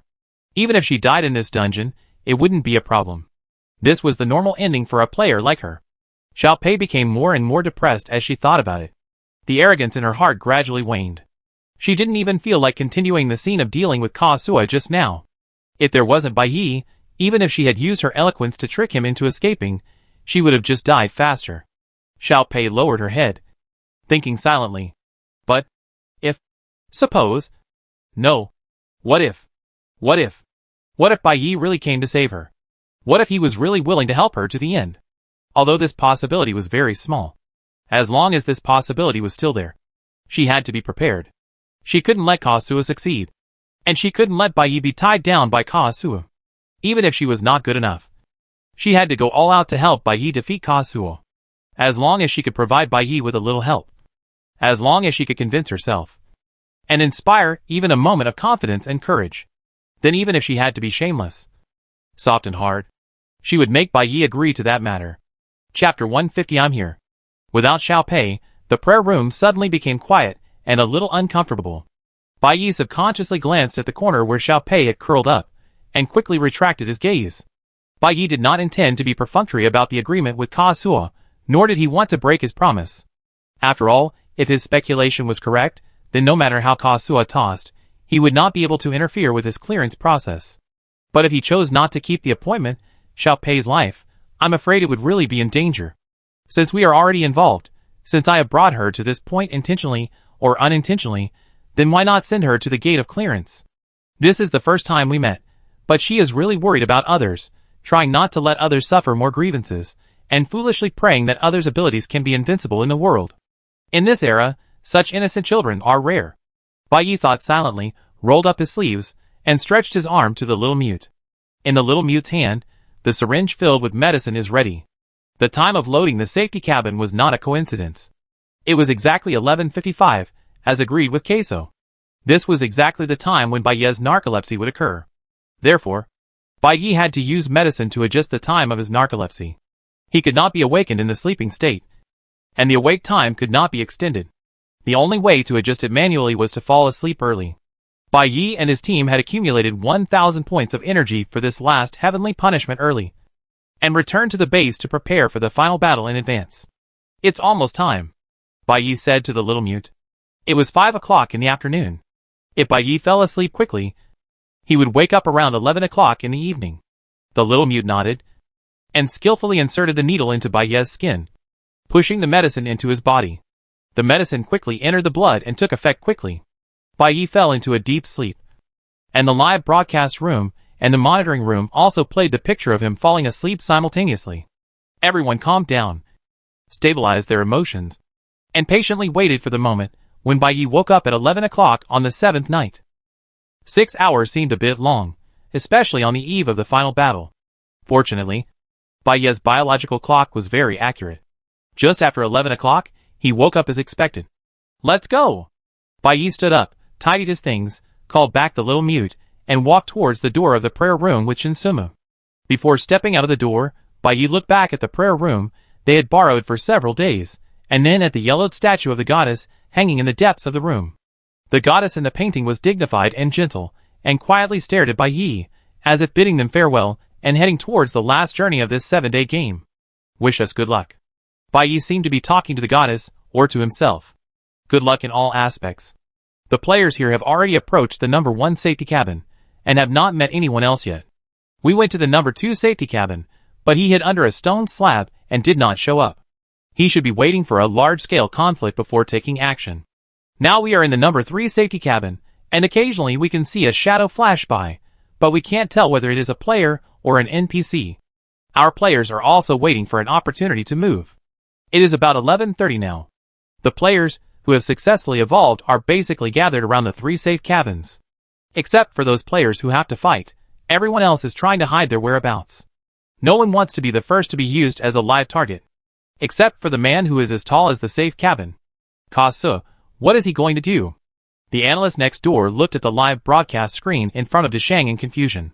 In the screen, Kasu is standing on a small building about 3 stories high, folding his arms and looking around, seemingly staring at the players hiding in the ruins, looking quite aura. What is Kasu thinking? Standing so high. Isn't he afraid of being ambushed? The analyst next door asked. Hi. Deshang looked helplessly at the player he was in charge of. Maybe he is really not afraid anymore. He was not afraid of fire, electricity, and lasers to begin with. Now that his body has turned into a slime and his abilities overlap. I really don't know what kind of ambushing can deal with him. Looking at his arrogant look, he is obviously quite confident. If the safety cabin had not been fully loaded and the cabin was not solid at the moment, he would probably have stood directly on top of the safety cabin. Xiao Pei sat on the ground next to Kasu, with her hands and feet tied, and glanced at him from time to time, and then continued to look after a while. Kasu obviously didn't care about Xiao Pei's existence, and didn't seem to worry that she would run away. It's not so easy for such a little girl to escape from him. 11:40. Time is running out. You guys, are you really not going to show up? Kasu posed for a while, and suddenly shouted loudly at the ruins. If you don't show up, I will take up 4 seats by myself. Which is embarrassing. If you are embarrassed, you can give me 1 seat. Xiao Pei tilted her head and said to him with a sidelong glance. Kasu looked down at Xiao Pei, smiled meaningfully, and then turned to the ruins. In 5 minutes, my show will begin.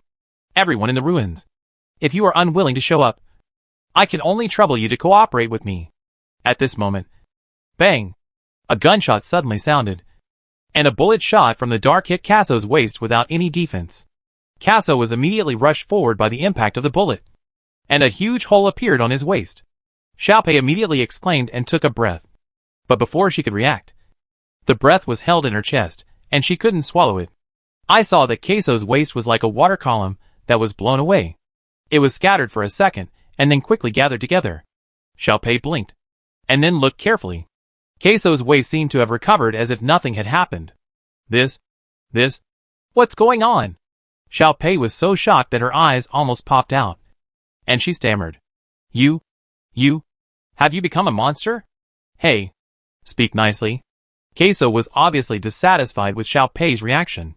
Seeing such a powerful superpower, shouldn't you feel envy and admiration? I'll give you another chance. Say it again. You are awesome. Xiao Pei came back to his senses a little, praised casually, and then lowered his head, not knowing what he was thinking. Kasu didn't care whether Xiao Pei's compliments were sincere or not, and turned his gaze back to the ruins around him. It didn't matter what Xiao Pei was like, and now was not the time to chat with her. After all, it was almost 11:45.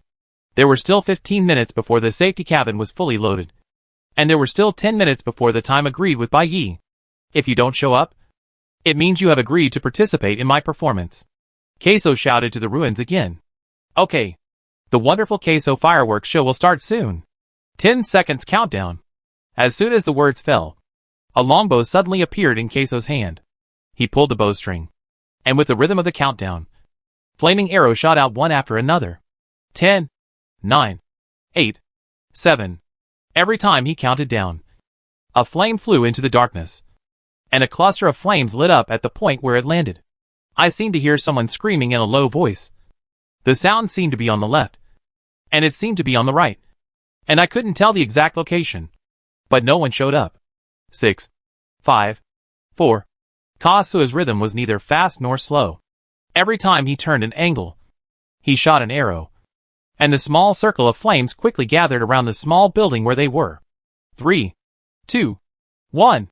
The last arrow was shot, and the longbow immediately disappeared in Kasua's hand. He raised his chin, smiled, and opened his arms suddenly in the next second, as if he wanted to absorb the dark world in front of him into his arms. Ladies and gentlemen, it's me, Kaso. Boom! A ball of fire suddenly shot up into the sky, and in an instant, the dark night sky was illuminated as bright as day. Kaso, what are you doing? Xiaopei was stunned and shouted loudly. The fire burned fiercely, completely surrounding the two of them in the center. Xiaopei looked at the raging fire and reflexively wanted to break free from the rope and escape from the encirclement of the fire.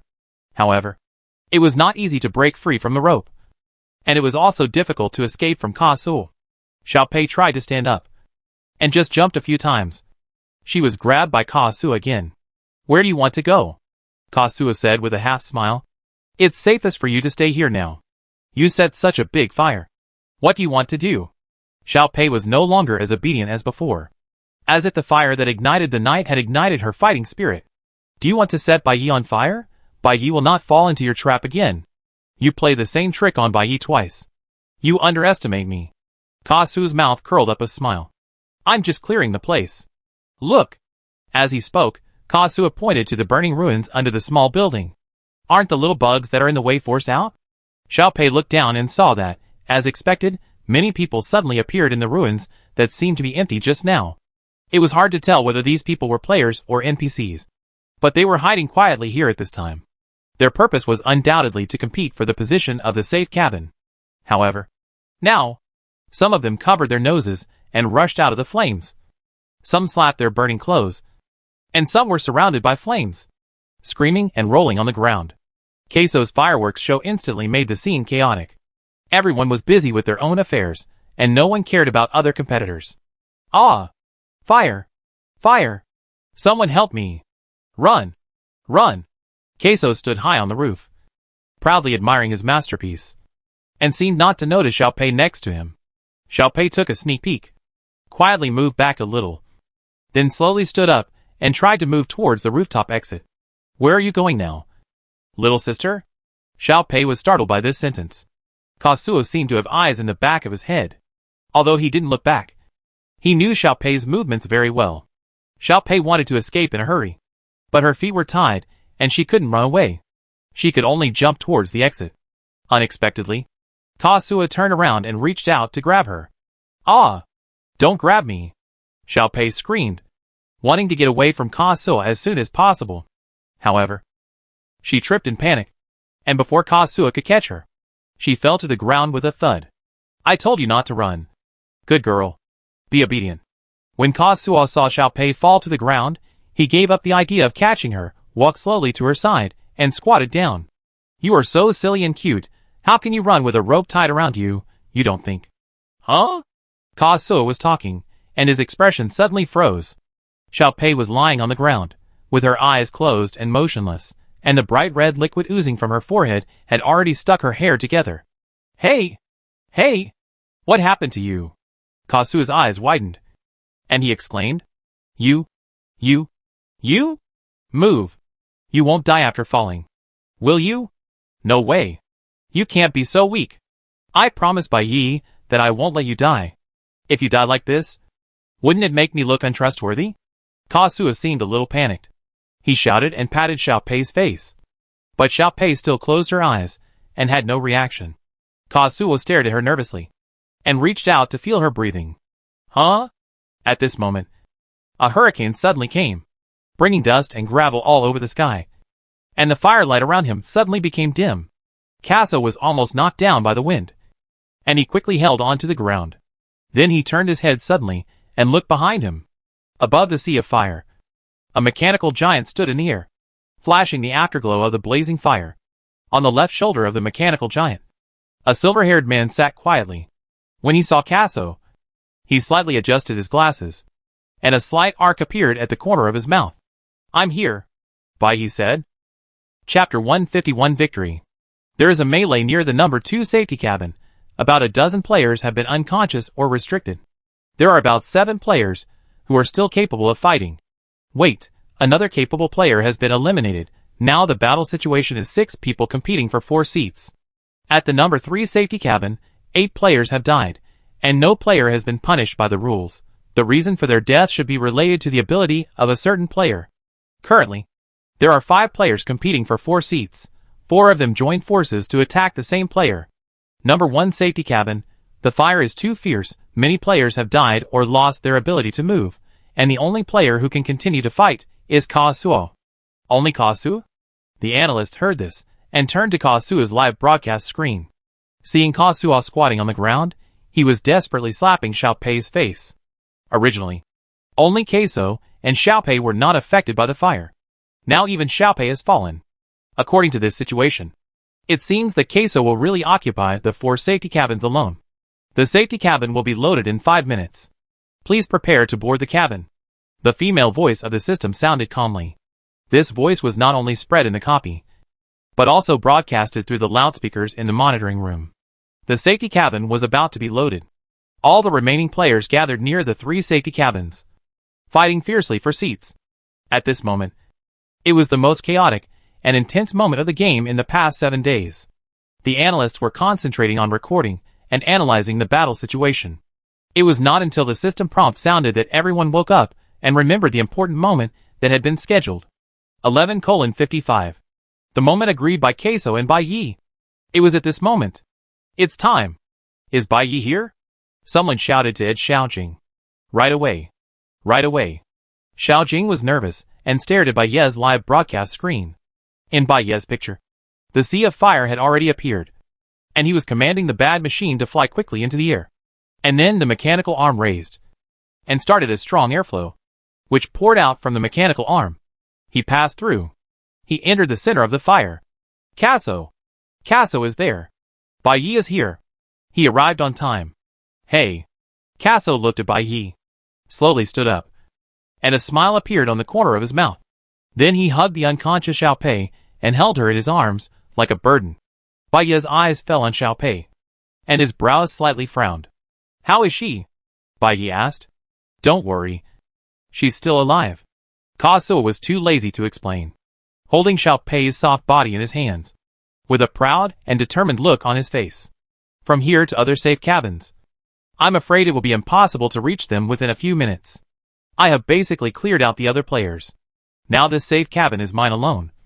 Of course, I won't be so kind as to give you a seat. So, if you want to pass the level smoothly, it depends on whether you have the ability to grab the opportunity from me. Oh, that's true. Bai Yi responded casually, and seemed to be unmoved by Kazuo's words. Yes. Otherwise, why do you think I called you here? Kazuo didn't care about Bai Yi's indifference and grinned. I called you here because I was worried that you would pass the level easily without me. Bai Yi looked directly at Kazuo and didn't respond to his words. I came here as you asked, and you should hand Xiaopei to me, Bai Yi said. Kazuo tilted his head and said with a smile, that won't work. I can't give Xiaopei to you now. Not now. Bai Yi frowned slightly. Yes, not now, Kazuo replied with a smile. The safety cabin has not been loaded yet. I will return my sister to you. Don't worry. You have to wait patiently for the remaining few minutes. Otherwise, I can't guarantee that you will not take action. Although my superpowers are very powerful, I still have a psychological shadow on you. I was fooled by the black iron last time. Who knows what tricks you have prepared this time? So, I have to keep this little sister for now. Just in case. As he said, Kazuo pulled Xiaopei, who had closed her eyes, in front of him. You better not think of attacking me. Just stand quietly 20 meters away from the hatch and wait. I will definitely not take her through the customs. Before the hatch closes, I will return her to you. Kazuo's words were obviously a threat without hesitation. Bai Yi was not angry after hearing this. The corners of his mouth slightly raised, and he smiled calmly. But Bai Yi's smile was not put away. Chinsu suddenly appeared out of thin air in the firelight, with a flash of red blade, and stabbed directly at Kazuo's face. Hey, what are you doing? Aren't you afraid of hurting the innocent girl? Kazuo exclaimed, and hurriedly bent down to avoid Chinsu's blade. Chinsu didn't know whether he was confident or didn't care about Xiaopei's safety. He had a cold face and attacked continuously. With Xiaopei as a hostage, Chinsu's attack was still the same, forcing Kazuo to quickly jump onto the low house next to him with Xiaopei. This is too much, Kazuo shouted back. Can't you be a little more gentle? Chinsu didn't respond, and followed closely. As the safety cabin was about to be loaded, Kazuo obviously didn't want to fight Chinsu to death. So he just rolled up Xiaopei and kept running away in the sea of fire, obviously delaying time. At this moment, Kazuo was like a giant slime. Chinsu knew that the flame laser knife was ineffective against him, but he didn't seem to mind playing this chase and escape game with Kazuo. Although Kazuo had the ability of a slime, he was obviously afraid of Bai Yi's potential tricks. He dodged and didn't face Chinsu's attack head-on. Kazuo moved flexibly in front, and Chinsu chased him closely. The two of them circled in the flames, and there seemed to be no intention of stopping. What on earth do you want to do? Kazuo asked loudly while running away, trying to throw the voice to Bai Yi and Chinsu. Do you want to rob the girl? Or stop me from getting on board? I guess you want to stop me from getting on board more. Ha! Bai Yi, I understand you. Our desire to win is exactly the same. You are definitely unwilling to lose to me. You also want to be the strongest among all people. That's right. At this moment, Bai Yi's voice suddenly sounded close at hand. Kazuo was startled and stopped immediately. His body reacted faster than his brain, and he quickly dodged sideways. A huge robot appeared at some point, blocking Kazuo's original escape route. Bai Yi stood firmly on the robot's shoulder, holding the handle next to the seat with one hand, and the other hand seemed to have just withdrawn the attack. Are you trying to attack me from both sides? Kazuo dodged Chinsu's attack, looked back at Bai Yi, turned his feet, changed his escape route. Bai Yi's hand was empty, without any weapon, and he did not turn around to chase, but just looked at Kazuo calmly on the shoulder of the evil machine. Without weapons, no pursuit, this made Bai Yi's attack seem quite puzzling. Are you trying to beat me with your own hands? Ha, it's such an honor. Kazuo smiled, and took Xiaopei to the roof of the building next to him. Or do you want to take advantage of this opportunity to get Xiaopei back? Don't think about it. It's better to listen to me. If you give up boarding the cabin and admit that I am the strongest in this game, you will naturally get a little girl who is intact. The time is now 23:59. Before Kazuo finished speaking, the voice of the system suddenly sounded in the night sky. Please note that the progress of loading the safety cabin is 99%, and the hatch will be officially opened in 1 minute. Oh! Time is almost up. Kazuo jumped high, like a slippery loach, and slipped out of the pincer attack of Chinsu and Bai Yi again. Although he had Xiaopei between his arms, he only ran away and didn't fight. With his invincible physique that was not afraid of fire and knives, it was no problem to delay for a few minutes. What a pity! It's rare for Xiaopei to come and beat me in person. I can only play with you for a while, Kazuo said.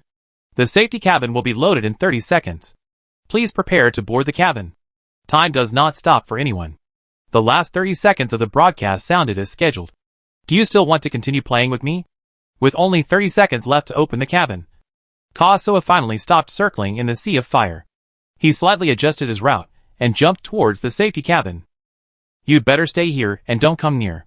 If you insist on stopping me, I might throw my little sister into the fire, and the consequences will be tragic. Kazuo ran to the hatch, turned around, and snapped his fingers. Instantly, a wall of fire blazed behind him, tightly blocking the way of Chinsu and Bai Yi. The safety cabin has been loaded, and the 10-second countdown to opening the cabin begins.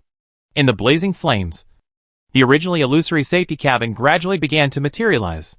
Kazuo landed in front of the hatch, with his mouth curled up, and he seemed to do something with his hands. The wall of fire in the distance immediately became more vigorous. The hatch is about to open. This round, I won. Kaso was so proud of himself that he announced his victory in advance. Through the burning flames, he stared at the blurry figures of Bai Yi and Chinsu on the other side of the flames. The smile on his face became even more nervous. He didn't notice that several pieces of broken ropes fell quietly at his feet. Drip, drip, drip. Don't worry. Before the hatch closes, I will definitely throw this little girl out. As the system counted down, Kaso shouted to Bai Yi on the other side of the flames. Bringing this newbie girl through the game doesn't fit my combat aesthetics at all. The entire safety cabin is designed just for me. This is the real victory. What a victory. Suddenly, a crisp girl's voice came from nearby. Kaso was stunned for a moment. The next moment, he saw Xiao Pei, who had been held in his hand, suddenly raised his arm and swung it vigorously. A thin piece of iron hit Kaso's eyes.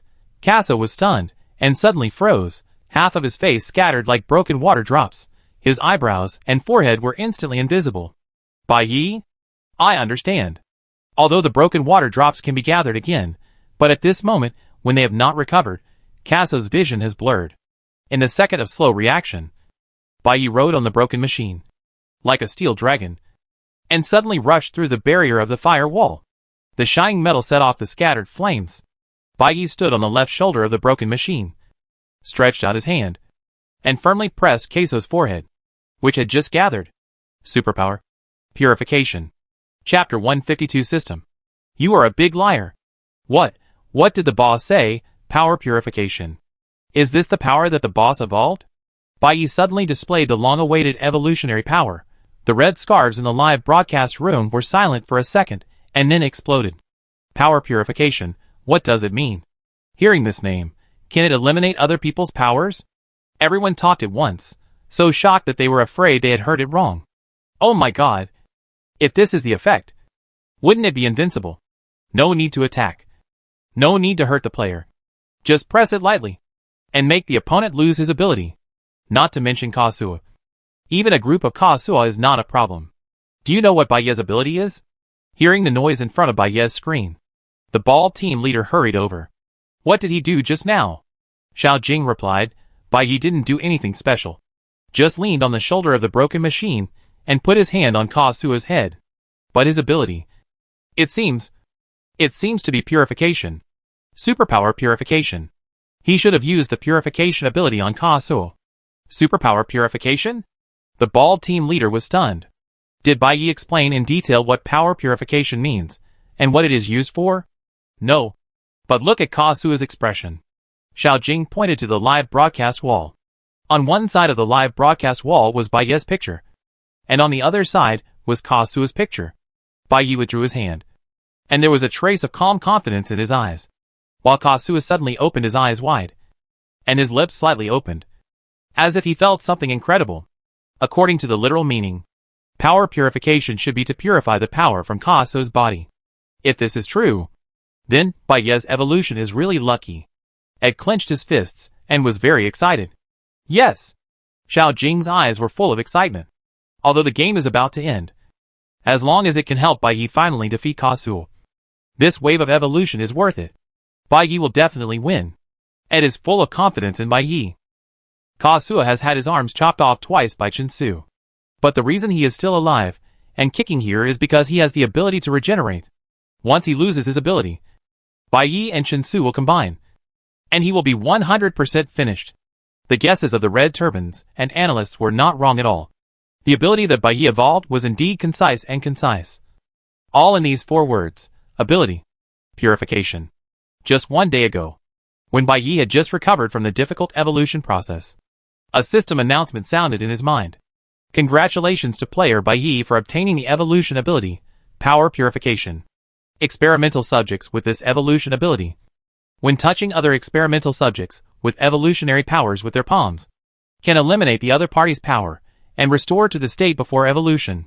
In addition, due to the effect of high-dimensional cards, this power belongs to the system type power, does not have the effect of physical strengthening, cannot take effect on NPCs, and can only be applied to real players affected by the system. Please choose the right time and use it reasonably. This high-dimensional card is really good to me. Bai Yi looked at his palm and smiled slightly. Eliminating the opponent's ability will not cause any harm to the player, nor will it be fatal, but it will make the opponent lose the ability to compete with you. It must be said that this is the simplest and most effective ability that best fits the game copy setting. What is this ability? Chen Su asked. Mu also came over and waited for Bai Ye's answer. This is an invincible ability. Bai Ye smiled at the two and turned the topic to the signal bridge. At least in this copy, the universe is super invincible. Outside the number 1 safety cabin, Ka Suo was suddenly pressed down on the head by Bai Ye, and he immediately felt a sense of emptiness in his body, as if his soul was being pulled out. He hurriedly threw Xiao Pei aside, and snapped his fingers again, and a circle of flames instantly rose around the safety cabin. Xiao Pei hurriedly rolled to avoid, and the bad machine took Bai Ye into the sky, and Chen Su, who was fully armored, immediately filled the position, and swung the laser knife, and slashed at Ka Suo, who had lost his regeneration ability. Ding, ding, ding, ding. The safety cabin is loaded. Please note, the hatch will open immediately. The hatch will open immediately.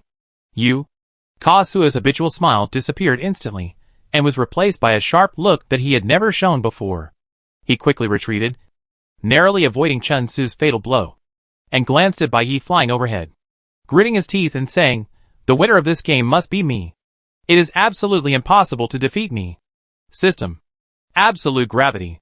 Buzz. Ka Suo's sudden words made a low electric current sound in the air. And then, Chen Su, Bai Ye and Xiao Pei were all shocked, and then saw the broken machine in the air fall heavily to the ground with a bang. This is... Chen Su stared at Ka Suo, who was a few steps away and had been out of the attack range. In astonishment, he wanted to catch up, but found that his legs were as if they were bound and could not move, and even his arms were difficult to lift. Bai Ye also seemed to be trapped beside the broken machine. He was surprised for a moment, and then reacted immediately. Queso used a high-dimensional card. Although Queso has never won the first place in any game, he has won the second and third places. Although he does not have a high-dimensional card of rare quality, he must have a fine khaki. Fine, absolute gravity. Make the ground within 10 meters around produce a strong gravitational force. Within this range, all people and objects except the user cannot move freely due to gravity. The effect lasts for 1 minute. The safety hatch has been fully opened, and Bai Ye and others cannot move at this time. They stay in place motionlessly. Queso walked towards the hatch calmly, leaning lazily against the side, and the usual provocative smile had returned to his face. In 1 minute, you will be unable to move. But after 1 minute the hatch will close, and you will no longer have a chance to defeat me. Queso raised the corner of his mouth and said with a smile, "This card is my only good card, and I will use it on you." Tut tut. However, you really forced me to reveal my last trump card, which really makes me have to praise you a few words. I didn't expect that you, Bai Ye, would evolve such a supernatural power. I didn't expect that the one who finally gave you the opportunity to deal with me was actually this weak little girl. I really have to applaud your team, Ka Suo said, clapping his hands. But I said I would win this game, and I will definitely win. I have predicted the outcome of this game. If I get slapped in the face by you, I will be too embarrassed. Listen. Ka Suo pointed to the sky, and at this moment, the system's broadcast sounded. The safety hatch will close in 20 seconds. Please hurry up and board the cabin. Please hurry up and board the cabin.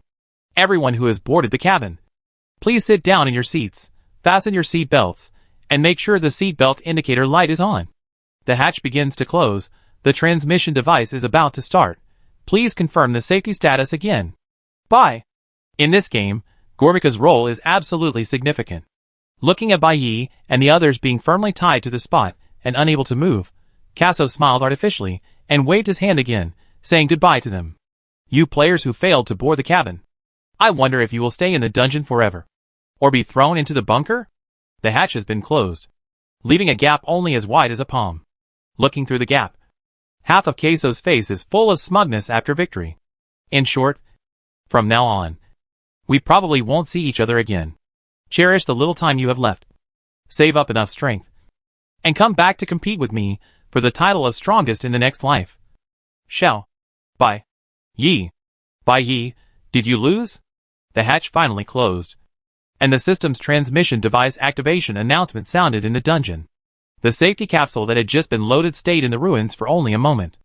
Then it became ethereal again, and disappeared without a trace. In the safety capsule was Queso, and the one who stayed in the copy was Bai Yi. No way. Queso really won this game.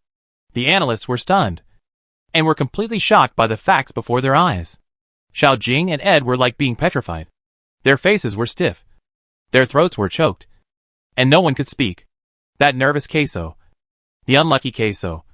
The Queso that made them, the audience, want to beat him. Actually, beat Bai Yi? Big Boss Bai Yi actually lost? How is this possible? I can't believe it. As the safety capsule gradually disappeared, the audience in the live broadcast hall also exploded. How could the boss lose to that naked man? Can a gravity card restrict the boss? The boss finally evolved such a powerful ability, but he didn't expect that naked man to have a trick up his sleeve. No wonder he kept stalling for time. That card can only last for 1 minute. If it had been purified by the boss earlier, there would be no chance at all. Alas, this naked man's shit luck actually continued from the first day to the last. I can't accept it. I can't accept it. The boss actually lost to that naked man like this. I absolutely can't accept this result. Bai Yi, Casso, and the safety cabin disappeared together, and the flames ignited by Casso quickly went out. In a flash, the ruins in the night returned to their former silence. The absolute gravity of the high-dimensional card has been invalidated. Bai Yi, Chen Su, and Xiao Pei have also regained their ability to move. Xiao Pei seemed very depressed, with his shoulders drooping and his head lowered. It took him a long time to muster up the courage and whispered Bai Yi, "It's all my fault. If I hadn't been caught by Kazuo, or if I could have cut the rope on my hand faster, you wouldn't have lost," Xiao Pei said disappointedly. In fact, Xiao Pei's plan was meticulous. At that moment on the rooftop, she pretended to fail to escape, and deliberately hit a sharp brick, pretending to be unconscious, just hoping that if Bai Yi really came, she could take the opportunity to create some small opportunities for Bai Yi and do her insignificant part. But who would have thought that although the opportunity appeared, Bai Yi successfully purified Kazuo's superpowers. But Kazuo actually kept a trump card at the critical moment, putting them in a desperate situation. In the final analysis, if she had not been taken hostage by Kazuo, none of this would have happened. Xiao Pei lowered her head silently, and the more she thought about it, the sadder she felt. No one knew that when Xiao Pei heard that Bai Yi had really come, she was so excited that she wanted to cry when she pretended to faint next to Kazuo. But she endured it, and didn't cry out loud. Bai Yi could have gone to another safe cabin and easily won a seat. He could have completely ignored her, and ignored the trap set by Kazuo. But Bai Yi still came. They had only known each other for a few days, which was almost equivalent to not knowing each other. In his eyes, she was worthless. But he really came to save her. He was so good to her, and she only gave him this in return. Xiao Pei's lips trembled slightly, and she tried hard to suppress her tears. At this moment, her eyes went dark, and Bai Yi walked in front of her. Bai Yi? Xiao Pei raised her head, bit her lips tightly, and tried her best to hide the sobs in her tone. Bai Yi looked at the little girl's wet eyes, was stunned for a moment, and then smiled gently. "Forehead, what's wrong?" Bai Yi asked. "Oh, no. It's okay." Xiao Pei quickly pulled up her sleeves, wiped the dried blood from her eyebrows, and wiped her eyes calmly. There was no point in crying. It would only make people look small and pitiful. She was already very fragile. And in front of the powerful Bai Yi, at least in this aspect, she didn't want to make herself look even weaker. "It's okay. Let's go." Bai Yi was never very gentle. He fanned his nose, called Chen Su and Mu who had just appeared, and prepared to leave this place full of the smell of burnt ash. Xiao Pei was stunned for a moment, not understanding what Bai Yi meant. "Where are we going?" "To get energy points," Bai Yi said, as a matter of course. "Huh? Energy points?" Xiao Pei was even more confused. "Isn't the game over? We still..." Xiao Pei stopped talking halfway, staring at Bai Yi with wide eyes. Bai Yi turned around and smiled again. "You also found out, right?" Bai Yi said. Xiao Pei was unable to continue the conversation for a while, and seemed to be in a mess. Queso left, and the safety cabin disappeared. But they were not teleported out of the game? During the short period of time when the safety cabin was opened and closed, the system said a lot of things. But now that the safety cabin disappeared, the system stopped talking. It did not say that the game was over, nor did it tell them that the game failed. After the safety cabin incident, the ruins were still the same ruins, as if they were not much different from when they first entered the game. After all, it's only 12 o'clock in the middle of the night. Bai Yi walked forward slowly, and solved Xiao Pei's doubts as he walked. Evolution. Melee. Safety cabin. Various settings make it lively. But in fact this gamble has no meaning at all. And the system has never said that grabbing a seat in the safety cabin means passing the level. What? Xiao Pei was stunned for a moment, and her mouth opened wide. What? What does it mean? The system said, didn't say, then grabbing the safety cabin is not passing the level. Why do we still need to grab it? Anyway, that's it. Bai Yi explained lightly. The system has never said that you have to pass the level through the safety cabin. How to pass the level? The system has actually already made it clear. From the beginning to now, the only thing that players have to do in this game is just survive this 7-day hell. Chapter 153 Excellent Fighting Species. Huh? Bai Yi on the screen spoke as usual, with a calm and casual tone, as if this matter was no big deal. However, the audience in the live broadcast room and the monitoring room exclaimed, as if the roof was about to be blown off. What did the boss say? Grabbing the safety cabin is not a clearance at all. How is that possible? If that's the case, why did everyone grab that safety cabin? The red scarves looked at each other, and stared at the live broadcast screen, quietly silent for a second, and then a more heated discussion broke out. But look, the live broadcast has not ended. And the system has not announced it. The bosses have not been teleported. And they are still in the game. Doesn't this mean that this game is not over? In the past, when the game ended, the system would have a clear ending statement, and the players would quickly enter the teleportation process. However, now that more than 10 minutes have passed, the dungeon is unusually quiet. Bai Yi and his friends are still walking slowly on the streets of the ruins, and even found a few newly refreshed charging balls. There is really no sign of the game ending. Wait, do you remember? What did the boss say before he drank the gene catalyst? Looking at Bai Yi in the live broadcast, someone suddenly recalled some details of what happened before. At that time, Bai Yi had just been plotted against, and his future was uncertain. Everyone was very nervous about his situation, and was impressed by his words and deeds at that time. Before drinking the gene catalyst, Bai Yi had expressed some thoughts to Xiao Pei and the others, one of which was puzzling, but Bai Yi did not explain too much. If I'm not mistaken, this bet is actually a scam. These are Bai Yi's original words. No way. Did he realize this from that time? Everyone was shocked. If this is true, now it seems that this is indeed true. Then, what a big pit the system has dug for the players. What a big mine it has buried. Everyone tried their best to grab that spot, thinking that only the 12 people who grabbed the seat could pass the level. But there was no need to grab it at all. And there was no need to take the risk of evolution. Just survive these 7 days, and you can pass the level? This is too unethical. So many people died because of evolution, and it was hard to step on the small probability of success. And you might die in the battle for the safety cabin. Although the system didn't say that grabbing a seat means passing the level. But this setting is too easy to be misunderstood. The operation of the system was really too absolute. And the red scarves in the whole field shouted. Although Bai Yi avoided this pit, it still couldn't stop them from speaking out for those players who stepped on the pit. Arnold was standing in the crowd, and was also stunned by the sudden reversal. He was speechless for a long time. Jia Zipping was calm, and said well slightly, smiling, and did not participate in the discussion too much, as if this was the strength that Bai Yi should have. However, at this exciting moment, no one would notice whether a few people were as excited as everyone else. Everyone repeatedly pondered Bai Yi's previous overly calm words, trying to sort out the logic behind his various behaviors in the past few days. And their emotions could not calm down for a long time. Bai Yi agreed to Kasua's plan without thinking. It turned out that this shitty safety cabin had nothing to do with passing the game. The reason why Bai Yi was not in a hurry to evolve was that he had already seen through the rules of this game, and there was no requirement to force players to evolve. Could it be that in the entire game, among hundreds of players, only Bai Yi found this? Someone said in surprise. Don't mention hundreds of players. Did you find it? What about you? Who have you found it? Inside and outside the field. I'm afraid no one has not been misled by the system. Everyone sighed in unison, and they admired Bai Yi even more. At this moment, someone suddenly thought of something and shouted in the midst of the noise. Hey! Wait! This is not right.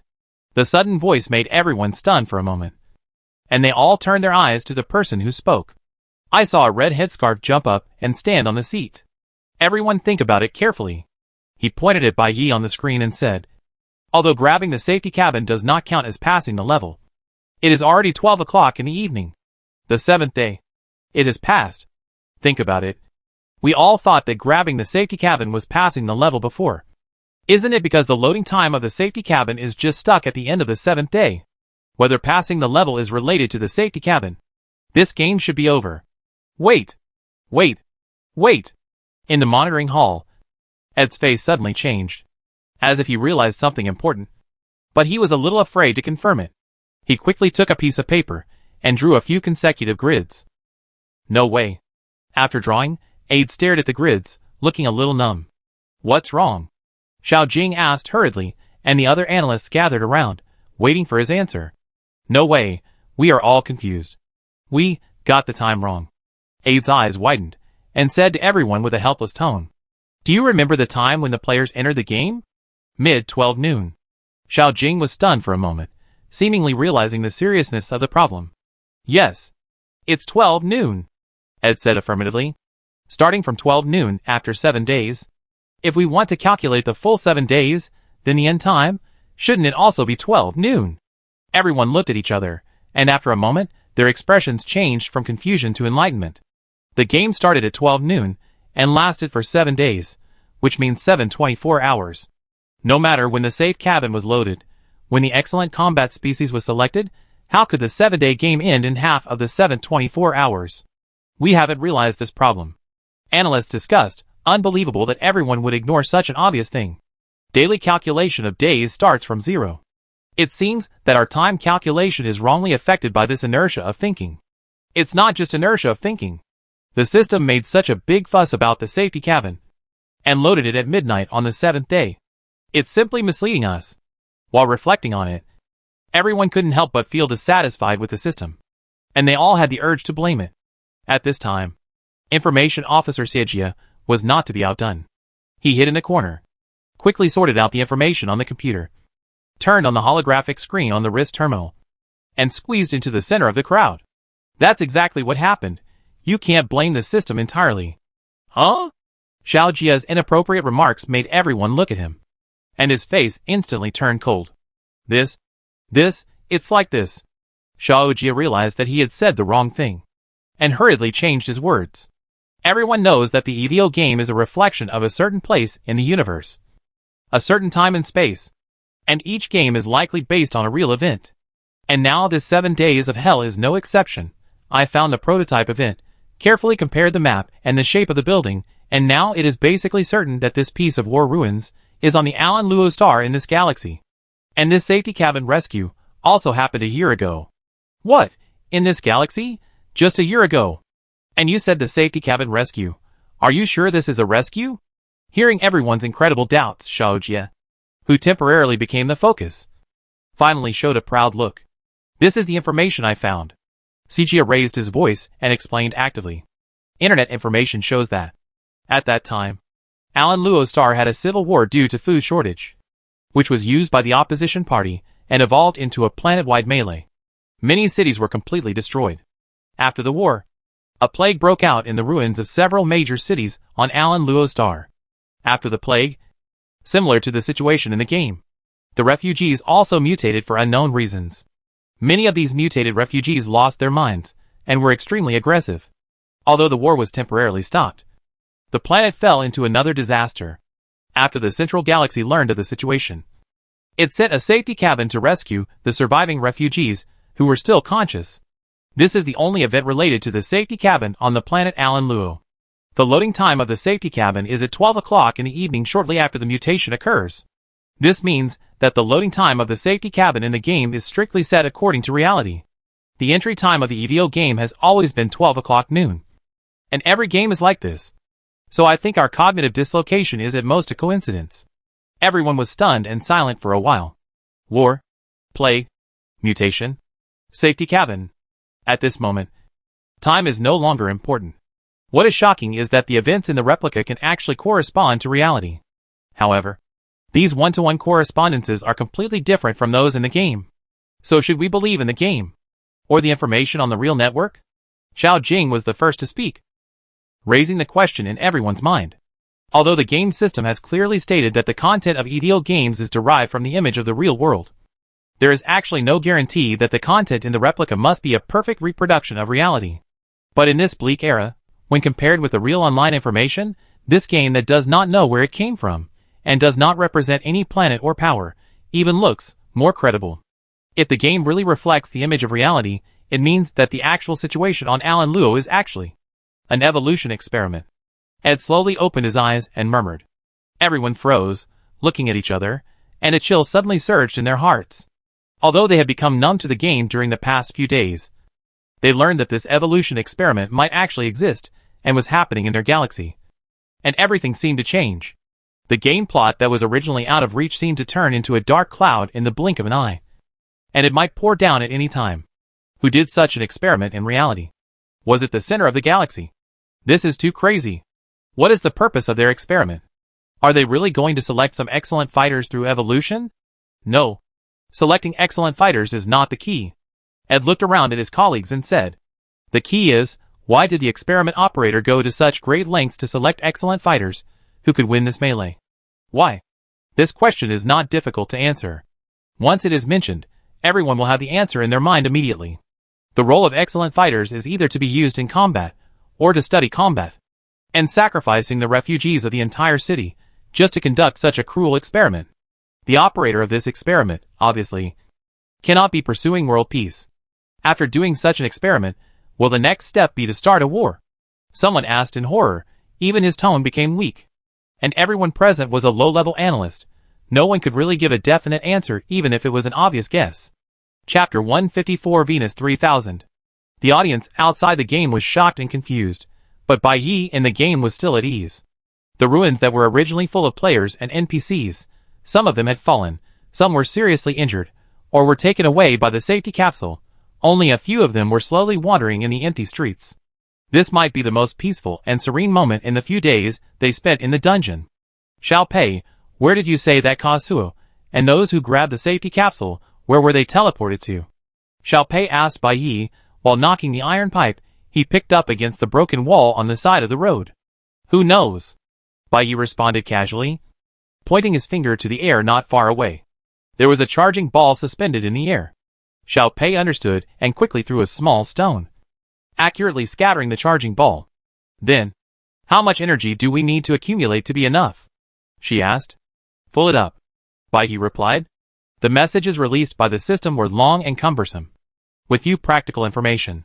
Even Bai Yi could not tell from the occasional broadcasts in the past few days how much energy they needed to collect to be on the energy list. However, he speculated that the energy limit should be, and it was possible to accumulate up to 1,000 points. Those players who hurriedly fled the ruins, because the punishment reduced the game time by 12 hours, were also destined to be unable to accumulate energy, let alone enter the top 3. This may be the basis for the final energy ranking. Thinking that Kazuo might be rising up, Bai Yi couldn't help but smile in his heart. Ah! I can't seem to see the charging ball. Xiao Pei's bracelet's energy slot was full.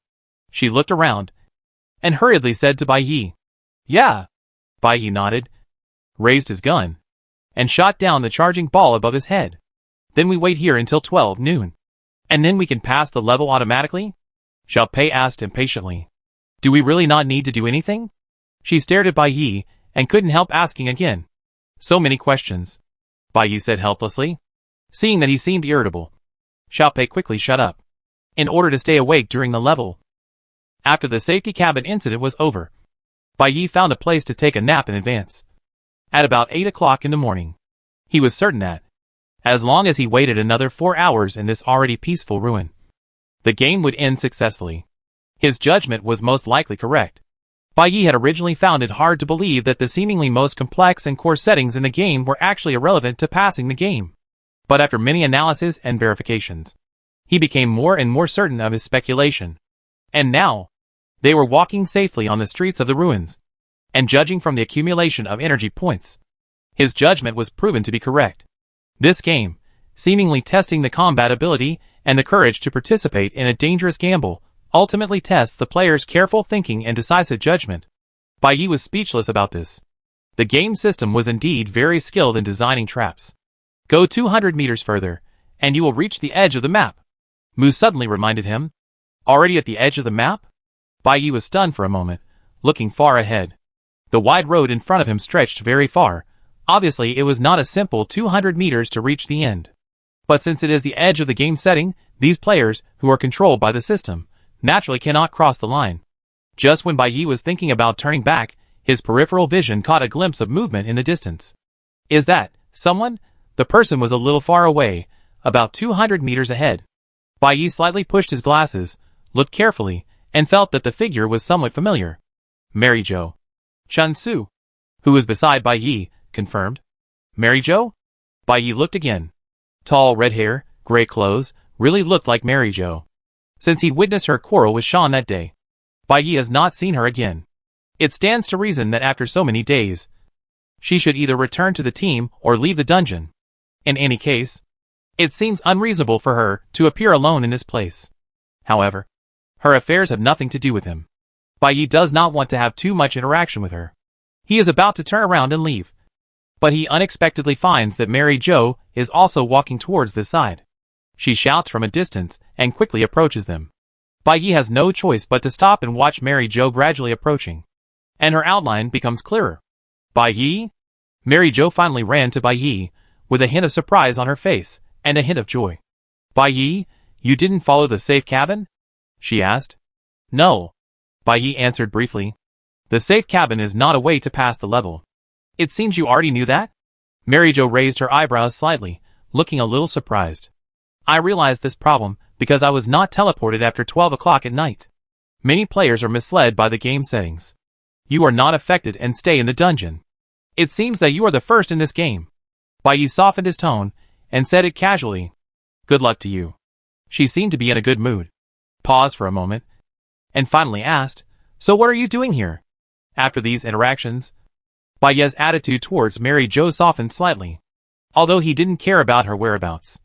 He didn't want to appear too cold. After all, she was not a bad person. Mary Jo paused, and chose to answer truthfully. The task we received before required us to protect 2 core data points in the copy. One of them you should know.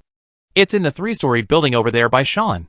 And the other one, according to the task description, is marked as a negative coordinate, which means it is outside the copy map.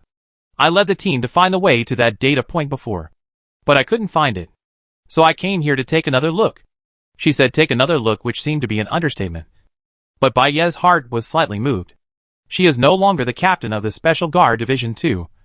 And Sean, for whatever reason, allowed her to leave the dungeon early. There are very few players and NPCs in the dungeon now. And it seems that there is no need to maintain the data point. But obviously, there is no need for her to stand here alone to do this meaningless task. Bai Yi's eyes returned to Mary Jo. Although she was not a bad person, she still gave people an unpleasant feeling. She held her head high. Her expression was serious, and she rarely smiled. She seemed old-fashioned and unwilling to show weakness. Is it difficult to get through there? Bai Yi asked. Yes. Mary Jo nodded. It seems that there is a road. But when you reach the coordinate 0, there will be an invisible wall blocking the way. And you can't go any further. Bai Yi pondered, his face showing a pensive look.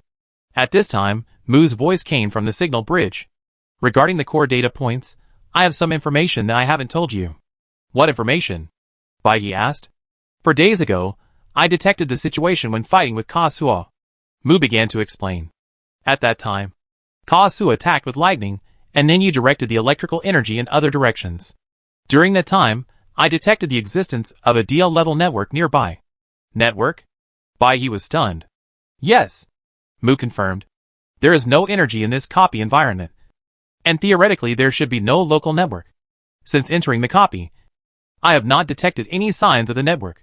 But when the queso electric energy was directed to a certain place, my network module sent a connection signal, and the electric energy instantly activated the nearby network. However, this activation time was very short. As soon as I tried to connect to it, the network disappeared again. Combining Mary Jo and Sean's words, our location at that time was not far from a core data point. And the DL network is a deep-level precision network, which is usually not used for civilian purposes and only exists in large-scale national information networks. Therefore, I speculated that this DL-level network is likely to be related to the nearby core data points.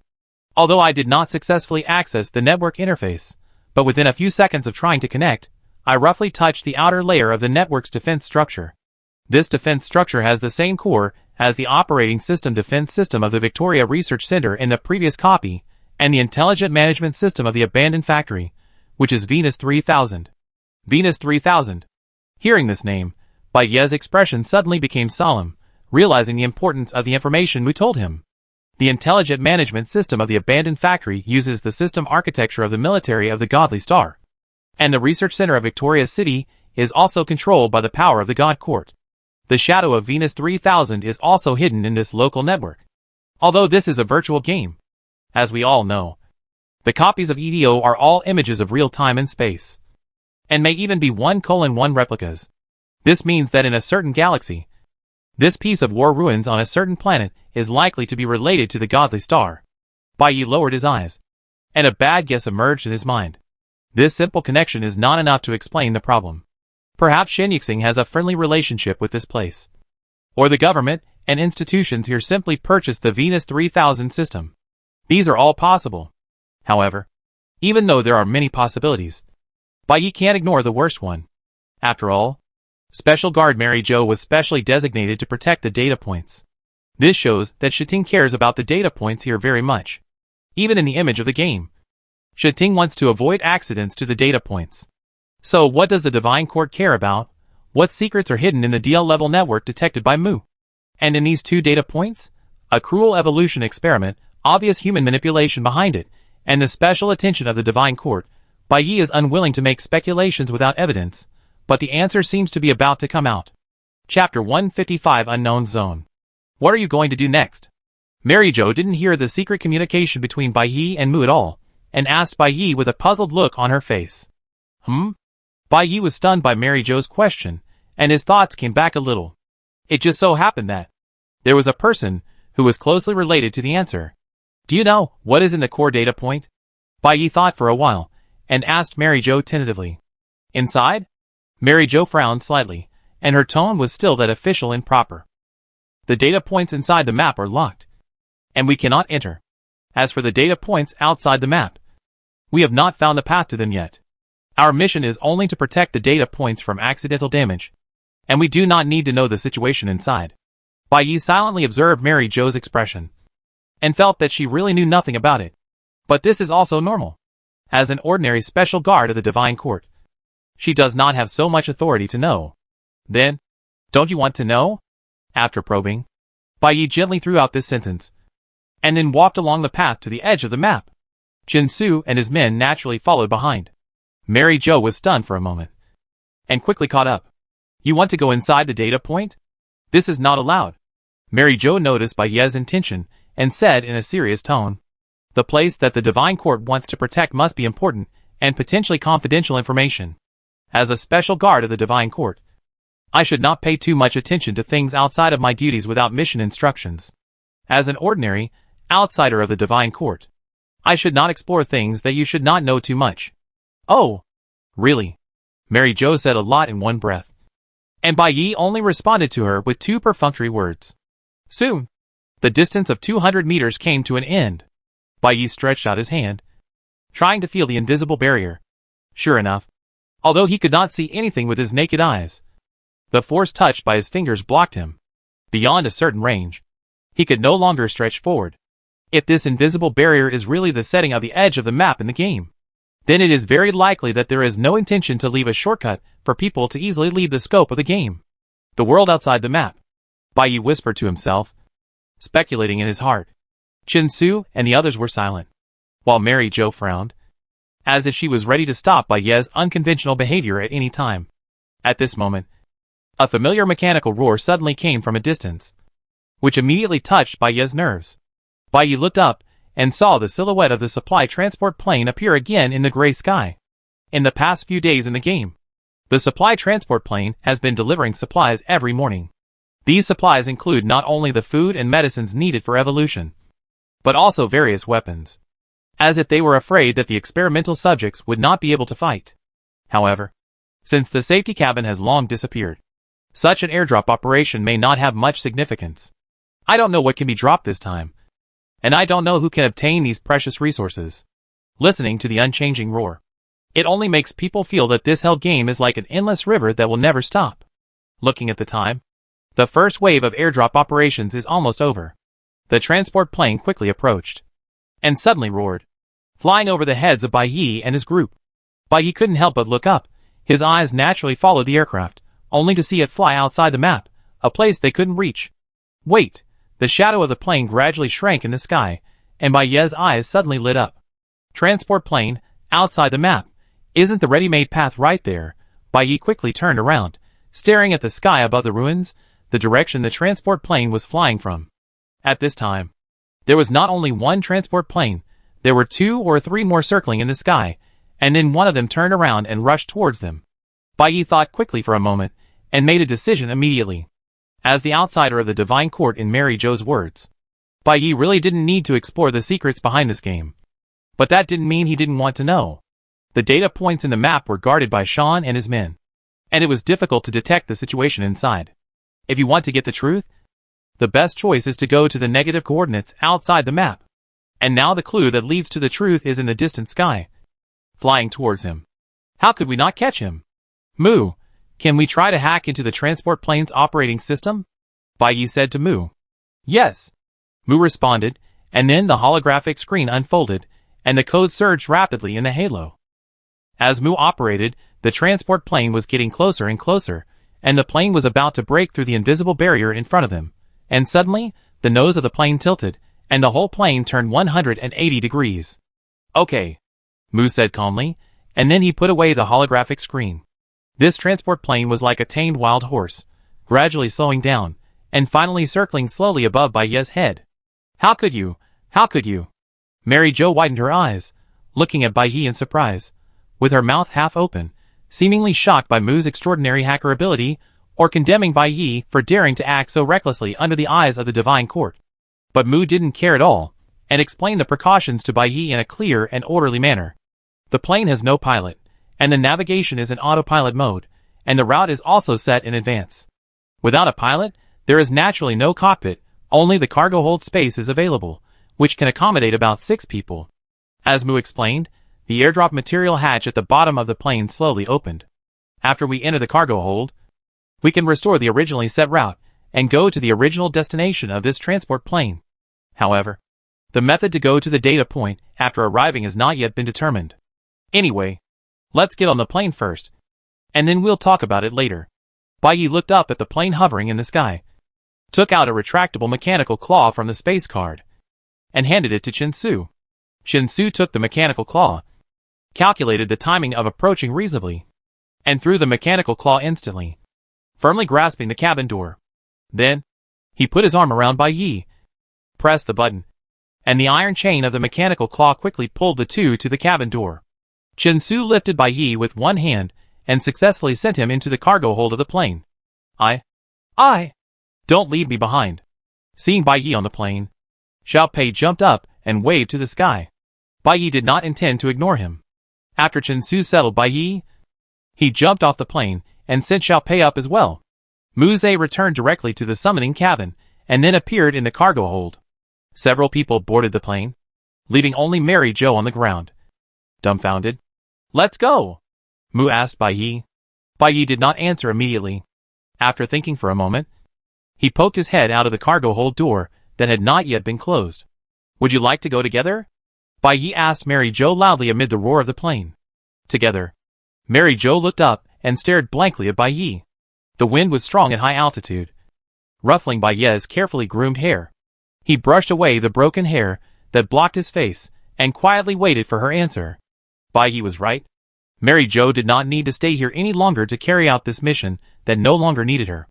Before, she had never seriously thought about why she was obsessed with finding that place that seemed impossible to reach. Perhaps it was the inertia of completing the mission. Or perhaps it was an unwilling obsession. She was unwilling to be powerless in the face of the tasks assigned by her superiors, and even more unwilling to be laughed at by her subordinates for failure, and to be easily replaced. The moment she found out that she had been replaced, if she did not complete this mission successfully, if she continued to be helpless at the edge of the map at this moment, she would completely prove her failure and incompetence, and would naturally be replaced by others. Mary Jo clenched her fists, and this thought flashed through her mind subconsciously. Even if nothing can be changed, at least I can give myself an explanation. Take me with you. Mary Jo took a deep breath and shouted desperately to Bai Yi. Bai Yi smiled at the door of the cabin. And the next moment, a chain was thrown down from the plane. Hold on tight. Let's go! Snap. The live screen in the monitoring room suddenly went black. Aide and Xiao Kyoto were stunned for a moment, and before they could react, a line of prompts slowly appeared on the screen. The player left the live signal range, and the live broadcast was interrupted. Huh? The two shouted in unison. One hurriedly stepped forward and slapped the screen, and the other hurriedly turned to his computer and typed frantically. What do you mean by leaving the live broadcast signal range? Is there a restricted area for live broadcast? Is the game technology so backward? Who cares about the range? Just follow the camera. Does this crappy live broadcast have to be confined to that small area on the map? Breaking the shackles of the map boundary and exploring the mysterious unknown area. What an exciting thing. Besides Bai Yi, who else has done it before? Besides Bai Yi, who else can do it in the future? Now the veil of the mysterious area is about to be unveiled. Who would not be interested in such a thing? Who doesn't want to know their next move? Who the hell wants to see this big black screen? Aide was furious. And he wanted to smash the screen. Xiao Jing was so angry that he wanted to flip the table. But the game system didn't care how the two people in front of the screen struggled. The line of interruption prompts floated slowly on the dark screen, and seemed to be enjoying the helpless and funny behavior of the onlookers. Ed Xiaojing cursed loudly in the monitoring room. And the emotions in the public live broadcast room became more and more intense and difficult to control. Even the security personnel of other live broadcast rooms had to be dispatched to Hall A to help maintain order. At the same time, Bai Yi was taking a plane in the copy and preparing to leave. At this time, he received a warning prompt from the system in his mind. Please note, the player has left the map range, and the world outside the map is beyond the control of the system. For the safety of the player, it is recommended to return to the copy map immediately. Oh! Bai Yi asked the system in his mind. You mean? The outside of the map is not affected by the system. You can understand it that way. The system replied. As a game player, Bai Yi can still receive information from the system, but all events that happen outside the map cannot be constrained by the system rules. Is that so? Bai Yi's mouth corners raised, seemingly quite interested in this. Does this mean that the rule that players cannot be killed is no longer in effect? And there is no limit on energy points? Yes. The system gave a clear answer. Even if I don't have 1,000 energy points, won't I be killed by the punishment from heaven? Yes. Then, Bai Yi asked again. If the system fails, what will happen to my live broadcast? The live broadcast has been interrupted. In areas without system control, it is impossible to establish a live broadcast channel. The system explained. Very good. I understand. Bai Yi said goodbye to the system, ended the conversation in his mind, stood up, and walked to the small window next to the cabin. It's so high. Xiao Pei leaned on the window, her face full of excitement, as if this was her first time flying in the sky. Bai Yi smiled faintly and looked out the window. The buildings in the city gradually became sparse, and it seemed that they not only left the dungeon map, but also moved away from the ruins. The road in the city twisted and turned, and after passing a few houses, it suddenly came to an end, and the direction became unclear. In front of them was a desolate and withered grass and trees, and a vast wasteland. The automatic route shows that it is about 30 kilometers away from the destination. Mu said to Bai Yi at a timely manner. 30 kilometers, for the current speed of the plane, it will arrive in a few minutes. Mary Jo unconsciously straightened up and looked out the window, while Shinsu stood up and walked to the closed cabin door in advance. Bai Yi looked at the wasteland outside the window, with a slight smile on his face. Everyone, get ready to land. Chapter 156, The Manipulator Behind the Scenes. Wow! Xiao Pei was still lying by the window, and uttered a soft exclamation. The place where the plane landed was a huge warehouse with bright lights, which was large enough to accommodate several planes at the same time. The plane slid into the parking track and stopped at the number 2 parking position. Next to the parking position, the transport plane that had just appeared on the edge of the map also stopped quietly there.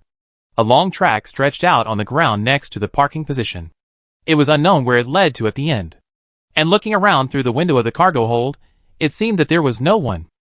"Let's go down and take a look," Bai Yi suggested, as Mu opened the cargo hold door with the control system. A faint smell of engine oil drifted in. Outside the door, Xiao Pei secretly peeked, curious, but did not dare to go out rashly. The others also behaved cautiously. Chen Su walked in front, followed by Mary Chiao. Everyone carefully paid attention to the surroundings and walked down the plane slowly. The plane had stopped for a few minutes, but no staff came to check. When the few people walked out of the cargo hold smoothly, they stood in the hangar, and until they walked to the open area in the center, no one came to stop them from entering. "It seems that there is no one here," Xiao Pei said softly. "Yeah," Bai Yi responded, looking around. Being in this huge space, it feels wider than looking through the window. Behind him, 2 planes have been parked at parking spaces 1 and 2. And there are 3 more empty spaces, waiting for the return of transport planes that have been working outside. In front of him, 5 tracks extend out of the parking spaces, and finally converge in front of a huge iron door. The door is closed, and there is a complex identification device next to it, which is obviously a safety lock. It looks like this is an unmanned fully automatic shutdown warehouse. The lights in the warehouse are bright. The equipment is neat and orderly, and the indicator light on the front door is slowly flashing red. Although no one appears, it is obvious that the energy supply system of this warehouse is normal and continues to operate stably. "Is there a network here?" Bai Yi asked Mu in the signal bridge. "Yes." After a pause, Mu answered. "Does this network have a protection system?" Bai Yi asked. "Yes." Mu quickly hacked into the system, and soon gave a positive answer. The protection system here is the same Venus 3000 as the abandoned factory and Victoria Research Center. "The same Venus 3000? Bai Yi noticed Mu's choice of words. "Yes, the framework system is the same, and it is likely developed by the same team," Mu replied. "Sure enough, Mu's same," confirmed Bai Yi's guess again. "Venus 3000 also belongs to the same framework system." Bai Yi exhaled lightly.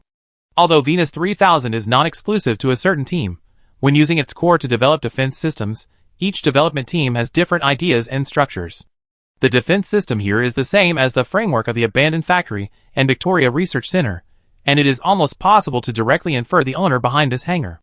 The mutant drugs were transported directly from here to the ruins and delivered to the refugees. Who controls this evolution experiment is no longer a mystery. "Thank you." At this time, Mary Jo suddenly said from behind. Xiao Pei looked around because of the novelty. Chen Su listened to Mu's analysis in the signal bridge. Mary Jo felt that these people neither moved nor spoke in the middle of the hall, making her presence seem a little awkward.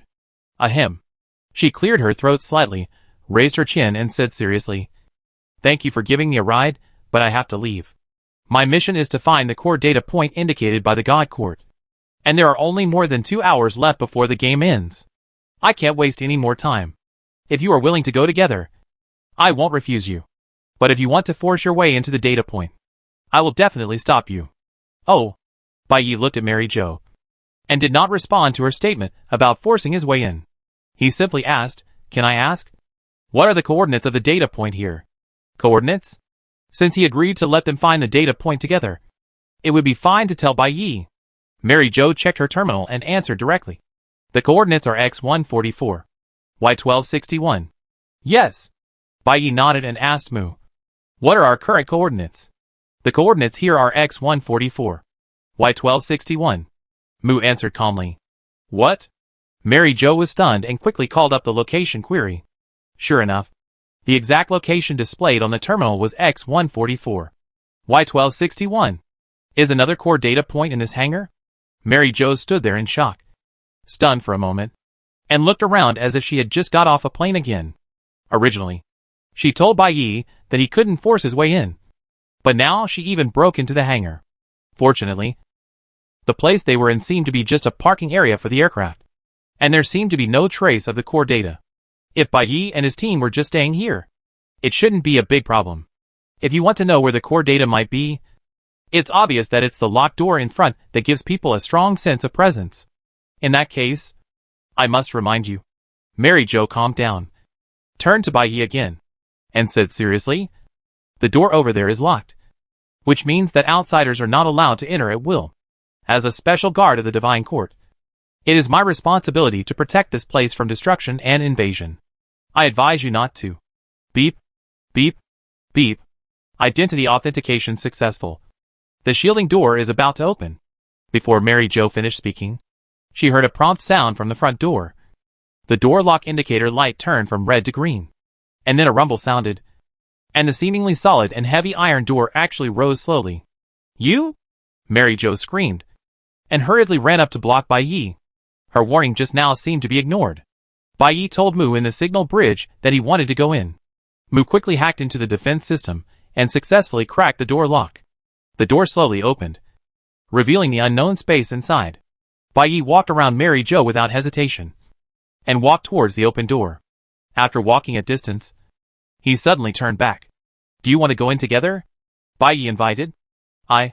Mary Jo's eyes widened, and she stuttered when she came to her mouth, and it was difficult to express. Bai Yi and others completely ignored her existence and directly opened the door lock. At this time, no matter how Mary Jo tried to persuade her, it was difficult to exert that authority and blocking power.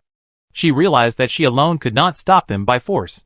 Helplessly, Mary Jo was full of contradictions, depressed, and unable to find a way to deal with it. She let the duty in her heart conflict with the belief of Wanwixing on her badge. At this time, Bai Yi seemed to see her entanglement, and he nodded, as if he had received Mary Jo's tacit consent. Okay, then we will go in. After saying that, Bai Yi turned around and walked towards the door with Chen Su and others. Wait a minute, Mary Jo shouted from behind. But Bai Yi and others seemed not to hear it, and even Xiao Pei didn't care. Seeing that they could not stop it, Mary Jo hesitated. After some thinking, whether it was out of responsibility or suppressed curiosity, she finally gritted her teeth and quickly followed. The scene behind the gate did not quite match the title of Data Point. Inside the gate, it was actually just a large warehouse. The inside and outside of the gate belonged to the same building, and the space was spacious and tall. The towering shelves were neatly arranged, half of which were filled with the same supply packs as those dropped into the ruins, and the other half were classified and placed with various foods, weapons and medicines. Several robots of different heights stood quietly in a corner of the warehouse. It was obviously not their working time. It was speculated that the task of packing the supply packages and loading them into the cargo hold of the transport plane was completed by these robots. Bai Yi walked to the shelf and carefully checked the supplies. He found fish protein supplements, multivitamin vegetable and fruit jelly, whole grain calcium milk bagels, low sugar amino acid energy bars. The supplies in front of him were all nutritious and healthy foods he saw in the supply packages. On the shelf not far away, boxes of medicines with different numbers were neatly arranged, densely packed, covering every layer of the shelf. Oh my god! With so many supplies, how many mutants can be created? Xiao Pei stared at the almost countless food and medicines. Amazed, Bai Yi looked calm, and after confirming the supplies, he walked in the warehouse, and finally turned to the row of robots in the corner. Although these robots were just ordinary working robots with different functions, their design was still not difficult to understand for Bai Yi. Bai Yi carefully inspected these robots and accidentally found an inconspicuous nameplate on the side of the waist of a robot. The nameplate was about half the size of a palm, and it clearly stated the name of the robot's R&D team, the person in charge of manufacturing, and the manufacturing date. In the center below the nameplate, there was a familiar and conspicuous pattern. It was the Wanhui star, which was exactly the same as the badge on Mary Jo's chest.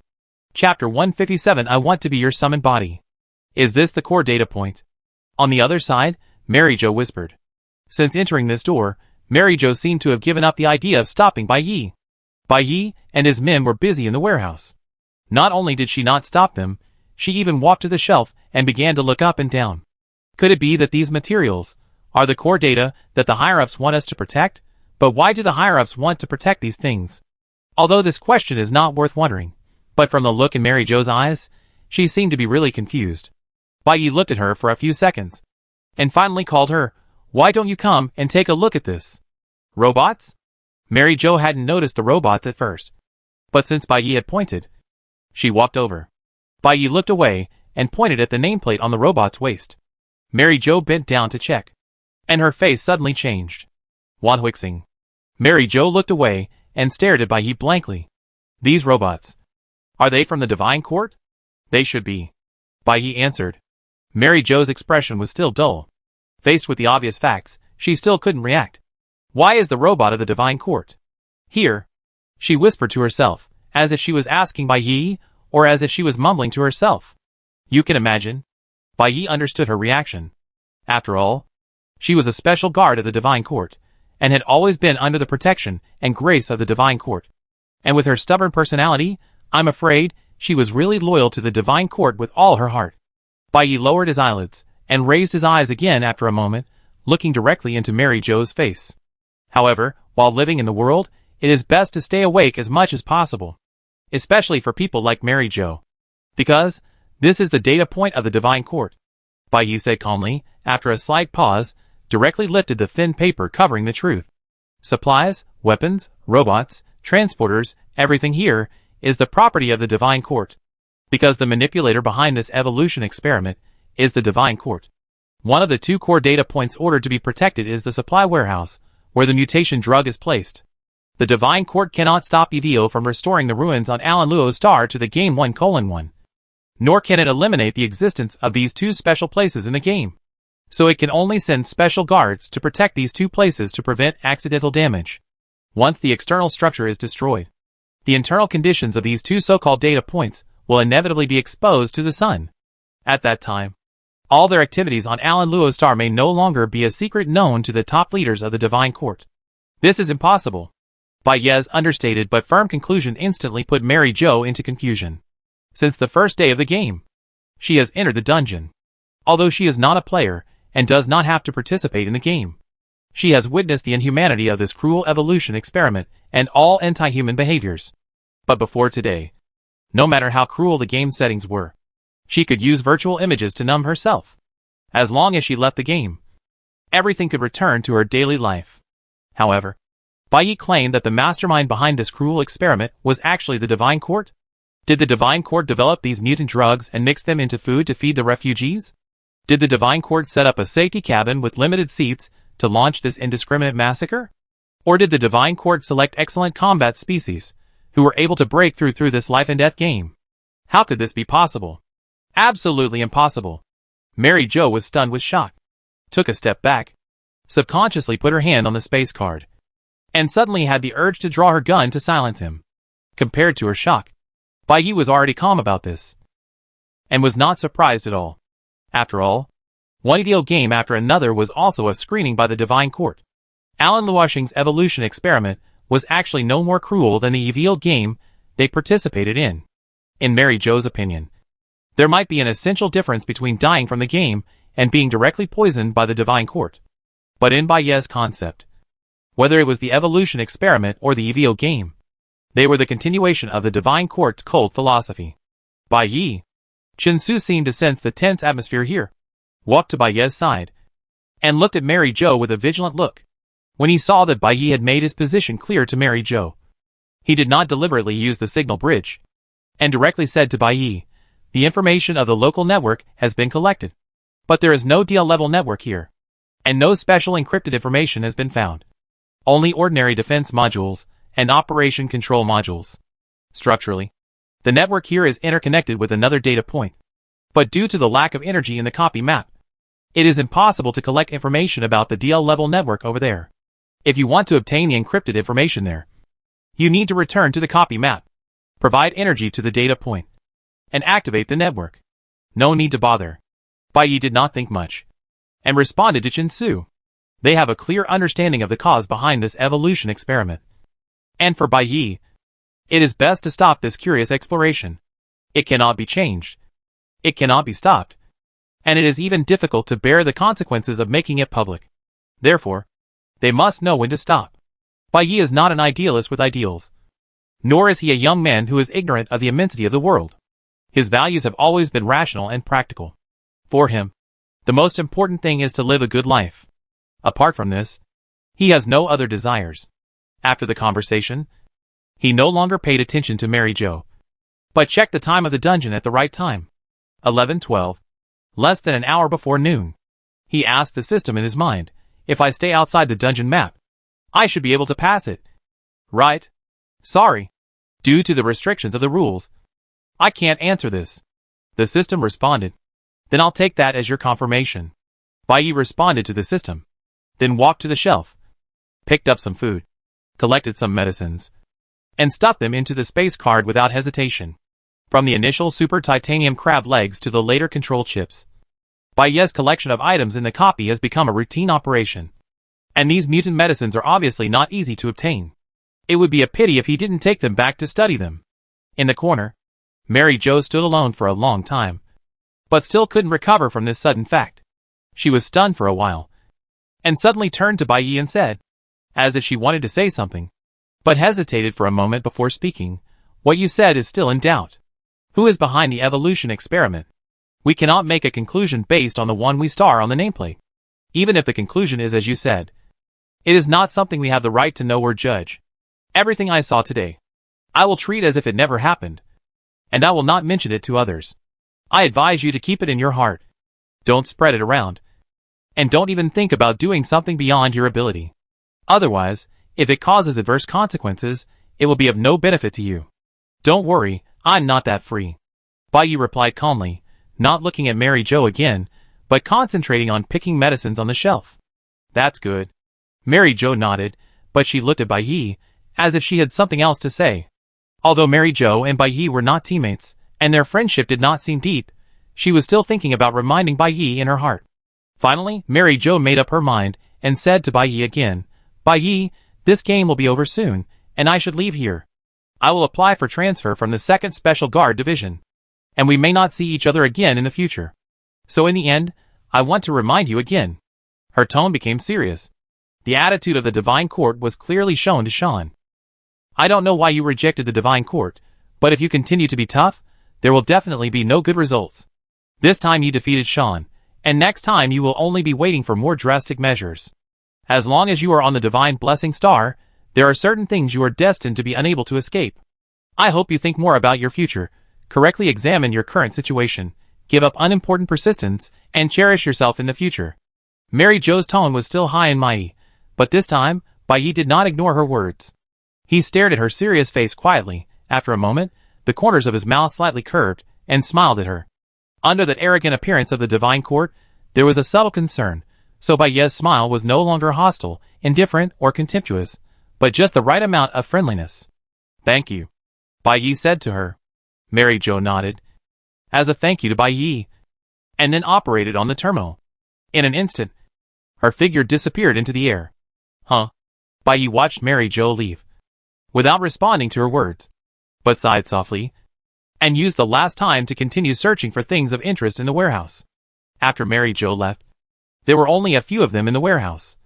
Just like the days spent in the game. Chen Su followed closely behind, silently, just following Bai Yi's footsteps. Muze leaned against the door, seemingly still busy with something that only he could understand. Xiao Pei strolled in the warehouse, peeked at Bai Yi from the shelves from time to time, seemingly brewing something. Half an hour before the end of the game, Xiao Pei absent-mindedly flipped through the items on the shelves, peeked at Bai Yi, while thinking silently. Although Bai Yi had helped her a lot in the past 7 days, they were not teammates bound to each other. After the game, she would return to the old neighborhood, Bai Yi would also return to his home, and there would be no intersection between them. When the game starts again, who knows if she will be on the same field with Bai Yi? And if so, will she be able to find him as she wishes? Even if she finds him, will Bai Yi lend a hand again? All this is full of unknowns. For Bai Yi, these unknowns may not matter. But for Xiao Pei, if she can't be on the same field, can't find Bai Yi, or Bai Yi no longer supports her, then with her almost incompetent strength, the next game may be her end. Xiao Pei swallowed nervously, secretly watching Bai Yi, who was studying the shelf. If she didn't want to die, the only way out was to fight hard. Although this fight might take away many things. And once she took this path, there would be no regrets. Even if she tried hard, it might not succeed. But no matter what, this was the best and only choice for her. Xiao Pei encouraged herself in her heart, clenching her fists secretly. But she didn't realize that there was someone behind her. "What do you want to tell me?" Bai Yi's voice was not loud, but it scared Xiao Pei. She turned around in a hurry. Her eyes were bright. Her lips were tightly pursed, and her mind was suddenly in a mess. I've been watching you. I guess you have something to say. Bai Yi smiled gently, and didn't urge her. No, no. Xiao Pei's neck stiffened, and said hurriedly. I do have something to tell you. Yeah. Bai Yi responded, and quietly waited for Xiao Pei to speak. Xiao Pei stared at Bai Yi's face, and hesitated for a few times, finally took a deep breath, and said directly what had been lingering in his heart for a long time. Bai Yi, I want to be your summoned body. Chapter 158 The Way to Survive by Clinging to Someone's Thigh. I want to be your summoned body. When Xiao Pei said this, Bai Yi was stunned. A trace of surprise flashed in Chensu's eyes, and even Mu at the door looked surprised. Bai Yi originally thought that Xiao Pei wanted some equipment to protect herself, or hoped to get his care in the next game, but she didn't expect that she would make such a request in such a firm tone. He was speechless for a moment, but Xiao Pei seemed to have opened a box of words, and said, although I am not good at fighting, I have my strengths, and can serve you. I am good at stealing, tracking, and can help you collect intelligence. I am also good at throwing stones and iron pieces, and I will be obedient, and I will do well what must be done. Aye. Xiao Pei said halfway, and suddenly her voice became quieter, and after saying several is in a row, she could not say anything more. The courage just now disappeared in an instant. She also realized that her words seemed weaker and weaker. Chensu's godlike fighting power, Mu's unfathomable hacking skills, even the little mute was a medical cabin. In comparison, her self-recommendation was simply a joke. No, this was not the time to consider these things. Xiao Pei made up her mind and would not let herself get discouraged. Compared with life, what was embarrassment? Since she had decided to be shameless, even if it made people laugh, she had to finish her words. She looked down at her mottled shoes, took a deep breath, raised her head, and tried to smile with a relaxed smile. I know I am weak. You are so powerful. And you don't need my ability at all. But if you still have a little vacancy, remember to consider me. I don't mind you using me as a test subject. You can try anything you want, Xiao Pei said, her eyes full of expectation. As if Bai Yi was her only hope for survival. A ray of light in the dark world. If you think it's not possible, that's fine. I know my position. I won't force you. But if you need time to think about it, I can wait. As long as you think it's okay. Come to me anytime. I live in the old neighborhood of District X28. You're welcome anytime. Bai Yi frowned slightly, and looked at Xiao Pei with a faint gaze. Xiao Pei said so much. But Bai Yi still didn't give a clear answer. After all, this is not something that can be decided easily. Do you know what a summoned body is? Bai Yi paused for a while, and finally asked this question. I know, it's Chensu and the others. Xiao Pei answered hurriedly. The gentle smile disappeared without a trace, and the distance between Bai Yi and Xiao Pei became cold and distant again. I know you want to be my summoned body, because you hope to survive with our strength. After all, it is almost impossible for you to face the EVO game alone. Bai Yi's tone was flat, but straightforward. But do you really understand the meaning of summoned body? Chensu, Mu and Zayamaba, strictly speaking, they are all mechanical bionic people I transformed, without breathing, without heartbeat, and they can't move without energy. Although as mechanical bodies, they do not face old age, death, illness and disability. But accordingly, they must be bound to me and rely on my technology and ability to exist. In other words, becoming my summoned body means losing life in the biological sense, and also losing the freedom that ordinary humans should have. You want to live, so you want to become my summoned body. But such a summoned body, do you think this is the living you want? Bai Yi's words stunned Xiao Pei. After digesting for a long time, she stammered and replied, but they are not dead. Although stuttering, Xiao Pei's rebuttal was logically reasonable. Chensu will worry about you getting hurt, feeling sorry for you getting sick. Mu will still care about your condition, thinking I'm annoying. No matter if their bodies are mechanical or flesh and blood, their consciousness is still there, they are still themselves, able to speak and act according to their own ideas. Doesn't this count as being alive? This time, it was Bai Yi's turn to be stunned. Xiao Pei has only 16 years of life experience, and doesn't seem to like to think much, but I didn't expect that he could explain being alive so simply and thoroughly. Consciousness is there, which means being alive. Long ago, with this belief, he ended the life of Chensu, who was about to die, and tried his best to transform him into the current state where his whole body was mechanical but still conscious. Who could say that those who fought side by side with him were dead? Bai Yi raised his mouth slightly, but Su returned to a cold expression, and asked, "Do you remember what I said when I first met you?" "Yeah. Yeah." Xiao Pei thought of that sentence, and her heart tightened. "I once said that in this world, everyone is looking for their own luck. If you want to live, you have to find your own way." Bai Yi continued, "You also said that you are of no use to me.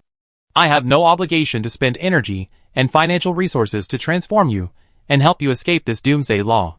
If you want to be my summoned body, you need to give me a legitimate reason to make me feel that it is worthwhile to help you survive. Otherwise, I can't convince myself, and there is no reason to treat you specially."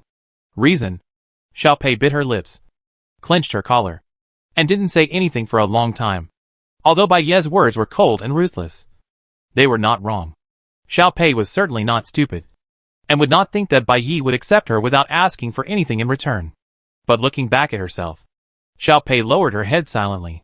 She had neither money nor fighting power, and even if she had some small means of survival, they seemed insignificant in front of Bai Yi. She did not think that Bai Yi should accept her without asking for anything. But in fact she was penniless, and did not even have the chips to exchange for the chance to live. "Can't say it?" Bai Yi looked at Xiao Pei, then looked away and checked the time. It was only a few minutes until noon. Mu walked to Bai Yi's side, preparing to return to the summoning cabin before the clearance.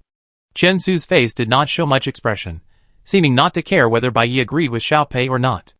After all, in this apocalypse, everyone has followed this survival rule to live to this day, whether it is Bai Yi, Mu or Chen Su.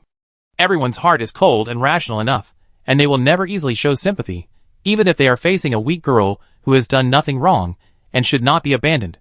Since you can't say it, you can only look forward to the next game, where you can meet me again. Bai Yi stood up straight and habitually tidied up his worn refugee clothes. "If it doesn't have a big impact on my game progress, maybe I can do it like this time." "Wait!" Seeing Bai Yi and the others preparing to leave the dungeon, Xiao Pei was anxious. And suddenly, she had a courage again, and blurted out, "Wait." Although Bai Yi said that he might help in the next game, that was on the premise that he himself would not be affected, even if Bai Yi leads her through the next level. What about the next level? If she lives on the meager luck of meeting Bai Yi, what's the difference between that and dying directly? I really have no reason to give it to you. I have nothing, and I can't think of anything that can get your consent. Xiao Pei mustered up her courage and said angrily, her voice louder and firmer than before. "But if I can't be your summoned body, I don't know how long I can live. Maybe if I enter the game in a few days, and don't meet you, I will die directly. So now, I must go all out to ask you for consent. Even if I can't find a reason, I will ask you shamelessly. Please lend me your energy and financial resources first, and let me survive, and then find a way to repay you.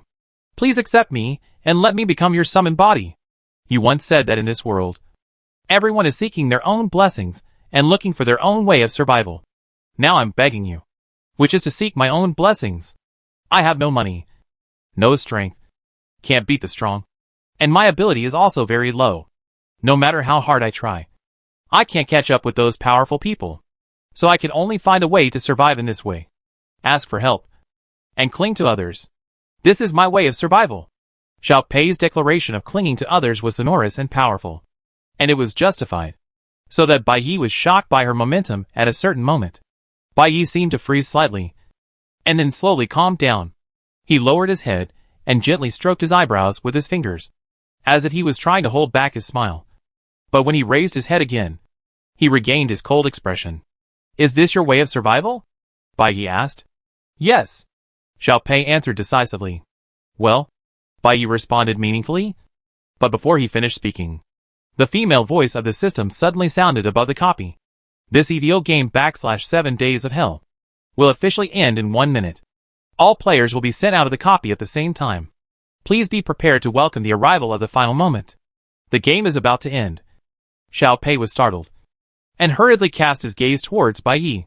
After the announcement, Mu immediately returned to the summoning cabin and disappeared into the air. Bai Yi did not look at Xiao Pei again, but turned his head slightly to communicate with Chen Su. But no sound seemed to be heard. "What do you think?" In the signal bridge, Bai Yi asked Chen Su and Mu. "It doesn't matter." Mu didn't care too much. "It's up to you." Chen Su had no objection either. "Okay. Neither of them objected. Bai Yi responded, and his eyes fell back on Xiao Pei. That declaration seemed to have exhausted Xiao Pei's courage. She said nothing more, staring at Bai Yi closely, seemingly holding on to her determination, but still unable to hide the slightly red and swollen eyes. 10 seconds countdown. Please prepare to teleport. Players. 1 minute passed quickly, and the game was about to end. When Bai Yi heard the announcement, he couldn't help but look up into the sky, and once again set his sights on this thin, but determined girl. Is this her way of survival? Not necessarily wrong. He worked hard to break through the difficulties of the game, while she worked hard to fight for her own hope. They were both for survival, so why bother? As the countdown continued, Bai Yi's mouth curled slightly. Maybe sometimes it's okay. Don't ask for too many reasons. Maybe sometimes it's okay to follow your mood and give her an exception. This time, it won't happen again. Bai Yi sighed softly, and finally, just before the countdown was about to end, he slowed down his mood and showed Xiao Pei a gentle smile. He raised his hand, and gently rubbed Xiao Pei's messy hair in the gradually brightening transmission light. The simple words made Xiao Pei's eyes sparkle instantly. After you go out, wait for me at Xinyu Square. Chapter 159. There are only 2. Oh, it's 12 o'clock. It's really 12 o'clock. The security personnel in the live broadcast room tried their best to control the chaos. Bai Yi's live broadcast was cut off, the red turbans were furious, but the game was not over yet, and the results were not announced.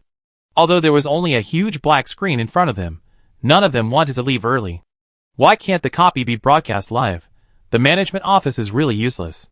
If the live broadcast is not possible, what about the news? No news from the big guys. In the next few hours of waiting, the anxious audience started to make noise from time to time, until the security personnel threatened and scolded them. They barely calmed down. The management office of the Star Cluster Hall also contacted the game department of the Divine Court several times. But the answer they got was that it was impossible to broadcast live. And there was no solution. The Red Scarves were anxious and wanted to make trouble, while the management office was nervous and uneasy. As time gradually approached 12 noon, they finally survived these few hours. Why is the screen still black? Are you not going to announce the game results? Management office. Where are the people? Come out quickly. Ahem. Please be patient. Wait a little longer. Seeing that the audience started to chatter again, the management office quickly explained through the radio. The time is 11:59 now, and it will be 12 o'clock in a few seconds. According to the game department, Bai Yi's live broadcast may resume after 12 o'clock.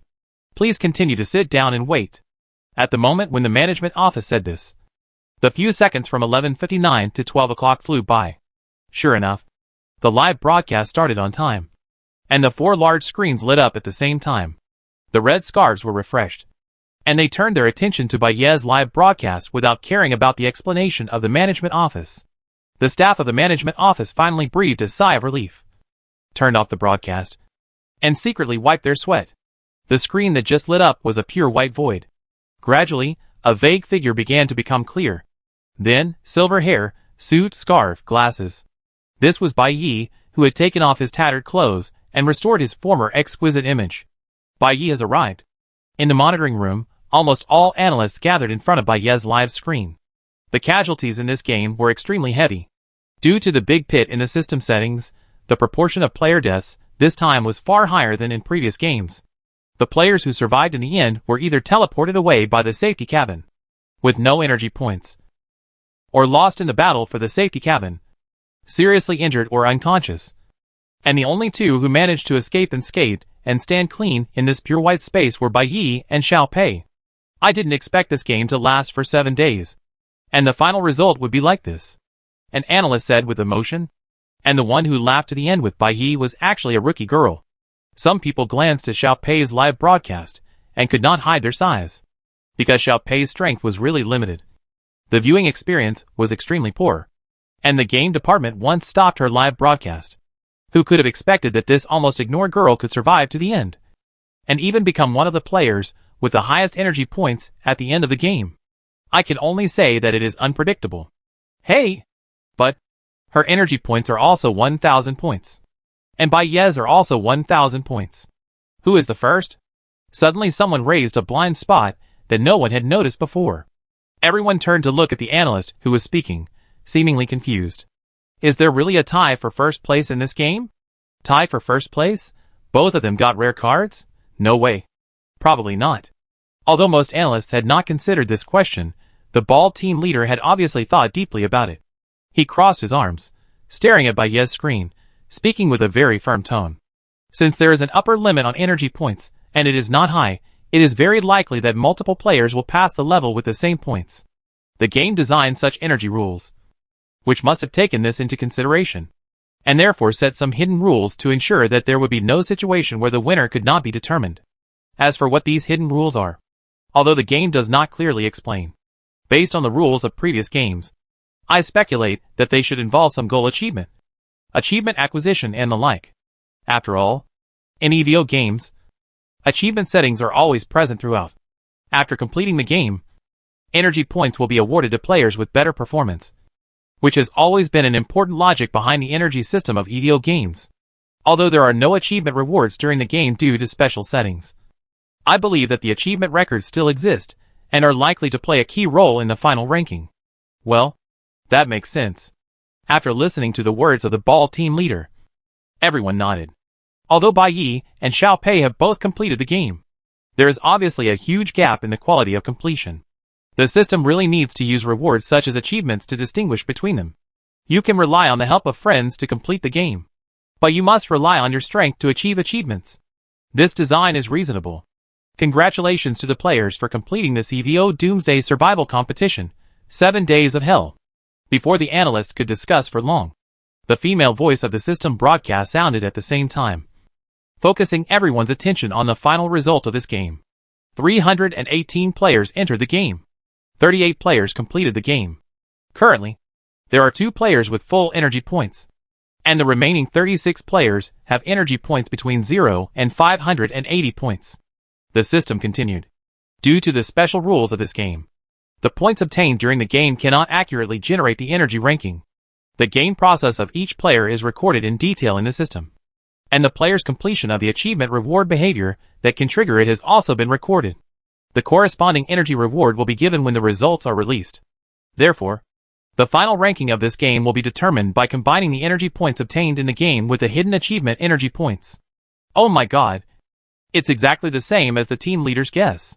The team leader is really amazing. The analysis team couldn't help but praise it. After a few words, everyone calmed down again and concentrated on listening to the next important announcement of the system. In this game, a total of 4 achievements were triggered. The system continued. First, among the 38 players who completed the game, only 1 player realized the core key of the game content, and always followed the correct way to pass the level in the complex game settings, and successfully completed the game. Congratulations to player Bai Yi for achieving the achievement, Super Insight. Reward energy points, 1,000 points. Wow, the first achievement is indeed this thing. The analysts were immediately excited. Although Bai Yi's extraordinary calmness and sharpness had already amazed everyone at the end of the safety cabin incident, the official achievement granted by the system, and even being called Extraordinary Insight, the sense of honor stamped by the official, is much higher than the self-satisfaction within the analysis team. The original 1,000 points, plus the 1,000 points of this achievement, instantly became 2,000. I wonder if the next 3 achievements will also be Bai Yi's. I bet it will be. In addition, without waiting for the analysts to talk more, the system quickly began to announce the second achievement. In addition, in the evolution experiment with a high probability of failure, a player broke through the limit of random probability, successfully controlled the success rate of evolution, and finally obtained a high-level hidden evolution ability. Congratulations to player Bai Yi for achieving Helmsman of Destiny. Reward energy points, 1,000 points. Oh! The monitoring room was filled with cheers again. Aide and Xiao Jing cheered in front of the team, while waving their fists, pushing the atmosphere to a climax. I knew there would be this one. That's right, Bai Yi's words our probability is to win are so cool. 3,000 points. If the remaining 2 achievements are also Bai Yi's, then he might be able to reach 5,000 points, real full points. Analysts speculated excitedly. When the next achievement was just said a few words, everyone had already expected that this achievement must be Bai Yi's. In a difficult-to-break-through map setting, a player, with his fearless courage and incredible superb skills, successfully opened up a path to the outside of the dungeon map, and bravely explored the unprecedented vast unknown. Congratulations to player Bai Yi for achieving the achievement, Secret Explorer. Reward energy points, 1,000 points. Wow!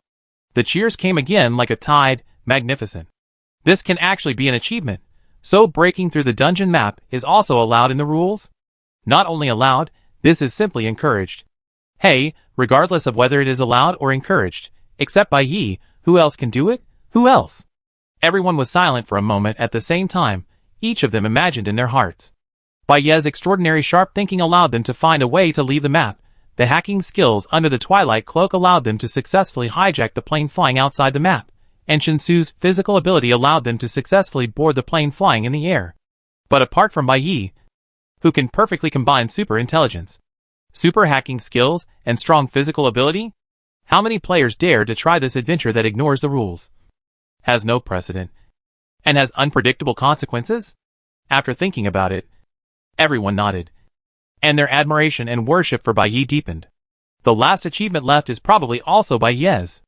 After worshipping, everyone focused their attention on the last achievement. The energy slot limit is only 5,000 points. One more achievement. Bai Yi will be complete. This game triggered a total of 4 achievements. And now 3 have been announced. And all of them were achieved by Bai Yi. The last achievement has not been announced yet. The analysts are full of expectations, hoping that Bai Yi can win the Grand Slam and obtain 5,000 energy points. In the atmosphere of everyone's excitement and expectation, the system slowly announced the last achievement. Among the 318 players in this game, although the combat power rating is D-, but with the correct understanding of his own strength, the witty choice of game strategy, and the indispensable strong luck, he successfully survived for 7 days in the harsh dungeon environment, surpassing most failed players, and perfectly achieving the game goal. Congratulations to player Xiao Pei for achieving the achievement, Super Lucky. Reward energy points, 1,000 points. Chapter 160. Regardless of the consequences, go forward courageously. Xiao Pei? The public live broadcast room was also broadcasting the achievement release session. Each of Bai Yi's achievements was announced one after another, which immediately caused the Red Scars to cheer fiercely. However, with the release of the last achievement, the warm atmosphere suddenly became noisy. What the hell is this, Xiao Pei? Isn't she just following Bai Yi in this game? This achievement is too casual. The Red Scarves recalled the hardships they had experienced in the game, and they all felt angry. This game is really a rip-off. Not only is the setting a rip-off, but the achievement standards are also so unreliable. Relying on your connections to get achievements is really unfair to those players who try their best and rely on their strength. It seems that luck is also a kind of strength. In the monitoring room, the members of the analysis team were skeptical about Xiao Pei's achievements. Next to Bai Yi's live broadcast screen. In the live broadcast screen that Xiao Pei had just resumed, she was still wearing shabby clothes, which was in sharp contrast to Bai Yi, who was dressed exquisitely next to her. The little girl's expression revealed a bit of happiness, mixed with a little shyness. She gently stroked her nose, lowered her head, and smiled secretly. However, the analysts outside the screen did not cheer for Bai Yi's performance.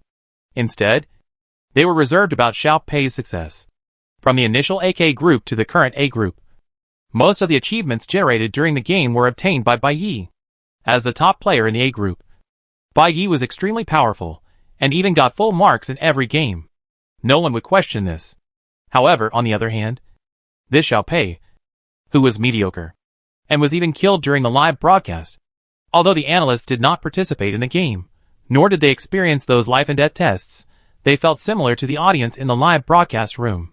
You say, isn't this game achievement a bit random? 8 approached the bald leader, wanting to find out his opinion on this matter. Although many players have failed in the safety cabin, they are more active and hardworking than Xiao Pei in clearing the level.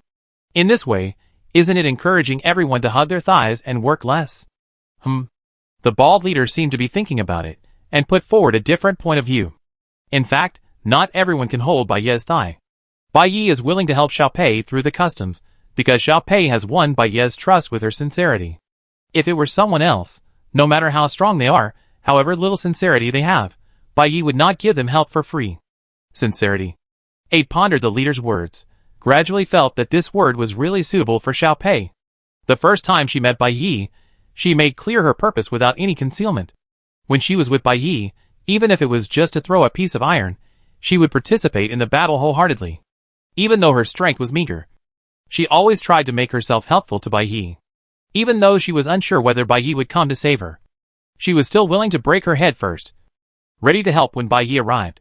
Xiao Pei, a player who participated in the game for the first time, with a combat power rating of D-, and who could not even escape from the mutants, tried her best to fight for the chance to survive by Bai Yi's side in a situation that she thought was almost certain to die. Realistic, sincere, reckless, and courageous. She was not actually any easier on her own path to survival than other players.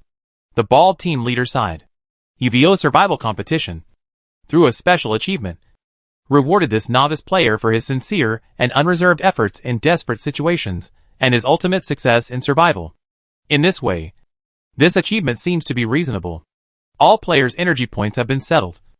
And now the final ranking results of this game 7 Days of Hell are announced. After the achievement was announced, the system immediately clearly listed the top 3 players in the energy list of this game, among which the third place was a player who was not seriously injured, but who suddenly woke up and failed to accumulate all the points. The second place went to Xiao Pei, who scored full points and achieved achievements. The first place was undisputed, and naturally it was Bai Yi, the first player in Group A who had the leading points and was admired by everyone. The top 3 have been announced. Next is the card opening phase. I wonder what good cards Bai Yi can draw this time. I can't wait. The system did not delay, and immediately began to distribute high-dimensional card rewards after the rankings were announced. Like the previous few games, the third place received a high-dimensional card of ordinary quality and a high-dimensional card of excellent quality. Xiao Pei got an ordinary high-dimensional card and 2 excellent high-dimensional cards. There was nothing special about the cards of these 2 people. After watching the card opening process of the 2 people, the analysts did not discuss much. After Xiao Pei's card disappeared, it was the turn of the first place Bai Yi to receive the highest reward of this game. Xiao Jing. Check quickly, what cards does Bai Yi have now? All the members of the analysis team gathered in front of Bai Yi's screen, surrounding Ed Xiao Jing's workstation. The system was still introducing the process, but the card back in front of Bai Yi had not yet appeared, and someone hurriedly asked Xiao Jing, "Wait, let me take a look." Xiao Jing operated on the computer. Soon, Bai Yi's card information was displayed one by one on Xiao Jing's screen. Now he still has these cards in his hand. Xiao Jing explained them one by one enthusiastically. First is normal. Normal copy. The effect is to copy an ordinary card. Normal. Transform virtual into real. Transform a high-dimensional card into a physical entity. Excellent cards have excellent. Excellent copy. Copy an excellent card. Excellent. Self-strengthening. Temporarily improve various functions of the body. Excellent. Absolute protection. The player is invincible for 5 minutes. Excellent. Phantom clone. Create a clone to confuse the enemy. In addition, he has a rare card, an excellent points reward card. The content of rare cards is hidden in the player information. But Bai Yi mentioned last time that the name of this rare card seems to be time reset. The excellence reward card is also hidden, and no one knows what it is. This time in the 7 Days of Hell, Bai Yi used 3 high-dimensional cards at once, which consumed a lot. Ed said after calculating, "I wonder what card the system will reward him this time, and whether there will be an excellence reward? Not sure. Hey, it's time to open the card." Just as everyone was reviewing Bai Yi's cards, the card backs of 4 high-dimensional cards had already appeared in the pure white space in front of Bai Yi. Bai Yi skillfully clicked on the ordinary quality high-dimensional card with a white card back. Just like in the previous games. Ordinary, ordinary copy. Copy an ordinary quality EVO high-dimensional ability card. Hey, another ordinary copy. The analysts lost interest. This is not a good card. I have already got it before. Can the system give me something new? Ed frowned and muttered a few words with everyone else. However, ordinary cards have never been outstanding, and the analysts did not have much hope for this plain white light card back. Seeing Bai Yi walking towards the excellent card next to him, everyone immediately stopped complaining and concentrated on waiting for the announcement of this first excellent card. In the picture, Bai Yi reached out and clicked on the green card back. The green light around the card back flashed, and then it flipped over with a snap. Excellent, enhanced effect. Can be used with a high-dimensional card of rare quality or below, increasing the effect of the original high-dimensional card by 1 level. Another auxiliary card. When the analysts saw the content of the card, disappointment came again. After accumulating card data from several games, the analysis center roughly divides high-dimensional cards into two categories: skilled cards and auxiliary cards. For example, self-strengthening, absolute gravity, full luck, and other cards with special effects are skill cards, while cards like excellent copy transform virtual into real, and the unknown superdimensional card superdimension, eternity, that can make high-dimensional cards have permanent effects are classified as auxiliary cards, which means that they assist other cards to generate more positive effects. The excellent, enhanced effect that Bai Yi opened at the moment was obviously an auxiliary card. Although auxiliary cards cannot be said to be completely useless, they are much more boring compared to those skill cards with magical effects. Forget it. There is another one. Yes. Look at the next one. The most exciting moment of receiving the award. The first two cards were like duds, and did not bring any surprises. The analysts comforted each other, and could only pin all the excitement they had hoped for in their hearts on the last excellent card. Bai Yi reached out, and touched the back of the card. The green light flashed and dissipated as usual. The analysts opened their eyes wide, and stared at the content on the card. Excellent, enhanced effect. Can be used on a high-dimensional card of rare quality, or below to enhance the effect of the original high-dimensional card. Ah! Ed slapped his thigh angrily, and the analyst shouted loudly, "What the hell is this? What the hell is the system doing?" After waiting for a long time, excited for a long time, the last excellent card left turned out to be the enhanced effect. What does this mean? There is only one ordinary card that can be made public, plus two excellent cards. Among the three cards, there is not a single good card. Bai Yi's luck has been used up by that perfect luck. It's okay if the card is not good, but the two excellent cards I drew are the same. What the hell did you give me? System. Are you playing tricks on me? Chapter 161. What card is that, this time? My luck is not very good. In the pure white space, Bai Yi told Chen Su and Mu about the high-dimensional card he opened on the signal bridge. Mu didn't seem to react, while Chen Su comforted Bai Yi, saying that perhaps a rare card would be a good choice. Since the last copy, Bai Yi found that the reward cards issued by the system have a certain pattern. The rare cards and above seem to have a certain connection with the events he experienced in the game. Whether it was the death replay obtained in the game of saving Chen Su, the full luck obtained after accidentally picking up the cipher, or the superdimensional card superdimension, eternity, obtained in the previous game with time as the key clue. There were no exceptions. Bai Yi couldn't help but think, which element would be transformed into a rare card in the 7 days of hell this time? As his reward? Thinking in his heart, he stretched out his finger and gently touched the back of the rare card in front of him, which was shrouded in golden orange light. At this moment, the card quickly turned over, and the golden orange light was released in all directions, making a slight whimpering sound. Bai Yi saw a ferocious-looking monster drawn on the top of the card. After a closer look, half of it had transformed into a beast, while the other half still retained human features. The text description below was indeed a setting that was closely related to every player in this game. Rare, limited evolution. Use it on a designated target to produce an evolution effect limited by the user. The evolution target is not limited to the user himself, nor to living organisms, and the evolution effect lasts for 5 minutes. Finally got a good card. Bai Yi smiled, and said to Chen Su and Mu. Bai Yi was somewhat dissatisfied with the common card, and 2 excellent cards he had received before. After all, auxiliary cards alone were not enough. They also needed to be combined with powerful skill cards to play a real role. In this game, Bai Yi consumed 3 skill cards in one go. He urgently needed to add some good cards to deal with the next predicament.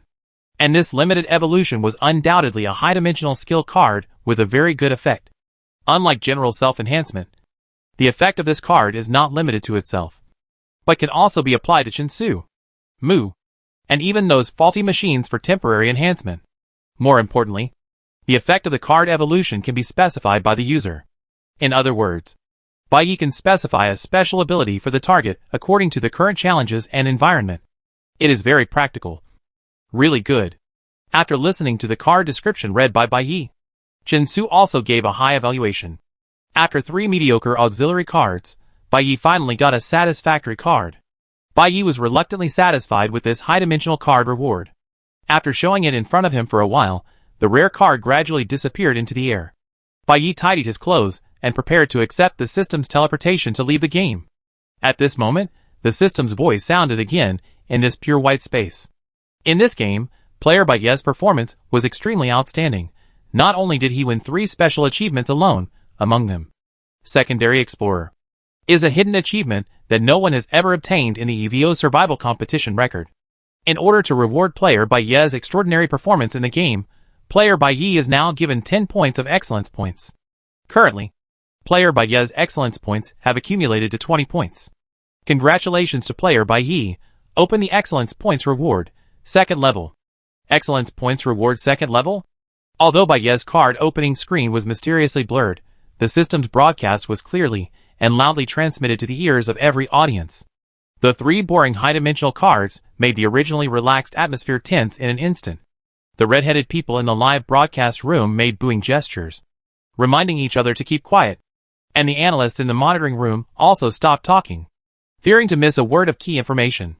After all, in the entire EVO game of Shenixing, only Bai Yi has ever won outstanding points.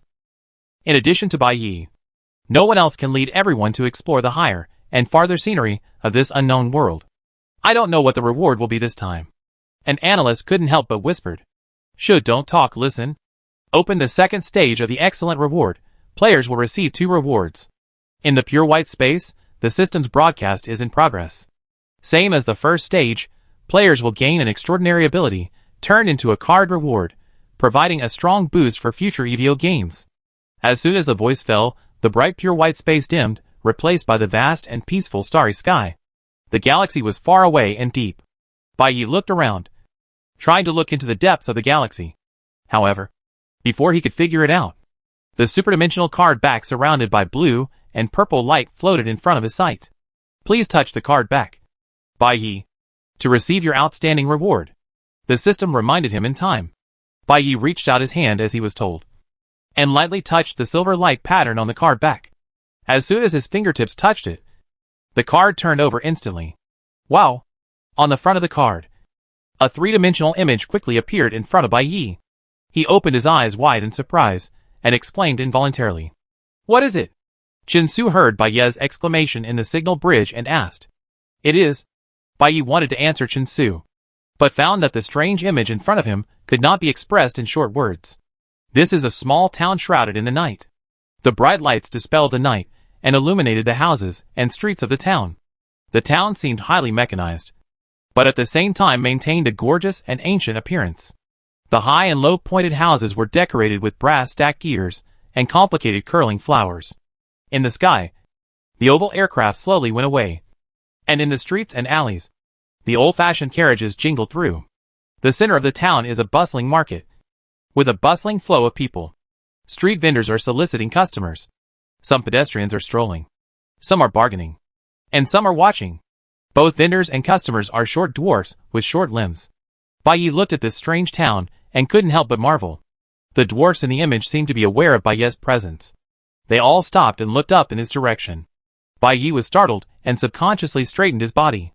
At this moment, a line of 3-dimensional text finally appeared above the town. Super Dimension, Secret Realm. Super Dimension, Secret Realm? Bai Yi stared at the line of words and reached out to touch it. The text immediately dissipated, and the card description appeared immediately. Super Dimension, Secret Realm. Start a magical journey to the Secret Realm. Across time and space, to an unknown and distant planet. Users can browse and visit freely, and can also obtain information and items, and bring them back to the Secret Realm. The Secret Realm effect will last for 12 hours. I wish you a pleasant journey. Bai Yi? In the pure white space, the summoned body cannot leave the summoning cabin. Seeing Bai Yi silent, Chinsu had to call again. Bai Yi read the description of the card over and over again, and it took him a long time to come back to his senses and respond to Chinsu. What's wrong? Chinsu asked. Nothing. Bai Yi answered, narrating the contents of the card to Chinsu and Mu. Secret Realm. The effect of this card is to travel? Chinsu seemed surprised after hearing this. Bai Yi answered Chinsu absent-mindedly. Before the 2 people in the summoning cabin could say anything, Bai Yi suddenly spoke loudly and asked the system directly. System, I want to ask you about the high-dimensional card. Okay, I will try my best to answer you. The system responded quickly. Bai Yi stared at the strange and mysterious yet lively town on the card, and finally confirmed his intention. Excuse me. Bai Yi raised his head and looked in the air, the direction where the system voice came from. If I use Super Dimension, Eternity, on this superdimensional card, will this card be effective forever? What are you talking about? What did Bai Yi say? The opening screen of the Excellence reward is the same as that of the rare card. It is not easy to present it clearly in the live broadcast. The only way for the audience outside the venue to obtain information is the system and Bai Yi's voice. Bai Yi did not clearly state the specific content of this reward, he only asked the system this question. This sentence seems short, but it contains a lot of information. For the analysts who know nothing about the excellent rewards, they suddenly feel a little confused, and they don't know where to start to understand this rare and valuable information.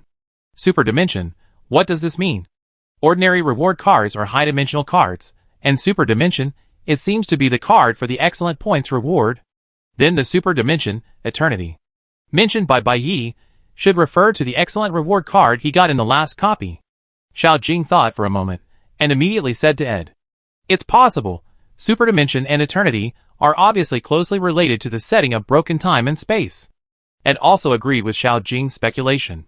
And from Bai Yi's words, the function of this Eternity card is to make a card permanent, and Bai Yi now wants to use this Eternity card, which means he hopes that the new card he just got can be permanent.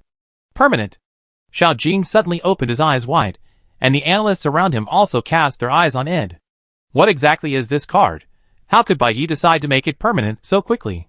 The analysts speculated on Bai Yi's decision, and surprise and excitement were intertwined on everyone's face. To make Bai Yi decide to use the Eternity card immediately. This new card must be incredibly powerful. Indeed. Now he has absolute protection, self-strengthening, phantom clone. And before that he also had energy double and full luck. Even a powerful card like full luck didn't make him decide to use Eternity. Oh my god. This also means that this new superdimensional card is more powerful than full luck. It's incredible. Bai Yi chose the Eternity card, so he will be really amazing in the future. The analysis team, who were watching a blurry image outside the screen, didn't expect that the superdimensional card in front of Bai Yi was so unusual. This card can neither attack nor defend, and has nothing to do with dungeons, battles, quests, and energy. Its effect is even more unclear, and it only allows players to travel across time and space. However, Bai Yi's eyes were shining on this card, and he couldn't wait to use this super dimension, Eternity, which can almost be called the strongest auxiliary card, directly for this time and space travel. Yes, the system did not show any surprise, but only officially answered Bai Yi's question. Super Dimension, Eternity, can be effective for any high-dimensional card and superdimensional card. Using it on this card, it can make the effect of this card last forever. Okay. Bai Yi did not ask any more questions about the system, but sent a message to Chinsu and Mu through the signal bridge. I want to make this card permanent. What do you think? I have no objection. Mu responded to Bai Yi quickly, sounding like he didn't care much, or he might be particularly in favor of it. And Chinsu hesitated for a second and asked a question, but it hit Bai Yi's heart directly. Is it because of the Divine Court? Chinsu asked. Chapter 162 The Way Out. Hearing Chinsu's question, Bai Yi paused slightly, then revealed a faint smile. Chinsu's guess was not wrong. Bai Yi decided to make this card permanent. It was indeed because of the Divine Court. Before leaving, Mary Jo said, as long as you are on the Divine Blessing Star, some things are doomed to be unavoidable. Bai Yi agreed with this. The Divine Blessing Star has always been controlled by the Divine Court. The Divine Court has been rampant on this planet for 100 years, and in their dictionary, I am afraid there has never been the word concession. Since people are on the Godly Blessing Star, there is no way to retreat. If you want to end it completely, I am afraid that the only way is to stay away from the Godly Blessing Star. However, even so, although Bai Yi is determined to make the Secret Realm card permanent, it does not mean that he will leave the Godly Blessing Star. After all, the abandoned factory is here. This is his home, and everything he has is here. In this world, Bai Yi doesn't care about many things. Everything he values is in this abandoned factory. Therefore, it is better to leave a way out for himself. Give yourself more choices when you are in trouble. When you have no choice, at least you have a chance to give up everything and end this life and death contest. Bai Yi never wanted to make a big splash in the game. What he pursued was just to live a good life. Therefore, for him, this way out is much more important than any card skill that helps him pass the level. I wonder if the game system also has this idea, so it specially rewarded him with such a card. Bai Yi thought to himself. Super Dimension, Secret Realm. Travel through time and space, go to an unknown distant planet. This reward seems to be a continuation of the achievements of the Secret Realm Explorer, and it seems to be a silent blessing and a subtle hint after witnessing everything between him and the Divine Court. System, please apply Super Dimension, Eternity, to this card. Bai Yi said to the system without hesitation. Okay. The system's response was still calm, as if it had already seen through all of Bai Yi's thoughts. Please confirm again whether to use Super Dimension, Eternity. Immediately? Yes.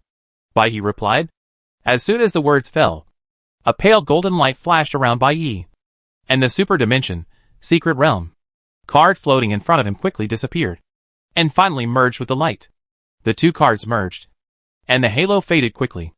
Not long after, Bai Yi was the only one left in the world, standing alone in this deep and distant galaxy. Just now you mentioned that there are 2 second-level excellence rewards? The permanent Secret Realm card has been put into the bag. Bai Yi thought for a moment and asked the system. Yes. The system answered. After reaching the second level of the excellence reward, in addition to obtaining the Super Dimension card again, you will also be given the right to choose the game mode. At the beginning of the next game, players can choose to enter the ordinary single-player copy or multiplayer copy, or choose the challenge mode copy, to challenge the more difficult 1v1 multiplayer battle. Multiplayer battle? Bai Yi asked. Yes. Players who choose the challenge mode will fight alone for one side, while the other side will be composed of different numbers of players. The system explained patiently. Challenge mode is different from normal mode. There is no penalty mechanism during the game, and there is no need to accumulate energy points. Since the challenge mode is more difficult to pass, there is no penalty for players who choose challenge mode if they fail to pass. If they pass successfully, they will receive a high-dimensional card reward equivalent to the first place in normal mode, and at least 10 points of excellence points, helping players to take a step further on the road to EVO excellence. Challenge mode? Does it mean that Bai Yi will fight against multiple players alone? Frontier information is fresh again, which immediately sparked heated discussions in the analysis group. If it's Bai Yi, it seems like there's no problem. Bai Yi, Chun Su, Mu, and the kid who's the team doctor. They're actually a team. Indeed, Bai Yi can not only summon teammates, but also these teammates are very powerful. Facing a multiplayer challenge, it doesn't seem to be a problem for him. Moreover, everyone can see that Bai Yi has long been the strongest in the current normal mode of EVO games, and almost no one can beat him, even in the dungeon called the 7 Days of Hell, the original setting of the game, and the mutants, who are far inferior to Chun Su in strength, can't cause any troubles to him. If it weren't for Queso and Shiting messing around, imagine how easy it would be for Bai Yi to clear this dungeon. Bai Yi is not a one-sided character. For a player of this strength, there should obviously be a higher difficulty dungeon for him to challenge. Do you think Bai Yi will choose the challenge mode in the next game? An analyst asked. I guess so. Someone speculated. If you participate in the challenge mode, as long as you win, you will get 4 high-dimensional cards and 10 points of excellence, and there is no penalty for losing. It sounds really tempting. Bai Yi swept the whole field in the normal mode. If it were me, I would also want to try the challenge mode. However, although the option of challenge mode was mentioned, the system did not explain the specific rules in detail. For example, in a one-on mini-match, how to determine the number of players and lineup of the other side. For another example, without the heavenly punishment mechanism, how should multiplayer players determine the ranking and reward distribution? If the lack of failure penalty is a compensation for the weak side, like Bai Yi, if the multiplayer side fails, will they be punished in the same way? With insufficient information at present, many detailed rules are still unpredictable, and we can only wait for the real challenge mode competition to start, to have a result. Just when everyone was enthusiastically discussing the new mode, the reward part of the copy had ended. Bai Yi returned to the original pure white space, his figure gradually blurred, and finally disappeared. The system's closing remark sounded at the right time, attracting everyone's attention, and also drawing a perfect end to this game. This game is officially over. Thank you for your support and attention. EVO Doomsday Survival Competition. Looking forward to your participation again. The transmission process was short and fast. In a flash, the white light in front of me gradually dimmed, reflecting the tranquility and solemnity of the God's blessing square under the dim sky. Xiao Pei followed Bai Ye's instructions, and after exiting the game, she quietly stayed in the God's blessing square and never left. As soon as Bai Yi returned to the square, he saw Xiao Pei's frail figure standing alone in the open space, quietly and obediently waiting for him. Bai Yi? As soon as she saw Bai Yi appear, Xiao Pei's face immediately bloomed with a lively smile. She waved and ran towards Bai Yi. Her expression was both excited and a little reserved. She stopped in front of Bai Yi. Her bright eyes looked at Bai Yi for a while, and then looked at Chen Su and Mu, who suddenly appeared. She wanted to speak but didn't know where to start, so she could only smile foolishly. Mu's eyes stayed on Xiao Pei for a moment, then moved away without any expression. Chen Su did not say much, but he was friendly to this little girl who might become his teammate. Bai Yi smiled at Xiao Pei, then summoned the bad machine, sat on it himself, and commanded the bad machine to pull Xiao Pei up. This long game came to an end, just like a journey finally reached the end, and the tired travelers could finally set off to go home. Let's go. Go home, Bai Yi said, and everyone slowly walked towards the abandoned factory. Wow, is this your home? Xiao Pei stepped into the abandoned factory, as if she had entered a fantasy world.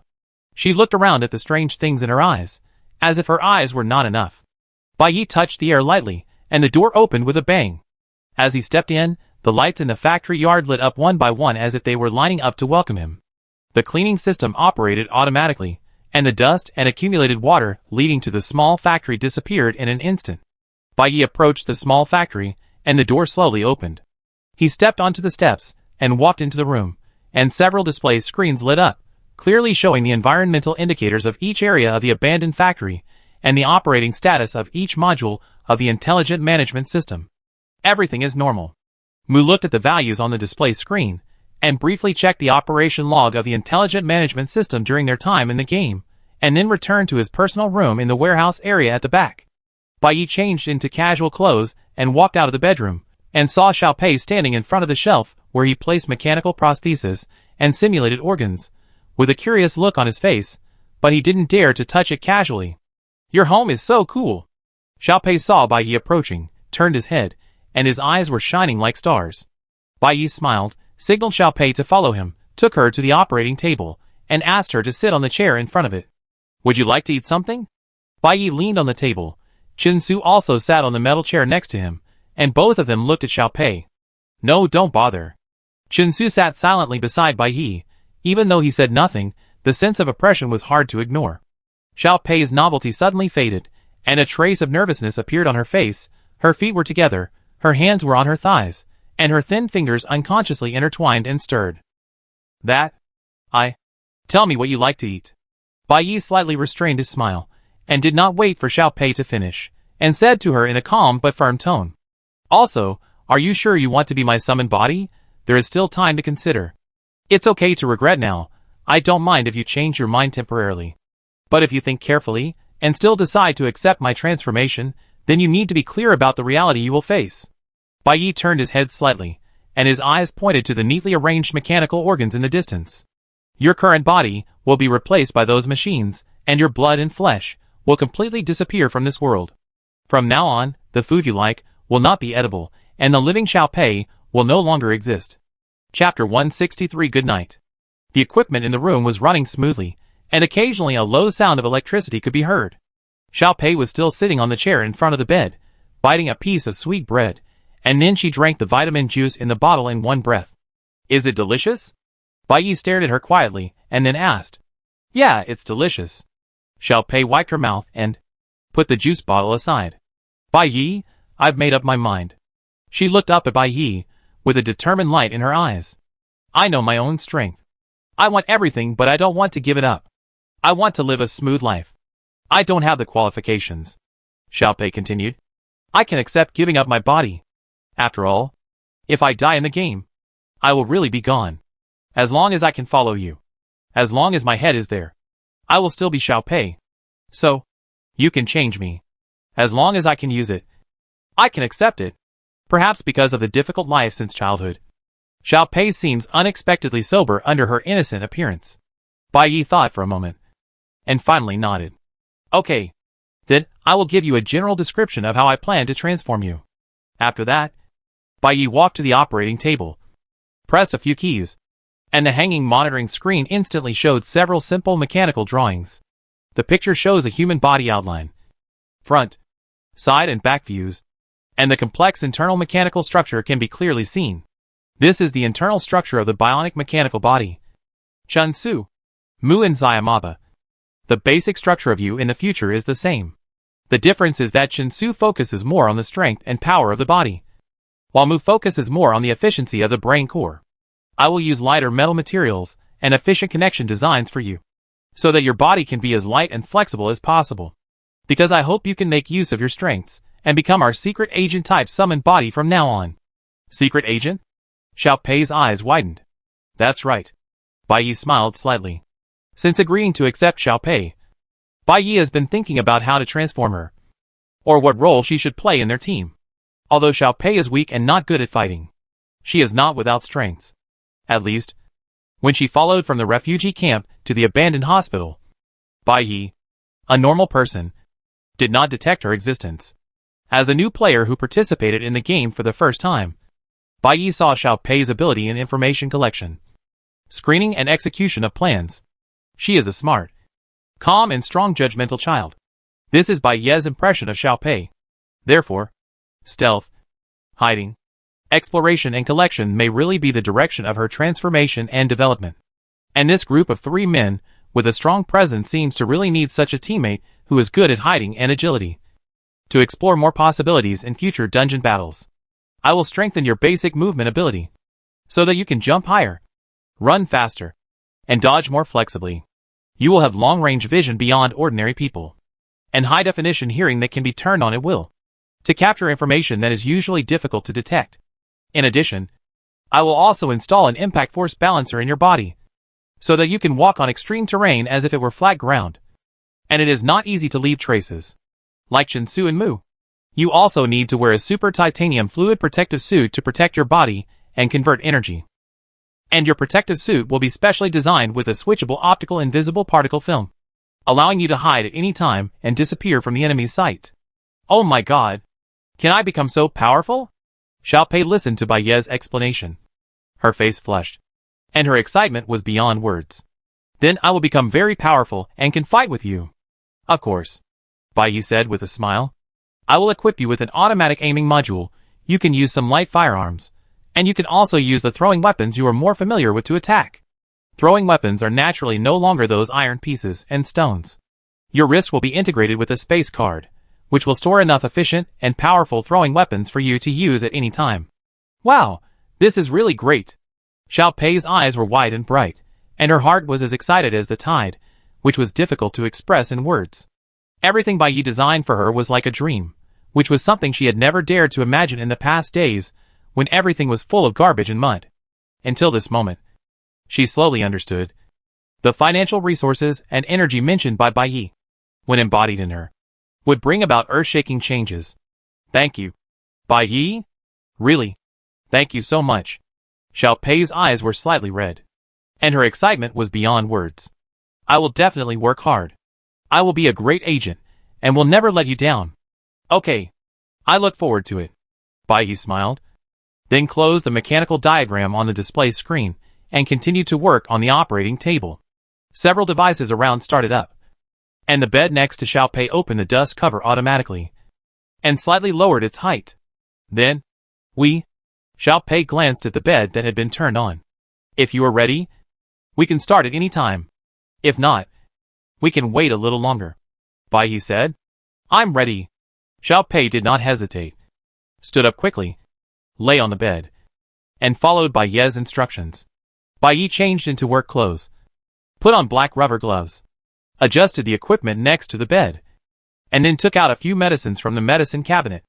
This is an anesthetic, and this is a modifier. Bai Yi introduced Xiao Pei, injecting the 2 drugs into different syringes. I will anesthetize you first, and then perform special treatment and preservation on your brain. After the brain is preserved, I will inject you with the modifier. Once the modifier is injected, your body will be transformed from a living organism into a carbon-silicon substance. Metabolism will stop, and biological life will disappear. Lost life is irreversible. And if the modification is successful, it cannot be reversed. Bai Yi stood by the bed, looking down at Xiao Pei. So, I will confirm it one last time. Have you really decided to be my summoned body? I have decided. Don't worry. I will never regret it. Xiao Pei responded firmly. Okay. Bai Yi nodded, picked up the anesthetic, and smiled gently at Xiao Pei. Well, good night, Xiao Pei. Sir, this is the detailed analysis report of the analysis team on the last game. And it also contains the data restoration of the game content by the technical department. Please check it out. Yes. In the Star God Hall. The official sat behind the large desk, took the documents handed over by the secretary, and read them page by page. The analysis team's report was exhaustive, not only recording all of Bai Ye's actions in the game in recent days, but also his interactions with Mary Jo and Sean, which were all presented truthfully in the report. These special guards are becoming more and more useless. The official frowned as he read the report. The secretary did not leave, but stood quietly beside the desk. The official complained about the second special guard department, and the secretary echoed him. I recommended Bai Yi to the higher-ups, but they couldn't handle him again and again. How can I explain this to them? Mary Jo and Sean's actions made the official furious, and seeing Bai Ye's refusal attitude in the report, which was both arrogant and firm, made the official feel unwilling and unhappy. This Bai Yi really dares to trample on the face of the divine court. The official's face became more and more ugly. Such a talented person, maybe there is a bit of arrogance. The secretary bowed his head respectfully, trying to defend Bai Yi. The official snorted coldly, without saying anything more, throwing the analysis team's report on the table, and then picked up the data restoration file of the technical department. Why is there another data restoration? What does this file restore? The official opened the file, and asked the secretary. It's the content of Bai Ye's last few hours in the game. The secretary replied. At that time, Bai Yi crossed the boundary of the dungeon map. The game live broadcast was interrupted, and the analysis team could not observe his actions. Therefore, his movements outside the map can only be restored by the technical department through the dungeon data. Originally, a few hours of things would not affect the outcome of the entire game, and there was no need to spend time restoring the data. But this dungeon is a little special, the secretary explained while secretly paying attention to the official's expression. The higher-ups have ordered the second special security department to protect 2 core data points in the dungeon map. One of the data points is outside the map, an area that cannot be monitored by the live broadcast. After all, the NPCs in the game are not restricted by the map, and it is not impossible for players to mistakenly enter a data point outside the map. According to the conversation between Bai Yi and Mary Jo at the edge of the map, the destination they are going to is exactly this data point outside the map. Therefore, just in case, the technical department has carried out such data restoration. Snap! Before the secretary finished speaking, the official immediately closed the file, and his face instantly changed from the previous displeasure to a cold and serious expression. Who else has seen this document? The official looked up and asked the secretary. Not many people, except for the people in the technical department. There are only you and me, the secretary answered quickly. After receiving the document, the secretary first checked the contents, and then realized that this document was of great importance.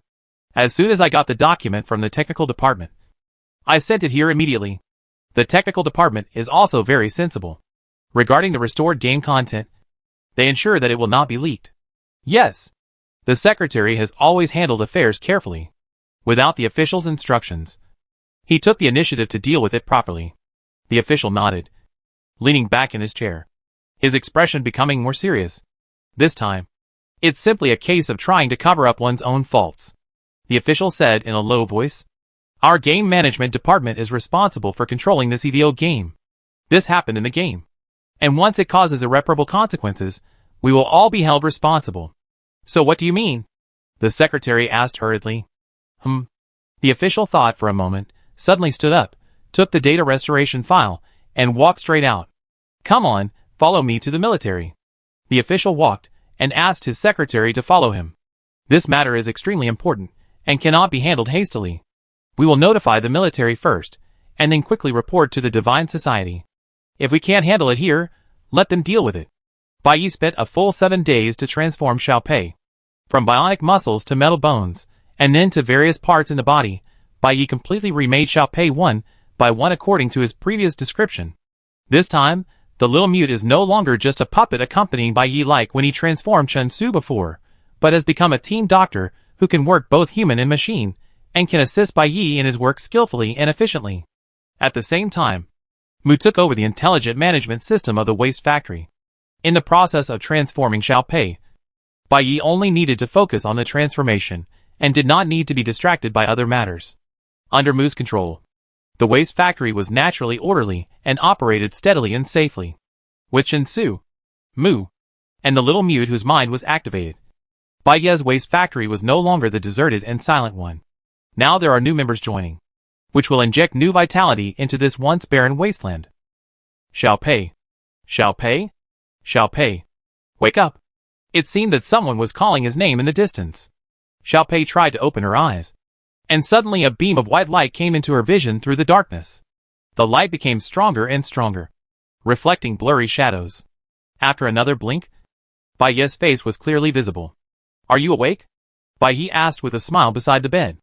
Xiao Pei sat up, rubbed her eyes subconsciously, and looked at Bai Yi in confusion. Huh? Are you not going to be transformed? Xiao Pei looked confused. Bai Yi couldn't help laughing again. It seems that the little girl's time perception is still stuck at 7 days ago, the moment when she just lay on the bed. Come down and walk around, Bai Yi said. Xiao Pei seemed not to be fully awake yet, and she put her feet down on the bed obediently. However, the moment her feet landed on the ground, Xiao Pei's movements suddenly stopped, and she widened her eyes in surprise the next second. How does it feel? Bai Yi asked with a smile. It feels. My feet. Xiao Pei looked at her feet in surprise, tried to take a step forward, and then tried to take another step, as if she wanted to express something, but couldn't find the right words. Chen Su leaned against Bai Yi's workbench with his arms folded, watching Xiao Pei walk carefully, and his mouth couldn't help but slightly raised. He understood what Xiao Pei wanted to express. After all, when he first stepped off Bai Yi's bed, he had the same feeling in his heart. It was a wonderful experience that was completely different from the flesh and blood body. Strong and light, flexible and sharp. The friction between the joints seemed to disappear when moving, and once stopped, the extremely short braking time seemed to erase the existence of inertia. This body from Bai Yi was a complete transformation for him from every angle. And it must be the same for Xiao Pei. This feeling is too amazing. It's just that. Anyway, it's too amazing. Xiao Pei walked around the room incoherently, then raised her hand to look at her wrist. Somehow, a gun suddenly appeared in her hand. Wow! Xiao Pei was startled, and immediately raised the shiny pistol and checked it over and over again. Bai Yi? Xiao Pei looked for a while, and suddenly turned her head, her eyes flashing with excitement. And she looked exactly like she did 7 days ago. Can I try it in the yard? Xiao Pei said to Bai Yi happily. No. You can't destroy my factory. Bai Yi deliberately tightened his face, and then showed a gentle smile. But, if you put away the gun, it will be fine. Chapter 164. I will definitely work hard. Xiao Pei jumped out excitedly, but her speed was not well controlled, and she let out a scream of surprise and excitement. Bai Yi and Chen Su smiled at each other, and then walked out of the small factory. The body that Bai Yi transformed for Xiao Pei was indeed very suitable for her to be an agent.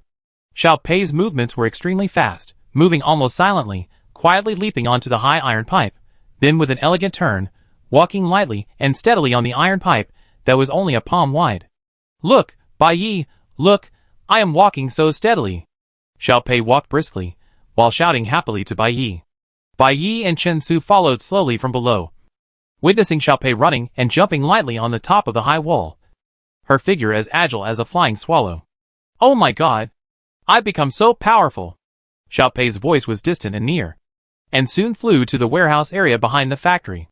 Thank you, Bai Yi. I'm so powerful now. I will definitely repay you well. Bai Yi smiled, but did not answer. Even if he answered, Xiao Pei might not be able to hear it. He and Chen Su strolled slowly on the playground, and then stopped at the door of a warehouse, waiting for Xiao Pei to have fun and come back. I see you. Sure enough, soon after, Xiao Pei's voice came from a distance, and then, She jumped down from the warehouse above without noticing. My eyes can see clearly now, Xiaopei said, pointing to the back. From there, I looked from a very far distance, and I could even see Bai Ye's hair clearly. Well, the visual component is working properly, Bai Yi said, and at the same time opened the warehouse door behind him and took Xiaopei in. Where you live, I'll arrange it here. Although you won't feel tired now, and you don't need to sleep, I think you should still have your own private space.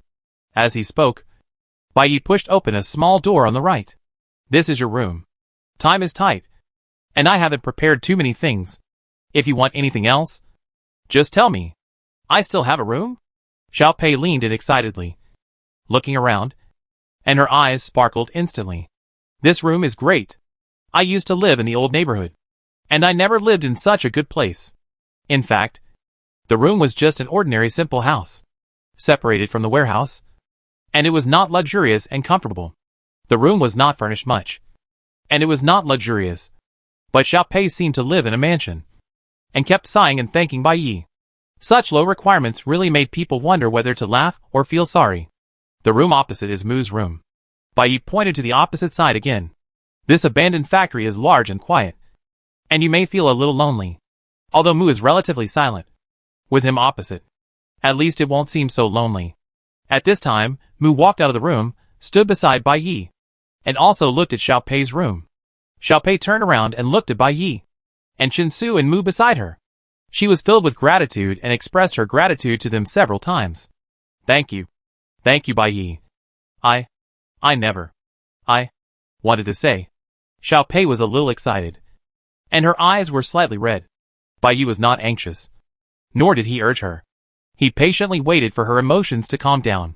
After a long time, Xiaopei finally calmed down, raised her head, and said to Bai Yi, Chinsu and Mu with a firm look, don't worry. I will work hard. Xiaopei's eyes were extremely serious. I will definitely work hard to become a teammate worthy of you. After hearing Xiaopei's words, Bai Yi smiled warmly, and Chinsu's eyes softened a little. Okay. Bai Yi slightly restrained his smile and responded to her seriously. Although this is not heaven, you are welcome to join us. The 10 hours of sober time were about to end. Xiaopei and Mu stayed in their respective rooms, while Chinsu and Bai Yi set out on the road back to the small factory alone. The atmosphere between the two was relaxed, but Bai Yi seemed to have lost his previous maturity and calmness. After walking a short distance, Bai Yi stopped and said coquettishly that he was tired and hoped that Chinsu would carry him back. Chinsu had long been accustomed to Bai Yi's request to be carried from time to time. Although there was still more than half an hour before the onset of narcolepsy, he still bent down obediently and gently picked up Bai Yi. Bai Yi smiled contentedly, hugged Chinsu's neck, put his chin on his shoulder, and whispered, Hey, Chinsu. Chinsu responded. What do you think of Xiaopei? Bai Yi leaned lazily, while speaking, sniffing the warm scent of the maintenance oil on Chinsu's body. What do you think? Chinsu answered casually, seemingly not understanding the meaning of Bai Yi's words. Aren't you unhappy? Bai Yi continued to ask. Unhappy? Chinsu was stunned for a moment, still didn't understand. Listening to Chinsu's calm tone, Bai Yi couldn't help but want to laugh. Are you really not unhappy? I remember when I recruited Mu, someone got angry. Chinsu was stunned, finally understood what Bai Yi meant. After Bai Yi finished speaking, Chinsu was silent for a while, walked for a long time, and then slowly responded, They are different. Oh! Bai Yi's tone made him want to tease. What's the difference? Bai Yi stood up, wanting to take a closer look at Chinsu's expression. What's the difference between them? I think they are quite similar. Different. Chinsu just repeated the sentence, without further explanation. However, Bai Yi didn't want to hear Chinsu's simple repetition. He pretended to smile, just wanting to hear sweet words from Chinsu. For example, I don't want to see you and Mu alone together. Or maybe you only belong to me in your heart.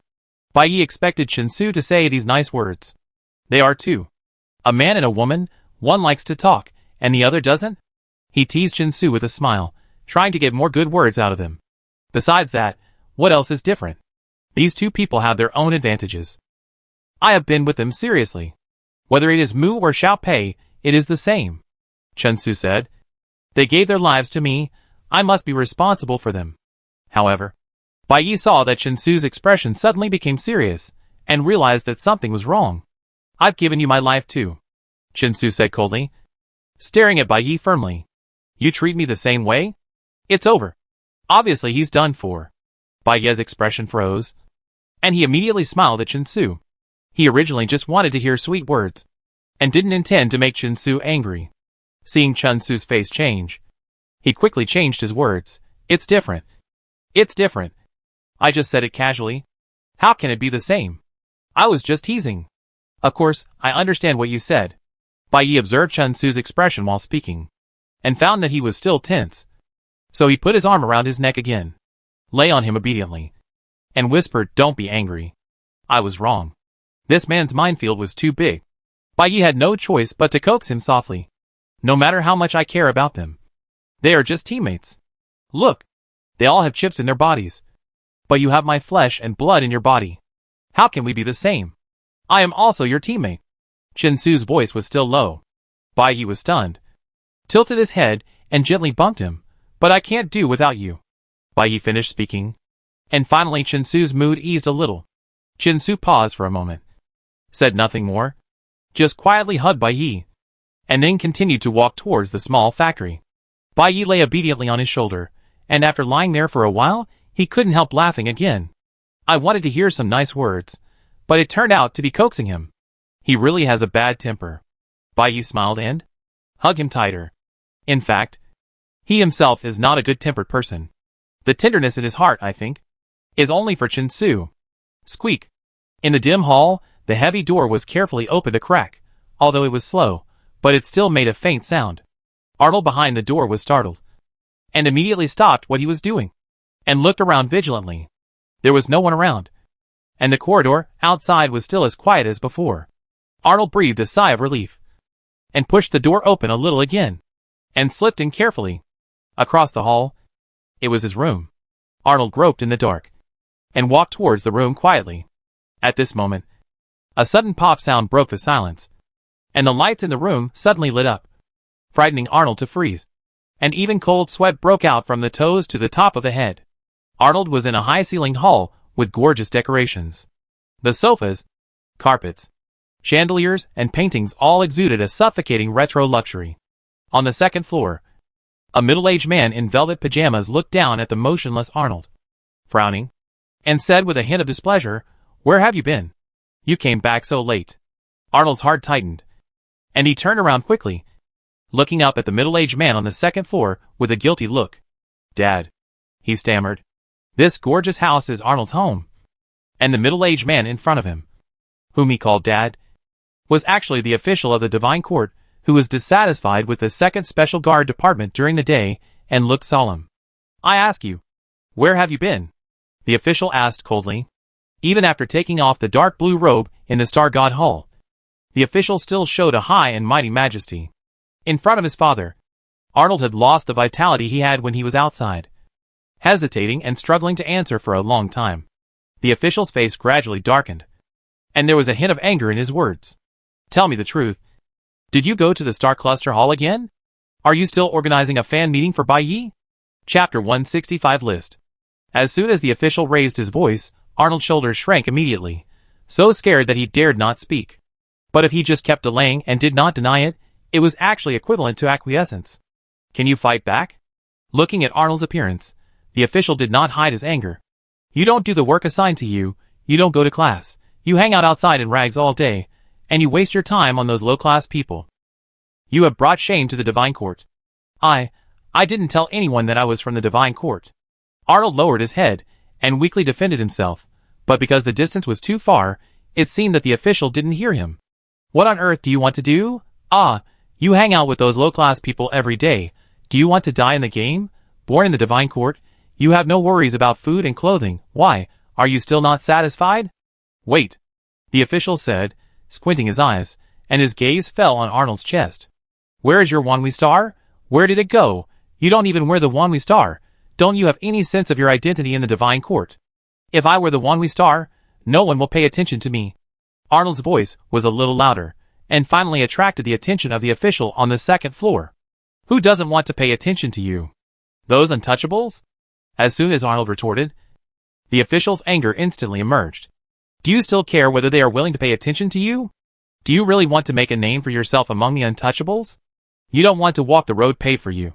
And you don't want to do your duty as a law-abiding priest. What do you want? Do you want to stay in that White Knight fan club forever? I really don't understand how you can be my son. Seeing his father getting more and more angry, Arnold immediately shut up and shrank his head like a quail. After a burst of anger, the official did not speak out his thoughts.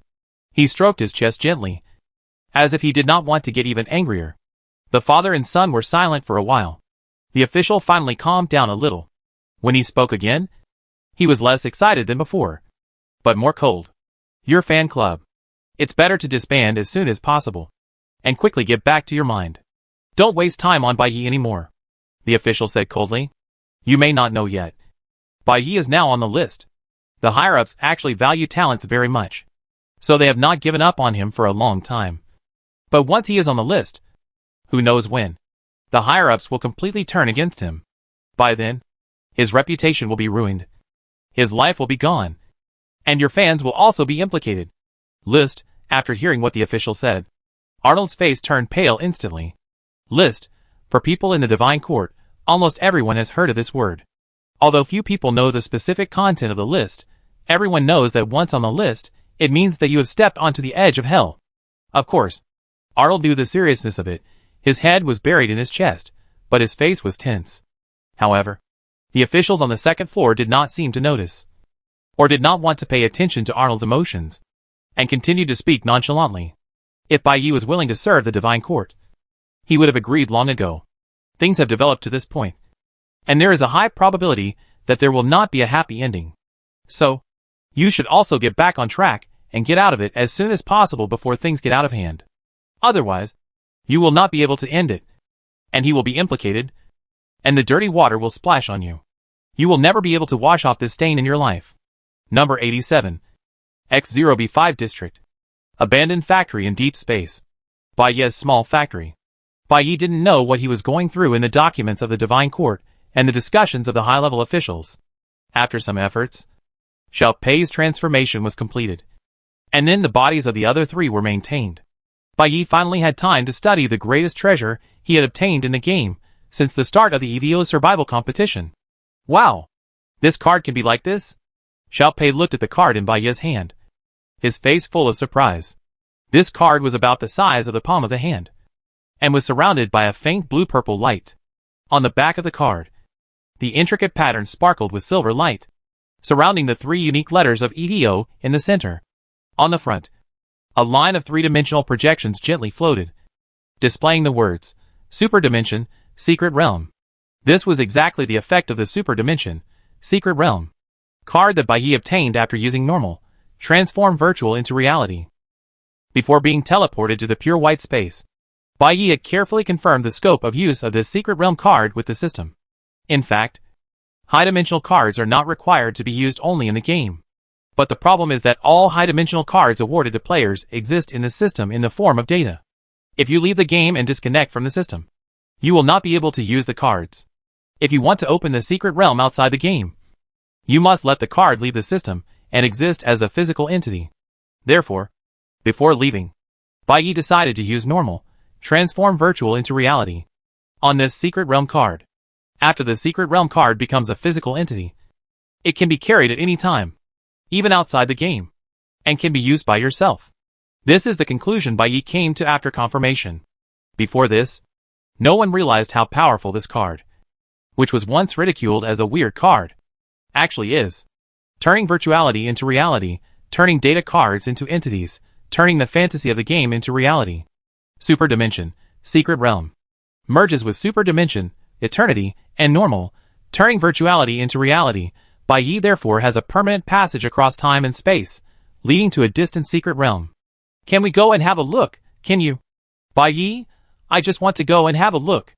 Xiao Pei learned the general appearance of the secret realm from Bai Yi's description, and was full of curiosity, and could hardly hold back. You said that the people there are all dwarfs? Are they really short? Shorter than me? And that carriage, is it really pulled by horses? Bai Yi frowned, and could only smile helplessly at Xiao Pei.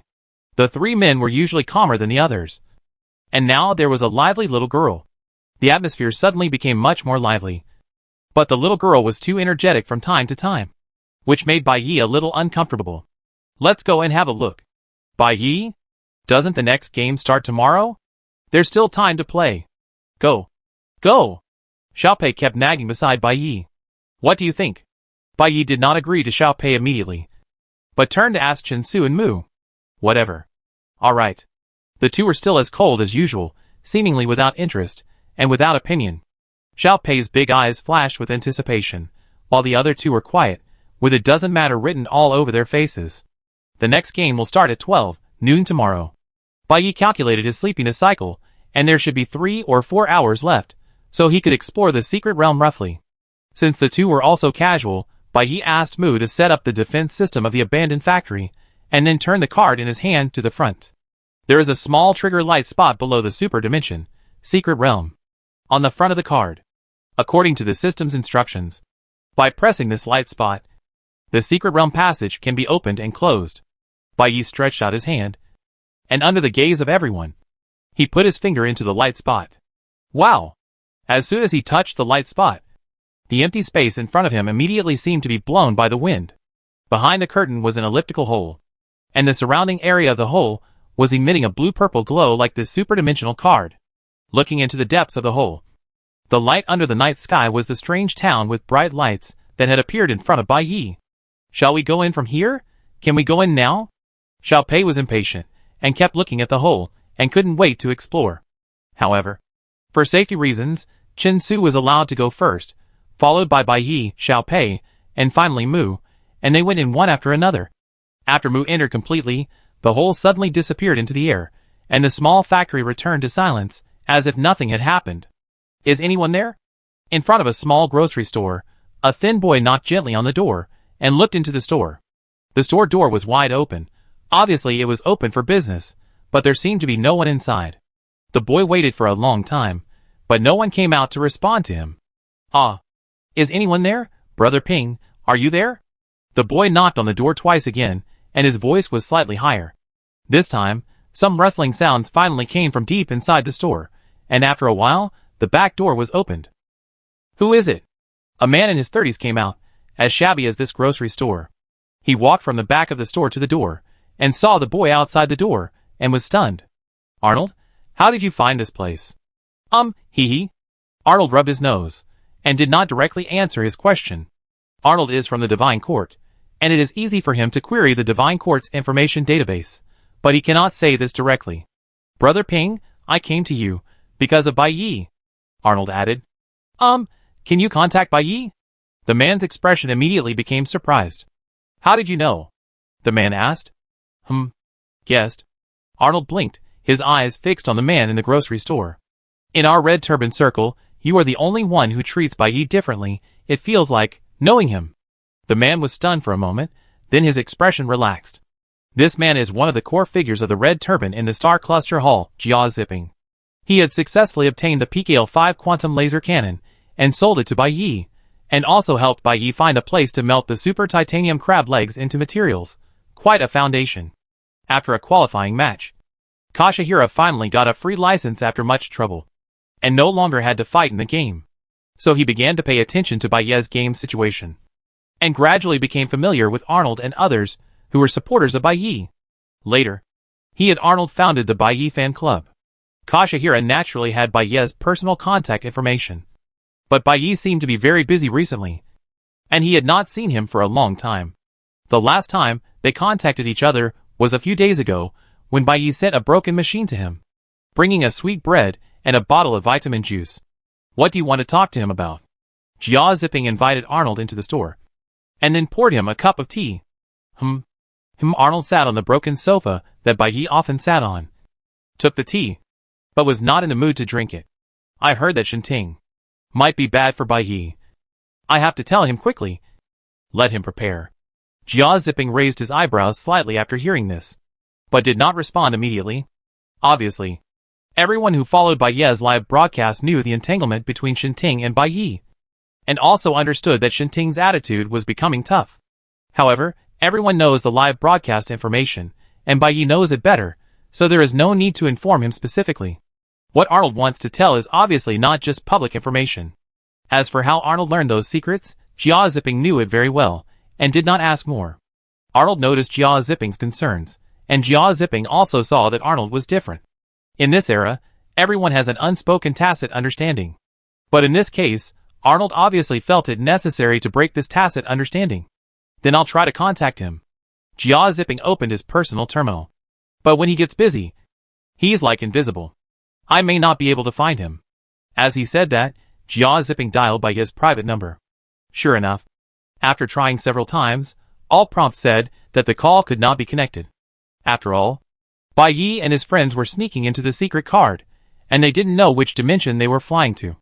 It can't be connected. We can't go to his place either.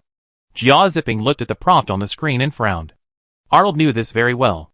Before he found Jia Zipping, he had already tried to contact Bai Yi. But Bai Yi's residence seemed to have some kind of magical device. Although there was an abandoned factory in front of him. Arnold tried for a long time. But he couldn't get close to the wall and gate outside. What should I do? Arnold was very anxious when he saw that he couldn't contact Bai Yi. The next game is tomorrow. They used such a trick to threaten Bai Yi this time. What will they do next time? Jia Zipping seemed quite calm. He put down the terminal after thinking for a moment and patted Arnold on the shoulder. Don't worry. There's no point in worrying. Since it's still unclear what the Divine Court will do, there's no point in notifying Bai Yi. Jia Zipping continued. The Divine Court forced Bai Yi to participate in the game. And Bai Yi had no room to refuse. Their plan was not clear. And Bai Yi couldn't prepare for it in advance. So in this matter, we can't actually help much. He still has to rely on himself to get through this difficult time. Chapter 166 Soul Moments. When they walked into the space-time passage opened by the secret card, Bai Yi and his friend's minds suddenly fell into darkness, as if the power was suddenly cut off.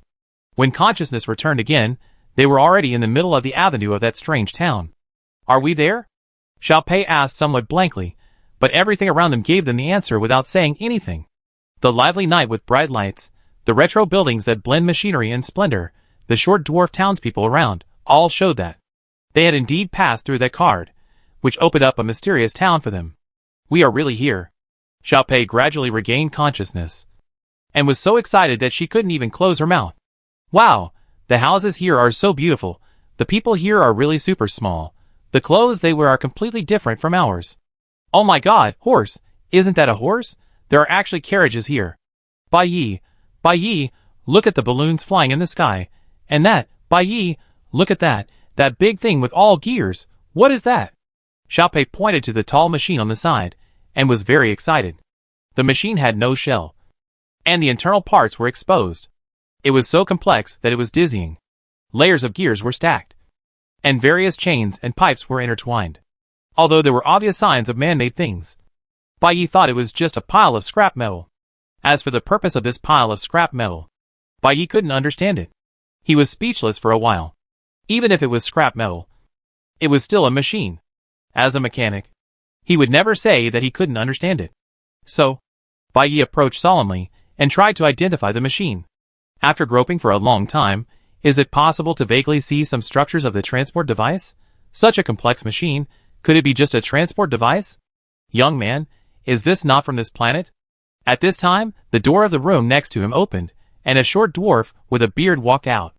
Although he was short, his appearance and voice revealed that he was at least middle-aged. It seems that you are quite interested in my giraffe number 380? The bearded dwarf asked loudly. Giraffe 380? Bai Yi raised his eyebrows slightly. This is the machine. He patted the gears on the machine proudly, with a smug smile on his face.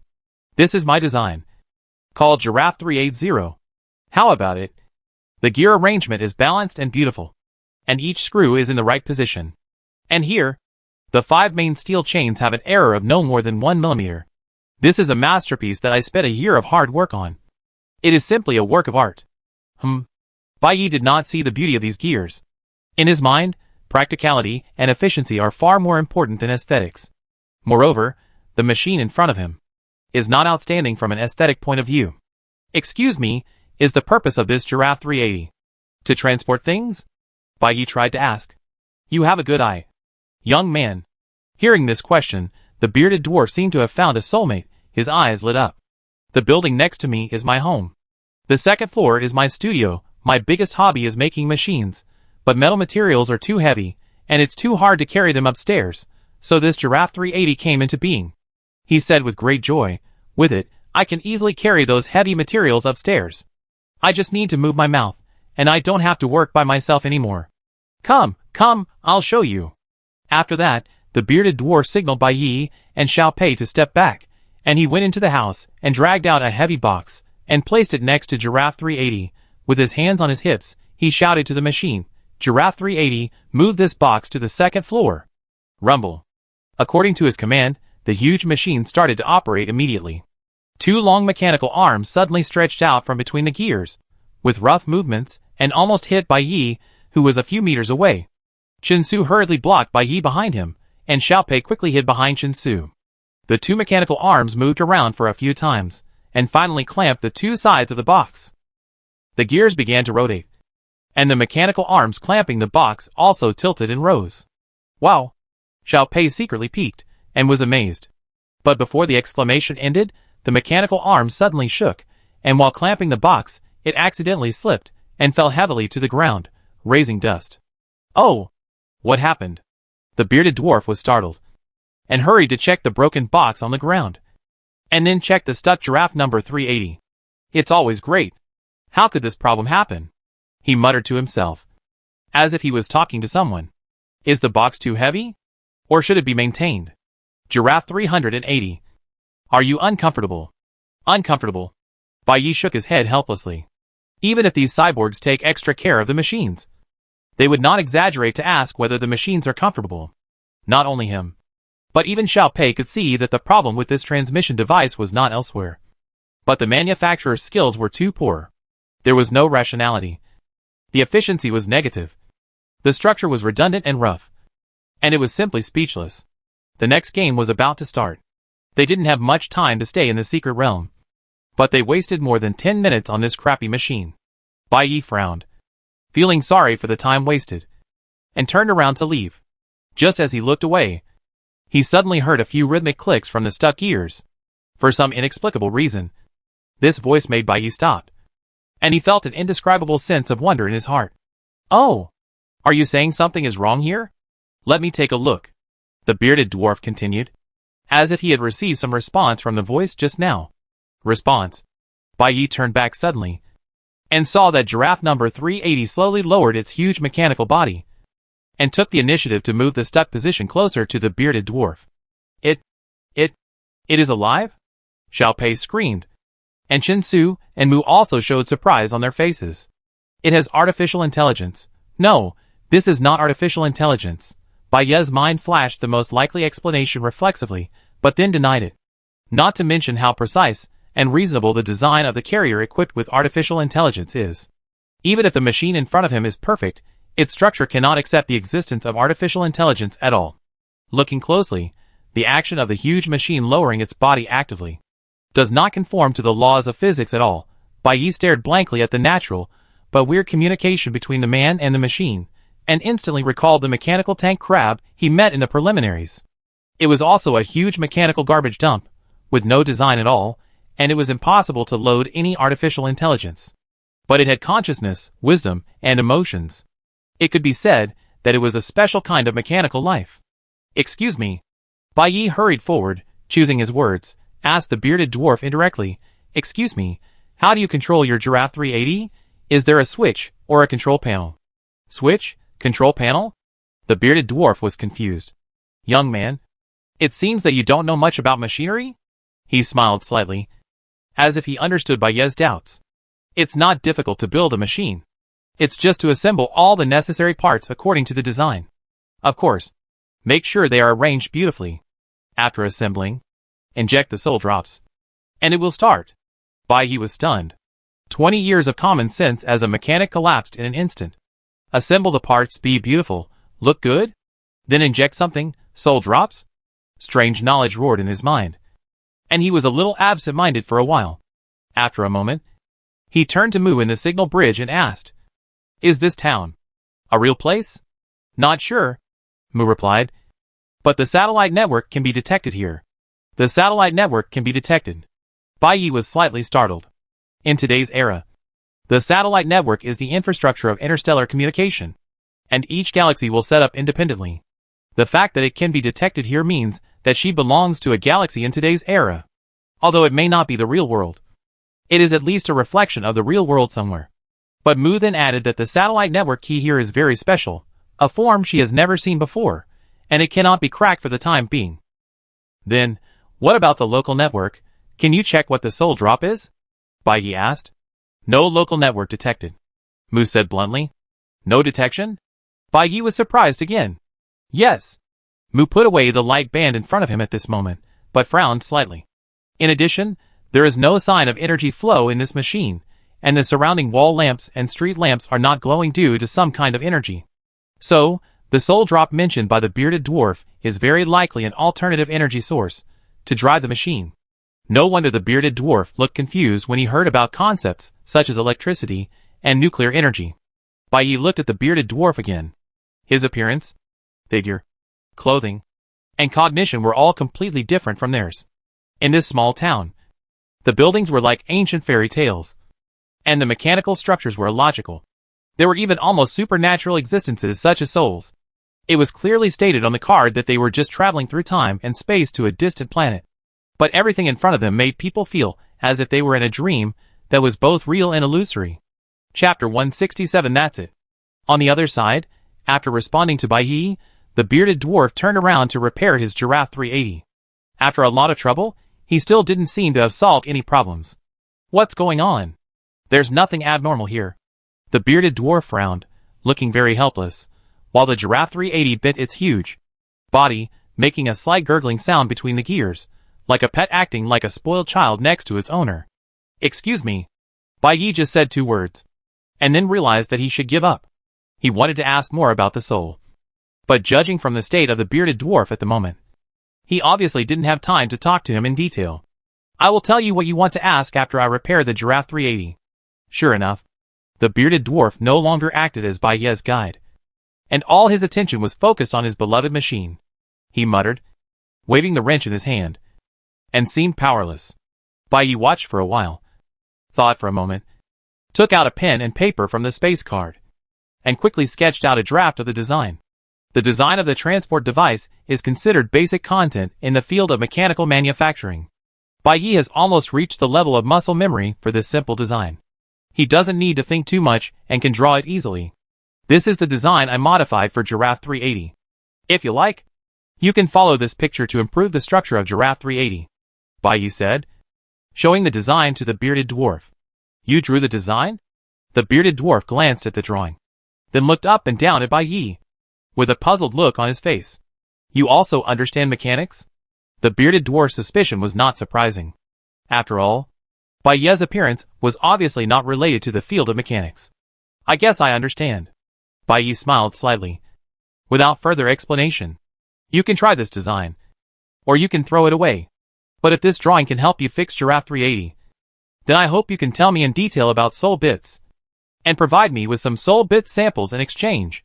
The bearded dwarf took Bai Yi's design, looked at Bai Yi, and then looked at the drawing, and the expression on his face gradually changed from suspicion to surprise.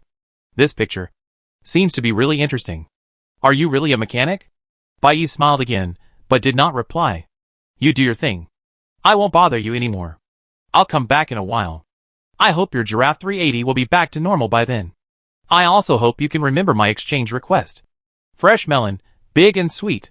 Simulated pet fish, can live up to 20 years. Automatic cleaner, cost-effective, is on sale. As night fell, the town streets were still bustling, the vendors' voices rose and fell, mostly selling food and daily necessities, with a strong sense of life. Judging from the dazzling array of fruits and vegetables, the natural environment here is far from being as shaky as that of Shenixing. Xiaopei wandered around the street market, wanting to touch everything he saw and asking questions non-stop. Mu, on the other hand, seemed to have no interest at all, and just followed them expressionlessly. The surrounding dwarf townspeople were also slightly curious about these particularly tall outsiders. Some passers-by pointed and talked. Some whispered, and some took the initiative to greet them without hesitation. The vendors were obviously more enthusiastic about these outsiders than the townspeople. As long as they approached a stall, the stall owner would enthusiastically sell them. Bai Yi was not interested in most commodities, but he showed great interest in mechanical products. In the street market, he found that the giraffe 380 sold by the bearded dwarf was not an isolated case. Every mechanical product here looked as vivid as a soul. Simulated pet fish. A mechanical fish that can swim freely like a real fish. The automatic sweeper looks like an ordinary broom and dustpan combination on the surface. But as long as you say to it, "Go sweep the floor," it will jump up happily and automatically sweep the dust on the ground. In addition, there are hang gliders, elevators, rice cookers, and transport vehicles. Bai Yi asked about them. Although each design seemed relatively simple and crude, these machines did not require additional energy. They only needed the so-called soul to operate normally. The machines here were completely different from what he had known in the past. "Is this useful?" Chen Su followed Bai Yi slowly. Walking along the street, Bai Yi was playing with a simple metal ring in his hand.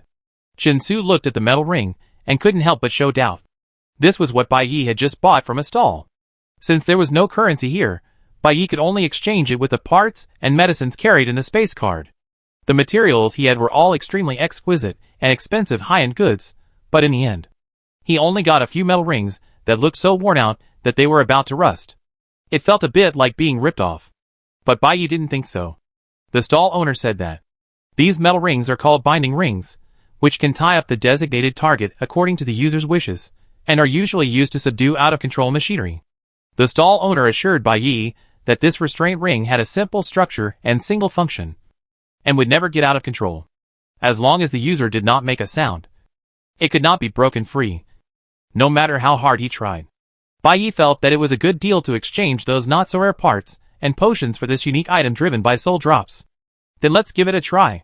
Seeing Chen Su's doubts about the restraint ring he bought, Bai Yi looked up at Chen Su. "How do we try?" Chen Su was stunned. But Bai Yi suddenly laughed, and then threw the metal ring at Chen Su, shouting, "Tie him up!" Snap! Chen Su originally wanted to dodge, but the next moment he suppressed his subconscious reaction and failed to dodge Bai Yi's restraint ring. The metal ring split into two halves instantly, circling Chen Su's arms and waist, and then snapped shut tightly. "Ha, it's really useful." Bai Yi smiled, seeing Chen Su's face getting darker, and hurriedly opened his mouth to loosen the binding ring. "Don't you think this thing will be very useful in the dungeon?" Bai Yi took back the binding ring and said to Chen Su, "That's right. In the dungeon, other players cannot be killed, but can only be subdued, but not all players can withstand heavy blows like Ka Sua. For those players who cannot be killed and often become obstacles, this binding ring will play a great role." However, Chen Su just snorted and did not answer Bai Yi properly. Facing everyone, he always felt that being tied up by this broken thing was not good. Bai Yi glanced at Chen Su and understood his mood. He did not say anything, but just curled his lips, put away the binding ring, and gently held Chen Su's hand while others were not paying attention, and gently scratched his palm. The streets were crowded with people, from one end of the street to the other. Xiao Pei and Mu were walking not far ahead. The little girl was running around, and after being attracted by new things several times, she would always return to Mu. Bai Yi held Chen Su's hand and slowly followed them. After a while, he looked back and saw that Chen Su's face seemed to have eased. Chen Su also noticed Bai Yi's gaze and looked back at him, with a hint of tenderness in his eyes. That was an expression that he would only show in front of Bai Yi. Bai Yi stared into Chen Su's eyes, and suddenly smiled. Chen Su didn't understand. "Hey," Bai Yi said softly. His tone was soft. "Don't you want to be with me?" Halfway through the words, Bai Yi suddenly stopped for some reason, was silent for a moment, and swallowed the words back. "Forget it. There's no time." Bai Yi sighed. Before the words were finished, it always made people feel uncomfortable. Chen Su raised his eyebrows slightly and grabbed Bai Yi, who was trying to move forward. "What do you mean you don't have time?" Chen Su asked. Bai Yi smiled, blinked his eyes, and still did not answer. Chen Su was even more confused. "What's the matter? Please tell me clearly." "Nothing." Bai Yi smiled like a painting, and it was obvious that it was not just nothing, but he was unwilling to reveal it. Broke free from Chen Su's hand, and walked forward quickly. "Hey, Bai Yi?" Chen Su tried to hold Bai Yi, but was unwilling to use force. It was obviously a mechanical arm as strong as an ox. but it easily let go of Bai Yi every time, and tried to catch him again. But Bai Yi smiled and dodged. Xiao Pei heard the noise behind her, turned around, and her eyes suddenly widened. What are they doing? Xiao Pei said in confusion. Mu was obviously used to it. Although he heard the noise, he didn't even bother to turn his head. He had no interest in such things and didn't care. But Xiao Pei was not used to it. She was stunned for a few seconds, and couldn't help but look back. She saw two people running and chasing each other, and they disappeared into the street market after turning a corner and walked into the alley next to them. They went over there. Xiao Pei hurriedly patted Mu's arm. Don't worry about it, Mu said calmly, without even stopping. No, don't worry about it. Xiao Pei stared at the direction where they disappeared, swallowed his saliva. Although he didn't really care. If he went, it would be a huge light bulb. Xiao Pei knew this. After Bai Yi turned into the alley and took 2 steps, he felt that there was no movement behind him, and Chen Su didn't seem to catch up. He hurriedly slowed down his pace and looked back. Before he saw anything, he felt a black shadow flash in front of his eyes, and then a gust of wind blew past, and he was lifted up high, and his back was against the brick wall next to him. Ah! Bai Yi exclaimed, and then couldn't help laughing. Don't run away. Finally restraining Bai Yi, Chen Su raised his head slightly, and said in a deep voice, Yeah! Bai Yi smiled and nodded obediently. What do you want to say to me and with me? Chen Su asked. After thinking for a while, he vaguely guessed what Bai Yi meant. Don't you want to do something with me? Is this the sentence that Bai Yi didn't say? You just said, don't I want to do something? Chen Su still asked, wanting to hear Bai Yi say it himself. However, Bai Yi just smiled, without saying a word, allowing himself to be pressed against the wall. As he smiled, his expression gradually softened, and he stretched out his fingers, gently touching Chen Su's face. This was the man he had transformed himself, and he was very familiar with every detail of him. But for some reason, he always wanted to hold every inch of him tightly in his arms. His eyebrows, nose bridge, lips, strength and tolerance, free and attentiveness, all the details, all moved his heart, and he wanted to treasure them all. Chen Su felt the touch of Bai Yi's fingertips. His mouth slightly raised, his eyes showing rare tenderness. What do you want to say? I'm waiting for your answer. Chen Su's voice was steady and gentle, like a fine wine that makes people slightly drunk. Bai Yi looked down at him. His eyes became more gentle, and he couldn't help but hold Chen Su's face with both hands, lowered his head and kissed him. The kiss was long and soft, and after a long time, their lips slightly separated by half an inch. Bai Yi's forehead was against Chen Su. His eyes curved, revealing a bright smile. That's it, Bai Yi said softly. Chapter 168. Everyone knows. At about 10 o'clock in the morning, the live broadcast room on the first floor of the Star Cluster Hall has welcomed the audience, who have arrived one after another. After the crowd passed through the gate, they began to split up in the corridor. Some went to Hall B, some went to Hall D, Hall E, and of course, there was also a group of audience members wearing red head scarves, who held up light boards and banners, with an imposing manner, and went straight to Hall A. However, when they arrived at the entrance of Hall A, they found a guidance notice outside the closed door. Enthusiastic viewers, who are following the battle situation of player Bai Yi, please turn left at the end of the corridor, and move to Bai Yi's live broadcast room to watch the live broadcast. What does this mean? Is Bai Yi no longer in Field A? The audience with red head scarves looked at each other, confused about the arrangements behind the Star Cluster Hall and the game. When the EVO Doomsday Survival Competition just started, the number of players participating was too large to be estimated. After all, the Divine Court required all adult citizens to participate. Even if a large number of the elderly, weak, sick and disabled were eliminated in the preliminaries, there were still hundreds of official matches, which could not be marked by a single letter. Bai Yi's player number is AK-066. In the first official game, Bai Yi was assigned to the AK field. Later, as players were eliminated, the AK field was merged into A1, A2, A3, etc., until there were fewer and fewer players left, and the A field was large enough to accommodate everyone. In the last game, 7 Days of Hell, the system's hell setting made only 38 players out of hundreds of players in the A field survive to the end. 38 players obviously can't support a game, and the closed door of Hall A seems to imply that from now on, the A field will also be merged and reorganized like the AK and A1 fields, and will disappear completely. Boss Bai Yi? Is he going to play the challenge mode alone? The red-headed audience was talking about it as they walked towards Bai Ye's live broadcast room. Is there any need to ask? It must be, someone said firmly. Bai Ye's live broadcast was not in rooms B, C, and D, but was arranged independently in a place called Bai Ye's live broadcast room. This undoubtedly gave the answer. Bai Ye's game was most likely a 1v1 challenge match with him as the core. Wow, this is awesome! Thinking of this, the red-headed audience immediately became excited, and talked while walking, and quickly came to the end of the corridor. This used to be the area where the audience stopped. No one knew what was after turning left at the end of the corridor. Now the sign for the audience to stop has been cancelled. As soon as the red scarves turned the corner, they saw the sign, guiding them in the direction. White Knight Live Room, go straight ahead. In front of the sign, a silver double door could be seen from afar, which looked like an elevator.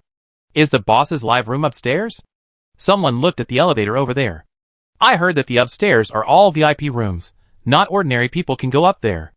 VIP. Has the boss reached this level? Awesome, really awesome. Follow the boss. Wouldn't it be like entering the VIP private room directly? A group of people were so excited that they didn't know what to do, and they quickened their pace towards the elevator. The elevator sensed a passenger approaching, and automatically opened and closed, then quickly ascended, and finally stopped with a ding sound. We have arrived at the White Knight Live Broadcasting Hall.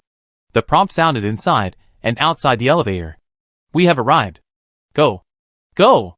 The red scarves huddled together at the elevator door, looking forward to entering their exclusive private venue.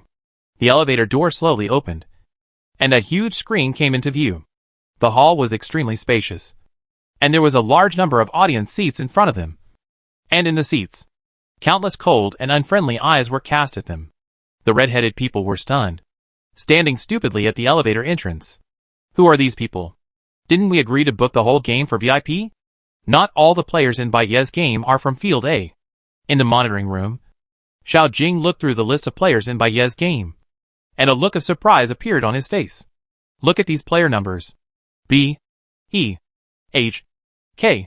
There are players from all games. Let me see. Ed came over and stared at Xiao Jing's screen. Huh? Really? Is Bai Yi no longer limited to Field A now? After the last game, although there were only a few players left in Field A, it was still possible to pick a few of the 37 people other than Bai Yi to fight against Bai Yi. However, looking at the numbers of these opponent players, except for one person, the numbers of the others do not start with A, and there are even 3 players whose numbers are marked as unknown. And the only player from Field A is Casso. I heard that this time, Bai Ye's match was specially arranged by the Divine Court. The bald team leader appeared behind the two of them at some point, with his hands behind his back, and said slowly, Bai Yi has been making great progress in Field A with invincible strength, and has almost no opponents.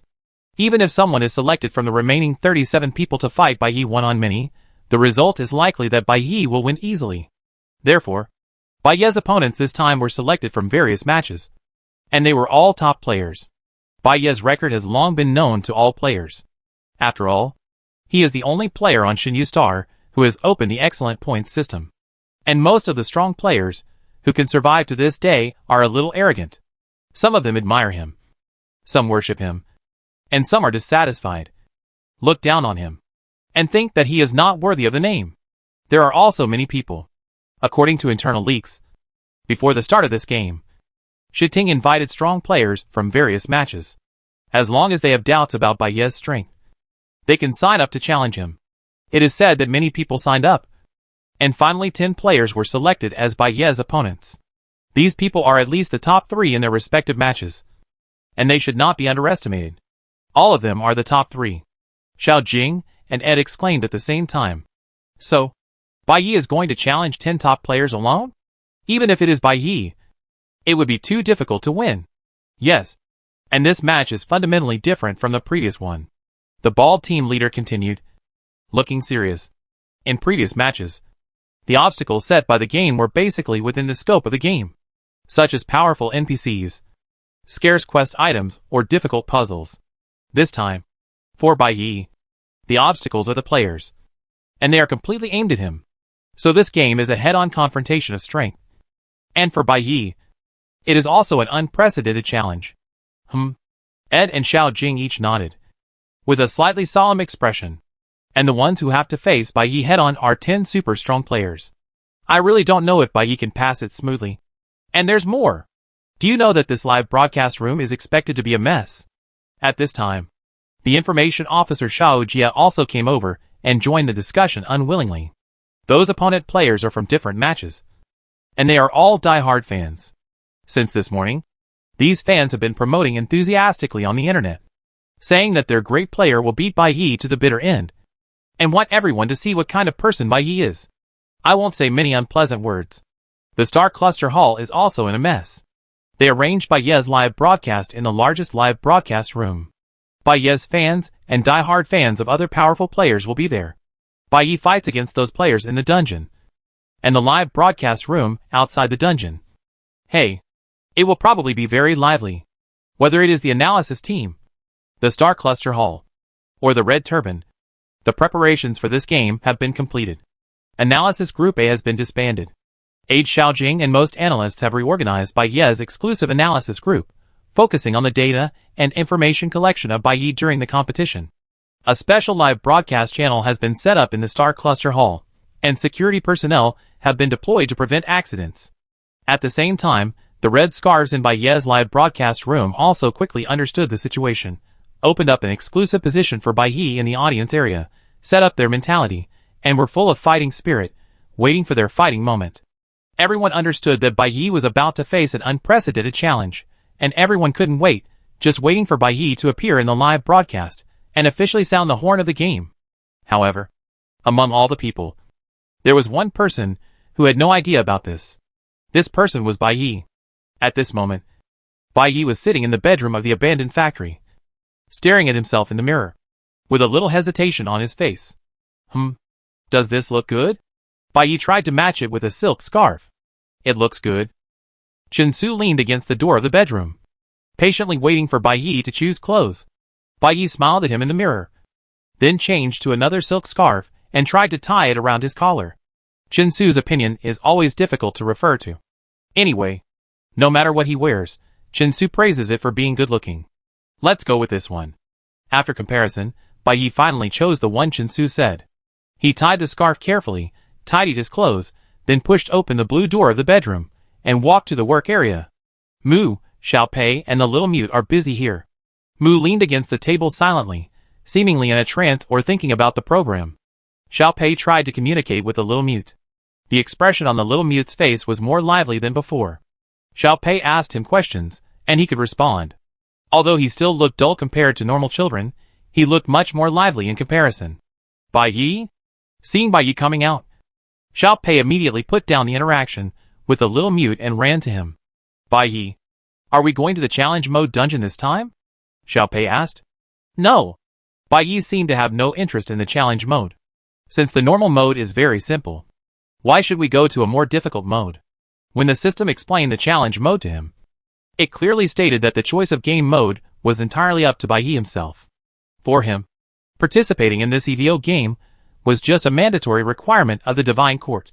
As for how to prove his strength or how high he could play the game, Bai Yi had no special ideas. He checked the items in the space card again, and after confirming that everyone in Chen Su's group was in good condition, he summoned the broken machine, and several people left the abandoned factory together and walked towards the game transmission entrance of Shenyu Square. It's better to keep it simple and survive the level, Bai Yi thought, and it's better not to help me change clothes again. Chapter 169 Formal Warning.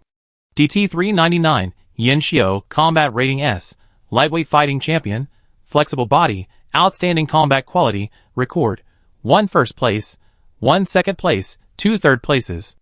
FK 024, Mizutani Odo, Combat Rating S, Mysterious Whereabouts, Coming and Going Without a Trace, Good at Hiding and Assassination, Record, 2 First Places, 2 Second Places, 1 Third Place. BP 273, Hunter JR, Combat Rating S, Special Forces, Power Fighter, Strong Survivability, Good at Close Combat Record, 5 games, 5 consecutive first places. There was still some time before 12 o'clock. Aide and Xiao Jing couldn't wait to check the player information of Bai Yi's opponent before the game started. The more you look at them, the more you feel pressured. These people, every one of them is stronger than Ka Suo. Xiao Jing exclaimed in a low voice. The opponents that Shinting specially selected for Bai Yi are indeed very strong. Looking around, even Ka Su, who has powerful superpowers, seems pale in comparison. How did the naked man offend the registration officer in the first place? His initial combat power rating was only B, and then after several games, it was barely raised to S, and was marked with a bracket. Tentative. These players have at least 3 or 4 places. Especially Hunter Jr., who won 5 games in a row, while Casso only won 2 games, and never won first place. It is no wonder that Casso actively signed up for this challenge. In the last game, he used his best weapon, High Vika, but ended up being badly cheated. Although Bai Yi cannot be blamed for all this, Bai Yi did witness it all, but did not give any advice. Until Casso said goodbye to Bai Yi. He had no idea that he would become a laughing stock in a minute. The memory of this incident made him feel gloomy. Even Xiao Jing Ed, who was outside the field, could imagine Ka Sua's embarrassment at this moment. This face must be regained. Therefore, for this challenge, Ka Sua was obviously determined to win. Hey! What about these 3 players? Ed looked carefully, and looked at the 3 lines of player information at the bottom of the list. Although it was player information, the information of these 3 lines was almost 0. The combat power, specialties, record, and even the player number were all marked as unknown. I don't know either. Xiao Jing and Ed are both ordinary analysts. Ed doesn't know, so she naturally can't know. Either the information hasn't come yet, or it's a master specially appointed by the Divine Court. Anyway, there's no point in guessing. We'll know when the game starts. All players have entered. At this moment, the screen on the monitoring wall suddenly lit up, clearly showing the 11 players who were about to enter the challenge. Hey, it's about to start. Ed and Xiao Jing hurriedly stopped discussing, and the other analysts quickly straightened their postures, and all turned their eyes to the monitoring wall. This game is centered around Bai Yi, with the live broadcast screen placed in the center, and the screens of the other 10 players surrounding Bai Yi. There are tall and strong men, agile women, and Queso without a shirt, as well as 3 fully armed strange players, whose faces are almost completely covered by smart masks. These 3 people, should they be the 3 unknown ones? Ed leaned over and asked softly. Should be? Xiao Jing nodded. And at a glance, these 3 people seem to be men, with strong bodies and fighting power that should not be underestimated. But not only is there no detailed player information, even the face is covered by the mask. The identity seems quite unusual. Welcome all players to the EVO Survival Competition Special 1vn Challenge Mode. Next, the game rules of this challenge mode will be announced to you. 12 o'clock is coming, the players have just taken their positions. The system begins to announce the background settings of the game, mission objectives, and special rules one by one. In this game, the players will be divided into 2 teams. The members of Team A are a K066 player Bai Yi, and the other 10 players are Team B. Team A and Team B, a total of 11 players, will go to the desert where few people go together, and start a battle of stealing and anti-stealing. The setting of stealing and anti-stealing is particularly interesting, and a glimmer flashed in Ed and Xiaojing's eyes. The system continued to say slowly, on the edge of the desert no man's land, there is an experimental base for studying the distortion field effect. The core experimental instrument is a complex and huge distortion field generator. 2 years ago, this generator had a major malfunction, which caused different degrees of space distortion within a few kilometers around the base. The research could not continue. The cause of the failure was unknown, and the space distortion has not been eliminated so far. The distorted space made it impossible for survival supplies to reach the base, and it was difficult for the experimenters to live a normal life. Therefore, they decided to evacuate temporarily and return to the city to seek external assistance. But the process of seeking help was not smooth. No one has returned here in the past 2 years, and the base has been abandoned. Now, the abandoned base has attracted the attention of the desert bandits, who plan to steal this expensive distortion generator and transport it to the black market of other planets to sell it at a high price. The theft plan was extremely secretive.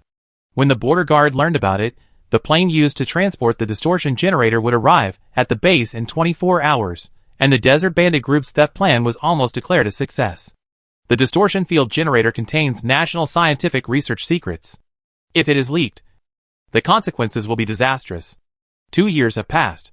Not only is the generator hopeless to repair, but the surrounding natural environment has also been greatly damaged by the space distortion.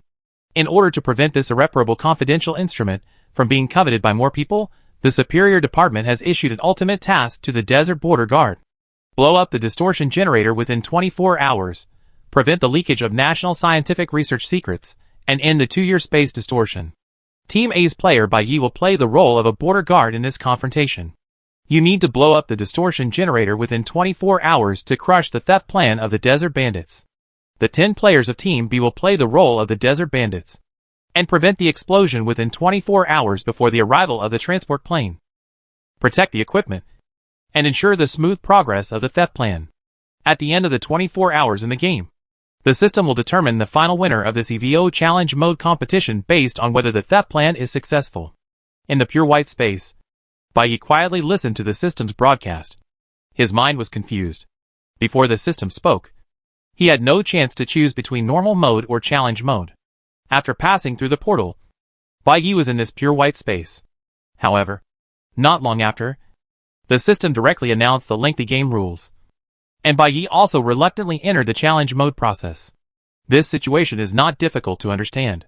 If he could choose between normal mode and challenge mode, then the current situation can only mean one thing: someone has made a choice before him. And this person, it is not difficult to guess, must be the God Court. No one else has such authority. Bai Yi's brows sank slightly, vaguely aware of something. In addition, the system's broadcast did not end, and then announced the core task of this game. The system's female voice sounded again. Please note, the reward and punishment mechanism of this game has been adjusted based on the original challenge mode. Although Team A and Team B are hostile parties, according to the game settings, one side will definitely win. Once failed, the reward and punishment mechanism will have the following changes. If Team A Bai Yi wins, he will receive the system promised reward equivalent to the first place in the normal mode, and 10 points of excellence.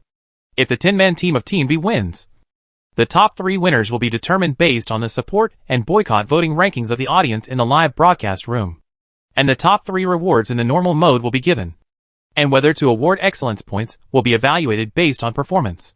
Accordingly, if Team B fails, the last 3 will be judged as losers of this round, and vice versa. If Team A loses, then Bai Yi will be the only loser. The tone of the system is still steady, just like the countless times the rules are broadcast. But the subsequent content shocked all the audience and players inside and outside the venue. Whether it's Team A or Team B, the loser of this game will suffer the same punishment, entering the God Bless bunker located under the God Bless star, and never being able to return to the surface for the rest of their lives. What did the system say? God Bless bunker?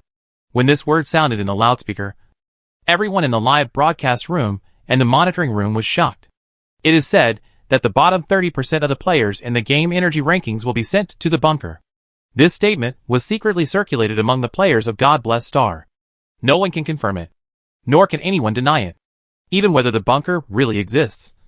No one can give a clear answer. The only thing that can be confirmed is that, in most games, there are indeed some people who neither died in the game nor continue to participate in the game, and eventually disappeared without a trace in the real world. These people disappeared mysteriously. However, as the game progressed, the number of players gradually decreased, and the number of missing people also decreased significantly. People have long been accustomed to this, or numb to it. Anyway, no one has mentioned the bunker for a long time. The surviving players have almost forgotten that in this game of life and death, there is still such a shadow quietly shrouding everyone's heart. But this time, people actually confirmed the existence of the almost forgotten through the voice of the system. There really is a bunker. The analyst's discussion immediately filled the entire monitoring room. Is the bunker really as rumored an extremely cruel hard labor prison? Since it can be used as a punishment for Galway Ka, it must be an extremely harsh place. The system's words are completely confirming the fate of those missing people. Oh my god! Those missing players. Now, are they hiding under our feet? The analyst's shock could not be calmed for a long time, and their entire attention was focused on the topic of the bunker. And they even forgot to pay attention to Bai Yi and the game itself. On the other side of the screen, Bai Yi, who was in the pure white space, frowned slightly, confirmed the existence of the bunker, and also felt the situation he was about to face from the final rule broadcast of the system. The force challenge mode. The illusory failure penalty. and the direct revelation of the existence of the bunker. All of this was not the original setting of the game, as a high-dimensional game shared by the entire galaxy. The penalty setting of the EVO Doomsday Survival Competition did not include the unique location of the God-blessed bunker. Obviously, the game's administrator, the Divine Court, had secretly modified this challenge. This open intervention was the Divine Court's formal warning to itself. Chapter 170 No Marking Point. After the system announced the rewards and punishments, then the details of the game were explained in detail. The initial login location of the 10 players of the Desert Pirates was set at the experimental base, while Baiye's initial landing was at a random location on the edge of the distortion field. Baiye needed to cross the chaotic space distortion field within 24 hours, reach the base, and complete the task of blowing up the distortion generator. Members of the Desert Pirates can choose to stay at the base or take the initiative to attack. Every 2 hours, the game map will refresh the coordinates of each player's location. Baiye's coordinates will be marked with a red dot, and the coordinates of other players will be marked with a blue dot. Between 2 coordinate refreshes, the locations of all players will be hidden. This means that for both players, each other's location is vague, although the exact location of the other party can be confirmed at a specific moment. Finding the other party still depends on speculation and luck. The game is about to start. Please be prepared. As the system prompt sounded, a holographic digital clock appeared in front of all players. As soon as the clock appeared, it jumped directly from 00:10 to 00:09, then 9 dropped to 8, 8 dropped to 7. Soon, the seconds returned to 0, the pure white around them instantly dissipated, the camera focused again, the 11 players were already in a desert under the scorching sun. Let's start. Whether it was the members of the analysis team, or Baiye's fan red headscarf, or even the audience in Baiye's live broadcast room, everyone was in high spirits, staring at the players they were following.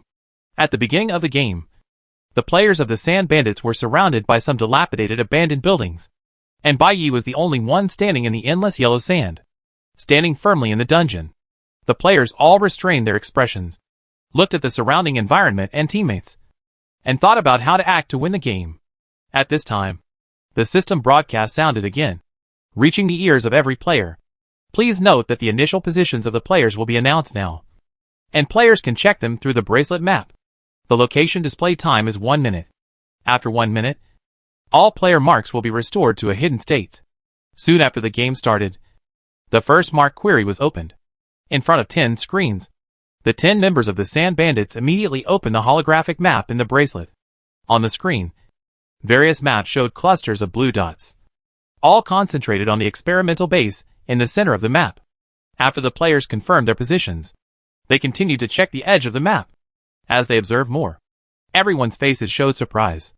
The system had previously clearly stated that the initial location of the Desert Bandits was at the experimental base, marked by a blue dot, and Baiye's initial location was at the edge of the distortion field, marked by a red dot. However, now all the blue dots are displayed at the experimental base.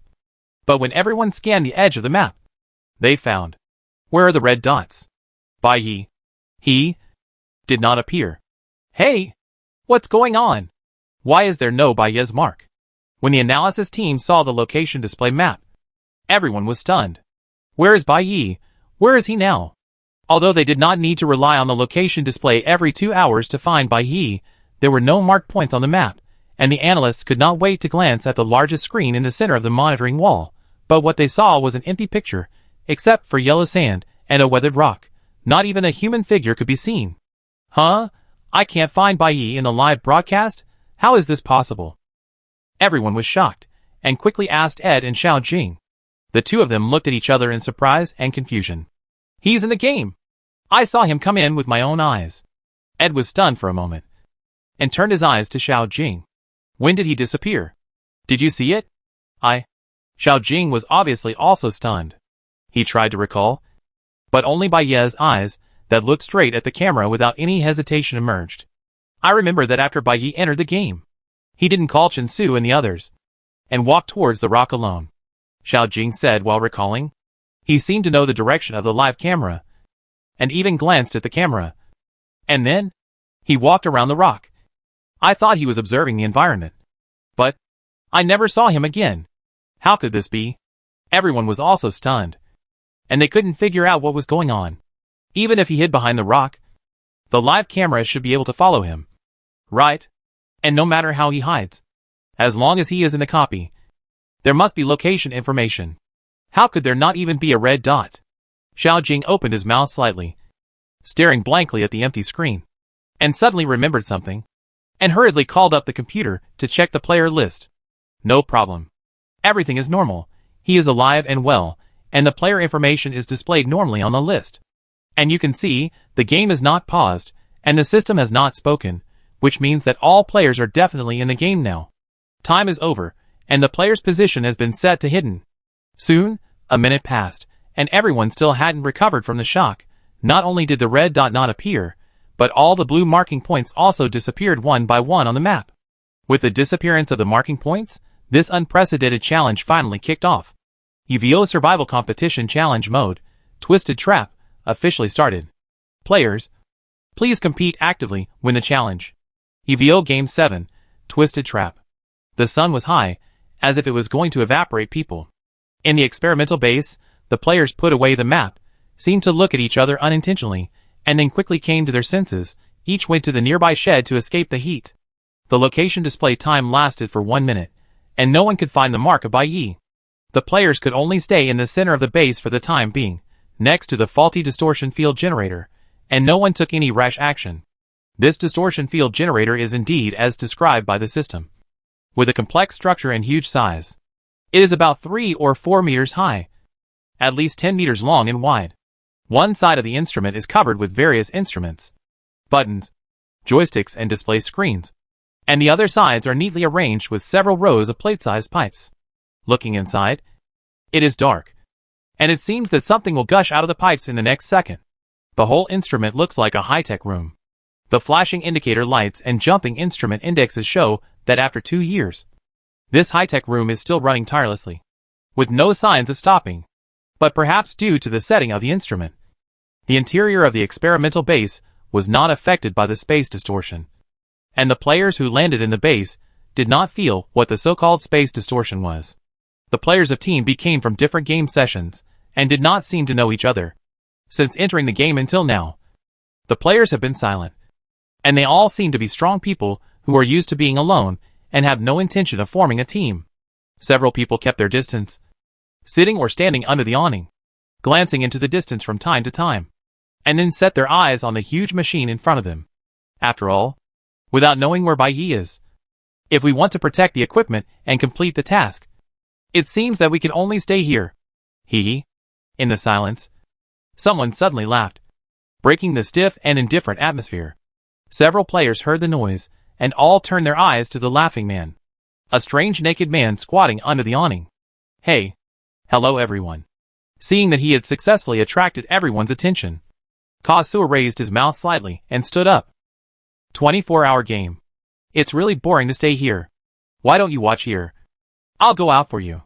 As he said that, Kazuo patted his butt and prepared to leave without waiting for others to respond. Not far away, a muscular blue-eyed man leaned against a stone wall, glanced at Kazuo, and still folded his arms. Indifferent. On the other side, a tall woman dressed in gorgeous clothes moved slightly, as if she wanted to stop him, but hesitated for a moment, and did not make a move. Bye. Kazuo waved at the backs of the other players. But if I find Bai Yi first, I won't wait for you. Wait a minute. Kazuo had just finished speaking when 3 people suddenly walked out from behind the distortion generator. The 3 of them were dressed almost identically, and all had smart masks on their faces, so their true faces could not be seen clearly. One of them was tall and thin, and seemed to be the leader. He stepped forward and stretched out his hand to block Kazuo's way. In this game, the 10 of us are one. If we win, we all win. If we lose, we all lose. If you leave the team and act on your own, you will be held responsible if the overall action fails. Oh, that's really interesting. Kazuo raised an eyebrow. Don't make it so serious. I'm just going out for a walk. Failure of the action won't be that simple. And although the rules state that there are 10 people in a group, in reality, 3 wins and 3 loses. There is no need to tie everyone up so tightly. Ignoring the team, lacking a plan, and acting on one's own.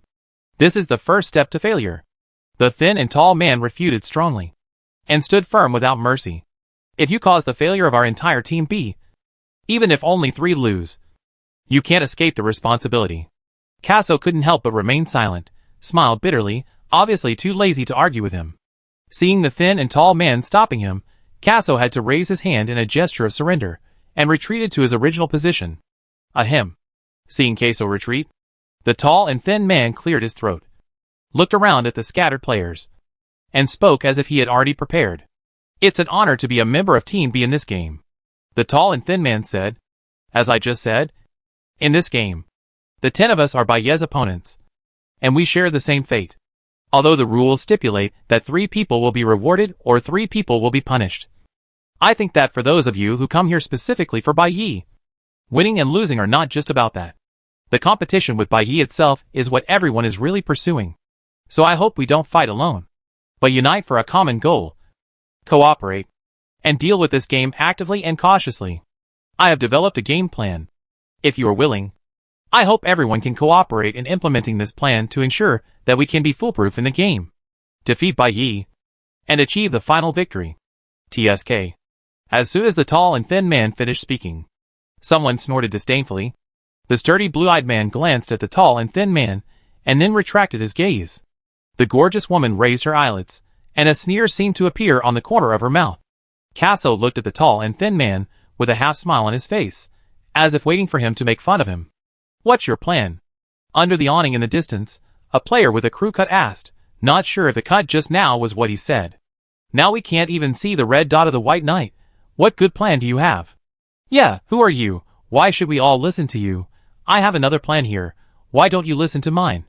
Another player echoed, causing a few low mocking laughs. In general, if you don't see Baez's location, it's useless to make any plans. After the laughter, the crew cut said again, I think we should wait here for 2 hours. If we can locate Baez when the location is announced next time, we can consider taking action. Just because you can't locate him doesn't mean we can't locate him.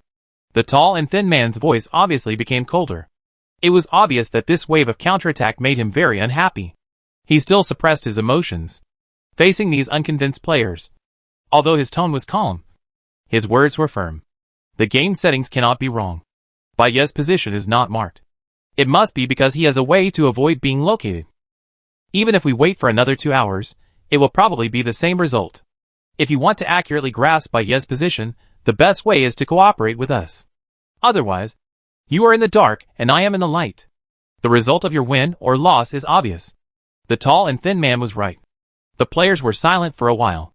The game can't locate Baez. Can you locate him? Why should we believe you? After a moment of silence, the crew cut said again. Heh. The tall and thin man sneered from under his smart mask. You can disbelieve me personally. But there is one thing you cannot disbelieve. After saying that, the tall and thin man raised his hand to lift the mask. And the 2 people behind him also revealed their true faces. The players saw that the tall and thin man's face did not react at all.